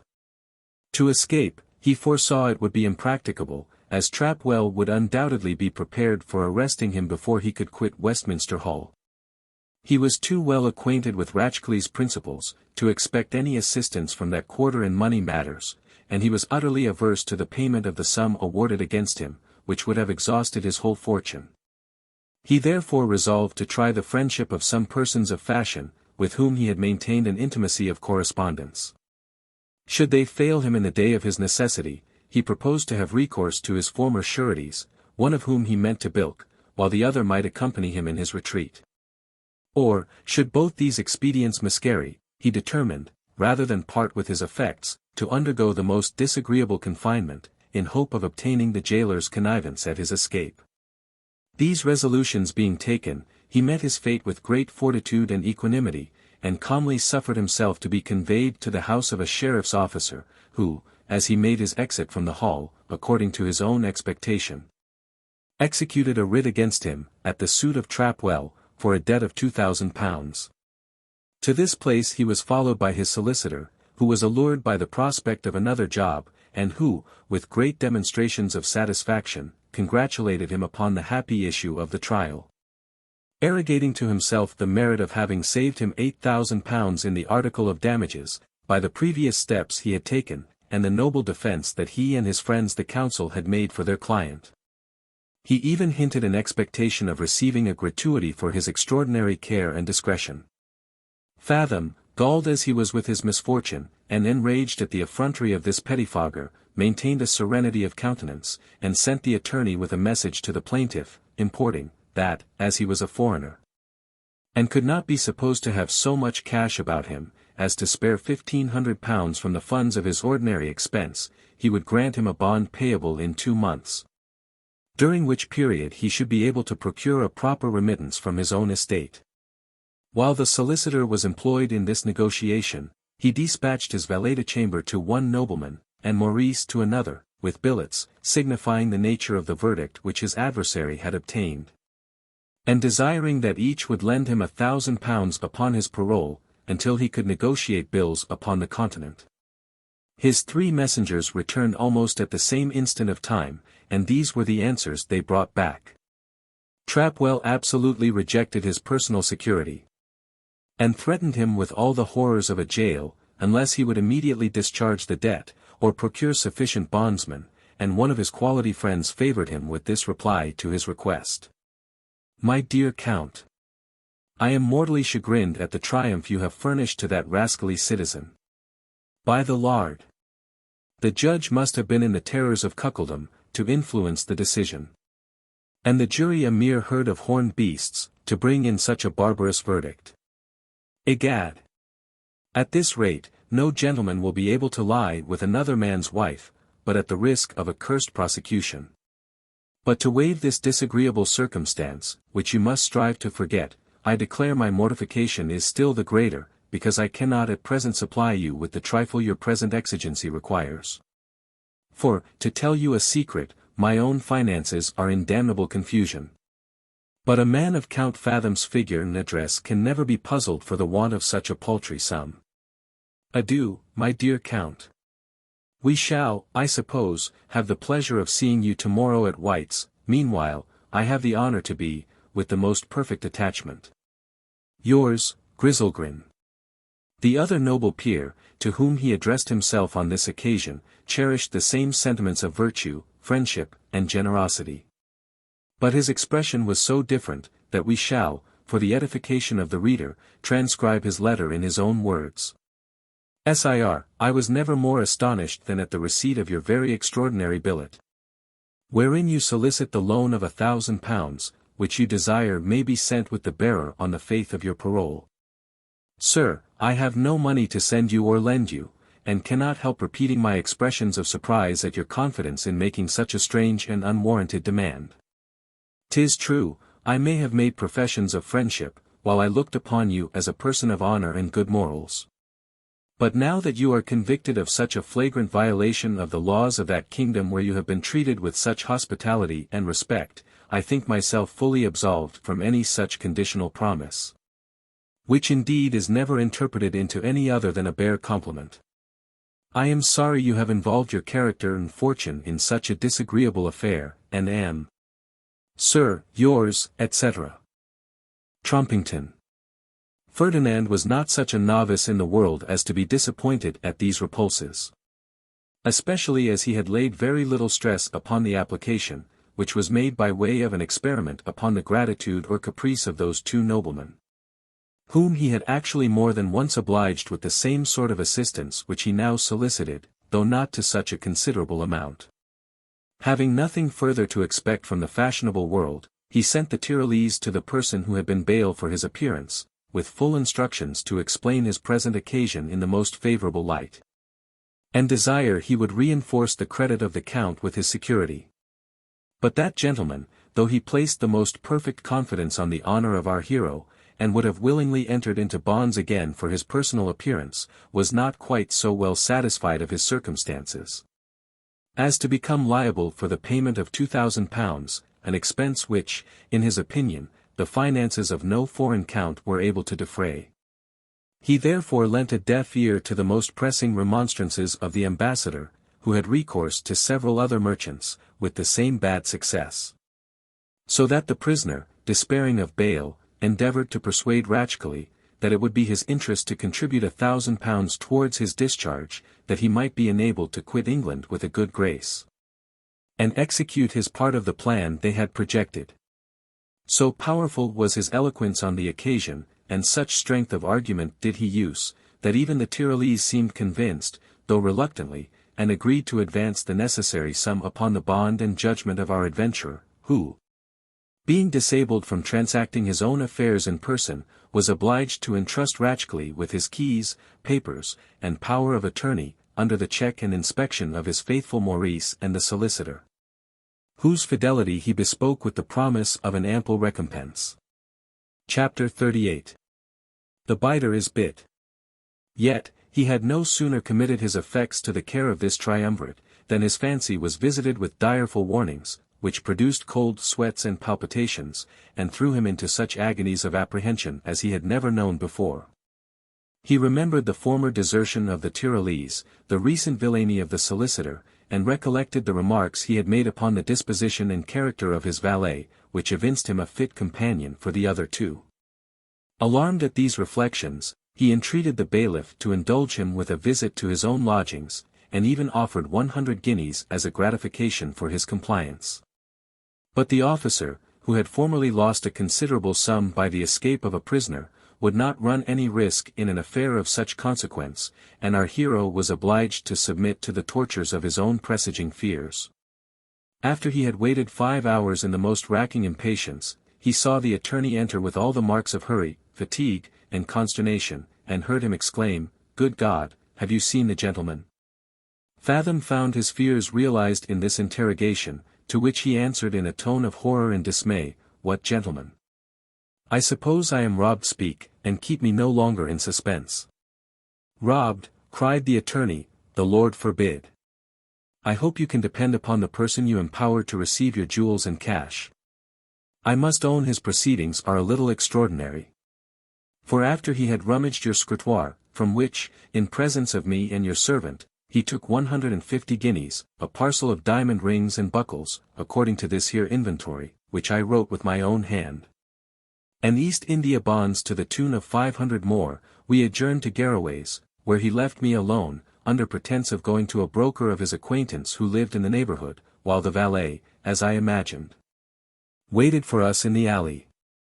Well, sir, he stayed so long, that I began to be uneasy, and at length resolved to send the servant in quest of him, but when I went out for that purpose, deuce a servant was to be found, though I in person inquired for him at every alehouse within half a mile of the place.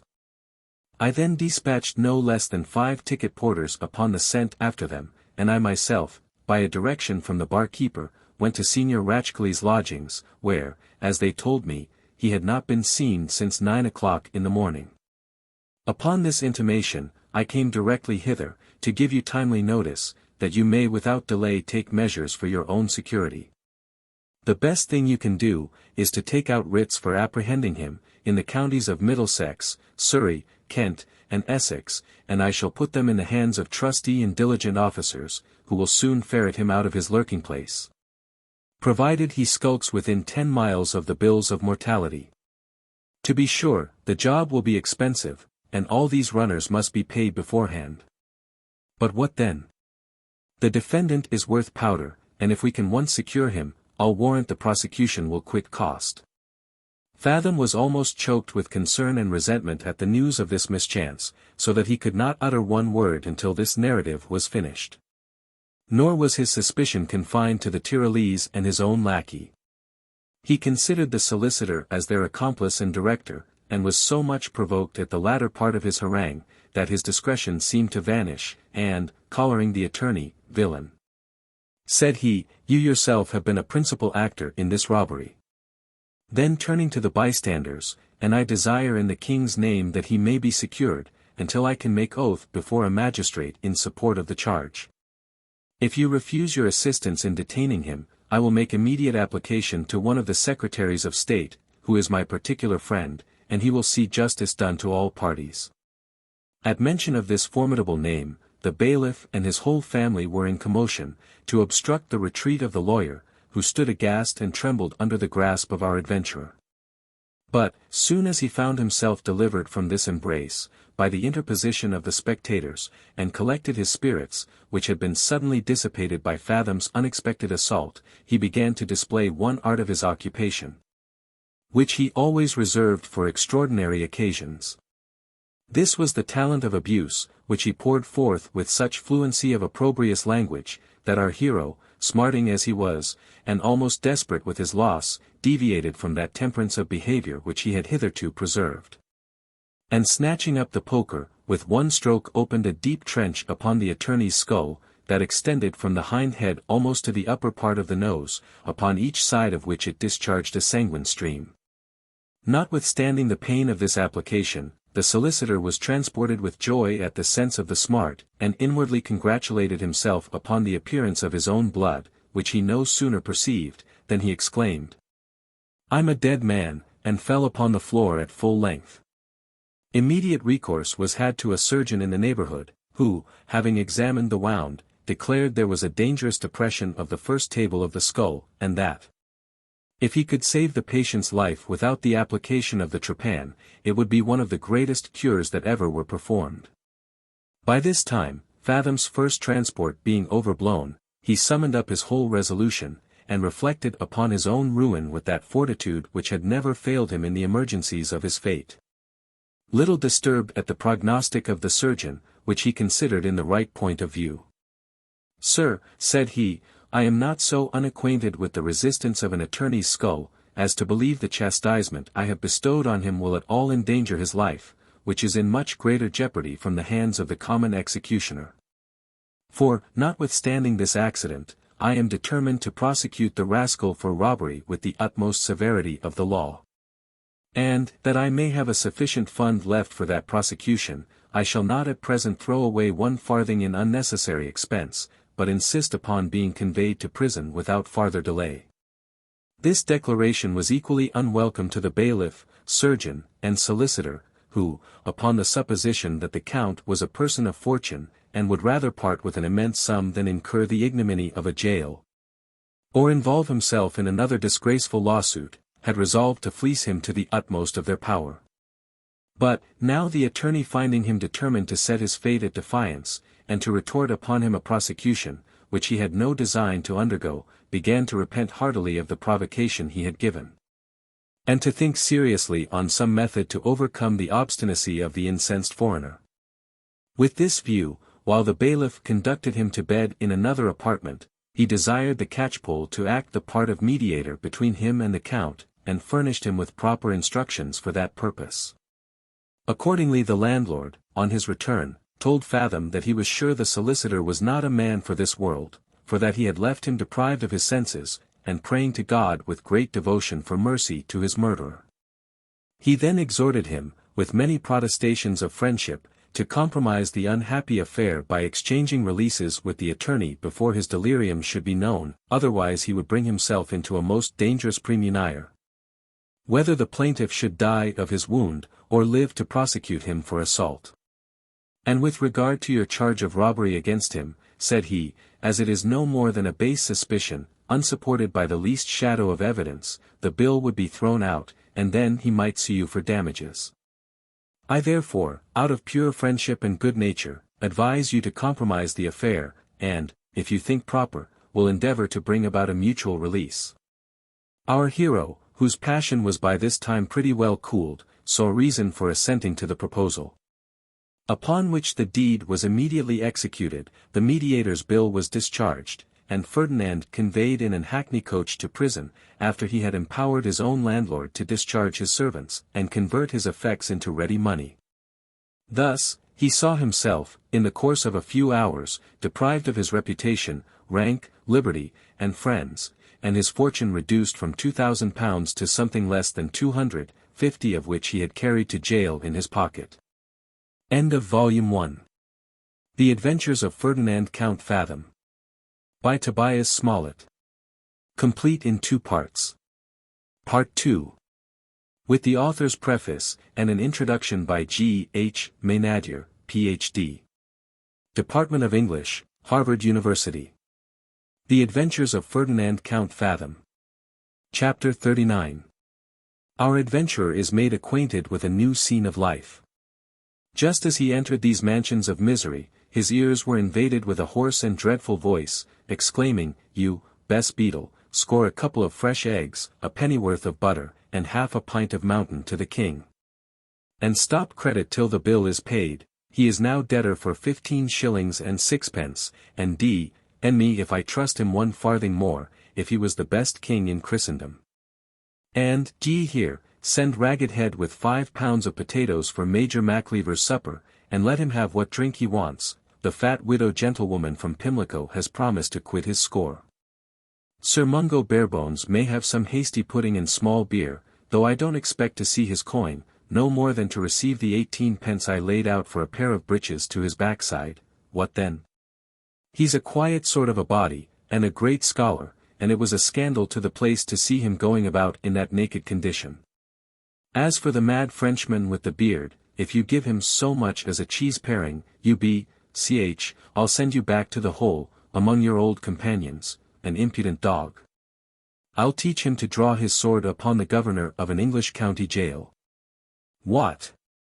I suppose he thought he had to do with a French hang-tang-dang, rabbit him. He shall eat his white feather, before I give him credit for a morsel of bread." Although our adventurer was very little disposed, at this juncture, to make observations foreign to his own affairs, he could not help taking notice of these extraordinary injunctions. Especially those concerning the person who was entitled king, whom, however, he supposed to be some prisoner elected as the magistrate by the joint suffrage of his fellows. Having taken possession of his chamber, which he rented at 5 shillings a week, and being ill at ease in his own thoughts, he forthwith secured his door, undressed, and went to bed, in which, though it was none of the most elegant or inviting couches, he enjoyed profound repose after the accumulated fatigues and mortifications of the day.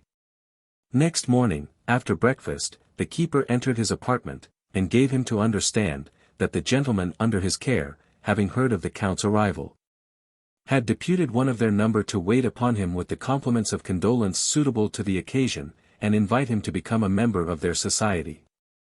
Our hero could not politely dispense with this instance of civility, and their ambassador being instantly introduced by the name of Captain Minikin, saluted him with great solemnity.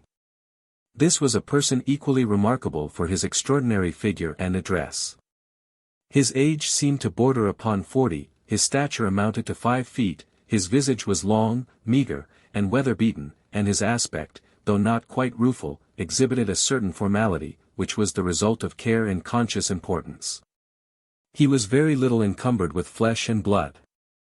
Yet what body he had was well proportioned, his limbs were elegantly turned, and by his carriage he was well entitled to that compliment which we pay to any person when we say he has very much the air of a gentleman.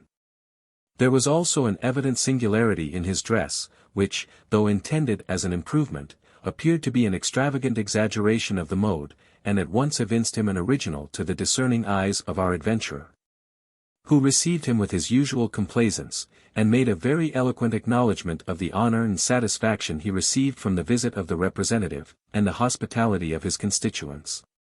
The captain's peculiarities were not confined to his external appearance. For his voice resembled the sound of a bassoon, or the aggregate hum of a whole beehive, and his discourse was almost nothing else than a series of quotations from the English poets, interlarded with French phrases.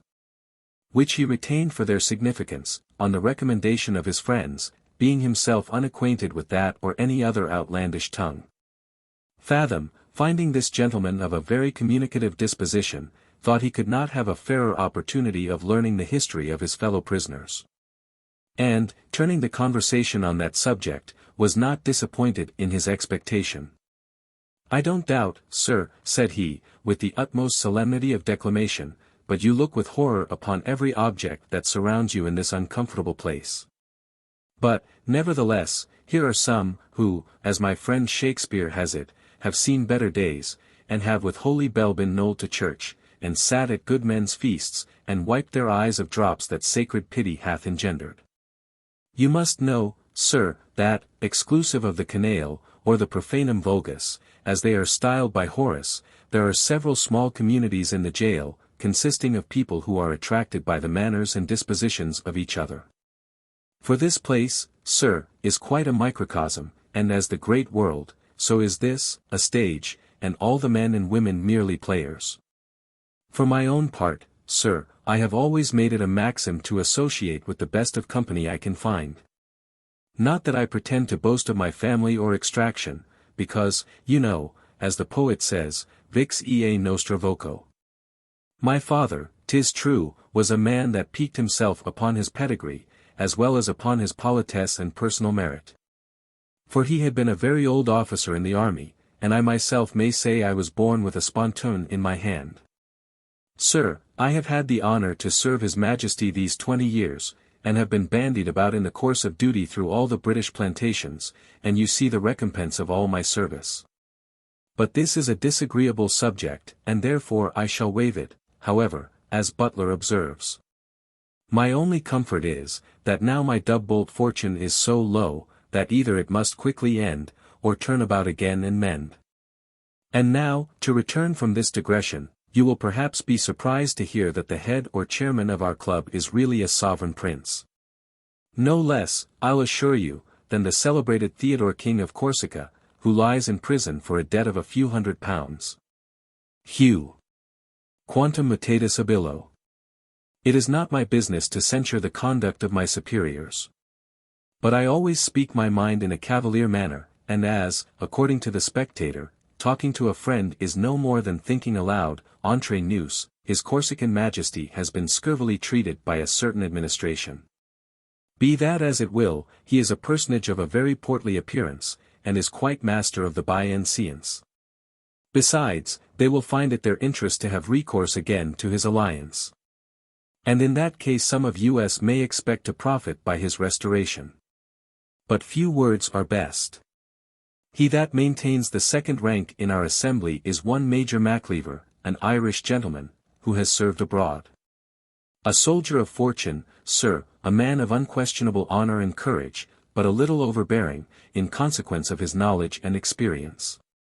He is a person of good address, to be sure, and quite free of the mauvaise honte, and he may have seen a good deal of service. But what then? Other people may be as good as he, though they have not had such opportunities. If he speaks 5 or 6 languages, he does not pretend to any taste in the liberal arts, which are the criterion of an accomplished gentleman. The next is Sir Mungo Barebones, the representative of a very ancient family in the north.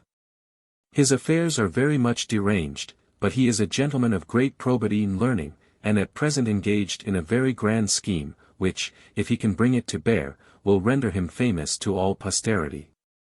No less than the conversion of the Jews and the Gentiles. The project, I own, looks chimerical to one who has not conversed with the author.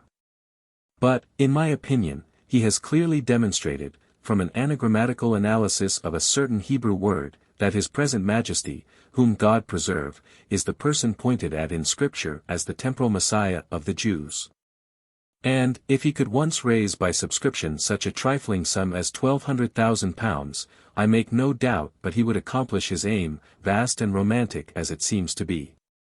Besides these, we have another messmate, who is a French chevalier, an odd sort of a man, a kind of Lazarillo de Tormes, a caricatura. He wears a long beard, pretends to be a great poet, and makes ed fracas with his verses.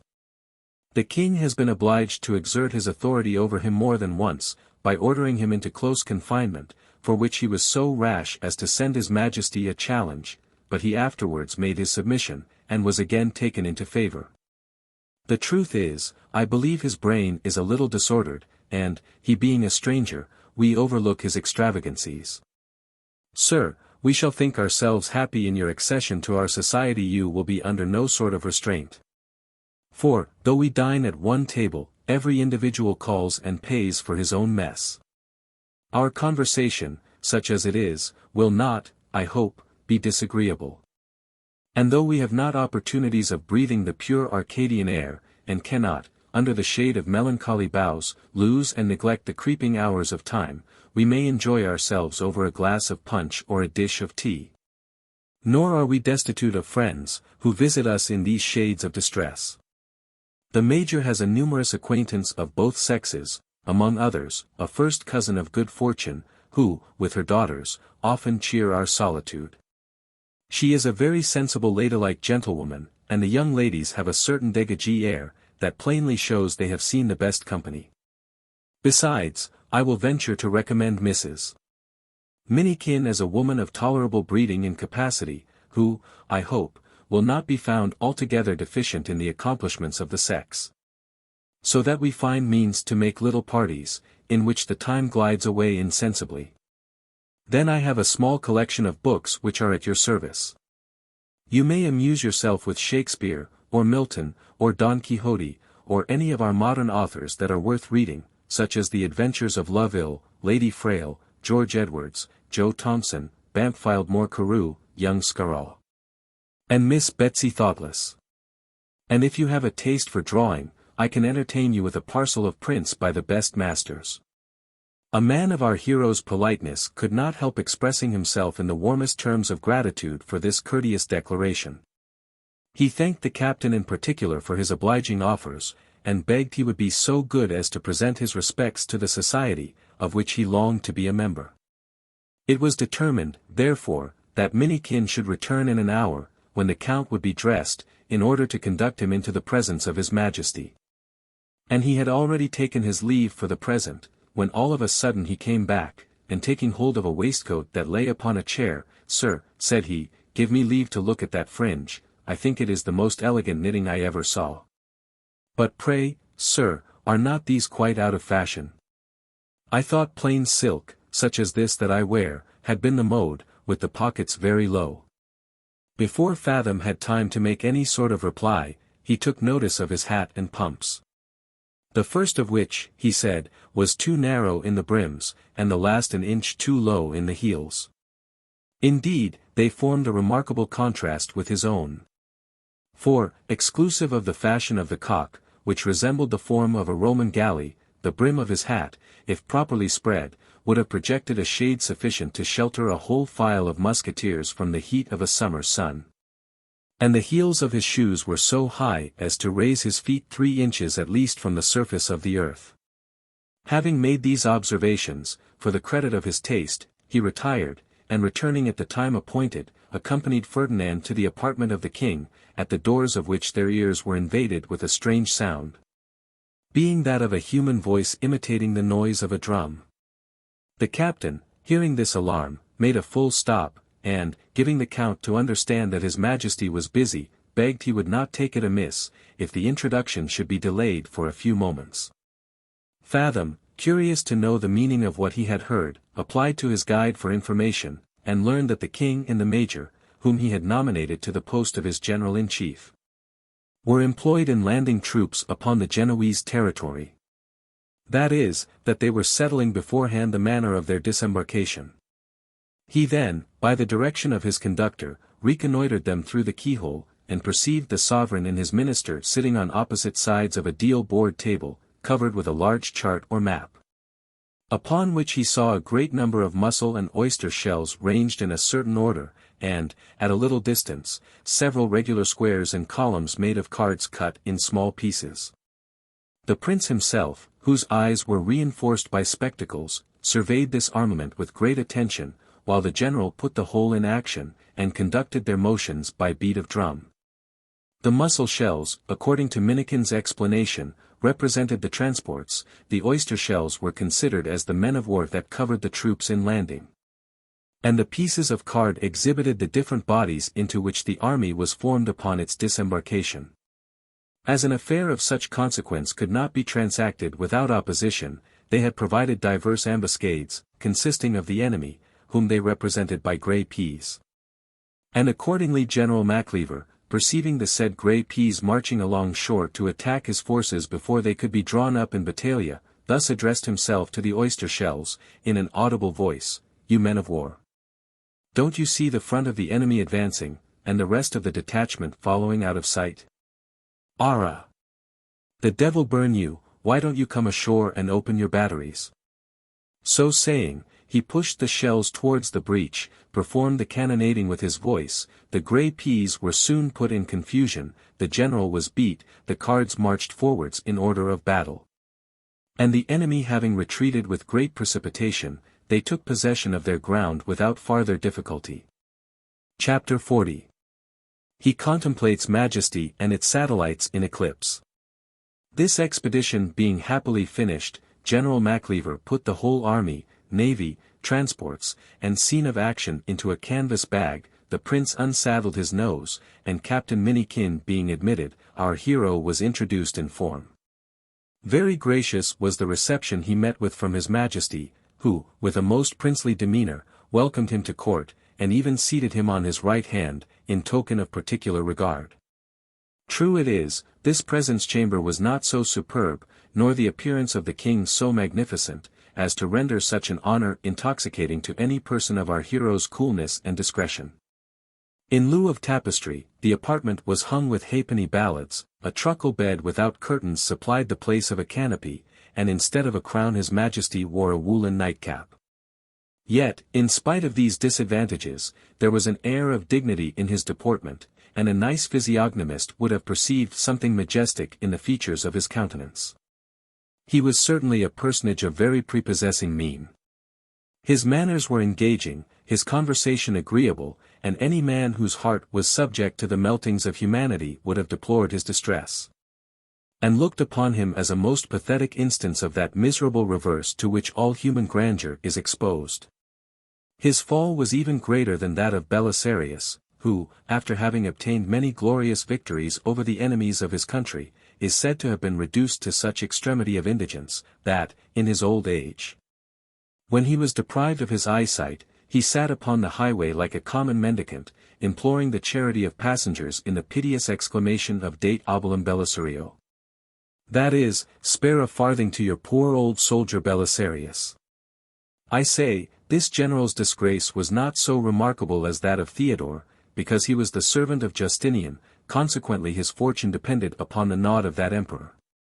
Whereas the other actually possessed the throne of sovereignty by the best of all titles, namely, the unanimous election of the people over whom he reigned, and attracted the eyes of all Europe, by the efforts he made in breaking the bands of oppression, and vindicating that liberty which is the birthright of man.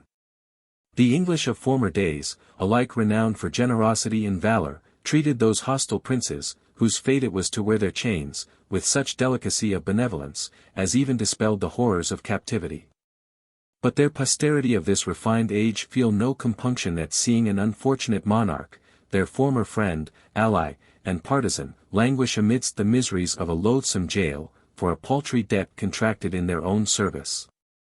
But, moralising apart, our hero had not long conversed with this extraordinary debtor, who in his present condition assumed no other title than that of baron, than he perceived in him a spirit of quixotism, which all his experience, together with the vicissitudes of his fortune, had not been able to overcome. Not that his ideas soared to such a pitch of extravagant hope as that which took possession of his messmates, who frequently quarrelled one with another about the degrees of favour to which they should be entitled after the king's restoration. But he firmly believed that affairs would speedily take such a turn in Italy, as would point out to the English court the expediency of employing him again, and his persuasion seemed to support him against every species of poverty and mortification. While they were busy in trimming the balance of power on the other side of the Alps, their deliberations were interrupted by the arrival of a scullion, who came to receive their orders touching the bill of fare for dinner. And His Majesty found much more difficulty in settling this important concern, than in compromising all the differences between the Emperor and the Queen of Spain. At length, however, General Macleaver undertook the office of purveyor for his prince. Captain Minikin insisted upon treating the Count. And in a little time the table was covered with a cloth, which, for the sake of my delicate readers, I will not attempt to describe. At this period they were joined by Sir Mungo Barebones, who, having found means to purchase a couple of mutton chops, had cooked a mess of broth, which he now brought in a saucepan to the general rendezvous. This was the most remarkable object which had hitherto presented itself to the eyes of Fathom. Being naturally of a meagre habit, he was, by indigence and hard study, wore almost to the bone, and so bended towards the earth, that in walking his body described at least 150 degrees of a circle.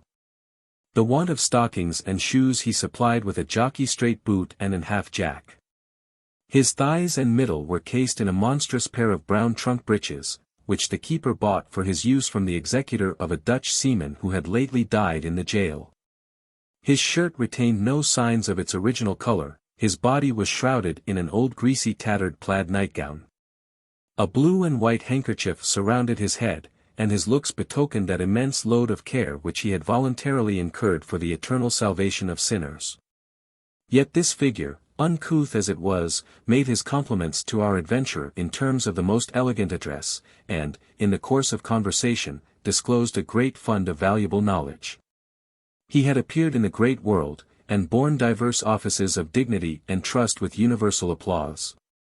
His courage was undoubted, his morals were unimpeached, and his person held in great veneration and esteem. When his evil genius engaged him in the study of Hebrew, and the mysteries of the Jewish religion, which fairly disordered his brain, and rendered him incapable of managing his temporal affairs. When he ought to have been employed in the functions of his post, he was always wrapped in visionary conferences with Moses on the Mount. Rather than regulate the economy of his household, he chose to exert his endeavors in settling the precise meaning of the word Elohim. And having discovered that now the period was come, when the Jews and Gentiles would be converted, he postponed every other consideration, in order to facilitate that great and glorious event. By this time Ferdinand had seen every member of the club, except the French chevalier, who seemed to be quite neglected by the society. For his name was not once mentioned during this communication, and they sat down to dinner, without asking whether he was dead or alive. The king regaled himself with a plate of ox cheek. The major, who complained that his appetite had forsaken him, amused himself with some 40 hard eggs, malaxed with salt butter. The knight indulged upon his soup and bouillie, and the captain entertained our adventurer with a neck of veal roasted with potatoes. But before Fathom could make use of his knife and fork, he was summoned to the door, where he found the chevalier in great agitation, his eyes sparkling like coals of fire. Our hero was not a little surprised at this apparition, who, having asked pardon for the freedom he had used, observed, that, understanding the Count was a foreigner, he could not dispense with appealing to him concerning an outrage he had suffered from the keeper, who, without any regard to his rank or misfortunes, had been base enough to refuse him credit for a few necessaries, until he could have a remittance from his steward in France. He therefore conjured Count Fathom, as a stranger and nobleman like himself, to be the messenger of defiance, which he resolved to send to that brutal jailer, that, for the future, he might learn to make proper distinctions in the exercise of his function. Fathom, who had no inclination to offend this choleric Frenchman, assured him that he might depend upon his friendship, and, in the meantime, prevailed upon him to accept of a small supply, in consequence of which he procured a pound of sausages, and joined the rest of the company without delay, making a very suitable addition to such an assemblage of rarities. Though his age did not exceed 30 years, his beard, which was of a brindled hue, flowed down, like Aaron's, to his middle. Upon his legs he wore red stockings rolled up over the joint of the knee, his breeches were of blue drab, with vellum buttonholes, and garters of gold lace, his waistcoat of scarlet, his coat of rusty black cloth, his hair, twisted into a ramley, hung down to his rump, of the color of jet, and his hat was adorned with a white feather. This original had formed many ingenious schemes to increase the glory and grandeur of France, but was discouraged by Cardinal Fleury, who, in all appearance, jealous of his great talents, not only rejected his projects, but even sent him to prison, on pretense of being offended at his impertinence. Perceiving that, like the prophet, he had no honor in his own country, he no sooner obtained his release, than he retired to England, where he was prompted by his philanthropy to propose an expedient to our ministry, which would have saved a vast effusion of blood and treasure. This was an agreement between the Queen of Hungary and the late Emperor, to decide their pretensions by a single combat, in which case he offered himself as the Bavarian champion, but in this endeavor he also proved unsuccessful. Then turning his attention to the delights of poetry, he became so enamored of the muse, that he neglected every other consideration. And she as usual gradually conducted him to the author's never-failing goal, a place of rest appointed for all those sinners whom the profane love of poesy hath led astray. Chapter 41. One quarrel is compromised, and another decided by unusual arms. Among other topics of conversation that were discussed at this genial meeting, Sir Mungo's scheme was brought upon the carpet by His Majesty, who was graciously pleased to ask how his subscription filled. To this interrogation the knight answered, that he met with great opposition from a spirit of levity and self-conceit, which seemed to prevail in this generation, but that no difficulties should discourage him from persevering in his duty. And he trusted in God, that, in a very little time, he should be able to confute and overthrow the false philosophy of the moderns, and to restore the writings of Moses to that preeminence and veneration which is due to an inspired author. He spoke of the immortal Newton with infinite contempt, and undertook to extract from the Pentateuch a system of chronology which would ascertain the progress of time since the fourth day of the creation to the present hour, with such exactness that not one vibration of a pendulum should be lost. Nay, he affirmed that the perfection of all arts and sciences might be attained by studying these secret memoirs, and that he himself did not despair of learning from them the art of transmuting baser metals into gold. The Chevalier, though he did not pretend to contradict these assertions, was too much attached to his own religion to acquiesce in the knight's project of converting the Jews and the Gentiles to the Protestant heresy, which, he said, God Almighty would never suffer to triumph over the interests of his own holy Catholic Church. This objection produced abundance of altercation between two very unequal disputants. And the Frenchman, finding himself puzzled by the learning of his antagonist, had recourse to the argumentum ad hominem, by laying his hand upon his sword, and declaring that he was ready to lose the last drop of his blood in opposition to such a damnable scheme.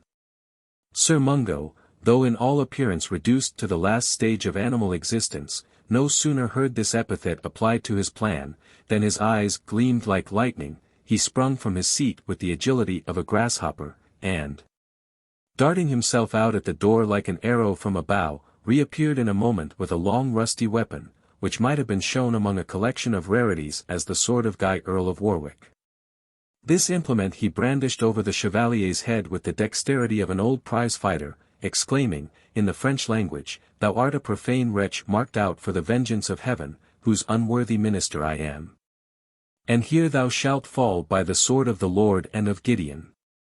The Chevalier, unterrified by this dreadful salutation, desired he would accompany him to a more convenient place. And the world might have been deprived of one or both these knights-errant, had not General Macleaver, at the desire of His Majesty, interposed, and found means to bring matters to an accommodation. In the afternoon the society was visited by the Major's cousin and her daughters, who no sooner appeared than they were recognized by our adventurer, and his acquaintance with them renewed in such a manner as alarmed the delicacy of Captain Minikin, who in the evening repaired to the Count's apartment, and with a formal physiognomy, accosted him in these words: "Sir, I beg pardon for this intrusion, but I come to consult you about an affair in which my honor is concerned. And a soldier without honor, you know, is no better than a body without a soul. I have always admired that speech of Hotspur in the first part of Henry IV. By heaven, methinks it were an easy leap, to pluck bright honor from the pale effacite moon, or dive into the bottom of the deep, where fathom line could never touch the ground, and pluck up drowned honor by the locks. There is a boldness and ease in the expression, and the images are very picturesque. But, without any further preamble, pray, sir, give me leave to ask how long you have been acquainted with those ladies who drank tea with us this afternoon. You'll forgive the question, sir, when I tell you that Major Macleaver introduced Mrs.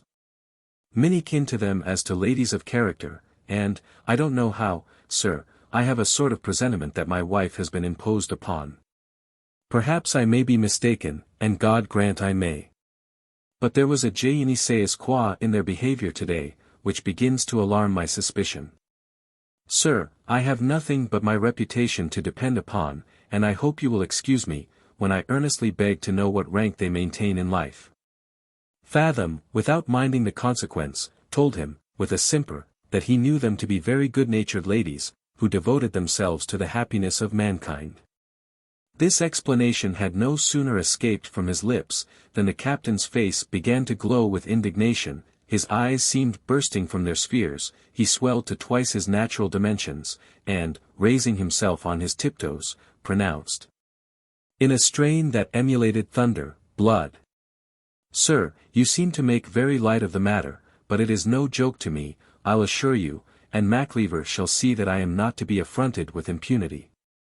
Sir, I shall take it as a singular favor if you will be the bearer of a billet to him, which I shall write in 3 words. Nay, sir, you must give me leave to insist upon it, as you are the only gentleman of our mess whom I can entrust with an affair of this nature. Fathom, rather than run the risk of disobliging such a punctilious warrior, after having in vain attempted to dissuade him from his purpose, undertook to carry the challenge, which was immediately penned in these words.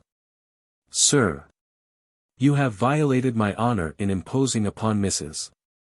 Minikin your pretended cousins as ladies of virtue and reputation.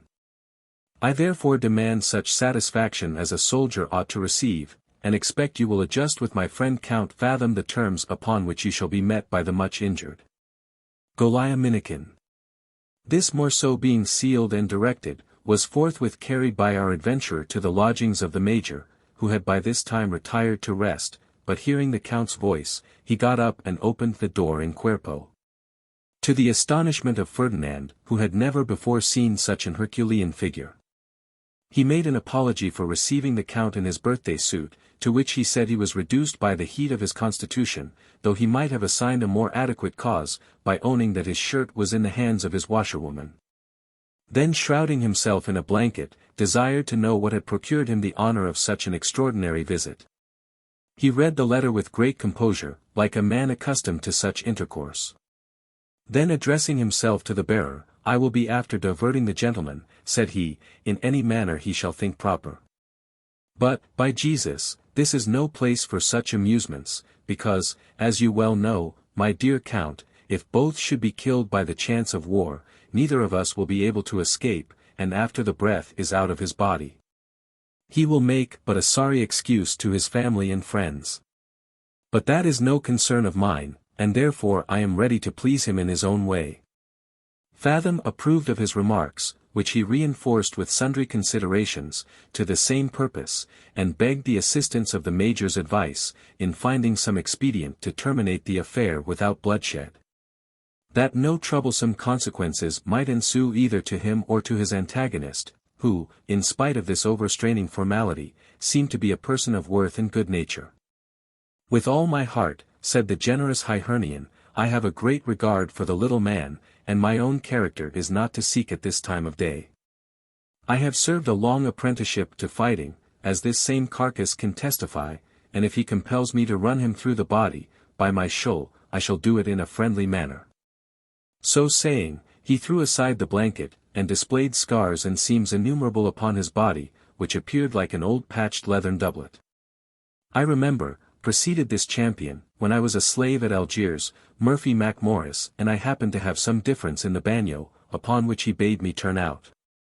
Arrah, for what, said I.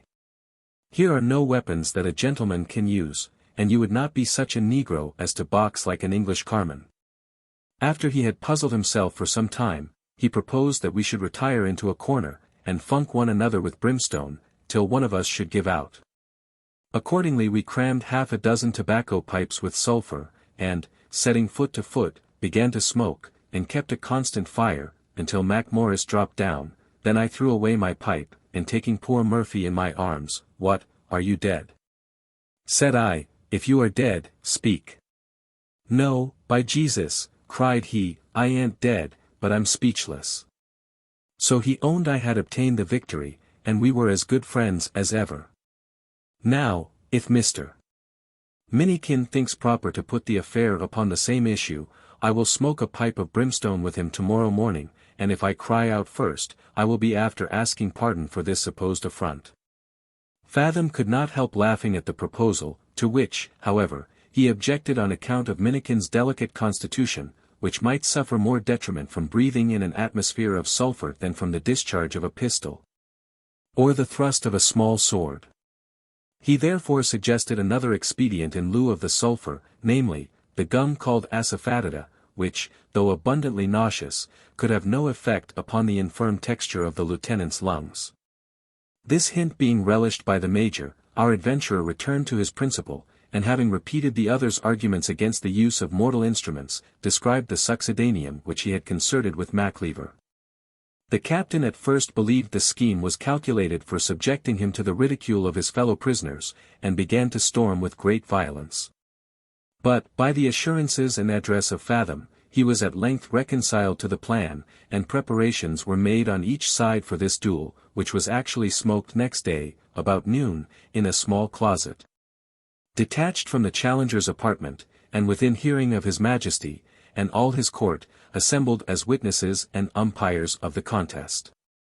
The combatants, being locked up together, began to ply their engines with great fury, and it was not long before Captain Minikin perceived he had a manifest advantage over his antagonist. For his organs were familiarized to the effluvia of this drug, which he had frequently used in the course of an hypochondriac disorder.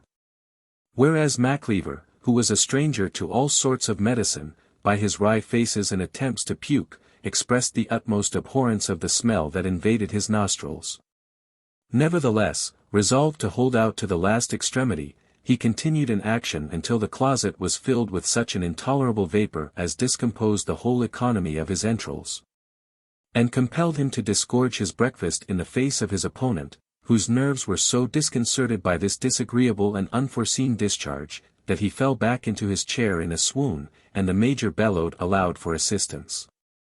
The door being opened, he ran directly to the window, to inhale the fresh air, while the captain, recovering from his fit, complained of Macleaver's unfair proceeding, and demanded justice of the arbitrators, who decided in his favor. And the major being prevailed upon to ask pardon for having introduced Mrs. Minikin to women of rotten reputation, the parties were reconciled to each other, and peace and concord re-established in the mess.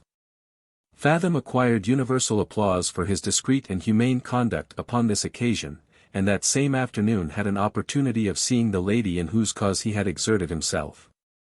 He was presented to her as the husband's particular friend, and when she understood how much she was indebted to his care and concern for the captain's safety, she treated him with uncommon marks of distinction. And he found her a genteel, well-bred woman, not without a good deal of personal charms, and a well-cultivated understanding. Chapter 42. An unexpected rencontre, and a happy revolution in the affairs of our adventurer. As she did not lodge within the precincts of this garrison, she was one day, after tea, conducted to the gate by the captain and the count, and just as they approached the turnkey's lodge, our hero's eyes were struck with the apparition of his old companion Rinaldo, son of his benefactor and patron, the Count de Melville. What were the emotions of his soul, when he saw that young gentleman enter the prison, and advance towards him, after having spoke to the jailer? He never doubted that, being informed of his confinement, he was come to upbraid him with his villainy and ingratitude, and he in vain endeavored to recollect himself from that terror and guilty confusion which his appearance had inspired. When the stranger, lifting up his eyes, started back with signs of extreme amazement, and, after a considerable pause, exclaimed, "Heaven and earth! Sure my eyes do not deceive me. Is not your name Fathom?" "It is, it must be my old friend and companion, the loss of whom I have so long regretted." With these words he ran towards our adventurer, and, while he clasped him in his arms with all the eagerness of affection, protested that this was one of the happiest days he had ever seen. Ferdinand, who from this salutation, concluded himself still in possession of Rinaldo's good opinion, was not deficient in expressions of tenderness and joy. He returned his embraces with equal ardor, the tears trickled down his cheeks, and that perturbation which proceeded from conscious perfidy and fear, was mistaken by the unsuspecting Hungarian for the sheer effects of love, gratitude, and surprise. These first transports having subsided, they adjourned to the lodgings of Fathom, who soon recollected his spirits and invention so well as to amuse the other with a feigned tale of his having been taken by the French, sent prisoner into Champagne, from whence he had written many letters to Count Melville and his son, of whom he could hear no tidings. Of his having contracted an intimacy with a young nobleman of France, who died in the flower of his age, after having, in token of his friendship, bequeathed to him a considerable legacy. By this he had been enabled to visit the land of his forefathers in the character of a gentleman, which he had supported with some figure, until he was betrayed into a misfortune that exhausted his funds, and drove him to the spot where he was now found. And he solemnly declared, that, far from forgetting the obligation he owed to Count Melville, or renouncing the friendship of Rinaldo, he had actually resolved to set out for Germany on his return to the house of his patron in the beginning of the week posterior to that in which he had been arrested. Young Melville, whose own heart had never known the instigations of fraud, implicitly believed the story and protestations of Fathom. And though he would not justify that part of his conduct by which the term of his good fortune was abridged, he could not help excusing an indiscretion into which he had been hurried by the precipitancy of youth, and the allurements of an artful woman. Nay, with the utmost warmth of friendship, he undertook to wait upon Trapwell, and endeavour to soften him into some reasonable terms of composition. Fathom seemed to be quite overwhelmed with a deep sense of all this goodness, and affected the most eager impatience to know the particulars of Rinaldo's fate, since their unhappy separation, more especially his errand to this uncomfortable place, which he should henceforth revere as the providential scene of their reunion. Nor did he forget to inquire, in the most affectionate and dutiful manner, about the situation of his noble parents and amiable sister. At mention of these names, Rinaldo, fetching a deep sigh, "Alas! My friend," said he, "the Count is no more. And, what aggravates my affliction for the loss of such a father, it was my misfortune to be under his displeasure at the time of his death. Had I been present on that melancholy occasion, so well I knew his generosity and paternal tenderness, that, sure I am, he would in his last moments have forgiven an only son, whose life had been a continual effort to render himself worthy of such a parent, and whose crime was no other than an honourable passion for the most meritorious of her sex. But I was removed at a fatal distance from him, and doubtless my conduct must have been invidiously misrepresented. Be that as it will, my mother has again given her hand in wedlock to Count Trebasi, by whom I have the mortification to be informed that I am totally excluded from my father's succession, and I learn from other quarters, that my sister is barbarously treated by this inhuman father-in-law. Grant, Heaven, I may soon have an opportunity of expostulating with the tyrant upon that subject." So saying, his cheeks glowed, and his eyes lightened with resentment. Then he thus proceeded, "My coming hither today was with a view to visit a poor female relation, from whom I yesterday received a letter, describing her most deplorable situation, and soliciting my assistance. But the turnkey affirms that there is no such person in the jail, and I was on my way to consult the keeper, when I was agreeably surprised with the sight of my dear Fathom." Our adventurer, having wiped from his eyes the tears which were produced by the news of his worthy patron's death, desired to know the name of that afflicted prisoner, in whose behalf he interested himself so much, and Rinaldo produced the letter. "Subscribed, your unfortunate cousin, Helen Melville." This pretended relation, after having explained the degree of consanguinity which she and the Count stood in to each other, and occasionally mentioned some anecdotes of the family in Scotland, gave him to understand that she had married a merchant of London, who, by repeated losses in trade, had been reduced to indigence, and afterwards confined to prison, where he then lay a breathless corpse, having left her in the utmost extremity of wretchedness and want, with 2 young children in the smallpox, and an incurable cancer in one of her own breasts. Indeed, the picture she drew was so moving, and her expressions so sensibly pathetic, that no person, whose heart was not altogether callous, could peruse it without emotion.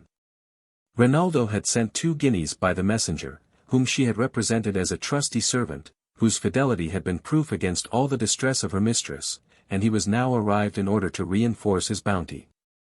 Fathom, in the consciousness of his own practices, immediately comprehended the scheme of this letter, and confidently assured him that no such person resided in the prison or in any other place. And when his friend applied for information to the keeper, these assurances were confirmed. And that stern janitor told him he had been imposed upon by a stale trick, which was often practiced upon strangers by a set of sharpers, who make it their business to pick up hints of intelligence relating to private families, upon which they build such superstructures of fraud and imposition. However piqued the young Hungarian might be to find himself duped in this manner, he rejoiced at the occasion which had thrown Fathom in his way.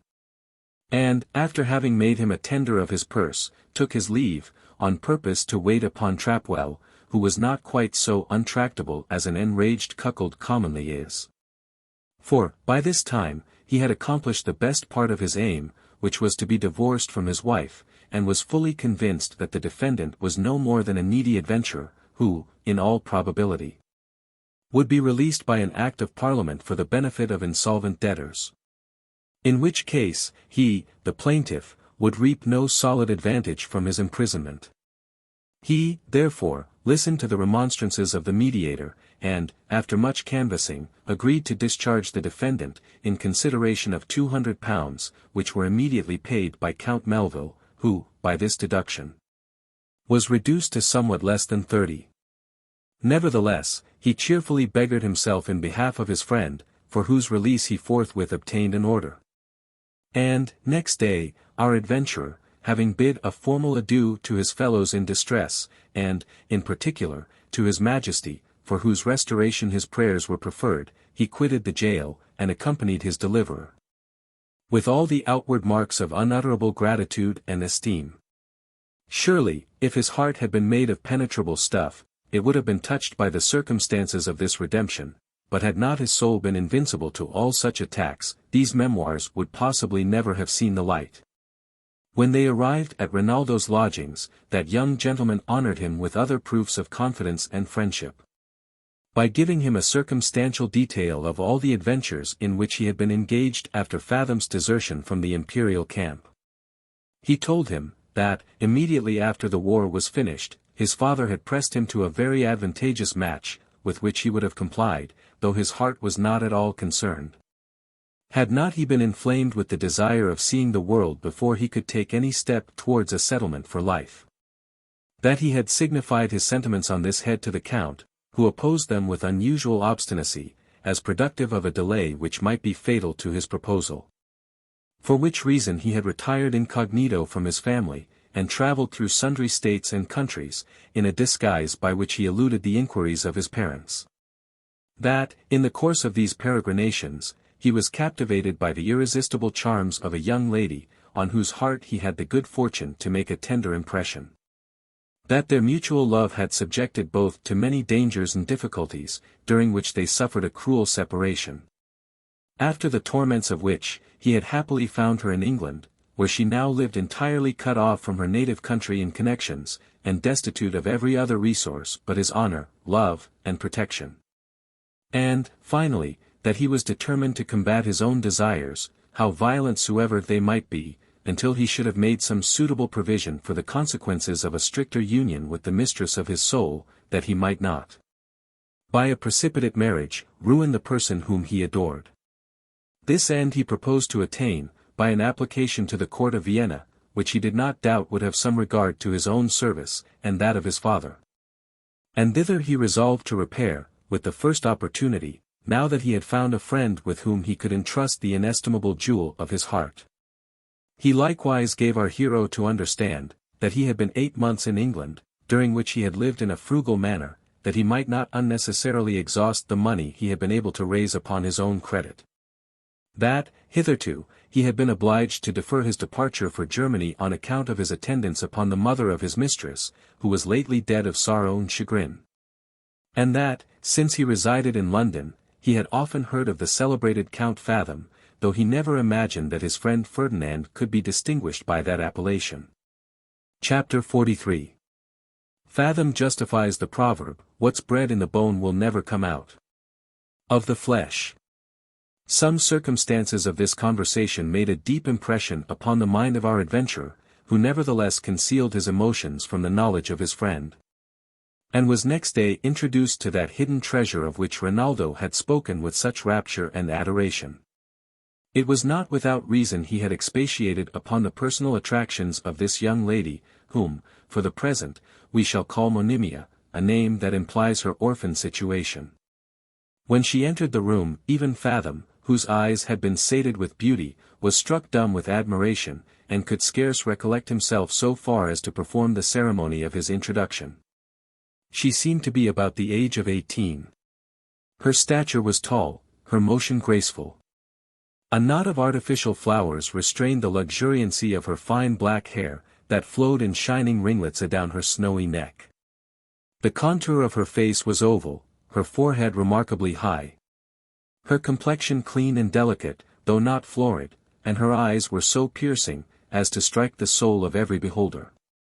Yet, upon this occasion, one half of their vivacity was eclipsed by a languishing air of melancholy concern, which, while it in a manner sheathed the edge of her beauty, added a most engaging sweetness to her looks. In short, every feature was elegantly perfect, and the harmony of the whole ravishing and delightful.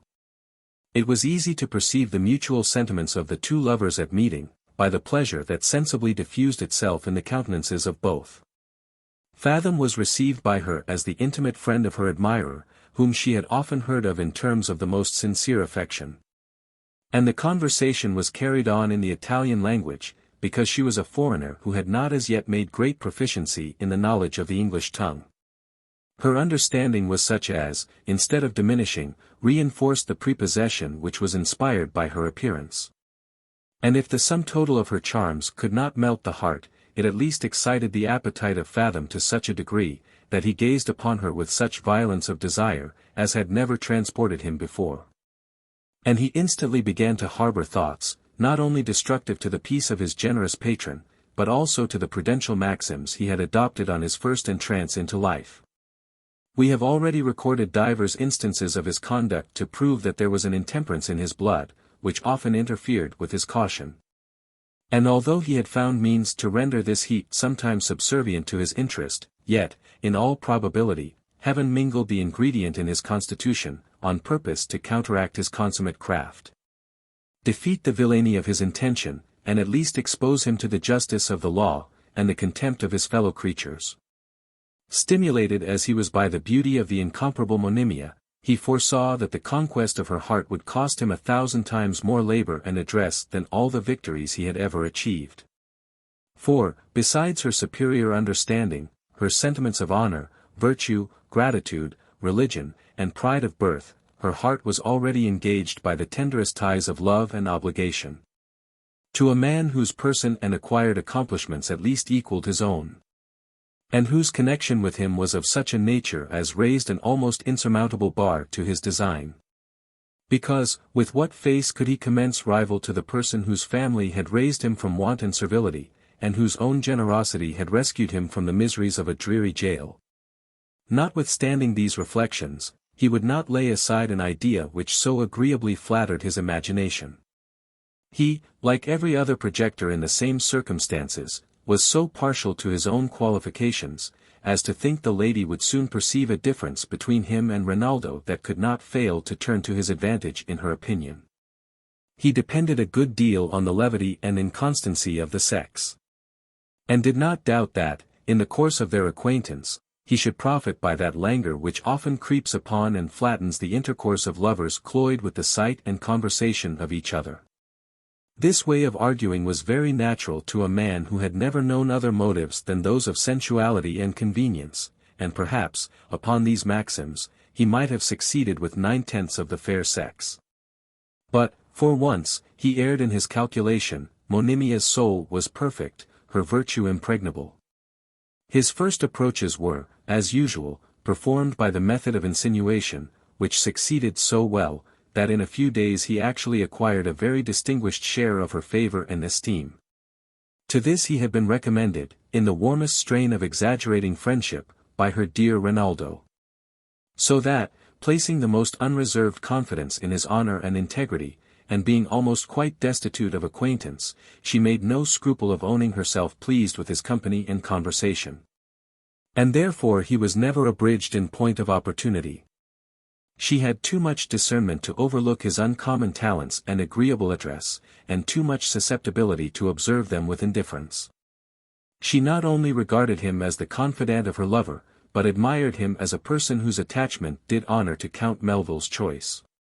She found his discourse remarkably entertaining, his politeness dignified with an air of uncommon sincerity, and she was ravished with his skill in music, an art of which she was deeply enamored. While he thus ingratiated himself with the fair Monimia, Rinaldo rejoiced at their intimacy, being extremely happy in the thought of having found a friend who could amuse and protect the dear creature in his absence. That she might be the better prepared for the temporary separation which he meditated, he began to be less frequent in his visits, or rather to interrupt, by gradual intermissions, the constant attendance he had bestowed upon her since her mother's death.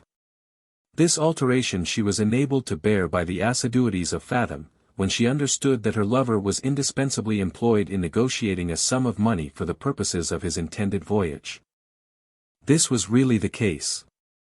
For, as the reader hath been already informed, the provision he had made for that emergency was expended in behalf of our adventurer. And the persons of whom he had borrowed it, far from approving of the use to which it was put, and accommodating him with a fresh supply, reproached him with his benevolence as an act of dishonesty to them. And, instead of favoring this second application, threatened to distress him for what he had already received. While he endeavored to surmount these difficulties, his small reversion was quite exhausted, and he saw himself on the brink of wanting the common necessaries of life. There was no difficulty which he could not have encountered with fortitude, had he alone been concerned. But his affection and regard for Monimia were of such a delicate nature, that, far from being able to bear the prospect of her wanting the least convenience, he could not endure that she should suspect her situation cost him a moment's perplexity. Because he foresaw it would wring her gentle heart with unspeakable anguish and vexation. This, therefore, he endeavored to anticipate by expressions of confidence in the emperor's equity, and frequent declarations touching the goodness and security of that credit from which he derived his present subsistence. Chapter 44. Anecdotes of poverty, and experiments for the benefit of those whom it may concern. His affairs being thus circumstanced, it is not to be supposed that he passed his time in tranquillity. Every day ushered in new demands and fresh anxiety, for though his economy was frugal, it could not be supported without money, and now not only his funds were drained, but also his private friends tired of relieving his domestic necessities. Nay, they began to relinquish his company, which formerly they had coveted, and those who still favored him with their company embittered that favor with disagreeable advice, mingled with impertinent reproof.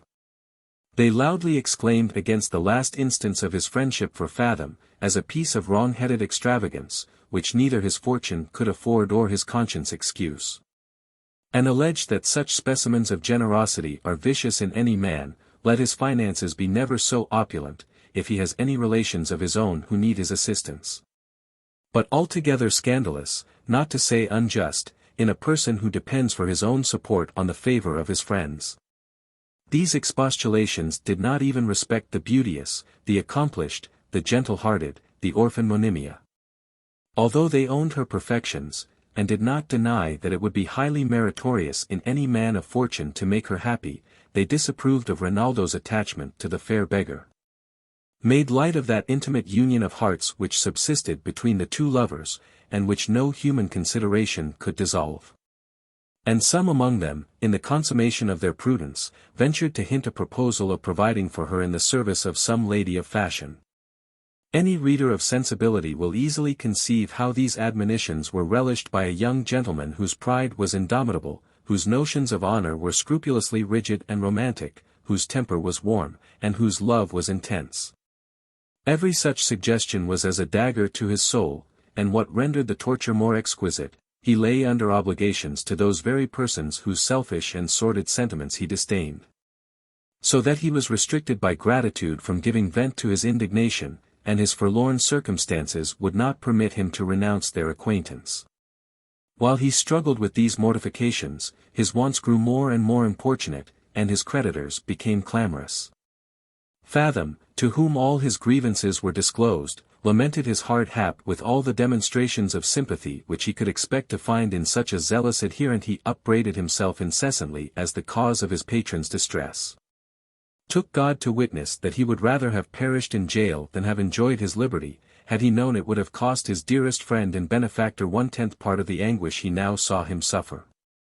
And, in conclusion, the fervency of his affection glowed to such a degree, that he offered to beg, steal, or plunder on the highway, for Rinaldo's assistance. Certain it is, he might have recollected a less disagreeable expedient than any of these to alleviate the pangs of this unhappy lover. For, at that very period he was possessed of money in movables to the amount of a much greater sum than that which was necessary to remove the severest pangs of the Count's misfortune. But, whether he did not reflect upon this resource, or was willing to let Melville be better acquainted with adversity, which is the great school of life, I shall leave the reader to determine. Yet, so far was he from supplying the wants of the young Hungarian, that he did not scruple to receive a share of the miserable pittance which that gentleman made shift to extort from the complaisance of a few companions, whose countenance he still enjoyed. Rinaldo's life was now become a sacrifice to the most poignant distress. Almost his whole time was engrossed by a double scheme, comprehending his efforts to render his departure practicable, and his expedients for raising the means of daily bread. With regard to the first, he exerted himself among a set of merchants, some of whom knew his family and expectations.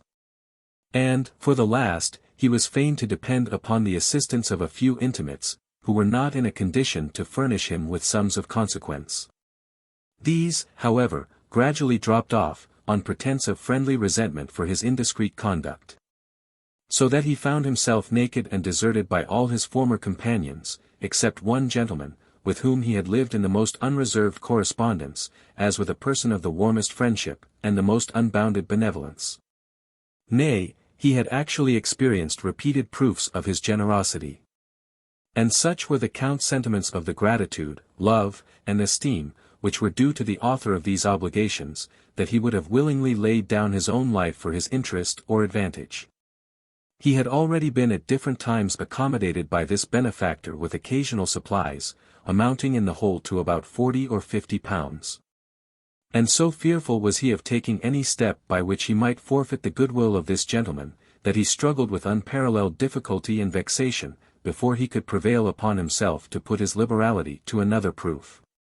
What maxims of delicacy will not the dire calls of necessity infringe? Reduced to the alternative of applying once more to that beneficence which had never failed him, or of seeing Monimia starve, he chose the first, as of two evils the least, and entrusted Fathom with a letter explaining the bitterness of his case. It was not without trepidation that he received in the evening from his messenger an answer to this billet, but what were his pangs when he learned the contents. The gentleman, after having professed himself Melville's sincere well-wisher, gave him to understand, that he was resolved for the future to detach himself from every correspondence which would be inconvenient for him to maintain. That he considered his intimacy with the Count in that light, yet, nevertheless, if his distress was really as great as he had described it, he would still contribute something towards his relief. And accordingly had sent by the bearer 5 guineas for that purpose, but desired him to take notice, that, in so doing, he laid himself under some difficulty. Rinaldo's grief and mortification at this disappointment were unspeakable. He now saw demolished the last screen betwixt him and the extremity of indigence and woe. He beheld the mistress of his soul abandoned to the bleakest scenes of poverty and want. And he deeply resented the lofty strain of the letter, by which he conceived himself treated as a worthless spendthrift and importunate beggar. Though his purse was exhausted to the last shilling. Though he was surrounded with necessities and demands, and knew not how to provide another meal for his fair dependent, he, in opposition to all the suggestions and eloquence of Fathom, dispatched him with the money and another billet, intimating in the most respectful terms, that he approved of his friend's new adopted maxim, which, for the future, he should always take care to remember. And that he had sent back the last instance of his bounty, as a proof how little he was disposed to incommode his benefactor. This letter, though sincerely meant, and written in a very serious mood, the gentleman considered as an ungrateful piece of irony, and in that opinion complained to several persons of the Count's acquaintance, who unanimously exclaimed against him as a sordid, unthankful, and profligate knave, that abused and reviled those very people who had generously befriended him, whenever they found it inconvenient to nourish his extravagance with further supplies. Notwithstanding these accumulated oppressions, he still persevered with fortitude in his endeavors to disentangle himself from this maze of misery. To these he was encouraged by a letter which about this time he received from his sister, importing, that she had good reason to believe the real will of her father had been suppressed for certain sinister views, and desiring him to hasten his departure for Hungary, where he would still find some friends who were both able and willing to support his cause. He had some trinkets left, the pawnbroker's shop was still open, and hitherto he made shift to conceal from Monimia the extent of his affliction. The money broker whom he employed, after having amused him with a variety of schemes, which served no other purpose than that of protracting his own job, at length undertook to make him acquainted with a set of moneyed men who had been very venturous in lending sums upon personal security.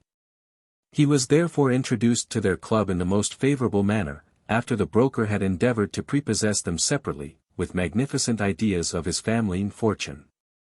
By means of this anticipation he was received with a manifest relaxation of that severity which people of this class mingle in their aspects to the world in general.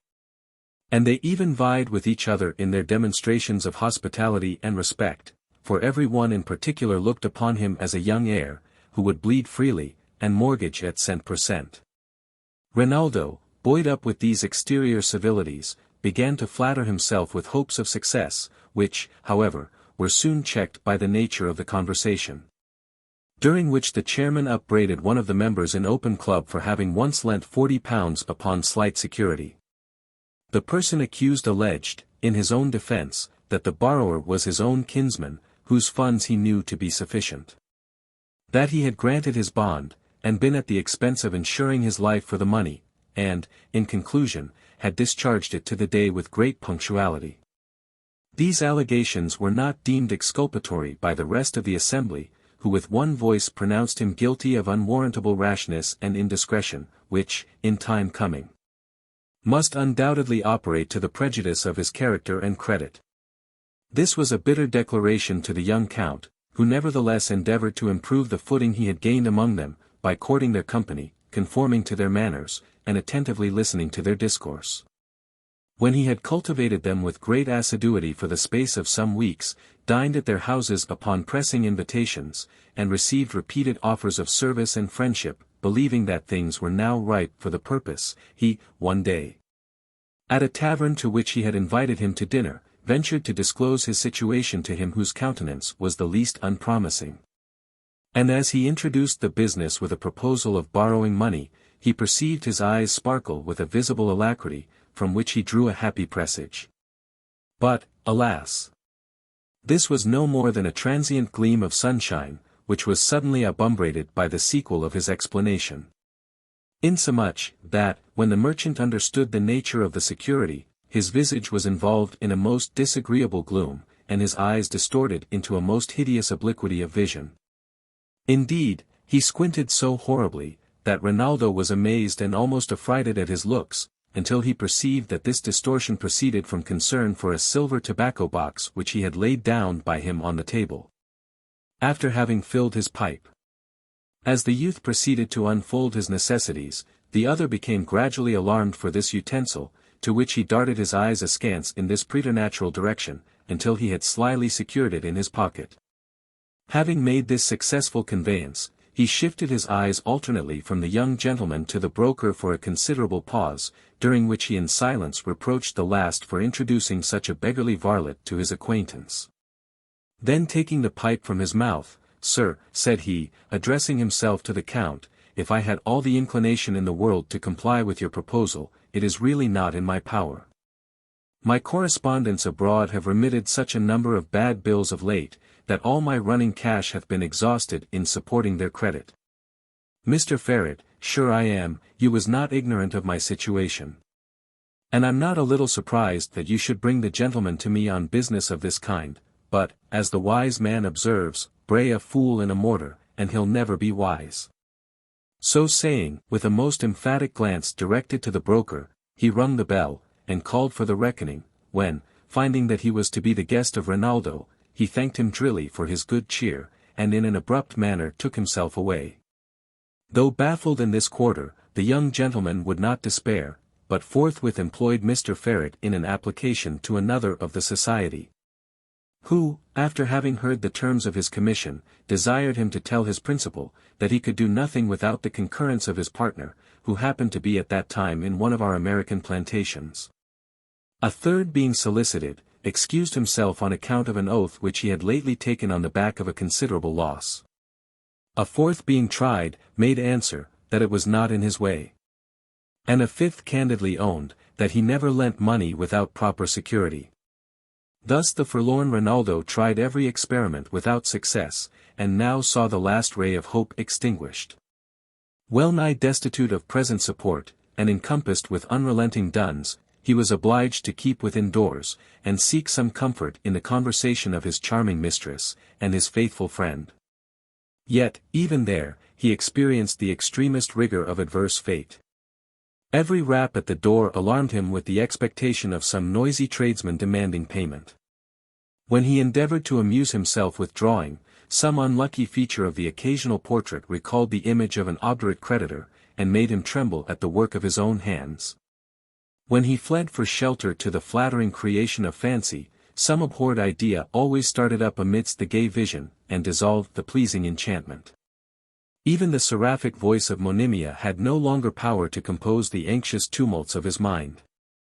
Every song she warbled, every tune she played, recalled to his remembrance some scene of love and happiness elapsed, and overwhelmed his soul with the woeful comparison of past and present fate.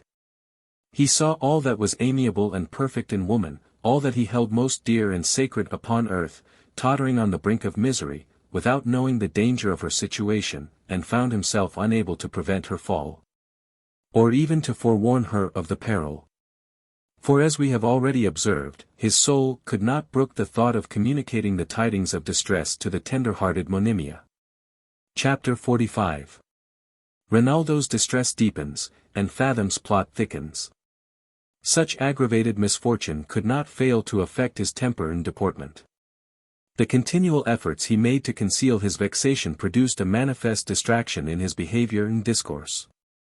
He began to be seized with horror at the sight of poor Monimia, whom he therefore shunned as much as the circumstances of their correspondence would allow. And every evening he went forth alone to some solitary place, where he could, unperceived, give a loose to the transports of his sorrow, and in silence meditate some means to lighten the burden of his woe. His heart was sometimes so savaged with despair, which represented mankind as his inveterate enemies, that he entertained thoughts of denouncing war against the whole community, and supplying his own wants with the spoils he should win. At other times he was tempted with the desire of putting an end to his miseries and life together. Yet these were but the transitory suggestions of temporary madness, that soon yielded to the dictates of reason. From the execution of the first he was restrained by his own notions of honor and morality, and, from using the other expedient, he was deterred by his love for Monimia, together with the motives of philosophy and religion. While in this manner he secretly nursed the worm of grief that preyed upon his vitals, the alteration in his countenance and conduct did not escape the eyes of that discerning young lady. She was alarmed at the change, yet afraid to inquire into the source of it, for, being ignorant of his distress, she could impute it to no cause in which her happiness was not deeply interested. She had observed his strained complaisance and extraordinary emotion. She had detected him in repeated attempts to avoid her company, and taken notice of his regular excursions in the dark. These were alarming symptoms to a lover of her delicacy and pride. She strove in vain to put the most favorable construction on what she saw, and, finally, imputed the effects of his despondence to the alienation of his heart. Made miserable beyond expression by these suspicions, she imparted them to Fathom, who, by this time, was in full possession of her confidence and esteem, and implored his advice touching her conduct in such a nice conjuncture. This artful politician, who rejoiced at the effect of her penetration, no sooner heard himself questioned on the subject, than he gave tokens of surprise and confusion, signifying his concern to find she had discovered what, for the honor of his friend, he wished had never come to light. His behavior on this occasion confirmed her fatal conjecture, and she conjured him, in the most pathetic manner, to tell her if he thought Rinaldo's heart had contracted any new engagement. At this question, he started with signs of extreme agitation, and stifling an artificial sigh, "Sure, madam," said he, "you cannot doubt the Count's constancy. I am confident, he is certainly, I protest, madam, I am so shocked." Here he made a full pause, as if the conflict between his integrity and his friendship would not allow him to proceed, and summoned the moisture into either eye. "Then are my doubts removed," cried the afflicted Monimia. "I see your candor in the midst of your attachment to Rinaldo, and will no longer torment you with impertinent interrogations and vain complaints." With these words, a flood of tears gushed from her enchanting eyes, and she instantly withdrew into her own apartment, where she indulged her sorrow to excess, nor was her grief unanimated with resentment. She was by birth, nature, and education inspired with that dignity of pride which ennobles the human heart, and this, by the circumstance of her present dependence, was rendered extremely jealous and susceptible. Insomuch that she could not brook the least shadow of indifference, much less an injury of such a nature, from the man whom she had honored with her affections, and for whom she had disobliged and deserted her family and friends. Though her love was so unalterably fixed on this unhappy youth, that, without the continuation of reciprocal regard, her life would have become an unsupportable burden, even amidst all the splendor of affluence and pomp. And although she foresaw, that, when his protection should cease, she must be left a wretched orphan in a foreign land, exposed to all the miseries of want. Yet, such was the loftiness of her displeasure, that she disdained to complain, or even demand an explanation from the supposed author of her wrongs. While she continued undetermined in her purpose, and fluctuating on this sea of torture, Fathom, believing that now was the season for working upon her passions, while they were all in commotion, became, if possible, more assiduous than ever about the fair mourner, modelled his features into a melancholy cast, pretended to share her distress with the most emphatic sympathy, and endeavored to keep her resentment glowing by cunning insinuations, which, though apparently designed to apologize for his friend, served only to aggravate the guilt of his perfidy and dishonor. This pretext of friendly concern is the most effectual vehicle for the conveyance of malice and slander. And a man's reputation is never so mortally stabbed, as when the assassin begins with the preamble of, "For my own part, I can safely say that no man upon earth has a greater regard for him than I have. And it is with the utmost anguish and concern that I see him misbehave in such a manner." Then he proceeds to mangle his character, and the good-natured hearers, concluding he is even blacker than he is represented, on the supposition that the most atrocious circumstances are softened or suppressed by the tenderness or friendship of the accuser, exclaim, "Good lack! What a wretch he must be, when his best friends will no longer attempt to defend him." Nay, sometimes these well-wishers undertake his defense, and treacherously betray the cause they have espoused, by omitting the reasons that may be urged in his vindication. Both these methods were practiced by the wily Ferdinand, according to the predominant passion of Monimia. When her indignation prevailed, he expatiated upon his love and sincere regard for Rinaldo, which, he said, had grown up from the cradle, to such a degree of fervor, that he would willingly part with life for his advantage. He shed tears for his apostasy, but every drop made an indelible stain upon his character. And, in the bitterness of his grief, swore, notwithstanding his fondness for Rinaldo, which had become a part of his constitution, that the young Hungarian deserved the most infamous destiny for having injured such perfection. At other times, when he found her melted into silent sorrow, he affected to excuse the conduct of his friend. He informed her, that the young gentleman's temper had been uneven from his infancy, that frailty was natural to man. That he might in time be reclaimed by self-conviction, he even hinted, that she might have probably ascribed to inconstancy, what was really the effect of some chagrin which he industriously concealed from his participation.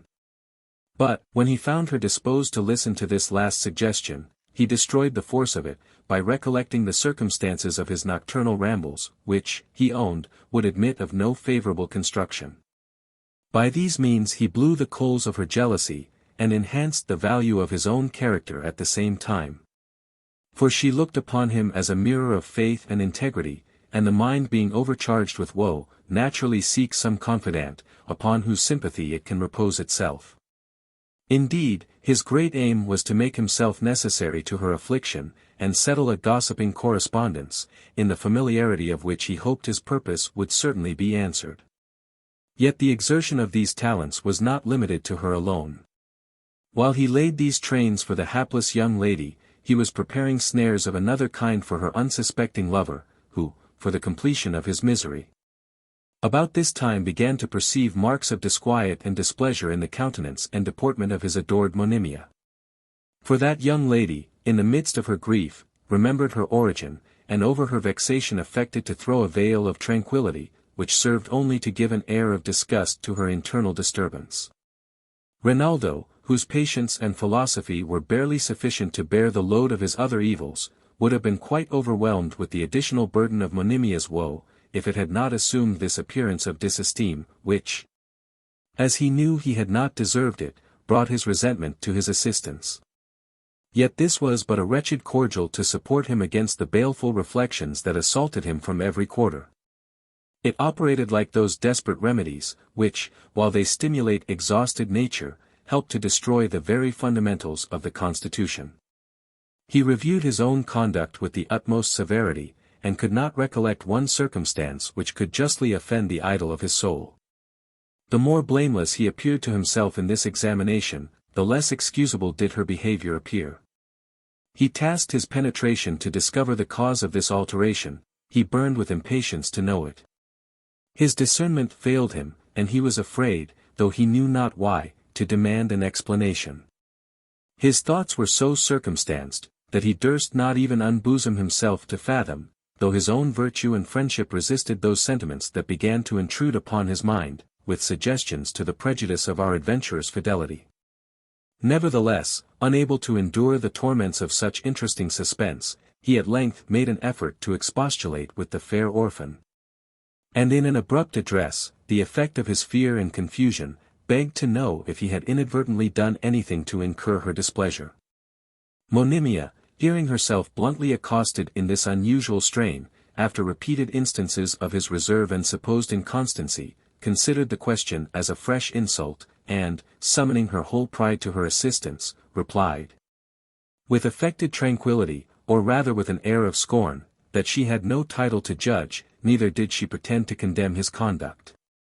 This answer, so wide of that tenderness and concern which had hitherto manifested itself in the disposition of his amiable mistress, deprived him of all power to carry on the conversation, and he retired with a low bow, fully convinced of his having irretrievably lost the place he had possessed in her affection.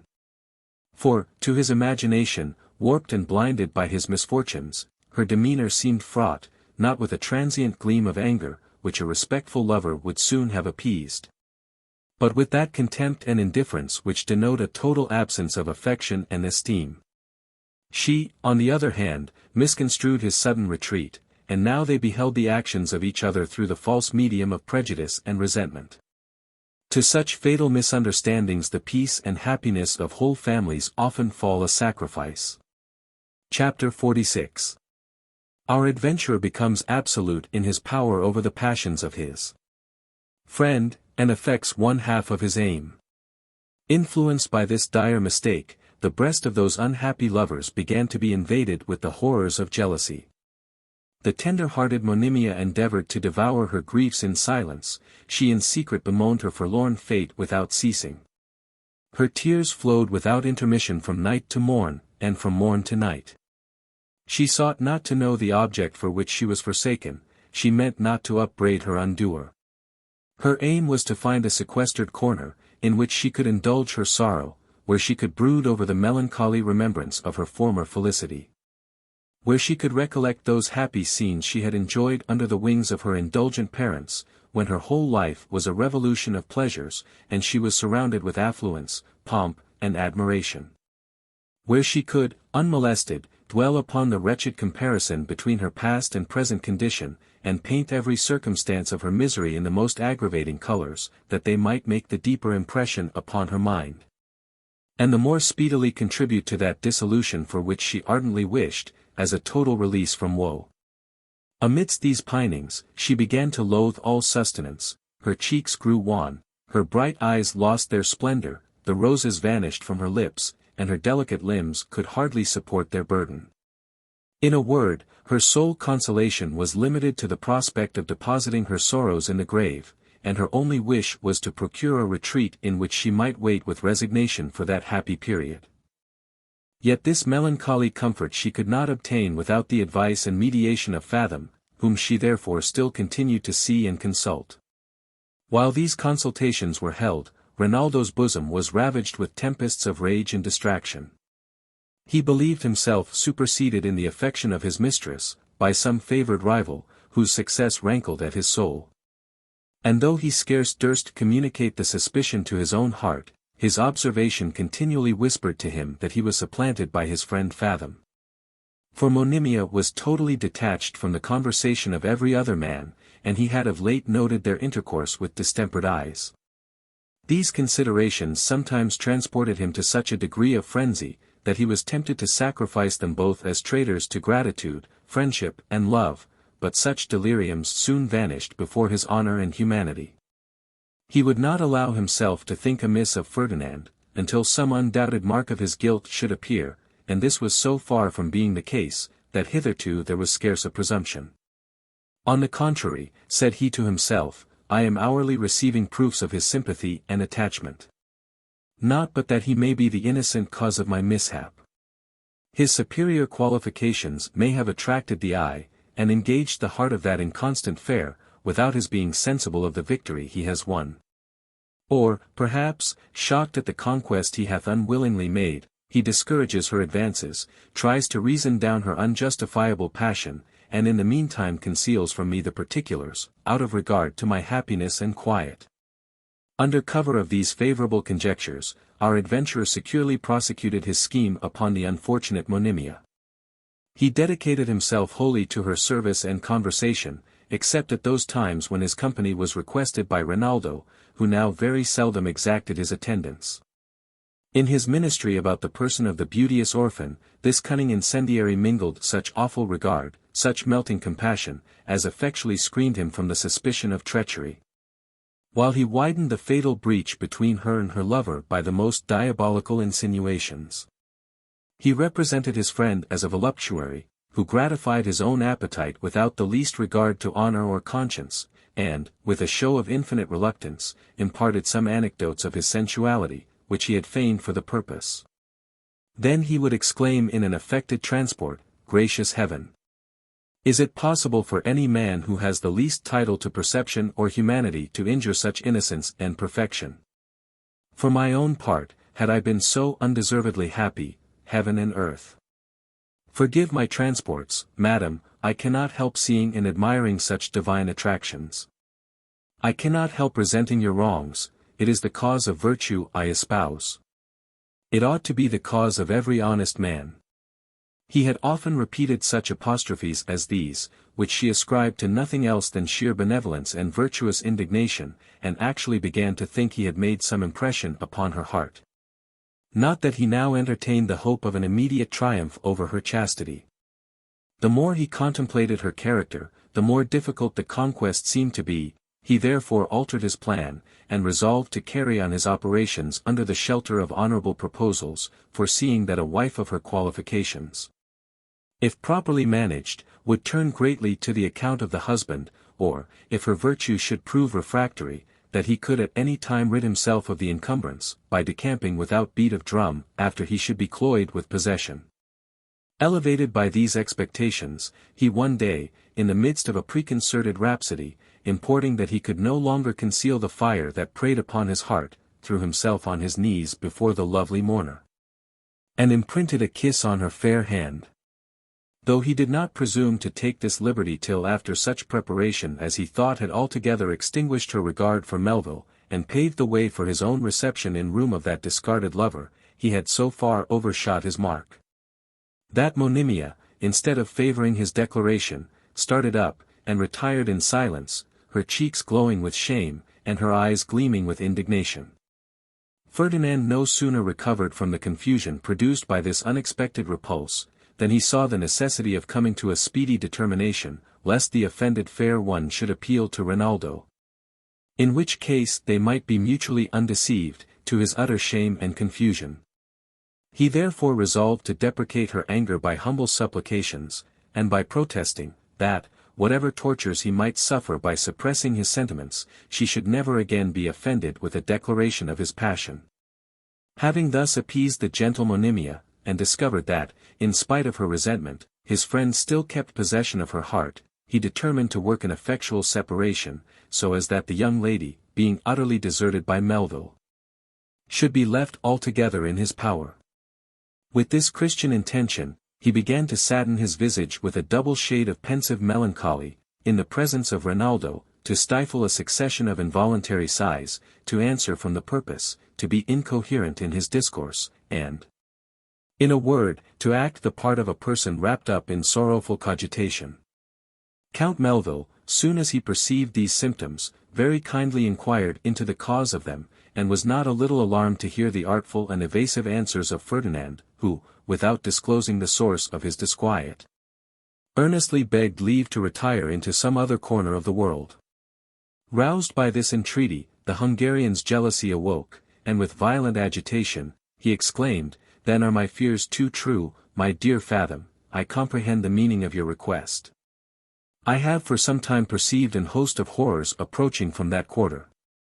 I know your worth and honor. I depend upon your friendship, and conjure you, by all the ties of it, to free me at once from the most miserable suspense, by owning you have involuntarily captivated the heart of that unhappy maiden." To this solemn interrogation he made no reply, but shedding a flood of tears, of which he had always a magazine at command, he repeated his desire of withdrawing, and took God to witness that what he proposed was solely for the quiet of his honored patron and beloved friend. "Enough," cried the unfortunate Rinaldo, "the measure of my woes is now filled up." So saying, he fell backwards in a swoon, from which he was with difficulty recovered to the sensation of the most exquisite torments. During this paroxysm, our adventurer nursed him with infinite care and tenderness. He exhorted him to summon all his fortitude to his assistance, to remember his forefathers, and exert himself in the imitation of their virtues, to fly from those bewitching charms which had enslaved his better part, to retrieve his peace of mind by reflecting on the inconstancy and ingratitude of woman, and amuse his imagination in the pursuit of honor and glory. After these admonitions he abused his ears with a forged detail of the gradual advances made to him by Monimia, and the steps he had taken to discourage her addresses, and re-establish her virtue, poisoning the mind of that credulous youth to such a degree, that, in all probability, he would have put a fatal period to his own existence, had not Fathom found means to allay the rage of his ecstasy, by the cunning arrangement of opposite considerations. He set his pride against his love, he opposed his resentment to his sorrow, and his ambition to his despair. Notwithstanding the balance of power so settled among these antagonists, so violent were the shocks of their successive conflicts, that his bosom fared like a wretched province, harassed, depopulated, and laid waste, by two fierce contending armies. From this moment his life was nothing but an alternation of starts and reveries. He wept and raved by turns, according to the prevailing gust of passion. Food became a stranger to his lips, and sleep to his eyelids. He could not support the presence of Monimia, her absence increased the torture of his pangs, and, when he met her by accident, he started back with horror, like a traveller who chances to tread upon a snake. The poor afflicted orphan, worn to a shadow with self-consuming anguish, eager to find some lowly retreat, where she could breath out her soul in peace, and terrified at the frantic behaviour of Rinaldo, communicated to Fathom her desire of removing, and begged that he would take a small picture of her father, decorated with diamonds, and convert them into money, for the expense of her subsistence.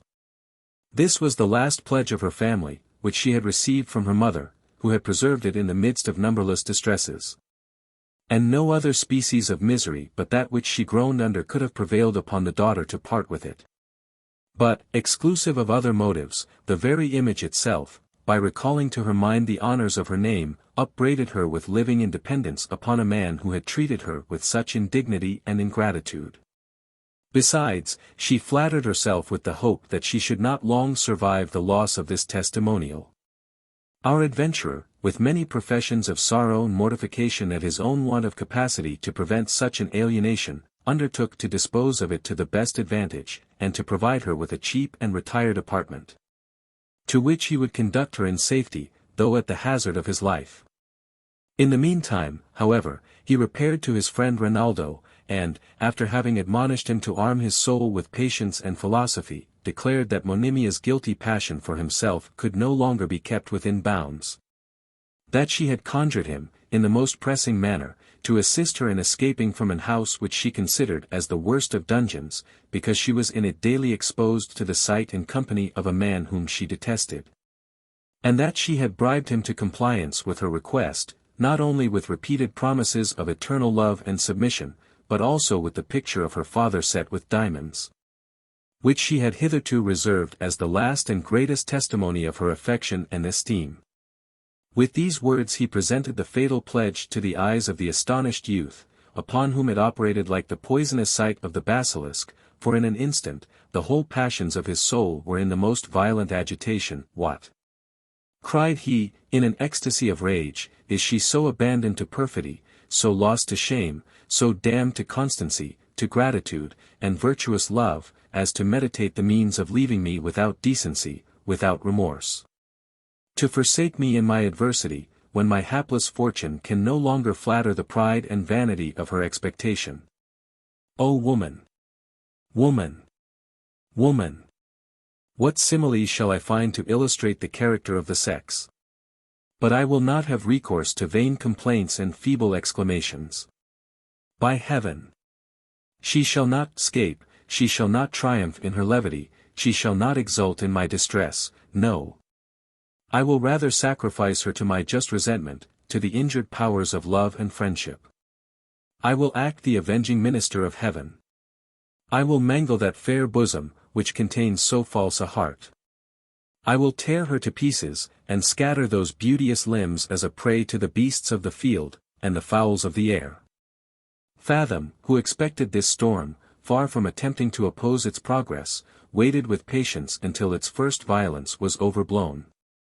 Then, assuming an air of condolence, animated with that resolution which a friend ought to maintain on such occasions, "My dear Count," said he, "I am not at all surprised at your emotion, because I know what an heart, susceptible as yours, must feel from the apostasy of one who has reigned so long the object of your love, admiration, and esteem.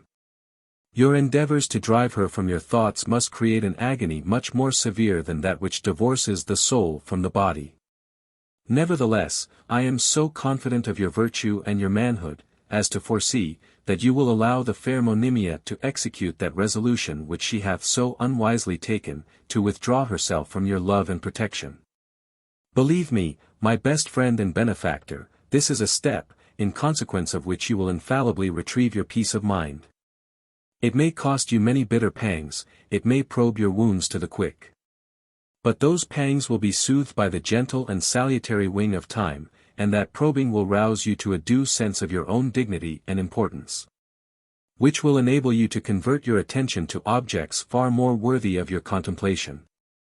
All the hopes of happiness you had cherished in the possession of Monimia are now irrecoverably blasted, her heart is now debased beneath your consideration, her love is, without all doubt, extinguished, and her honor irretrievably lost. Insomuch, that, were she to profess sorrow for her indiscretion, and implore your forgiveness, with the most solemn promises of regarding you for the future with unalterable fidelity and affection, you ought not to restore her to that place in your heart which she hath so meanly forfeited, because you could not at the same time reinstate her in the possession of that delicate esteem without which there is no harmony, no rapture, no true enjoyment in love.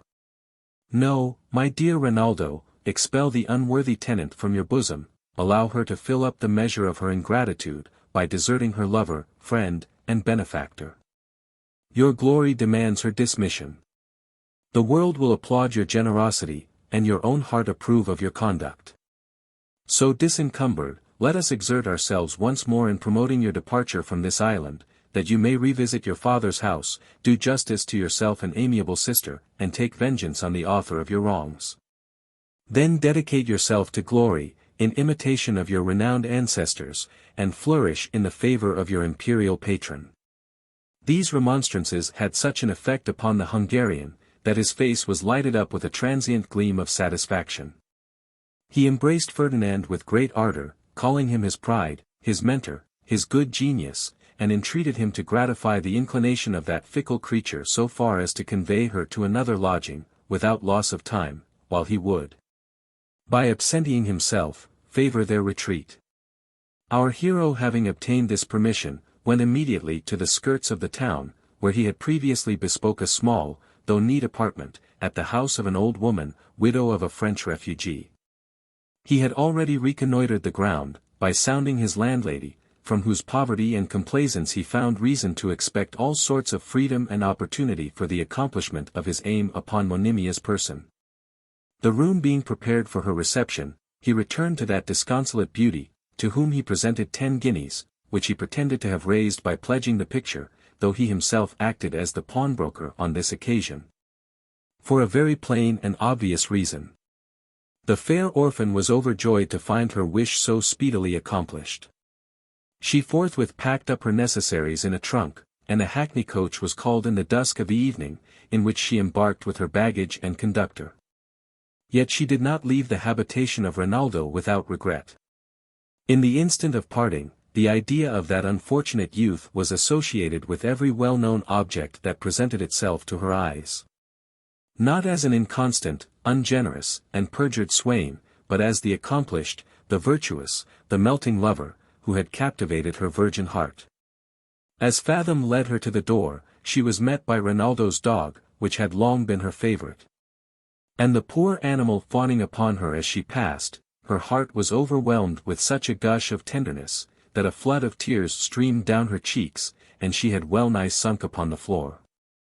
Ferdinand, considering this emotion as the last tribute she would pay to Rinaldo, hurried her into the coach, where she soon recovered her composure. And in a little time he ushered her into the house of Madame la Mère, by whom she was received with great cordiality, and conducted to her apartment, with which she found no other fault than that of its being too good for one in her forlorn situation. Here, while the tear of gratitude started in either eye, she thanked our adventurer for his benevolence and kind concern, assuring him, that she would not fail duly to beseech the Most High to shower down blessings upon him. As the orphan's friend and protector. Fathom was not deficient in those expressions that were best adapted to her present turn of mind. He observed, that what he had done was in obedience to the dictates of common humanity, which would have prompted him to assist any fellow creature in distress. But that her peculiar virtue and qualifications were such as challenged the utmost exertion of his faculties in her service. He said, that surely heaven had not created such perfection in vain. That she was destined to receive as well as to communicate happiness. And that the Providence, which she so piously adored, would not fail, in due season, to raise her from distress and affliction, to that honor and felicity for which she was certainly ordained. In the meantime, he entreated her to depend upon his service and fidelity, and the article of her board being settled, he left her to the company and consolation of her discreet hostess, who soon insinuated herself into the good opinion of her beauteous lodger. While our hero was employed in this transaction, Rinaldo sallied forth in a sort of intoxication, which Fathom's admonitions had inspired. And, repairing to a certain noted coffee-house, engaged at chess with an old French refugee, that his attention, by being otherwise employed, might not stray towards that fatal object which he ardently wished to forget. But, unluckily for him, he had scarce performed 3 moves of the game, when his ears were exposed to a dialogue between 2 young gentlemen, one of whom asked the other if he would go and see the orphan acted at one of the theatres. Observing, as a farther inducement, that the part of Monimia would be performed by a young gentlewoman who had never appeared on the stage. At mention of that name, Rinaldo started.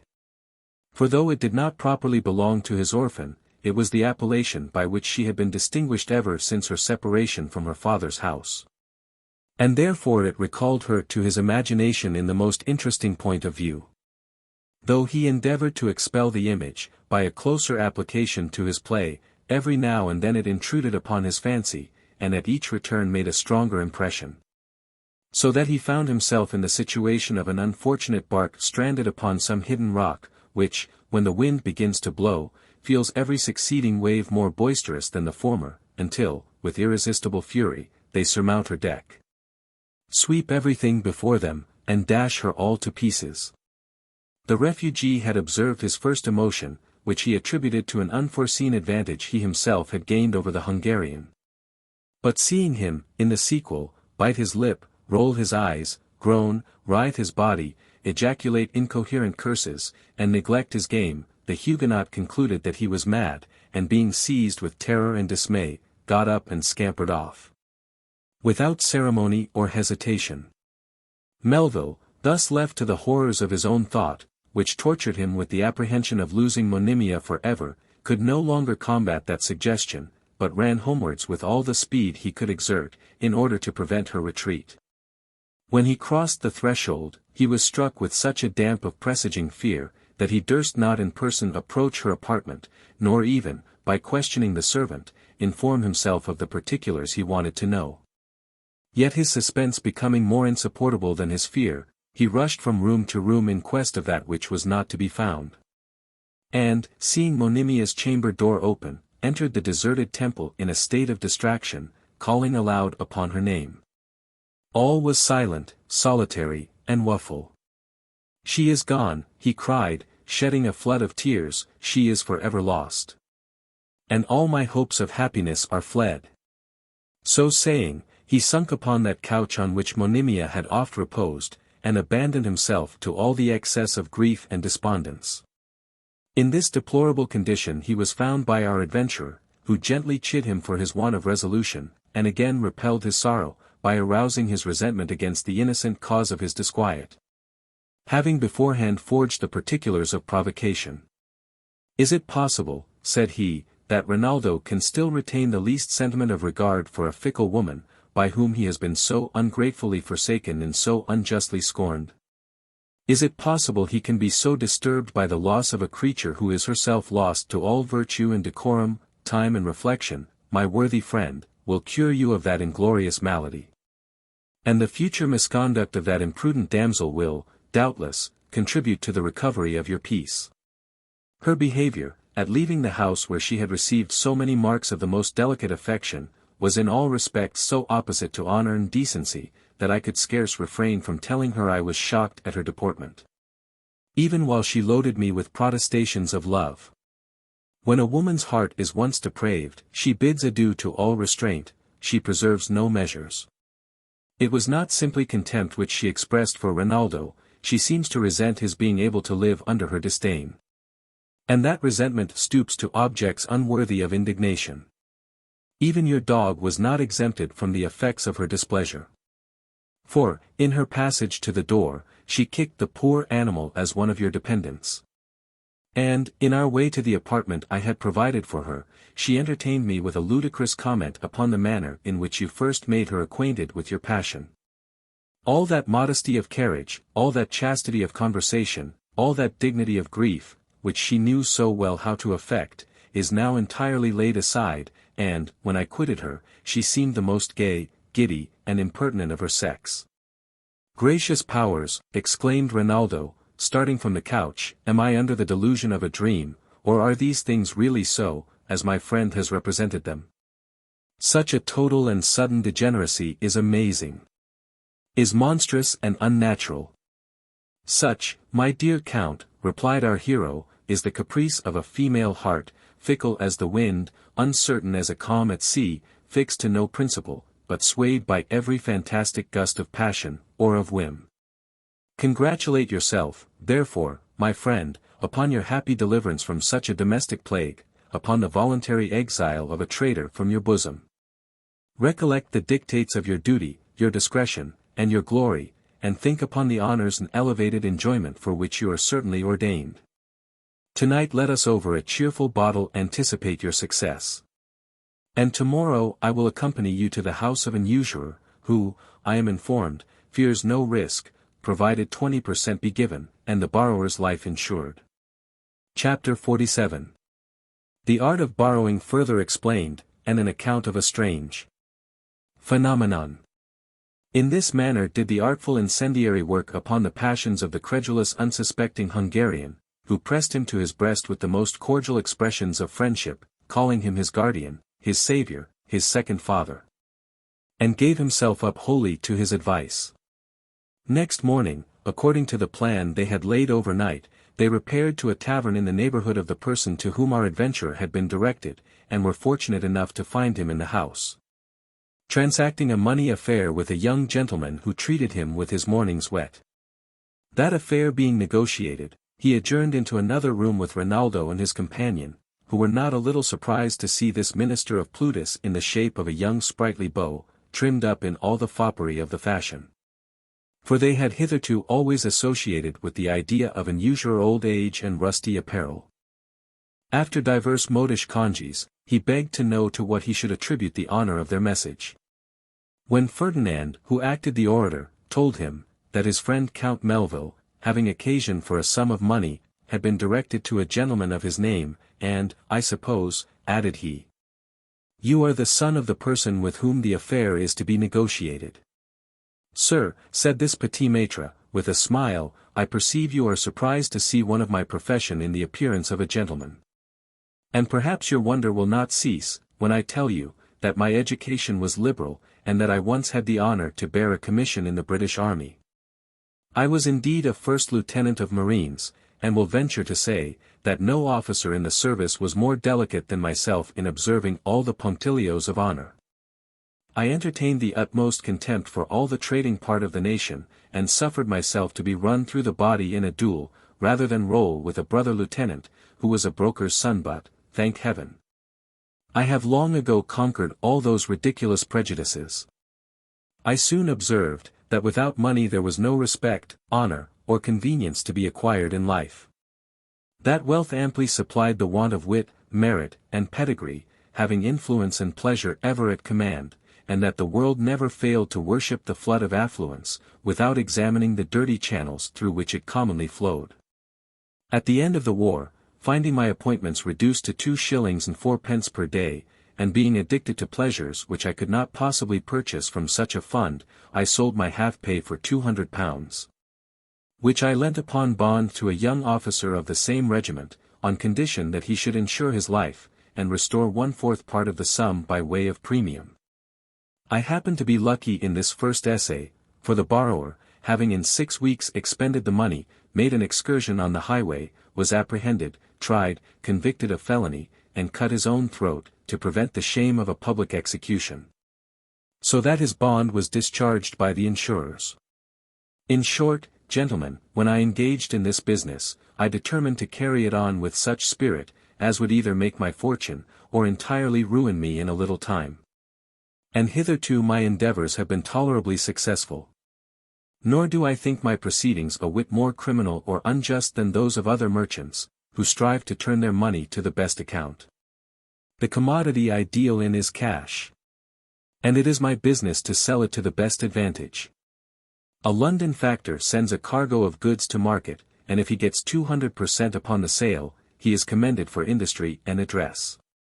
If I sell money for 1/4 part of that profit, certain persons will be so unjust as to cry, shame upon me, for taking such advantage of my neighbor's distress. Not considering, that the trader took 4 times the same advantage of those people who bought his cargo, though his risk was not half so great as mine, and although the money I sold perhaps retrieved the borrower from the very jaws of destruction.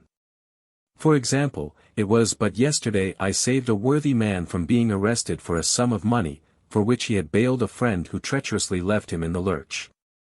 As he did not foresee what would happen, he had made no provision for the demand, and his sphere of life secluding him from all sorts of moneyed intercourse, he could not raise the cash by his credit in the usual way of borrowing. So that, without my assistance, he must have gone to jail, a disgrace which would have proved fatal to the peace of his family, and utterly ruined his reputation. Nay, that very young gentleman, from whom I am just now parted, will, in all probability, be indebted to me for a very genteel livelihood. He had obtained the absolute promise of being provided for by a great man, who sits at the helm of affairs in a neighboring kingdom. But, being destitute of all other resources, he could not have equipped himself for the voyage, in order to profit by his lordship's intention, unless I had enabled him to pursue his good fortune. Rinaldo was not a little pleased to hear this harangue, to which Fathom replied with many florid encomiums upon the usurer's good sense and humane disposition. Then he explained the errand of his friend, which was to borrow £300, in order to retrieve his inheritance, of which he had been defrauded in his absence. "Sir," said the lender, addressing himself to Count Melville, "I pretend to have acquired by experience some skill in physiognomy. And though there are some faces so deeply disguised as to baffle all the penetration of our art, there are others, in which the heart appears with such nakedness of integrity, as at once to recommend it to our goodwill. I own your countenance prepossesses me in your favour, and you shall be accommodated, upon those terms from which I never deviate, provided you can find proper security, that you shall not quit the British dominions. For that, with me, is a condition sine qua non." This was a very disagreeable declaration to Rinaldo, who candidly owned, that, as his concerns lay upon the continent, his purpose was to leave England without delay. The usurer professed himself sorry that it was not in his power to oblige him. And, in order to prevent any further importunity, assured them, he had laid it down as a maxim, from which he would never swerve, to avoid all dealings with people whom, if need should be, he could not sue by the laws of this realm. Thus the intervention of one unlucky and unforeseen circumstance blasted in an instant the budding hopes of Melville, who, while his visage exhibited the most sorrowful disappointment, begged to know if there was any person of his acquaintance who might be less scrupulous in that particular. The young gentleman directed them to another member of his profession, and wishing them success, took his leave with great form and complaisance. This instance of politeness was, however, no more than a shift to disengage himself the more easily from their entreaties. For, when the case was opened to the second usurer, he blessed himself from such customers, and dismissed them with the most mortifying and boorish refusal. Notwithstanding these repulses, Rinaldo resolved to make one desperate push. And, without allowing himself the least respite, solicited, one by one, not fewer than 15 persons who dealt in this kind of traffic, and his proposals were rejected by each. At last, fatigued by the toil, and exasperated at the ill success of his expedition, and half mad with the recollection of his finances, which were now drained to half a crown, "Since we have nothing to expect," cried he, "from the favour of Christians, let us have recourse to the descendants of Judah. Though they lie under the general reproach of nations, as a people dead to virtue and benevolence, and wholly devoted to avarice, fraud, and extortion, the most savage of their tribe cannot treat me with more barbarity of indifference than I have experienced among those who are the authors of their reproach." Although Fathom looked upon this proposal as an extravagant symptom of despair, he affected to approve of the scheme, and encouraged Rinaldo with the hope of succeeding in another quarter, even if this expedition should fail. For, by this time, our adventurer was half resolved to export him at his own charge, rather than he should be much longer restricted in his designs upon Monimia. Meanwhile, being resolved to try the experiment upon the children of Israel, they betook themselves to the house of a rich Jew, whose wealth they considered as a proof of his rapaciousness. And, being admitted into his counting house, they found him in the midst of half a dozen clerks, when Rinaldo, in his imagination, likened him unto a minister of darkness surrounded by his familiars, and planning schemes of misery to be executed upon the hapless sons of men. In spite of these suggestions, which were not at all mitigated by the forbidding aspect of the Hebrew, he demanded a private audience. And, being ushered into another apartment, he explained his business with manifest marks of disorder and affliction. Indeed, his confusion was in some measure owing to the looks of the Jew, who, in the midst of this exordium, pulled down his eyebrows, which were surprisingly black and bushy, so as, in appearance, totally to extinguish his visage. though he was all the time observing our youth from behind those almost impenetrable thickets. Melville, having signified his request, "Young gentleman," said the Israelite, with a most discordant voice, "what in the name of goodness could induce you to come to me upon such an errand? Did you ever hear that I lent money to strangers without security?" "No," replied Rinaldo, "nor did I believe I should profit by my application, but my affairs are desperate. And my proposals having been rejected by every Christian to whom they were offered, I was resolved to try my fate among the Jews, who are reckoned another species of men." Fathom, alarmed at this abrupt reply, which he supposed could not fail to disgust the merchant, interposed in the conversation, by making an apology for the plain dealing of his friend, who, he said, was soured and ruffled by his misfortunes.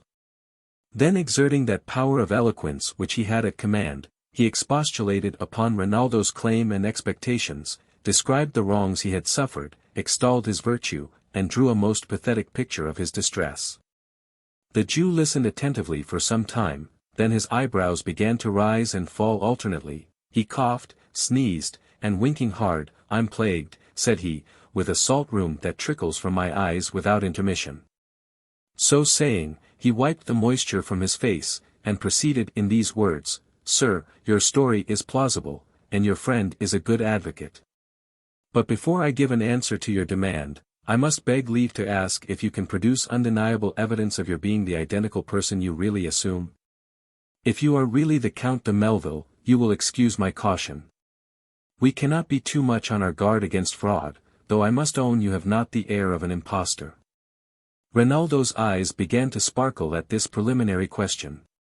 To which he replied, that he could procure the testimony of the Emperor's minister, to whom he had occasionally paid his respects since his first arrival in England. "If that be the case," said the Jew, "take the trouble to call here tomorrow morning, at 8 o'clock, and I will carry you in my own coach to the house of His Excellency, with whom I have the honor to be acquainted. And, if he has nothing to object against your character or pretensions, I will contribute my assistance towards your obtaining justice at the imperial court." The Hungarian was so much confounded at this unexpected reception, that he had not power to thank the merchant for his promised favor, but stood motionless and silent, while the streams of emotion of the heart was of more weight with the Jew than the eloquent acknowledgment which Ferdinand took the opportunity of making for his friend. And he was fain to dismiss them a little abruptly, in order to prevent a second discharge of that same room of which he had already complained. Melville recollected all that had happened as a dream, which had no foundation in truth, and was all day long in a sort of delirium, produced by the alternate gusts of hope and fear that still agitated his bosom. For he was not yet without apprehension of being again disappointed by some unlucky occurrence. He did not, however, fail to be punctual to the hour of his appointment, when the Jew told him, there would be no occasion for visiting the ambassador, because Rinaldo had been, the preceding day, recognized by one of the clerks who had been employed as a purveyor in the imperial army, and who, knowing his family, confirmed everything he had alleged. After breakfast, continued this benevolent Israelite, I will give you an order upon my banker for £500, that you may be enabled to appear at Vienna as the son and representative of Count Melville. And you shall also be furnished with a letter of recommendation to a person of some influence at that court, whose friendship and countenance may be of some service to your suit. For I am now heartily engaged in your interest, in consequence of the fair and unblemished character which I find you have hitherto maintained. The reader must appeal to his own heart, to acquire a just idea of Rinaldo's feelings, when every tittle of these promises was fulfilled, and the merchant refused to take 1 farthing by way of premium, contenting himself with the slender security of a personal bond. He was, in truth, overwhelmed with the obligation, and certainly disposed to believe that his benefactor was something more than human. As for Fathom, his sentiments took a different turn. And he scrupled not to impute all this kindness to some deep-laid interested scheme, the scope of which he could not at present comprehend.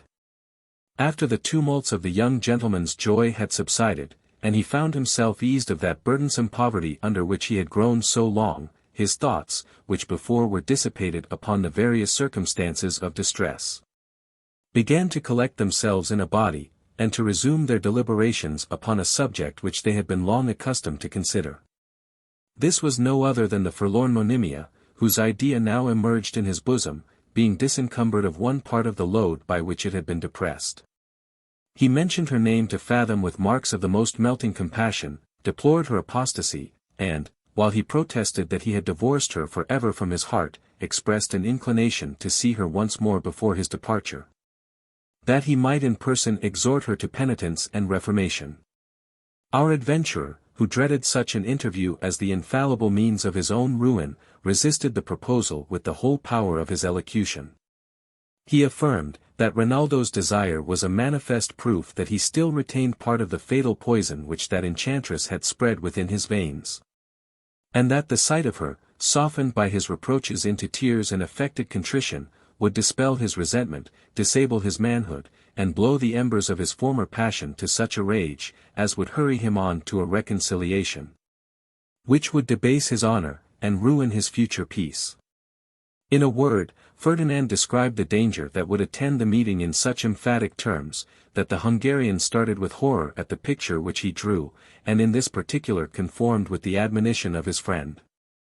£100 of the Jew's money was immediately appropriated for the payment of his most urgent debts, the like sum he presented to his friend Fathom, with a solemn promise of sharing with him whatever good fortune might await him in Germany. And though Monimia had forfeited all title to his regard, so ill could he bear the prospect of her distress, that he entrusted his dear companion with the half of what remained, to be expended for her use, fully resolving to screen her from the shocks and temptations of want, as the circumstances of his future fate would allow. Fathom, far from opposing, applauded his generosity with marks of extreme wonder and admiration, assuring him, that she should be put in possession of his bounty immediately after his departure. He being unwilling to make her acquainted with her good fortune before that period, lest, finding his affairs in a fair way of being retrieved, she should be base enough to worship his returning prosperity, and, by false professions and artful blandishments, seek to ensnare his heart anew. Chapter 48. Count Fathom unmasks his battery, is repulsed, and varies his operations. Without effect. Every necessary preparation being made, Rinaldo, accompanied by our adventurer, took the road to Dover, where he embarked in a packet boat for Calais, after having settled a correspondence with his dear Ferdinand, from whom he did not part without tears. He had before solicited him to be his fellow-traveller, that he might personally enjoy the benefit of his conversation and superior sagacity. But these entreaties he strenuously opposed, on pretence of his being determined to push his fortune in England, which he considered as his native country, and as the land in which, of all others, a man of merit has the best encouragement. Such were the reasons he alleged for refusing to attend his benefactor, who was himself eagerly desirous of attaining a settlement in the island of Great Britain. But our hero's real motives for staying were of a very different complexion. The reader is already informed of his aim upon the fair orphan, which, at present, was the chief spring of his conduct. He may also recollect such passages of his life, as were sufficient to deter him from reappearing at Pressburg or Vienna. But, besides these reflections, he was detained by a full persuasion that Rinaldo would sink under the power and influence of his antagonist, consequently be rendered incapable to provide for his friends. And that he himself, fraught with wiles and experience as he was, could not fail to make himself amends for what he had suffered among a people equally rich and unthinking. Melville, having embraced our adventurer, and with a deep sigh bid him take care of the unfortunate Monimia, committed himself to the sea, and, by the assistance of a favourable gale, was in 4 hours safely landed on the French shore. While Fathom took post-horses for London, where he arrived that same night, and next day, in the forenoon, went to visit the beauteous mourner, who had as yet received no intimation of Rinaldo's departure or design. He found her in the attitude of writing a letter to her inconstant lover, the contents of which the reader will be acquainted with in due time. Her countenance, notwithstanding the veil of melancholy by which it was overcast, seemed altogether serene and composed. She was the picture of pious resignation, and sat like Patience on a monument, smiling at grief. After having paid the compliment of the morning, Fathom begged pardon for having omitted to visit her during 3 days, in which, he said, his time had been wholly engrossed in procuring a proper equipage for Count Melville, who had at last bid an eternal adieu to the island of Great Britain. At this information the hapless Monimia fell back in her chair, and continued some minutes in a swoon, from which being recovered, "Excuse me, Mr. Fathom," cried she with a deep sigh. "This, I hope, is the last agony I shall feel from my unhappy passion." Then wiping the tears from her lovely eyes, she retrieved her tranquillity, and desired to know by what means Rinaldo had been enabled to undertake his journey into the empire. Our hero, upon this occasion, assumed the whole merit of having promoted the interest of his friend, by giving her to understand, that he, in consequence of an unforeseen windfall, had defrayed the expense of the Count's equipment. Though he observed, that it was not without reluctance he saw Rinaldo make a wrong use of his friendship. "Although I was happy," proceeded this artful traitor, "in being able to discharge my obligations to the house of Melville, I could not help feeling the most sensible chagrin when I saw my assistance rendered subservient to the triumphs of the youth's baseness and infidelity. For he chose, as the companion of his travels, the abandoned woman for whom he had forsaken the all-perfect Monimia, whose virtue and accomplishments did not preserve her sacred from his ungrateful sarcasms and unmannerly ridicule. Believe me, madam, I was so shocked at his conversation on that subject, and so much incensed at his want of delicacy, that my temper was scarce sufficient for the ceremony of parting. And, now that my debt to his family is overpaid, I have solemnly renounced his correspondence." When she heard that, instead of betraying the least symptom of regret or compassion for her unhappy fate, the perfidious youth had exulted over her fall, and even made her a subject for his mirth, the blood revisited her faded cheeks, and resentment restored to her eyes that poignancy which sorrow had before overcome.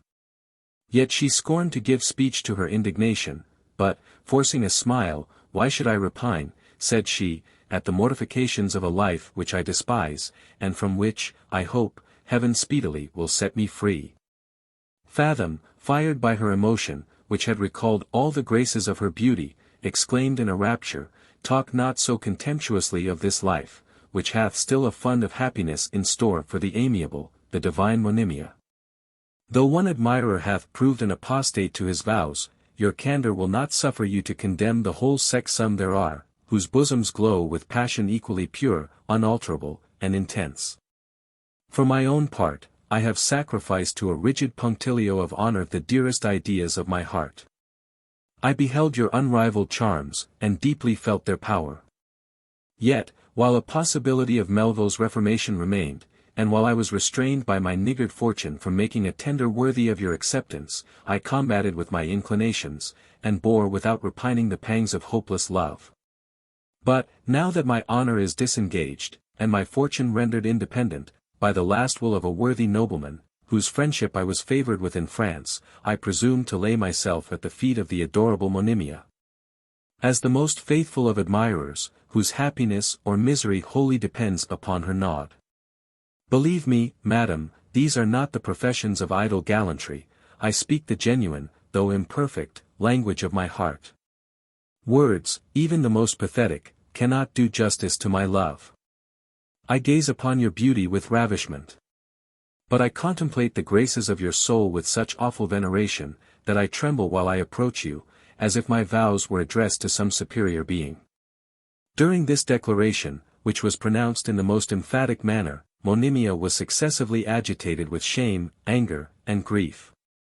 Nevertheless, she summoned her whole philosophy to her aid, and, with a tranquil, though determined air, begged he would not diminish the obligations he had already conferred, by disturbing with such unseasonable addresses a poor unhappy maid, who had detached all her thoughts from earthly objects, and waited impatiently for that dissolution which alone could put a period to her misfortunes. Fathom, imagining that these were no other than the suggestions of a temporary disappointment and despondence, which it was his business to oppose with all his eloquence and art, renewed his theme with redoubled ardour, and, at last, became so importunate in his desires, that Monimia, provoked beyond the power of concealing her resentment, said, she was heartily sorry to find herself under the necessity of telling him, that, in the midst of her misfortunes, she could not help remembering what she had been. Then, rising from her seat, with all the dignity of displeasure, perhaps, added she, you have forgot who was the father of the once happy Monimia. With these words she retired into another chamber, leaving our adventurer confounded by the repulse he had sustained. Not that he was discouraged from prosecuting his aim, on the contrary, this rebuff seemed to add fresh vigor to his operations. He now thought it high time to bring over Madame la Mère to his interest. And, to facilitate her conversion, took an opportunity of bribing her with some inconsiderable presents, after having amused her with a plausible tale of his passion for Monimia, with whom she undertook the office of his mediatrix. On the supposition that his intentions were honorable, and highly advantageous to her lodger. She was, first of all, invested with the office of obtaining pardon for the offence he had given, and, in this negotiation she succeeded so well, as to become an advocate for his suit. Accordingly, she took all occasions of magnifying his praise. His agreeable person was often the subject of her discourse to the fair mourner. Her admiration dwelt upon his politeness, good sense, and winning deportment, and she every day retailed little stories of his benevolence and greatness of soul. The defect in his birth she represented as a circumstance altogether foreign from the consideration of his merit, especially in a nation where such distinctions are as little respected as they will be in a future state. She mentioned several persons of note, who basked in the sunshine of power and fortune, without having enjoyed the least hereditary assistance from their forefathers.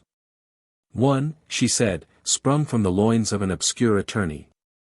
Another was the grandson of a valet de chamber, a third was the issue of an accountant, and a fourth the offspring of a woolen draper. All these were the children of their own good works, and had raised themselves upon their personal virtues and address. A foundation certainly more solid and honorable than a vague inheritance derived from ancestors, in whose deserts they could not be supposed to have borne the least share. Monimia listened to all these arguments with great patience and affability, though she at once dived into the source from which all such insinuations flowed. She joined in the commendations of Fathom, and owned herself a particular instance of that benevolence which the old lady had so justly extolled. But, once for all, to prevent the supplication which Madame la Mère was about to make, she solemnly protested that her heart was altogether shut against any other earthly engagement, and that her thoughts were altogether employed upon her eternal salvation.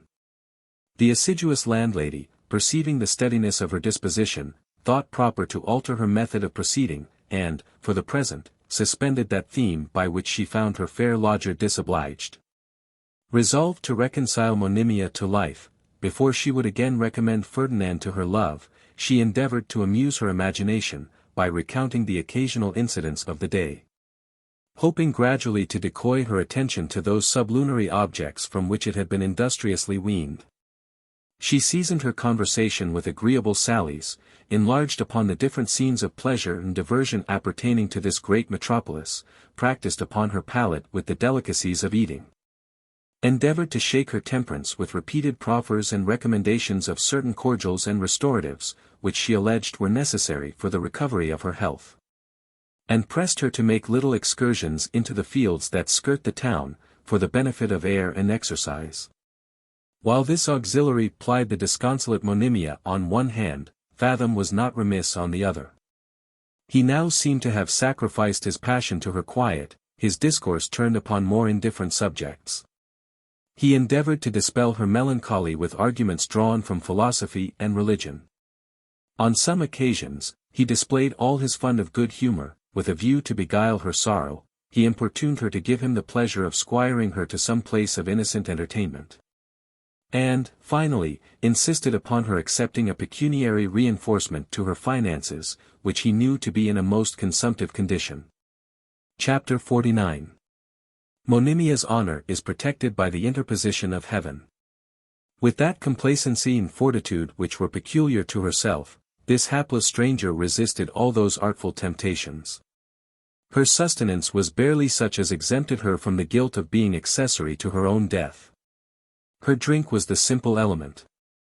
She encouraged no discourse but that which turned upon the concerns of her immortal part. She never went abroad, except in visits to a French chapel in the neighborhood.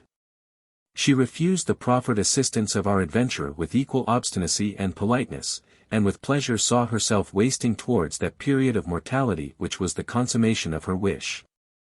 Yet her charms, far from melting away with her constitution, seemed to triumph over the decays of nature. Her shape and features still retained that harmony for which they had always been distinguished. A mixture of majesty and sweetness diffused itself in her looks, and her feebleness added to that soft and feminine grace which attracts the sympathy, and engages the protection of every humane beholder. The associates thus baffled in their attempts to excite her ideas of pleasure, again shifted their plan, and resolved to attack this forlorn beauty on the side of fear and mortification. Our adventurer became less frequent in his visits, and more indifferent in his language and deportment, while Madame la Mère gradually relaxed in that complacency and respect with which she had hitherto behaved towards her fair lodger. She even began to drop hints of disapprobation and reproach against this pattern of innocence and beauty, and at length grew bold enough to tell her, that her misfortunes could be attributed to nothing but her own obstinacy and pride. That she had been at great pains to disoblige the only person who was able and willing to raise her above dependence, and that, if his protection should be withdrawn, she must be exposed to the utmost extremity of distress. These insinuations, instead of producing the desired effect, inflamed the indignation of Monimia, who, in a most dignified style of rebuke, chid her for her indelicacy and presumption, observing that she could have no title to take such freedoms with lodgers, whose punctuality and regular deportment left her no room to complain. Notwithstanding this animated reply, she underwent the most deplorable anguish, when she reflected upon the insolence of this woman, from whose barbarity she had no resource. And, seeing no other possibility of redress than that of appealing to the good offices of Fathom, she conquered her reluctance so far, as to complain to him of Madame la Mère's incivility. Pleased with this application, he gave her to understand, with very little ceremony or preamble, that it wholly depended upon herself whether she should continue to be wretched, or be delivered at once from all her cares and perplexity. That, notwithstanding the disdain with which she had treated his addresses, he was still ready to lay himself and his fortune at her feet. And that, if she should again reject the disinterested proposal, the whole world and her own conscience would charge upon herself whatever calamities she might be subjected to in the sequel. Interpreting into a favorable hesitation her silence, which was the result of wrath and amazement, he proceeded to throw himself at her feet, and utter a romantic rhapsody, in the course of which, laying aside all that restraint which he had hitherto preserved, he seized her delicate hand, and pressed it to his lips. Nay, so far did he forget himself on this occasion, that he caught the fair creature in his arms, and rudely ravished a kiss from those lips which he had before contemplated with the most distant reverence of desire. Having thus broken down the fences of decorum, and being heated with transport, he, in all probability, would have acted the part of young Tarquin, and violated by force that sacred shrine of honor, beauty, and unblemished truth. Had not the wrath kindled by such an unexpected outrage inspired her with strength and spirit sufficient to protect her virtue, and intimidate the ruffian who could offer violence to such perfection. She broke from his detested embrace with surprising agility, and called aloud to her landlady for assistance. But that discreet matron was resolved to hear nothing, and Fathom's appetite being whetted to a most brutal degree of eagerness, "Madam," said he, "all opposition is vain. What you have refused to my entreaties, you shall yield to my power. And I am determined to force you to your own advantage." So saying, he sprung towards her, with the most savage and impious intent, when this amiable heroine snatching up his sword, which lay upon a by-table, and unsheathing it instantaneously, presented the point to his breast, and, while her eyes glanced with intolerable keenness, "Villain!" cried she, "the spirit of my father animates my bosom, and the vengeance of heaven shall not be frustrated." He was not so much affected by his bodily danger, as awestruck at the manner of her address, and the appearance of her aspect, which seemed to shine with something supernatural, and actually disordered his whole faculties. Insomuch that he retreated without attempting to make the least reply. And she, having secured the door after his departure, sat down to ponder upon this shocking event. Words are wanting to describe the accumulated horrors that took possession of her mind, when she thus beheld all her presaging fears realized, and found herself at the mercy of two wretches, who had now pulled off the mask. After having lost all sentiments of humanity. Common affliction was an agreeable reverie to what she suffered, deprived of her parents, exiled from her friends and country, reduced to the brink of wanting the most indispensable necessaries of life, in a foreign land, where she knew not one person to whose protection she could have recourse, from the inexpressible woes that environed her. She complained to heaven that her life was protracted, for the augmentation of that misery which was already too severe to be endured. For she shuddered at the prospect of being utterly abandoned in the last stage of mortality, without one friend to close her eyes, or do the last offices of humanity to her breathless corse. These were dreadful reflections to a young lady who had been born to affluence and splendor, trained up in all the elegance of education, by nature fraught with that sensibility which refines the sentiment and taste, and so tenderly cherished by her indulgent parents, that they suffered not the winds of heaven to visit her face too roughly. Having passed the night in such agony, she rose at daybreak, and, hearing the chapel bell toll for morning prayers, resolved to go to this place of worship, in order to implore the assistance of heaven. She no sooner opened her chamber door, with this intent, than she was met by Madame la Mère, who, after having professed her concern for what had happened overnight, and imputed Mr.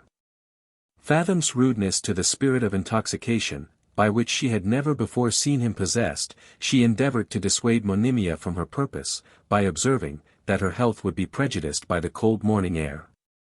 But finding her determined, she insisted upon accompanying her to chapel, on pretence of respect, though, in reality, with a view to prevent the escape of her beauteous lodger. Thus attended, the hapless mourner entered the place, and, according to the laudable hospitality of England, which is the only country in Christendom where a stranger is not made welcome to the house of God, this amiable creature, emaciated and enfeebled as she was, must have stood in a common passage during the whole service, had not she been perceived by a humane gentlewoman, struck with her beauty and dignified air, and melted with sympathy at the ineffable sorrow which was visible in her countenance, opened the pew in which she sat, and accommodated Monimia and her attendant. If she was captivated by her first appearance, she was not less affected by the deportment of her fair guest, which was the pattern of genuine devotion. In a word, this good lady, who was a merchant's widow in opulent circumstances, was inflamed with a longing desire to know and befriend the amiable stranger, who, after service, turning about to thank her for her civility, Madame Clement, with that frankness which is the result of true benevolence, told her, she was too much prepossessed in her favor to let slip this opportunity of craving her acquaintance, and of expressing her inclination to alleviate, if possible, that affliction which was manifest in her looks. Monimia, overwhelmed with gratitude and surprise at this unexpected address, gazed upon the lady in silence, and when she repeated her tenders of service, could make no other reply to her goodness, than by bursting into a flood of tears. This was a species of eloquence which did not pass unregarded by Madame Clement, who, while her own eyes were bedewed with the drops of sympathy and compassion, took the lovely orphan by the hand, and led her, without further ceremony, to her own coach, that stood waiting at the door, whither they were followed by Mrs. La Mère, who was so much confounded at the adventure, that she made no objections to the proposal of the lady, who handed her lodger into the carriage, but retired, with all possible dispatch, to make Fathom acquainted with this unforeseen event. Meanwhile the agitation of Monimia, at this providential deliverance, was such as had well-nigh destroyed her tender frame. The blood flushed and forsook her cheeks by turns. She trembled from head to foot, notwithstanding the consolatory assurances of Madame Clement, and, without being able to utter one word, was conducted to the house of that kind benefactress, where the violence of her transports overpowered her constitution, and she sunk down upon a couch in a swoon, from which she was not easily recovered. This affecting circumstance augmented the pity, and interested the curiosity of Madame Clement, who concluded there was something very extraordinary in the case of the stranger, to produce these agonies, and grew impatient to hear the particulars of her story. Monimia no sooner retrieved the use of her faculties, than looking around, and observing with what humane concern her new hostess was employed in effecting her recovery, "Is this," said she, "a flattering illusion of the brain? Or am I really under the protection of some beneficent being, whom heaven hath inspired with generosity to rescue an hapless stranger from the most forlorn state of misery and woe?" Her voice was at all times ravishingly sweet. And this exclamation was pronounced with such pathetic fervor, that Madame Clement clasped her in her arms, and kissing her with all the eagerness of maternal affection, "Yes," cried she, "fair creature. Heaven hath bestowed upon me an heart to compassionate, and power, I hope, to lighten the burden of your sorrows." She then prevailed upon her to take some nourishment, and afterwards to recount the particulars of her fate. A task she performed with such accuracy and candor, that Madame Clement, far from suspecting her sincerity, saw truth and conviction in every circumstance of her tale. And, having condoled her misfortunes, entreated her to forget them, or at least look upon herself as one sheltered under the care and tuition of a person whose study it would be to supply her want of natural parents. This would have been an happy vicissitude of fortune, had it not arrived too late. But such a sudden and unlooked-for transition not only disordered the faculties of poor Monimia's mind, but also overpowered the organs of her body, already fatigued and enfeebled by the distresses she had undergone. So that she was taken ill of a fever that same night, and became delirious before morning, when a physician was called to her assistance.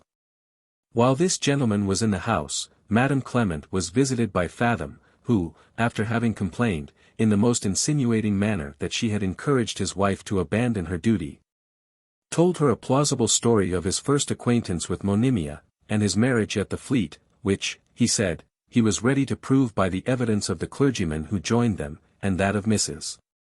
La Mare, who was present at the ceremony. The good lady, although a little staggered at the genteel appearance and engaging address of this stranger, could not prevail upon herself to believe that she had been imposed upon by her fair lodger, who by this time had given too convincing a proof of her sincerity. Nevertheless, in order to prevent any dispute that might be prejudicial to the health or recovery of Monimia, she gave him to understand, that she would not at present enter upon the merits of the cause, but only assure him that the young lady was actually bereft of her senses, and in imminent danger of her life. For the truth of which assertions she would appeal to his own observation, and the opinion of the physician, who was then employed in writing a prescription for the cure of her disease.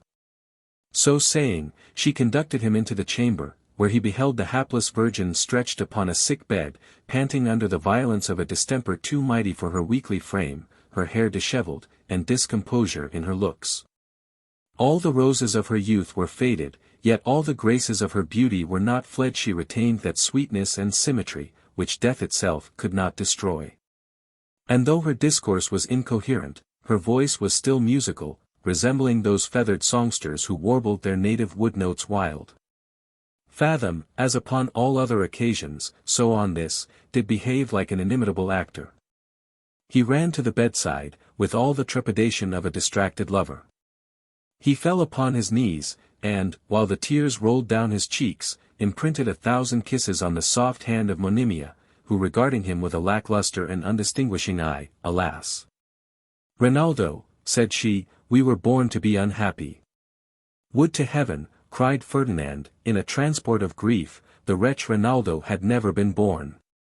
That is the villain who seduced the affection of this unfortunate woman. I admitted the traitor into my friendship and confidence, relieved him in his necessities, and, like the ungrateful viper, he hath stung the very bosom that cherished him in his distress." Then he proceeded to inform Madame Clement how he had delivered that same Rinaldo from prison, maintained him afterwards at a great expense, and at length furnished him with a sum of money and proper credentials to support his interest at the court of Vienna. Having finished this detail, he asked the physician's sentiments of his wife's distemper, and being told that her life was in extreme jeopardy, begged he would use his utmost endeavors in her behalf, and even made him a tender of an extraordinary fee, which was refused. He also thanked Madame Clement for her charity and benevolence towards a stranger, and took his leave with many polite professions of gratitude and esteem. He had no sooner quitted the house, than the physician, who was a humane man, and a foreigner, began to caution the lady against his insinuations, observing, that some circumstances of the story concerning Rinaldo were, to his particular knowledge, contrary to truth. For that he himself had been applied to for letters of recommendation in behalf of Count Melville, by a Jew merchant of his acquaintance, who had supplied the young gentleman with money sufficient for his occasions.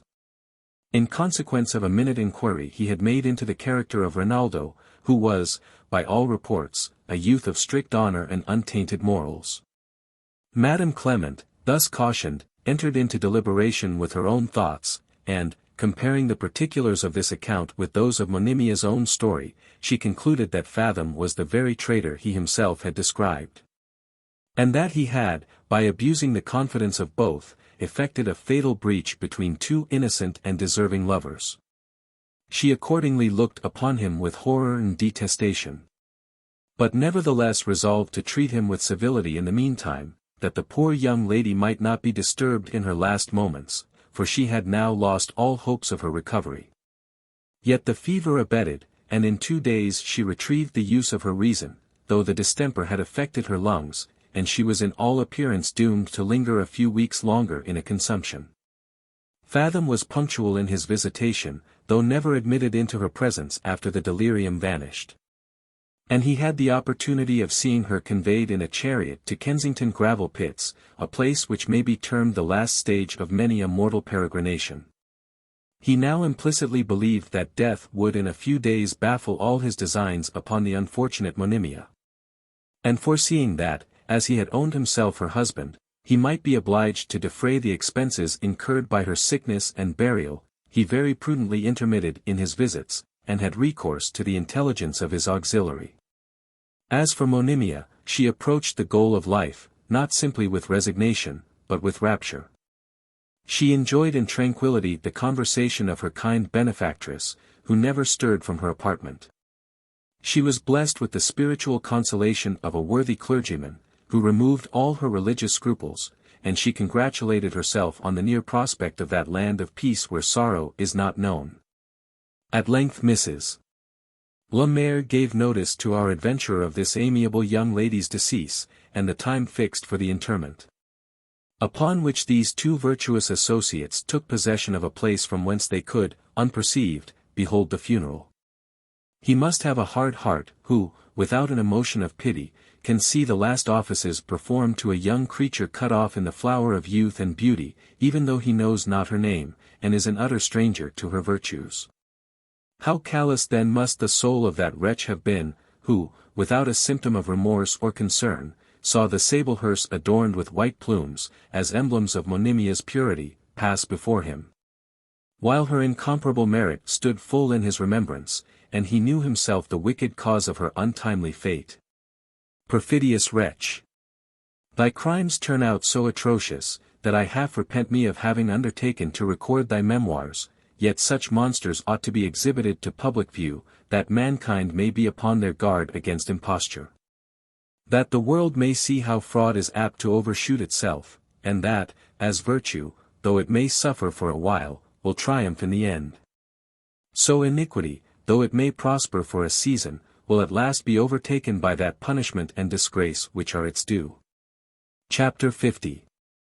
Fathom shifts the scene, and appears in a new character.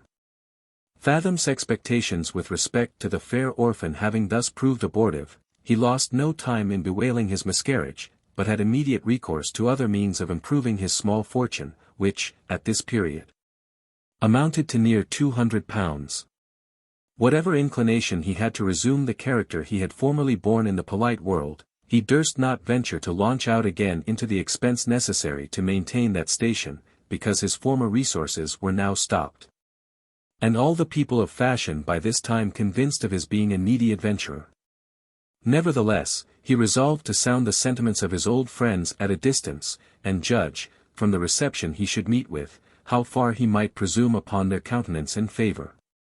For he rightly supposed, that if he could in any shape contribute to their interest or amusement, they would easily forgive his former pretensions to quality, arrogant as they were, and still entertain him on the footing of a necessary acquaintance. With this view, he one day presented himself at court in a very gay suit of clothes, and bowed, at a distance, to many of his old fashionable friends of both sexes, not one of whom favoured him with any other notice, than that of a quarter curtsy, or slight inclination of the head. For, by this time, the few that remembered him knew from what retirement he now emerged, and avoided him accordingly as the jail infection. But the greater part of those who had cultivated him in the zenith of his fortune were now utter strangers to his person, which they had actually forgot, amidst the succession of novelties that surrounded them. Or, if they did recollect his name, it was remembered as an old fashion which had been many months out of date.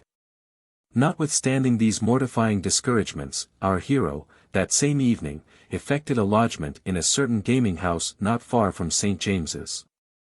And, as he played pretty high, and made a parade of his ready money, he was soon recognized by divers persons of consequence, who cordially welcomed him to England, on pretence of believing he had been abroad, and with great complacency repeated their former professions of friendship. Though this was a certain way of retaining the favor of those worthies, while his finances continued to flourish and his payments were prompt, he knew the weakness of his funds too well, to think they could bear the vicissitudes of play. And the remembrance of the 2 British knights who had spoiled him at Paris, hung over his imagination with the most frightful presages. Besides, he perceived that gaming was now managed in such a manner, as rendered skill and dexterity of no advantage. For the spirit of play having overspread the land, like a pestilence, raged to such a degree of madness and desperation, that the unhappy people who were infected, laid aside all thoughts of amusement, economy, or caution, and risked their fortunes upon issues equally extravagant, childish, and absurd. The whole mystery of the art was reduced to the simple exercise of tossing up a guinea, and the lust of laying wagers, which they indulged to a surprising pitch of ridiculous intemperance. In one corner of the room might be heard a pair of lordlings running their grandmothers against each other, that is, betting sums on the longest liver. In another the success of the wager depended upon the sex of the landlady's next child. And one of the waiters happening to drop down in an apoplectic fit, a certain noble peer exclaimed, "Dead for £1,000. The challenge was immediately accepted. And when the master of the house sent for a surgeon to attempt the cure, the nobleman, who set the price upon the patient's head, insisted upon his being left to the efforts of nature alone, otherwise the wager should be void. Nay, when the landlord harped upon the loss he should sustain by the death of a trusty servant, his lordship obviated the objection, by desiring that the fellow might be charged in the bill. In short, the rage of gaming seemed to have devoured all their other faculties, and to have equalled the rash enthusiasm of the inhabitants of Malacca in the East Indies, who are so possessed with that pernicious spirit, that they sacrifice to it not only their fortunes, but also their wives and children. And then letting their hair down upon their shoulders, in imitation of the ancient Lacedaemonians when they devoted themselves to death, those wretches unsheath their daggers, and murder every living creature in their way. In this, however, they differ from the gamesters of our country, who never find their senses, until they have lost their fortunes, and beggared their families, whereas the Malays never run amok, but in consequence of misery and despair. Such are the amusements, or rather such is the continual employment of those hopeful youths who are destined by birth to be the judges of our property, and pillars of our constitution. Such are the heirs and representatives of those patriots who planned, and those heroes who maintained, the laws and freedom of their country. Who were the patrons of merit, the fathers of the poor, the terror of vice and immorality, and at once the ornaments and support of a happy nation. Our adventurer considered all these circumstances with his wonted sagacity, and, seeing upon what precarious footing he must stand, should he rank himself with such society, he wisely came to the resolution of descending one step in the degrees of life, and of taking upon him the title of physician, under which he did not despair of insinuating himself into the pockets of his patients, and into the secrets of private families, so as to acquire a comfortable share of practice, or captivate the heart of some heiress or rich widow, whose fortune would at once render him independent and happy. After this determination, his next care was to concert measures for his first appearance in this new character. Well knowing, that the success of a physician, in a great measure, depends upon the external equipage in which he first declares himself an adept in the healing art, he first of all procured a few books on the subject of medicine, which he studied with great attention during the remaining part of the winter and spring, and repaired to Tunbridge with the first of the season, where he appeared in the uniform of Aesculapius, namely, a plain suit, full trimmed, with a voluminous tie periwig. Believing that in this place he might glide, as it were, imperceptibly into the functions of his new employment, and gradually accustom himself to the method and form of prescription. A man so well known in the gay world could not be supposed to effect such a transformation without being observed. And therefore, in order to anticipate the censure and ridicule of those who might be tempted to make themselves merry at his expense, he, on his arrival at the Wells, repaired to the shop of an apothecary, and calling for pen, ink, and paper, wrote a prescription, which he desired might be immediately made up. While this was doing by the servant, he was invited into a parlour by the master, with whom he entered into conversation touching the properties of the Tunbridge water, which seemed to have been his particular study. And indeed he had perused Rhys's treatise on that subject with indefatigable assiduity. From this theme, he made digressions into other parts of medicine, upon which he spoke with such plausible elocution, that the apothecary, whose knowledge in that art was not very profound, looked upon him as a physician of great learning and experience, and hinted a desire of knowing his name and situation. Fathom accordingly gave him to understand, that he had studied physic, and taken his degrees at Padua, rather for his amusement, than with any view of exercising medicine. As he then could not possibly foresee the misfortunes which had since happened to his family, and by which he was now compelled to have recourse to a profession that was very much beneath the expectations of his birth. Yet he bore his disappointments with resignation, and even good humour, and blessed his stars for having inclined him to the study of any branch of knowledge by which he might be enabled to laugh at the vicissitudes of fortune. He then observed, that he had practised with some applause at the Hot Well near Bristol, before he thought he should be ever reduced to the necessity of taking a fee, and that, in all probability, his metamorphosis, when known, would furnish matter of surprise and merriment to some of his old acquaintance. The apothecary was equally struck with his polite address, and pleased with his agreeable discourse. He consoled him for the misfortunes of his family, by assuring him, that in England nothing could be more honourable, or indeed profitable, than the character of a physician, provided he could once wriggle himself into practice. And insinuated, that, although he was restricted by certain engagements with other persons of the faculty, he should be glad of an opportunity to show his regard for Dr. Fathom. This was a very effectual method which our hero took to intimate his new character to the public. By the industry and communicative disposition of the apothecary, it was circulated in half a day through every family in the place. And, next morning, when Ferdinand appeared, the company forthwith assembled in separate groups, and from each knot he heard his name reverberated in a whisper. Having thus announced himself to all whom it might concern, and allowed the ladies 2 days to discuss the merit of his transfiguration, together with the novelty of the case, he ventured to salute, at a distance, a lady and her daughter, who had been his patients at the Hot Well. And, although they honoured his bow with the return of a slight curtsy, they gave him not the least encouragement to make a nearer approach. Notwithstanding this rebuff, he concluded, that, should the health of either come in question, they would renew their application to his skill, and what was refused by their pride would be granted by their apprehension. Here, however, he happened to be mistaken in his conjecture. The young lady being seized with a violent headache and palpitation, her mother desired the apothecary to recommend a physician.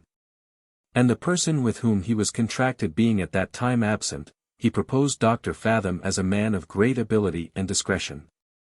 But the good lady rejected the proposal with disdain, because she had formerly known him in the character of a count, though that very character was the chief reason that had then induced her to crave his advice. Such is the caprice of the world in general, that whatever bears the face of novelty captivates, or rather bewitches, the imagination, and confounds the ideas of reason and common sense. If, for example, a scullion, from the clinking of pewter, shall conceive a taste for the clinking of rhyme, and make shift to bring together 20 syllables, so as that the 10th and last shall have the like ending, the composition is immediately extolled as a miracle. And what appeals to the admiration is not the wit, the elegance, or poetry of the work, but the uncultivated talent and humble station of the author. A reader does not exclaim, "What a delicate sentiment! What a beautiful simile! What easy and musical versification!" But cries in rapture, "Heavens! What a prodigy, a poet from the scullery! A muse in livery! Or, Apollo with a trowel!" The public is astonished into liberality, the scullion eats from those trenchers he scoured before, the footman is admitted into the coach behind which he was wont to stand, and the bricklayer, instead of plastering walls, bedaubs his illustrious partner with the mortar of his praise. Thus, lifted into a higher sphere, their talents receive cultivation. They become professed bards, and though their subsequent works bear evident marks of improvement, they are neglected among the rest of their brethren, because that novelty, which recommended them in the beginning, no longer remains. So it fared with our adventurer in his new occupation. There was something so extraordinary in a nobleman's understanding medicine, and so uncommon in a physician's prescribing gratis, that the curiosity and admiration of the company at Bristol were engaged, and they followed his advice as the direction of some supernatural intelligence. But, now that he professed himself one of the faculty, and might be supposed to have refreshed his memory, and reinforced his knowledge for the occasion, he was as much overlooked as any other physician unsupported by interest or cabal. Or, at least, the notice he attracted was not at all to the advantage of his character, because it wholly regarded the decline of his fortune, which is a never-failing fund of disgrace. These mortifications did not overcome the patience and perseverance of Fathom, who foresaw that the soothing hand of time would cast a veil of oblivion over those scenes which were remembered to his prejudice. And that, in the meantime, though he was excluded from the private parties of the fair sex, in which his main hope of success was placed, he should be able to insinuate himself into some degree of favor and practice among the male patients. And some lucky cure, properly displayed, might be the means of propagating his fame, and banishing that reserve which at present interfered with his purpose. Accordingly, it was not long before he found means to break that spell of universal prejudice that hedged him in. At the ordinary which he frequented, his polite carriage, facetious remarks, and agreeable stories soon conciliated the regard of his fellow guests, among whom he sometimes rallied his own transformation with singular good humor and success. He was even witty upon his want of employment, and used to observe, that a physician without practice had one comfort to which his brethren were strangers, namely, that the seldomer he had occasion to prescribe, the less he had upon his conscience on account of being accessory to the death of his fellow creatures. Nothing so effectually blunts the shafts of ridicule, and defeats the aims of slander, as this method of anticipation. In spite of the arrows that were levelled against his reputation from every tea-table at Tunbridge, he made his party good among almost all the gay young gentlemen that frequented the place. Far from avoiding his company, they began to court his conversation, and he was commonly seen in the walks surrounded with a group of admirers. Having thus paved the way for a total removal of the invidious prepossession that obstructed his views, he, one night, while every person was lulled in the arms of repose, and universal silence prevailed, tuned his violin, and began to play some masterly airs, in a tone so uncommonly expressive, and with such ravishing dexterity of execution, that a certain lady, who lodged in the same house, being waked by the music, and ignorant of the source from which it flowed, listened with rapture, as to the harp of an angel, and, wrapping herself in a loose gown, rose and opened her chamber door, in order to discover in what apartment the musician resided. She no sooner entered the passage, than she found her fellow lodgers already assembled on the same occasion, and there they remained during the best part of the night, transported by the harmony which our hero produced. Dr. Fathom was immediately known to be the author of this entertainment, and thus retrieved the benefit of that admiration which he had forfeited by appearing in the shape of a physician. For, as people had formerly wondered to see a count skilled in medicine, they were now amazed to find a physician such a master in music. The good effects of this stratagem were almost instantaneous. His performance became the topic of discourse among all the fashionable company. His male friends complimented him from the information of the other sex. And that lady whom he had regaled, instead of that shyness and disdain with which she used to receive his salutation, at their very next meeting in the thoroughfare, returned his bow with marks of profound respect. Nay, at midnight, she, with the rest, took post in the same place where they had been stationed before, and, by frequent tittering, and repeated whispers, gave intimation to Fathom, that they would be glad of a second serenade. But he was too well acquainted with the human passions to indulge this their desire. It was his interest to inflame their impatience, rather than to gratify their expectation. And therefore he tantalized them for some hours, by tuning his violin, and playing some flourishes, which, however, produced nothing to fulfill their wishes. At the ordinary, he was accosted by a gentleman, a lodger in the same house, who assured him, that the ladies would take it as a great favor if he would let them know when he intended to amuse himself again with his instrument, that they might not, by falling asleep beforehand, deprive themselves of the pleasure of hearing his music. To this message he replied, with an air of consequence and reserve, that, though music was not the art he professed, he should be always complaisant enough to entertain the ladies to the utmost of his power, when their commands were signified to him in a manner suited to his character. But that he would never put himself on the footing of an itinerant harper, whose music is tolerated through the medium of a board partition. The gentleman having reported this answer to his constituents, they empowered him to invite Dr. Fathom to breakfast, and he was next morning introduced with the usual ceremony, and treated with uncommon regard by all the females of the house, assembled for his reception. Having thus broken the ice of their aversion in one part, so as that the beams of his personal accomplishments had room to operate, he soon effected a general thaw in his favor, and found himself growing once more into request amongst the most amiable part of the creation. His company was coveted, and his taste consulted in their balls, concerts, and private assemblies, and he recompensed the regard they paid to him with an incessant exertion of his agreeable talents, politeness, and good humor. Chapter 51. Triumphs over a medical rival. Yet, in the midst of all this attention, his medical capacity seemed to be quite forgot.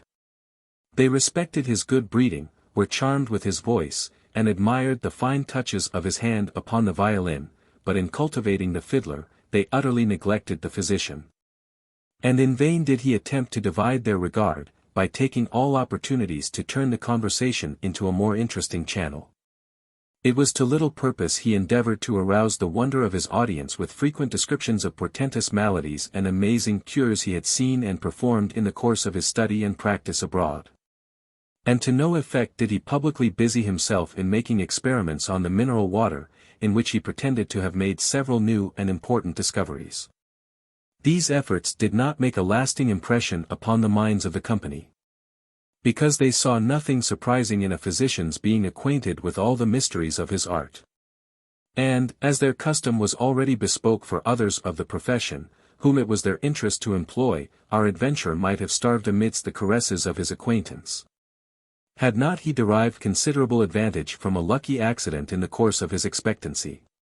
A gentlewoman's daughter, of a weakly constitution, by drinking the waters, had so far recovered her health and complexion, as to allure the affection of a young squire in the neighborhood, who amused her for some time with his addresses, until his heart was seduced by the charms of another young lady lately arrived at the Wells.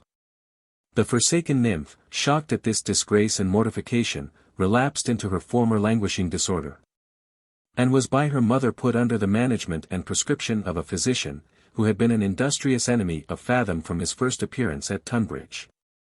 The patient, though violently chagrined at the levity of her quondam admirer, was not altogether without hope, that the very same inconstancy which had prompted him to leave her, might in time induce him to return, after the novelty of his new passion should be wore off. And this hope served to support her under the sorrow and disgrace of her disappointment. At length, however, the squire and his new mistress disappeared, and some busybody was officious enough to communicate this piece of news to the forlorn shepherdess, with this additional circumstance, that they were gone to a neighboring parish to be joined in the bands of wedlock. These fatal tidings were no sooner imparted to the abandoned Phyllis, than she was seized with an hysteric fit. And, what rendered the accident more unfortunate, her physician had been called to the country, and was not expected at Tunbridge till next day.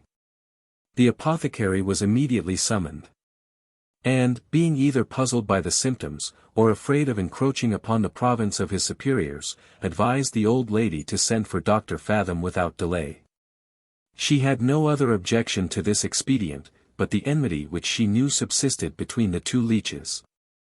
Yet, hearing that her own doctor would not consult with Fathom upon his return but, perhaps renounce the patient, by which means her daughter's health might be endangered, she would not solicit our hero's assistance. Until the young lady had remained 7 hours speechless and insensible.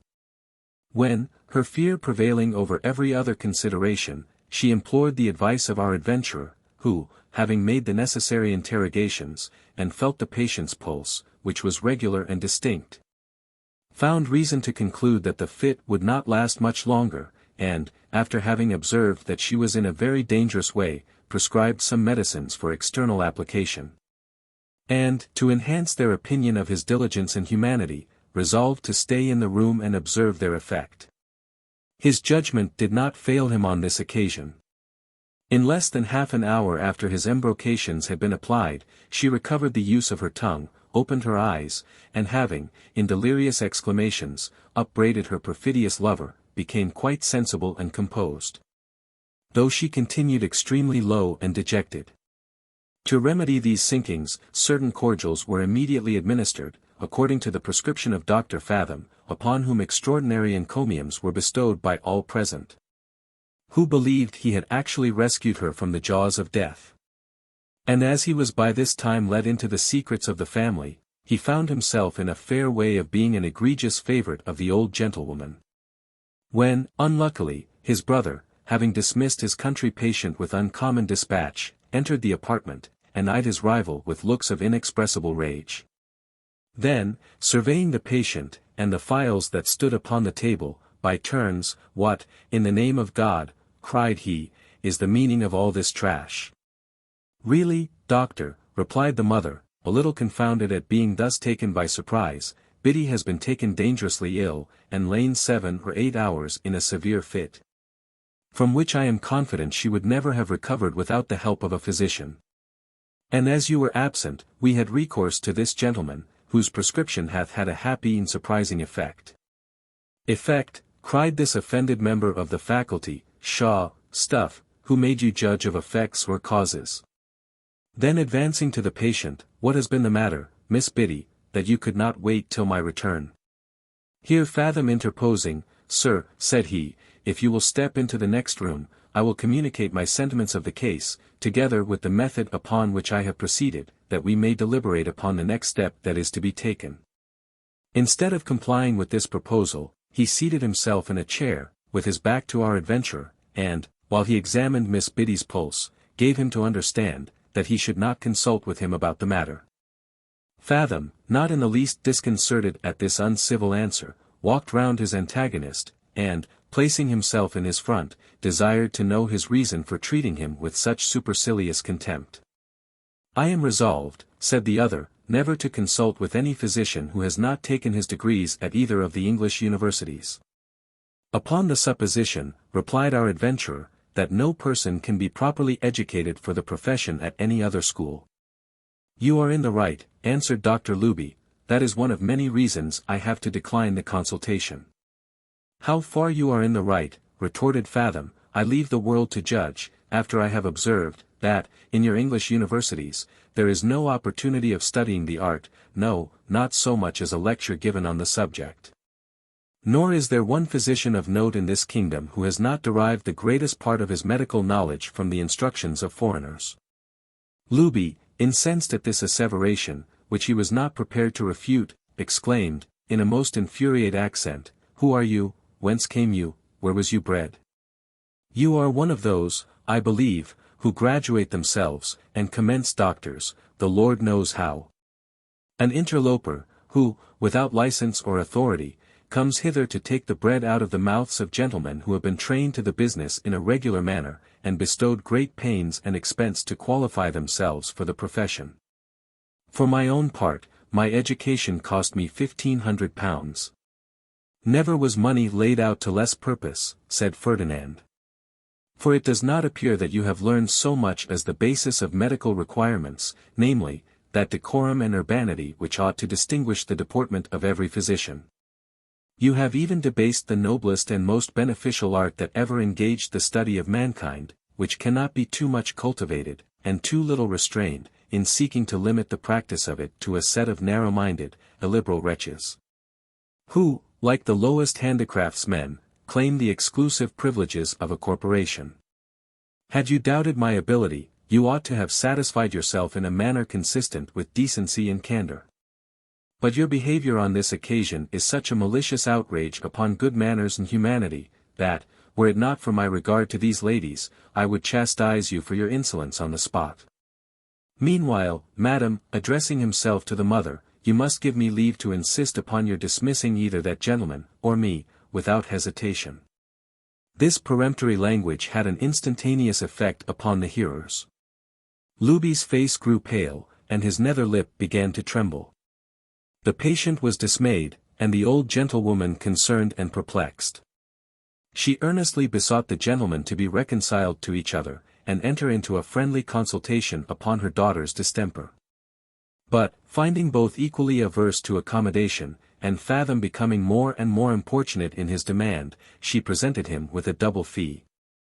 And giving him to understand that Dr. Luby had long attended the family, and was intimately acquainted with her own and Biddy's constitution, said, she hoped he would not take it amiss if she retained her old physician. Though our hero was much mortified at this triumph of his rival, he made a virtue of necessity, and retired with great complaisance, wishing that Miss Biddy might never again be the subject of such a disagreeable dispute.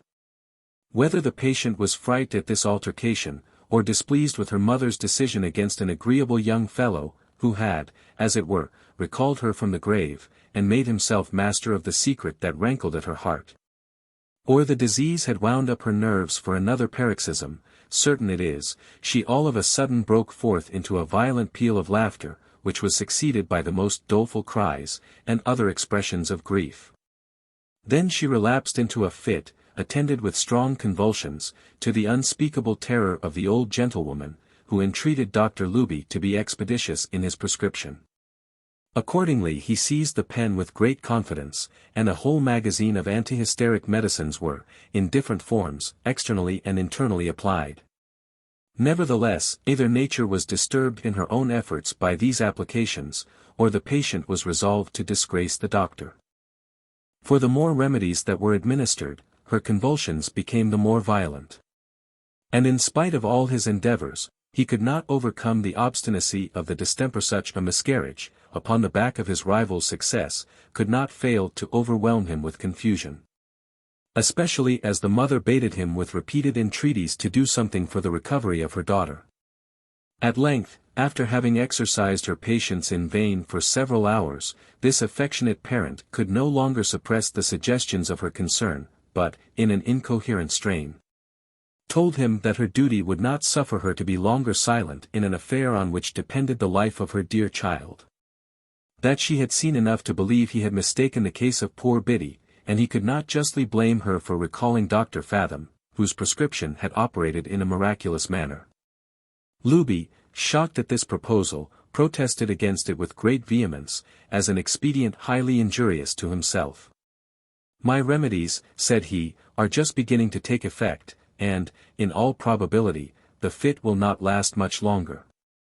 So that, by calling in another person at this juncture, you will defraud me of that credit which is my due, and deck my adversary with trophies to which he has no pretension. She was prevailed upon, by this remonstrance, to wait another half-hour, when perceiving, as yet, no alteration for the better, and being distracted with her fears, which reproached her with want of natural affection, she sent a message to Dr. Fathom, desiring to see him with all possible dispatch. He was not slow in obeying the call, but hastening to the scene of action, was not a little surprised to find Luby still in the apartment. This gentleman, since better might not be, resolved to sacrifice his pride to his interest, and, rather than lose his patient altogether, and run the risk of forfeiting his reputation at the same time, stayed with intention to compromise his difference with Fathom, that he might not be wholly excluded from the honor of the cure, in case it could be effected. But he had reckoned without his host in his calculation of the Count's placability. For, when he put on his capitulating face, and, after a slight apology for his late behavior, proposed that all animosity should subside in favor of the young lady, whose life was at stake, our hero rejected his advances with infinite disdain. And assured the mother, in a very solemn tone, that, far from consulting with a man who had treated him so unworthily, he would not stay another minute in the house, unless he should see him discarded. A satisfaction barely sufficient to atone for the affront he himself had suffered by the unjust preference she had before given to his rival. There was no remedy. Luby was obliged to retreat in his turn. Then our adventurer, approaching the bedside, reconnoitered the patient, examined the medicines which had been administered, and lifting up his eyes in expressive silence, detached the footman with a new order to the apothecary. It was well the messenger used expedition, otherwise Dr. Fathom would have been anticipated by the operation of nature. For, the fit having almost run its career, Miss Biddy was on the point of retrieving her senses, when the frontal prescribed by Fathom was applied. To the efficacy of this, therefore, was ascribed her recovery, when she opened her eyes, and began to pour forth unconnected ejaculations. And in a few moments after, she was persuaded to swallow a draught prepared for the purpose, her perception returned, and Ferdinand gained the reputation of having performed a second miracle. But he was furnished with a piece of intelligence, of much more energy than all she had taken, and so soon as he concluded she was capable to bear the news without any dangerous emotion, he, among other articles of chit-chat culled for her amusement, took the opportunity of telling the company, that Squire Stubb, the cause of Miss Biddy's disorder, had, in his way to matrimony, been robbed of his bride by a gentleman to whom she had been formerly engaged. He had waited for her on purpose at an inn on the road, where he found means to appease her displeasure, which he had, it seems, incurred, and to supersede her new lover, whom she quitted without ceremony. Upon which the squire had returned to Tunbridge, cursing her levity, yet blessing his good stars for having so seasonably prevented his ruin, which would have infallibly been the consequence of his marrying such an adventurer. It would be superfluous to observe, that these tidings operated like an admirable specific on the spirits of the young lady, who, while she affected to pity the squire, was so much overjoyed at his disappointment, that her eyes began to sparkle with uncommon vivacity, and in less than 2 hours after the last of those terrible attacks, she was restored to a better state of health than she had enjoyed for many weeks. Fathom was not forgot amidst the rejoicings of the family. Besides an handsome gratuity for the effects of his extraordinary skill, the old lady favored him with a general invitation to her house, and the daughter not only considered him as the restorer of her health, an angel of her good fortune, but also began to discover an uncommon relish for his conversation. So that he was struck with the prospect of succeeding Squire Stubb in her affection. A conquest which, if sanctioned by the approbation of the mother, would console him for all the disappointments he had sustained. For Miss Biddy was entitled to a fortune of £10,000, provided she should marry with the consent of her parent, who was the sole executrix of the father's will. Animated with the hope of such an advantageous match, our adventurer missed no opportunity of improving the lodgment he had made, while the two ladies failed not to extol his medical capacity among all their female acquaintances. By means of this circulation, his advice was demanded in several other cases, which he managed with such an imposing air of sagacity and importance, that his fame began to spread, and before the end of the season, he had ravished more than 1/2 of the business from his competitor.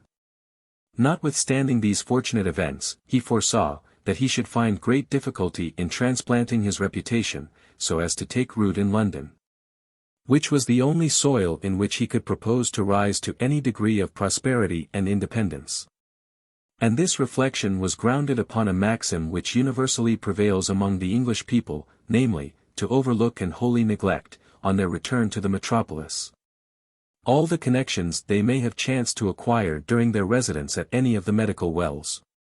And this social disposition is so scrupulously maintained, that two persons who lived in the most intimate correspondence at Bath or Tunbridge, shall in 24 hours so totally forget their friendship, as to meet in St.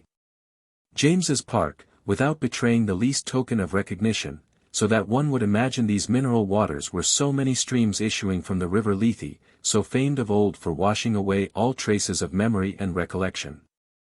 Aware of this oblivious principle, Dr. Fathom collected all his qualifications, in order to make such an impression upon the heart of Miss Biddy, as would resist all her endeavours to shake him from her remembrance.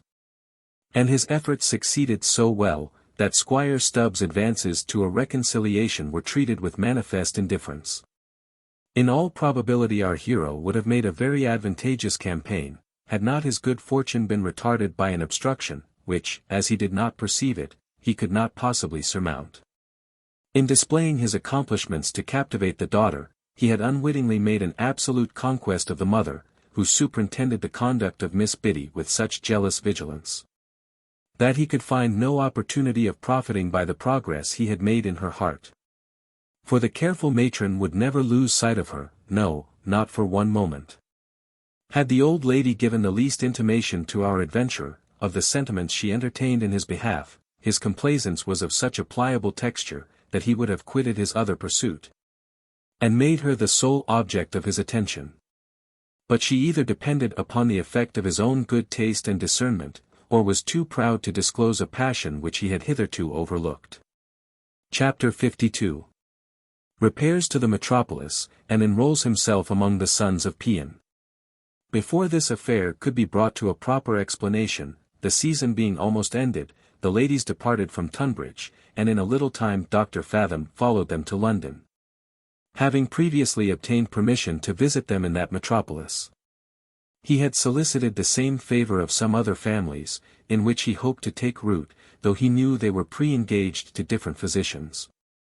And resolving to make his first medical appearance in London with some éclat, he not only purchased an old chariot, which was new painted for the purpose, but likewise hired a footman, whom he clothed in laced livery, in order to distinguish himself from the common run of his brethren.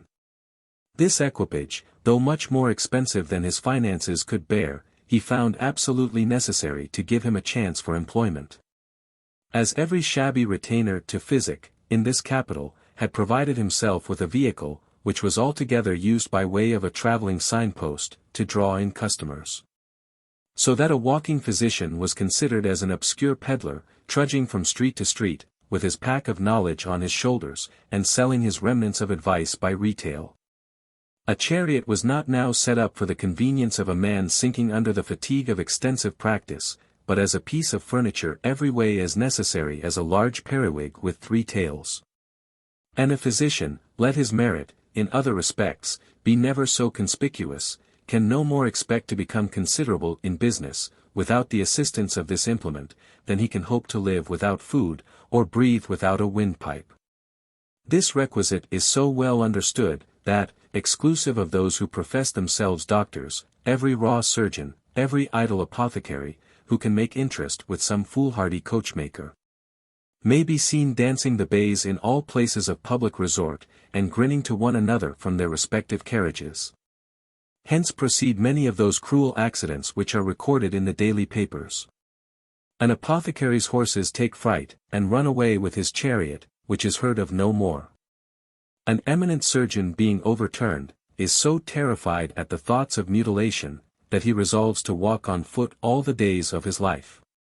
And the coachman of a physician of great practice, having the misfortune to be disabled by a fall from the box, his master can never find another to supply his place. None of these observations escaped the penetrating eye of Fathom, who, before he pretended to seat himself in this machine, had made proper inquiry into all the other methods practiced, with a view to keep the wheels in motion. In his researches, he found that the great world was wholly engrossed by a few practitioners who had arrived at the summit of reputation, consequently were no longer obliged to cultivate those arts by which they rose. And that the rest of the business was parcelled out into small enclosures, occupied by different groups of personages, male and female, who stood in rings, and tossed the ball from one to another, there being in each department 2 sets, the individuals of which relieved one another occasionally. Every knot was composed of a waiting woman, nurse, apothecary, surgeon, and physician, and sometimes a midwife was admitted into the party, and in this manner the farce was commonly performed. A fine lady, fatigued with idleness, complains of the vapors, is deprived of her rest, though not so sick as to have recourse to medicine. Her favorite maid, tired with giving her attendance in the night, thinks proper, for the benefit of her own repose, to complain of a violent headache, and recommends to her mistress and nurse of approved tenderness and discretion. At whose house, in all likelihood, the said chambermaid hath oft given the rendezvous to a male friend. The nurse, well skilled in the mysteries of her occupation, persuades the patient, that her malady, far from being slight or chimerical, may proceed to a very dangerous degree of the hysterical affection. Unless it be nipped in the bud by some very effectual remedy. Then she recounts a surprising cure performed by a certain apothecary, and appeals to the testimony of the waiting woman, who being the gossip of his wife, confirms the evidence, and corroborates the proposal. The apothecary being summoned, finds her ladyship in such a delicate situation, that he declines prescribing, and advises her to send for a physician without delay. The nomination of course falls to him, and the doctor being called, declares the necessity of immediate venesection, which is accordingly performed by a surgeon of the association. This is one way of beginning the game. Though the commencement often varies, and sometimes the apothecary and sometimes the physician opens the scene. But, be that as it will, they always appear in a string, like a flight of wild geese, and each confederacy maintains a correspondence with one particular undertaker. Fathom, upon these considerations, set up his rest in the first floor of an apothecary in the neighbourhood of Charing Cross, to whom he was introduced by a letter from a friend at Tunbridge. And who being made acquainted with his ability and scheme, promised to let slip no opportunity of serving him. And, indeed, seemed to espouse his interest with great alacrity. He introduced him to some of his patients, on the strength of a gratis visit, sounded forth his praise among all the good women of his acquaintance. And even prevailed upon him to publish advertisements, importing that he would every day, at a certain time and place, give his advice to the poor for nothing. Hoping that, by means of some lucky cure, his fame might be extended, and his practice grow into request. In the meantime his chariot rolled along through all the most frequented streets, during the whole forenoon, and, at the usual hour, he never failed to make his appearance at the medical coffee-house, with all that solemnity of feature and address, by which the modern sons of Paean are distinguished. Not but that he was often puzzled about the decision of his diurnal route. For the method of driving up one street and down another, without halting, was become such a stale expedient, that the very prentices used to stand at the shop doors, and ridicule the vain parade.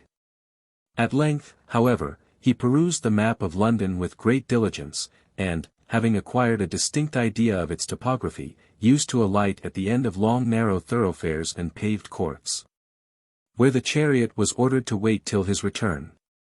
And, walking with great gravity through the different turnings of these alleys, regain his carriage by another passage, and resume his seat with an air of vast importance.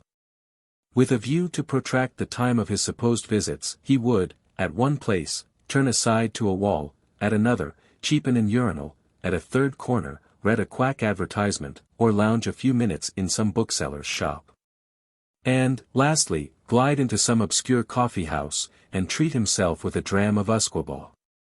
The other means used to force a trade, such as ordering himself to be called from church, alarming the neighborhood with knocking at his door in the night, receiving sudden messages in places of resort, and inserting his cures by way of news in the daily papers, had been so injudiciously hackneyed by every desperate scholar in physic, that they had lost their effect upon the public, and therefore were excluded from the plan of our adventurer, whose scheme, for the present, was to exert himself in winning the favor of those sage sibyls, who keep, as it were, the temple of medicine, and admit the young priest to the service of the altar.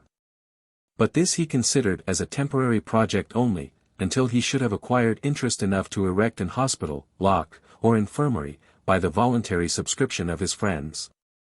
A scheme which had succeeded to a miracle with many of the profession, who had raised themselves into notice upon the carcasses of the poor.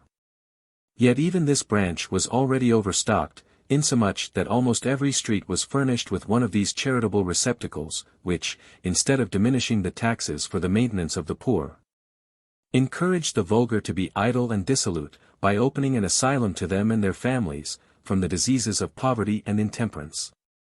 For it remains to be proved, that the parish rates are decreased, the bills of mortality lessened, the people more numerous, or the streets less infested with beggars. Notwithstanding the immense sums yearly granted by individuals for the relief of the indigent. But, waiving these reflections, Dr. Fathom hoped, that his landlord would be a most useful implement for extending his influence, and, for that reason, admitted him into a degree of partnership. After being fully convinced that he was not under articles to any other physician. Nevertheless, he was very much mistaken in reckoning on the importance of his new ally, who was, like himself, a needy adventurer, settled upon credit, and altogether unemployed, except among the very refuse of the people, whom no other person would take the trouble to attend.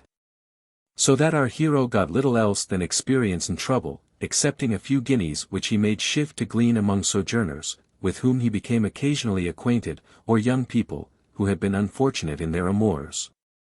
In the midst of these endeavours, he did not omit his duty to the old gentlewoman, whose daughter he had cured at Tunbridge, and was always received with particular complacency, which, perhaps, he, in some measure, owed to his genteel equipage, that gave credit to every door before which it was seen. Yet, Miss Biddy was as inaccessible as ever, while the mother became more and more warm in her civilities, till at length, after having prepared him with some extraordinary compliments, she gave him to understand that Biddy was no better than a giddy-headed girl, far from being unexceptionable in her moral character, and particularly deficient in duty and gratitude to her, who had been always a tender and indulgent parent. She was therefore determined to punish the young minx for her levity and want of natural affection, by altering her own condition, could she find a worthy and agreeable man, on whom she could bestow her hand and fortune without a blush. The film was instantly removed from Fathom's eyes by this declaration, which she uttered with such a significancy of look, as thrilled to his soul with joyful presage, while he replied, "It would, indeed, be a difficult task to find a man who merited such happiness and honor. But, surely, some there were, who would task their faculties to the uttermost, in manifesting their gratitude, and desire of rendering themselves worthy of such distinction." Though this answer was pronounced in such a manner as gave her to understand he had taken the hint, she would not cheapen her condescension so much as to explain herself further at that juncture. And he was very well contented to woo her on her own terms. Accordingly he began to season his behavior with a spice of gallantry, when he had opportunities of being particular with this new inamorata, and, in proportion to the returns she made, he gradually detached himself from Miss Biddy. By intermitting, and, at last, discontinuing those ardent expressions of love and admiration, which he had made shift to convey in private looks and stolen whispers, during the rancorous inspection of her mother. Such alteration could not long escape the jealous eyes of the young lady, no more than the cause of this alienation, which, in a moment, converted all her love into irreconcilable hate, and filled her whole soul with the most eager desire of vengeance. For she now not only considered him as a mercenary wretch, who had slighted her attractions for the sordid gratifications of avarice, but also as an interloper, who wanted to intercept her fortune, in the odious character of a father-in-law. But, before she could bring her aim to any ripeness of contrivance, her mother, having caught cold at church, was seized with a rheumatic fever, became delirious in less than 3 days, and, notwithstanding all the prescriptions and care of her admirer, gave up the ghost, without having retrieved the use of her senses, or been able to manifest, by will, the sentiments she entertained in favor of her physician, who, as the reader will easily perceive, had more reasons than one to be mortally chagrined at this event. Miss Biddy being thus put in possession of the whole inheritance, not only renounced all correspondence with Dr. Fathom, by forbidding him the house, but likewise took all opportunities of prejudicing his character, by hinting that her dear mamma had fallen a sacrifice to his ignorance and presumption. Chapter 53. Acquires employment in consequence of a lucky miscarriage. These ill offices, however, far from answering her purpose, had a quite contrary effect. For, in consequence of her invectives, he was, in a few days, called to the wife of a merchant, who piously hoped, that his practice would not give Miss Biddy the lie. The patient had long lingered under a complication of distempers, and being in no immediate danger of her life, Dr. Fathom was in no hurry to strike a decisive stroke. Till the husband growing impatient of delay, and so explicit in his hints, that it was impossible to misapprehend his meaning, our adventurer resolved to do something effectual for his satisfaction, and prescribed a medicine of such rough operation, as he thought must either oblige his employer, or produce a change in the lady's constitution, that would make a noise in the world, and bring a new accession to his fame. Proceeding upon these maxims, he could not be disappointed. The remedy played its part with such violence, as reduced the patient to extremity, and the merchant had actually bespoke an undertaker. When, after a series of swoonings and convulsions, nature so far prevailed, as to expel, at once, the prescription and the disease. Yet the good-natured husband was so much affected with the agonies to which he saw the wife of his bosom exposed by this specific, that, although the effect of it was her perfect recovery, he could never bear the sight of Fathom for the future, nor even hear his name mentioned, without giving signs of horror and indignation. Nay, he did not scruple to affirm, that, had our adventurer been endowed with the least tincture of humanity, he would have suffered the poor woman to depart in peace, rather than restore her to health, at the expense of such anxiety and torture. On the other hand, this extraordinary cure was blazoned abroad by the good lady and her gossips, with such exaggerations as roused the astonishment of the public, and concurred with the report of his last miscarriage to bring him upon the carpet, as the universal subject of discourse. When a physician becomes the town talk, he generally concludes his business more than half done, even though his fame should wholly turn upon his malpractice. Insomuch that some members of the faculty have been heard to complain, that they never had the good fortune to be publicly accused of homicide. And it is well known, that a certain famous empiric, of our day, never flourished to any degree of wealth and reputation till after he had been attacked in print, and fairly convicted of having destroyed a good number of the human species. Success raised upon such a foundation would, by a disciple of Plato, and some modern moralists, be ascribed to the innate virtue and generosity of the human heart, which naturally espouses the cause that needs protection. But I, whose notions of human excellence are not quite so sublime, am apt to believe it is owing to that spirit of self-conceit and contradiction, which is, at least, as universal, if not as natural, as the moral sense so warmly contended for by those ideal philosophers. The most infamous wretch often finds his account in these principles of malevolence and self-love. For wheresoever his character falls under discussion there is generally some person present, who, either from an affectation of singularity, or envy to the accusers, undertakes his defense, and endeavors to invalidate the articles of his impeachment, until he is heated by altercation, and hurried into more effectual measures for his advantage. If such benefits accrue to those who have no real merit to depend upon, surely our hero could not but reap something extraordinary from the debates to which he now gave rise. As, by the miraculous cure he had effected, all his patient's friends, all the enemies of her husband, all those who envied his other adversary, were interested in his behalf, exclusive of such admirers as surprise and curiosity might engage in his cause. Thus wafted upon the wings of applause, his fame soon diffused itself into all the corners of this great capital. The newspapers teemed with his praise. And in order to keep up the attention of the public, his emissaries, male and female, separated into different coffeehouses, companies, and clubs, where they did not fail to comment upon these articles of intelligence. Such a favorable incident is, of itself, sufficient to float the bark of a man's fortune. He was, in a few days, called to another lady, laboring under the same disorder he had so successfully dispelled, and she thought herself benefited by his advice. His acquaintance naturally extended itself among the visitants and allies of his patients, he was recommended from family to family, the fees began to multiply, a variety of footmen appeared every day at his door.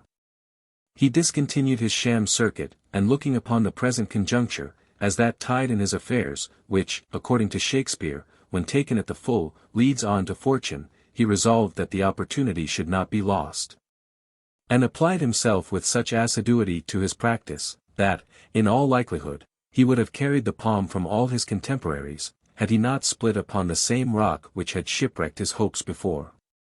We have formerly descanted upon that venereal appetite which glowed in the constitution of our adventurer, and with all his philosophy and caution could hardly keep within bounds. The reader, therefore, will not be much surprised to learn, that, in the exercise of his profession, he contracted an intimacy with a clergyman's wife, whom he attended as a physician, and whose conjugal virtue he subdued by a long and diligent exertion of his delusive arts, while her mind was enervated by sickness, and her husband abroad upon his necessary occasions. This unhappy patient, who was a woman of an agreeable person and lively conversation, fell a sacrifice to her own security in self-conceit. Her want of health had confined her to a sedentary life, and her imagination being active and restless, she had spent those hours in reading which other young women devote to company and diversion, but, as her studies were not superintended by any person of taste, she had indulged her own fancy without method or propriety. The Spectator taught her to be a critic and philosopher. From plays she learned poetry and wit, and derived her knowledge of life from books of history and adventures. Fraught with these acquisitions, and furnished by nature with uncommon vivacity, she despised her own sex, and courted the society of men, among whom she thought her talents might be more honorably displayed. Fully confident of her own virtue and sagacity, which enabled her to set all their arts at defiance. Thus qualified, she, in an evil hour, had recourse to the advice of our adventurer, for some ailment under which she had long labored, and found such relief from his skill as very much prepossessed her in his favor. She was no less pleased with his obliging manners than with his physic, and found much entertainment in his conversation, so that the acquaintance proceeded to a degree of intimacy, during which he perceived her weak side, and being enamored of her person, flattered her out of all her caution. The privilege of his character furnished him with opportunities to lay snares for her virtue, and, taking advantage of that listlessness, languor, and indolence of the spirits, by which all the vigilance of the soul is relaxed, he, after a long course of attention and perseverance, found means to make shipwreck of her peace. Though he mastered her chastity, he could not quiet her conscience, which incessantly upbraided her with breach of the marriage vow, nor did her undoer escape without a share of the reproaches suggested by her penitence and remorse. This internal anxiety cooperating with her disease, and perhaps with the medicines he prescribed, reduced her to the brink of the grave. When her husband returned from a neighboring kingdom, in consequence of her earnest request, joined to the information of her friends, who had written to him an account of the extremity in which she was, the good man was afflicted beyond measure when he saw himself upon the verge of losing a wife whom he had always tenderly loved. But what were his emotions, when she, taking the first opportunity of his being alone with her, accosted him to this effect: "I am now hastening towards that dissolution from which no mortal is exempted. And though the prospect of futurity is altogether clouded and uncertain, my conscience will not allow me to plunge into eternity without unburdening my mind, and, by an ingenuous confession, making all the atonement in my power for the ingratitude I have been guilty of, and the wrongs I have committed against a virtuous husband, who never gave me cause of complaint." You stand amazed at this preamble, but alas! How will you be shocked when I own that I have betrayed you in your absence, that I have trespassed against God and my marriage vow, and fallen from the pride and confidence of virtue to the most abject state of vice. Yes, I have been unfaithful to your bed, having fallen a victim to the infernal insinuations of a villain, who took advantage of my weak and unguarded moments. Fathom is the wretch who hath thus injured your honor, and ruined my unsuspecting innocence. I have nothing to plead in alleviation of my crime but the most sincere contrition of heart, and though, at any other juncture, I could not expect your forgiveness, yet, as I now touch the goal of life, I trust in your humanity and benevolence for that pardon which will lighten the sorrows of my soul, and those prayers which I hope will entitle me to favor at the throne of grace." The poor husband was so much overwhelmed with grief and confusion at this unexpected address that he could not recollect himself till after a pause of several minutes, when uttering a hollow groan, "I will not," said he, "aggravate your sufferings by reproaching you with my wrongs, though your conduct hath been but an ill return for all my tenderness and esteem. I look upon it as a trial of my Christian patience, and bear my misfortune with resignation, meanwhile, I forgive you from my heart, and fervently pray that your repentance may be acceptable to the Father of mercy." So saying, he approached her bedside, and embraced her in token of his sincerity. Whether this generous condescension diffused such a composure upon her spirits as tended to the ease and refreshment of nature, which had been almost exhausted by disease and vexation, certain it is that from this day she began to struggle with her malady in surprising efforts, and hourly gained ground, until her health was pretty well re-established. This recovery was so far beyond the husband's expectation, that he began to make very serious reflections on the event, and even to wish he had not been quite so precipitate in pardoning the backslidings of his wife. For, though he could not withhold his compassion from a dying penitent, he did not at all relish the thoughts of cohabiting, as usual, with a wife self-convicted of the violation of the matrimonial contract. He therefore considered his declaration as no more than a provisional pardon, to take place on condition of her immediate death, and, in a little time, not only communicated to her his sentiments on this subject, but also separated himself from her company, secured the evidence of her maid, who had been confidant in her amour with Fathom, and immediately set on foot a prosecution against our adventurer, whose behaviour to his wife he did not fail to promulgate, with all its aggravating circumstances. By these means the doctor's name became so notorious that every man was afraid of admitting him into his house, and every woman ashamed of soliciting his advice. Chapter 54. His eclipse, and gradual declination. Misfortunes seldom come single. Upon the back of this hue and cry he unluckily prescribed phlebotomy to a gentleman of some rank, who chanced to expire during the operation, and quarrelled with his landlord the apothecary, who charged him with having forgot the good offices he had done him in the beginning of his career, and desired he would provide himself with another lodging. All these mishaps, treading upon the heels of one another, had a very mortifying effect upon his practice. At every tea-table his name was occasionally put to the torture, with that of the vile creature whom he had seduced, though it was generally taken for granted by all those female casuists, that she must have made the first advances. For it could not be supposed that any man would take much trouble in laying schemes for the ruin of a person whose attractions were so slender, especially considering the ill state of her health. A circumstance that seldom adds to a woman's beauty or good humour.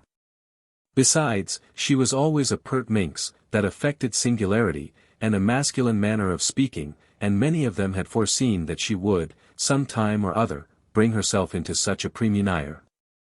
At all gossipings, where the apothecary or his wife assisted, Fathom's pride, ingratitude, and malpractice were canvassed.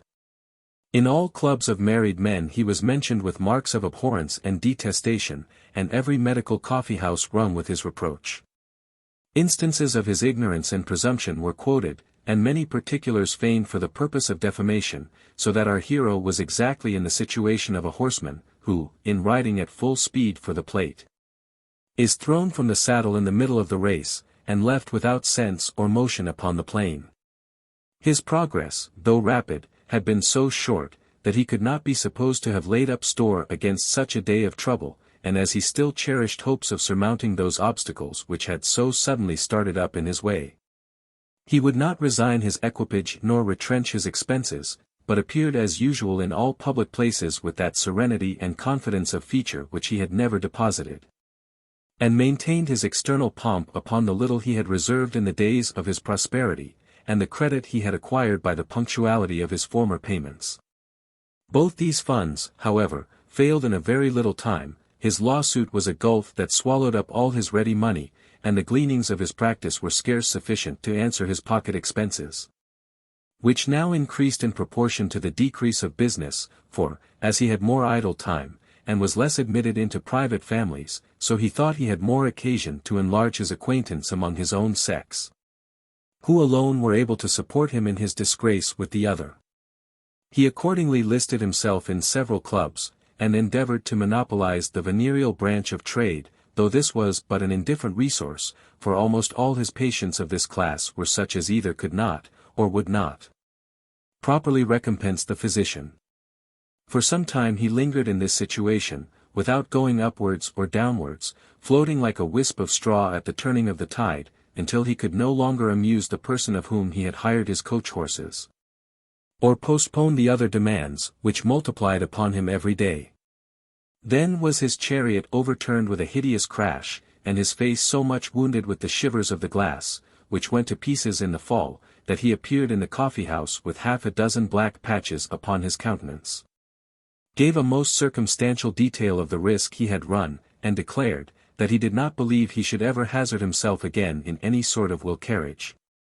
Soon after this accident, he took an opportunity of telling his friends, in the same public place, that he had turned away his footman on account of his drunkenness, and was resolved, for the future, to keep none but maids in his service. Because the men-servants are generally impudent, lazy, debauched, or dishonest. And after all, neither so neat, handy, or agreeable as the other sex. In the rear of this resolution, he shifted his lodgings into a private court, being distracted with the din of carriages, that disturbed the inhabitants who lived towards the open street. And gave his acquaintance to understand, that he had a medical work upon the anvil, which he could not finish without being indulged in silence and tranquillity. In effect, he gradually put on the exteriors of an author. His watch, with an horizontal movement by Graham, which he had often mentioned, and shown as a very curious piece of workmanship, began, about this time, to be very much out of order, and was committed to the care of a mender, who was in no hurry to restore it. His tie-wig degenerated into a major, he sometimes appeared without a sword, and was even observed in public with a second day's shirt. At last, his clothes became rusty. And when he walked about the streets, his head turned round in a surprising manner, by an involuntary motion in his neck, which he had contracted by a habit of reconnoitring the ground, that he might avoid all dangerous or disagreeable encounters. Fathom, finding himself descending the hill of fortune with an acquired gravitation, strove to catch at every twig, in order to stop or retard his descent.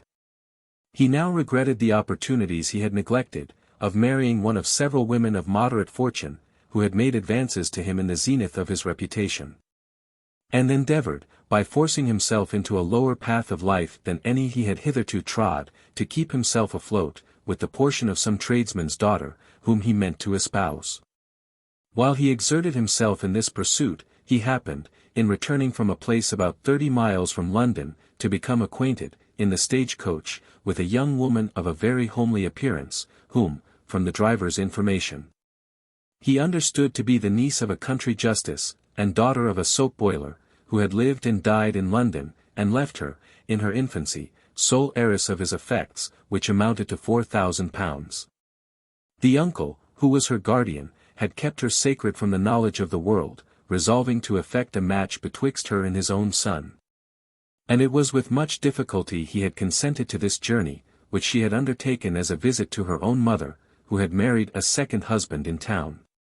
Fraught with these anecdotes, Fathom began to put forth his gallantry in good humor, and, in a word, was admitted by the lady to the privilege of an acquaintance, in which capacity he visited her during the term of her residence in London.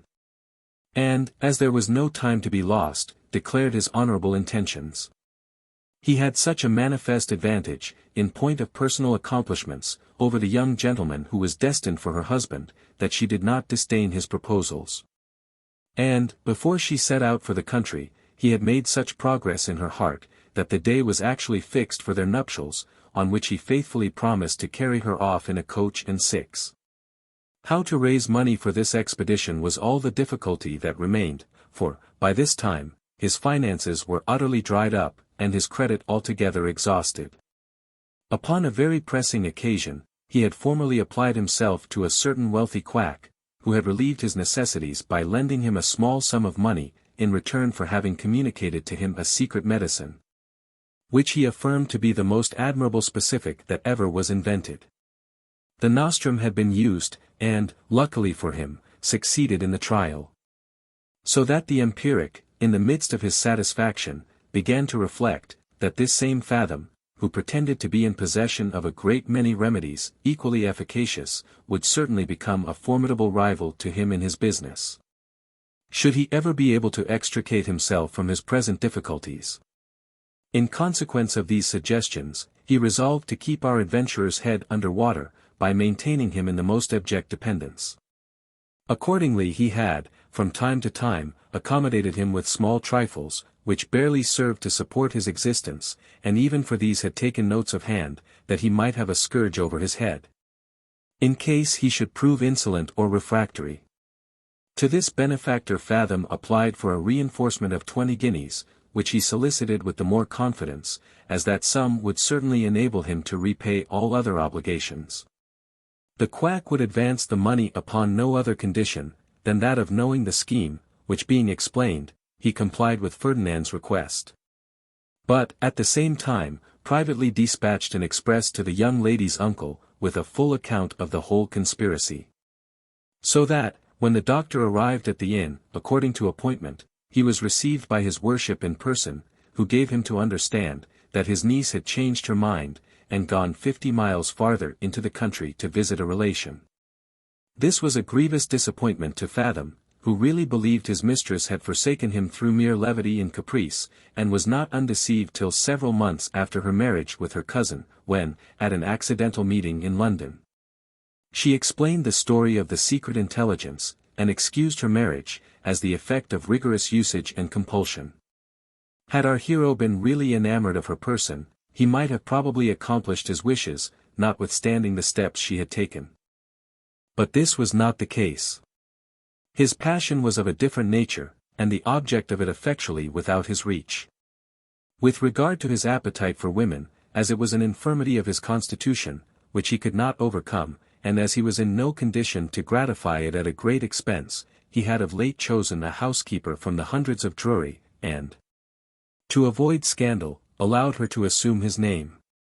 As to the intimation which had been sent to the country justice, he immediately imputed it to the true author, whom he marked for his vengeance accordingly. But, in the meantime, suppressed his resentment, because he in some measure depended upon him for subsistence. On the other hand, the quack, dreading the forwardness and plausibility of our hero, which might, one time or other, render him independent, put a stop to those supplies, on pretence of finding them inconvenient. But, out of his friendship and goodwill to Fathom, undertook to procure for him such letters of recommendation as would infallibly make his fortune in the West Indies, and even to set him out in a genteel manner for the voyage. Ferdinand perceived his drift, and thanked him for his generous offer, which he would not fail to consider with all due deliberation. Though he was determined against the proposal, but obliged to temporize, that he might not incur the displeasure of this man, at whose mercy he lay.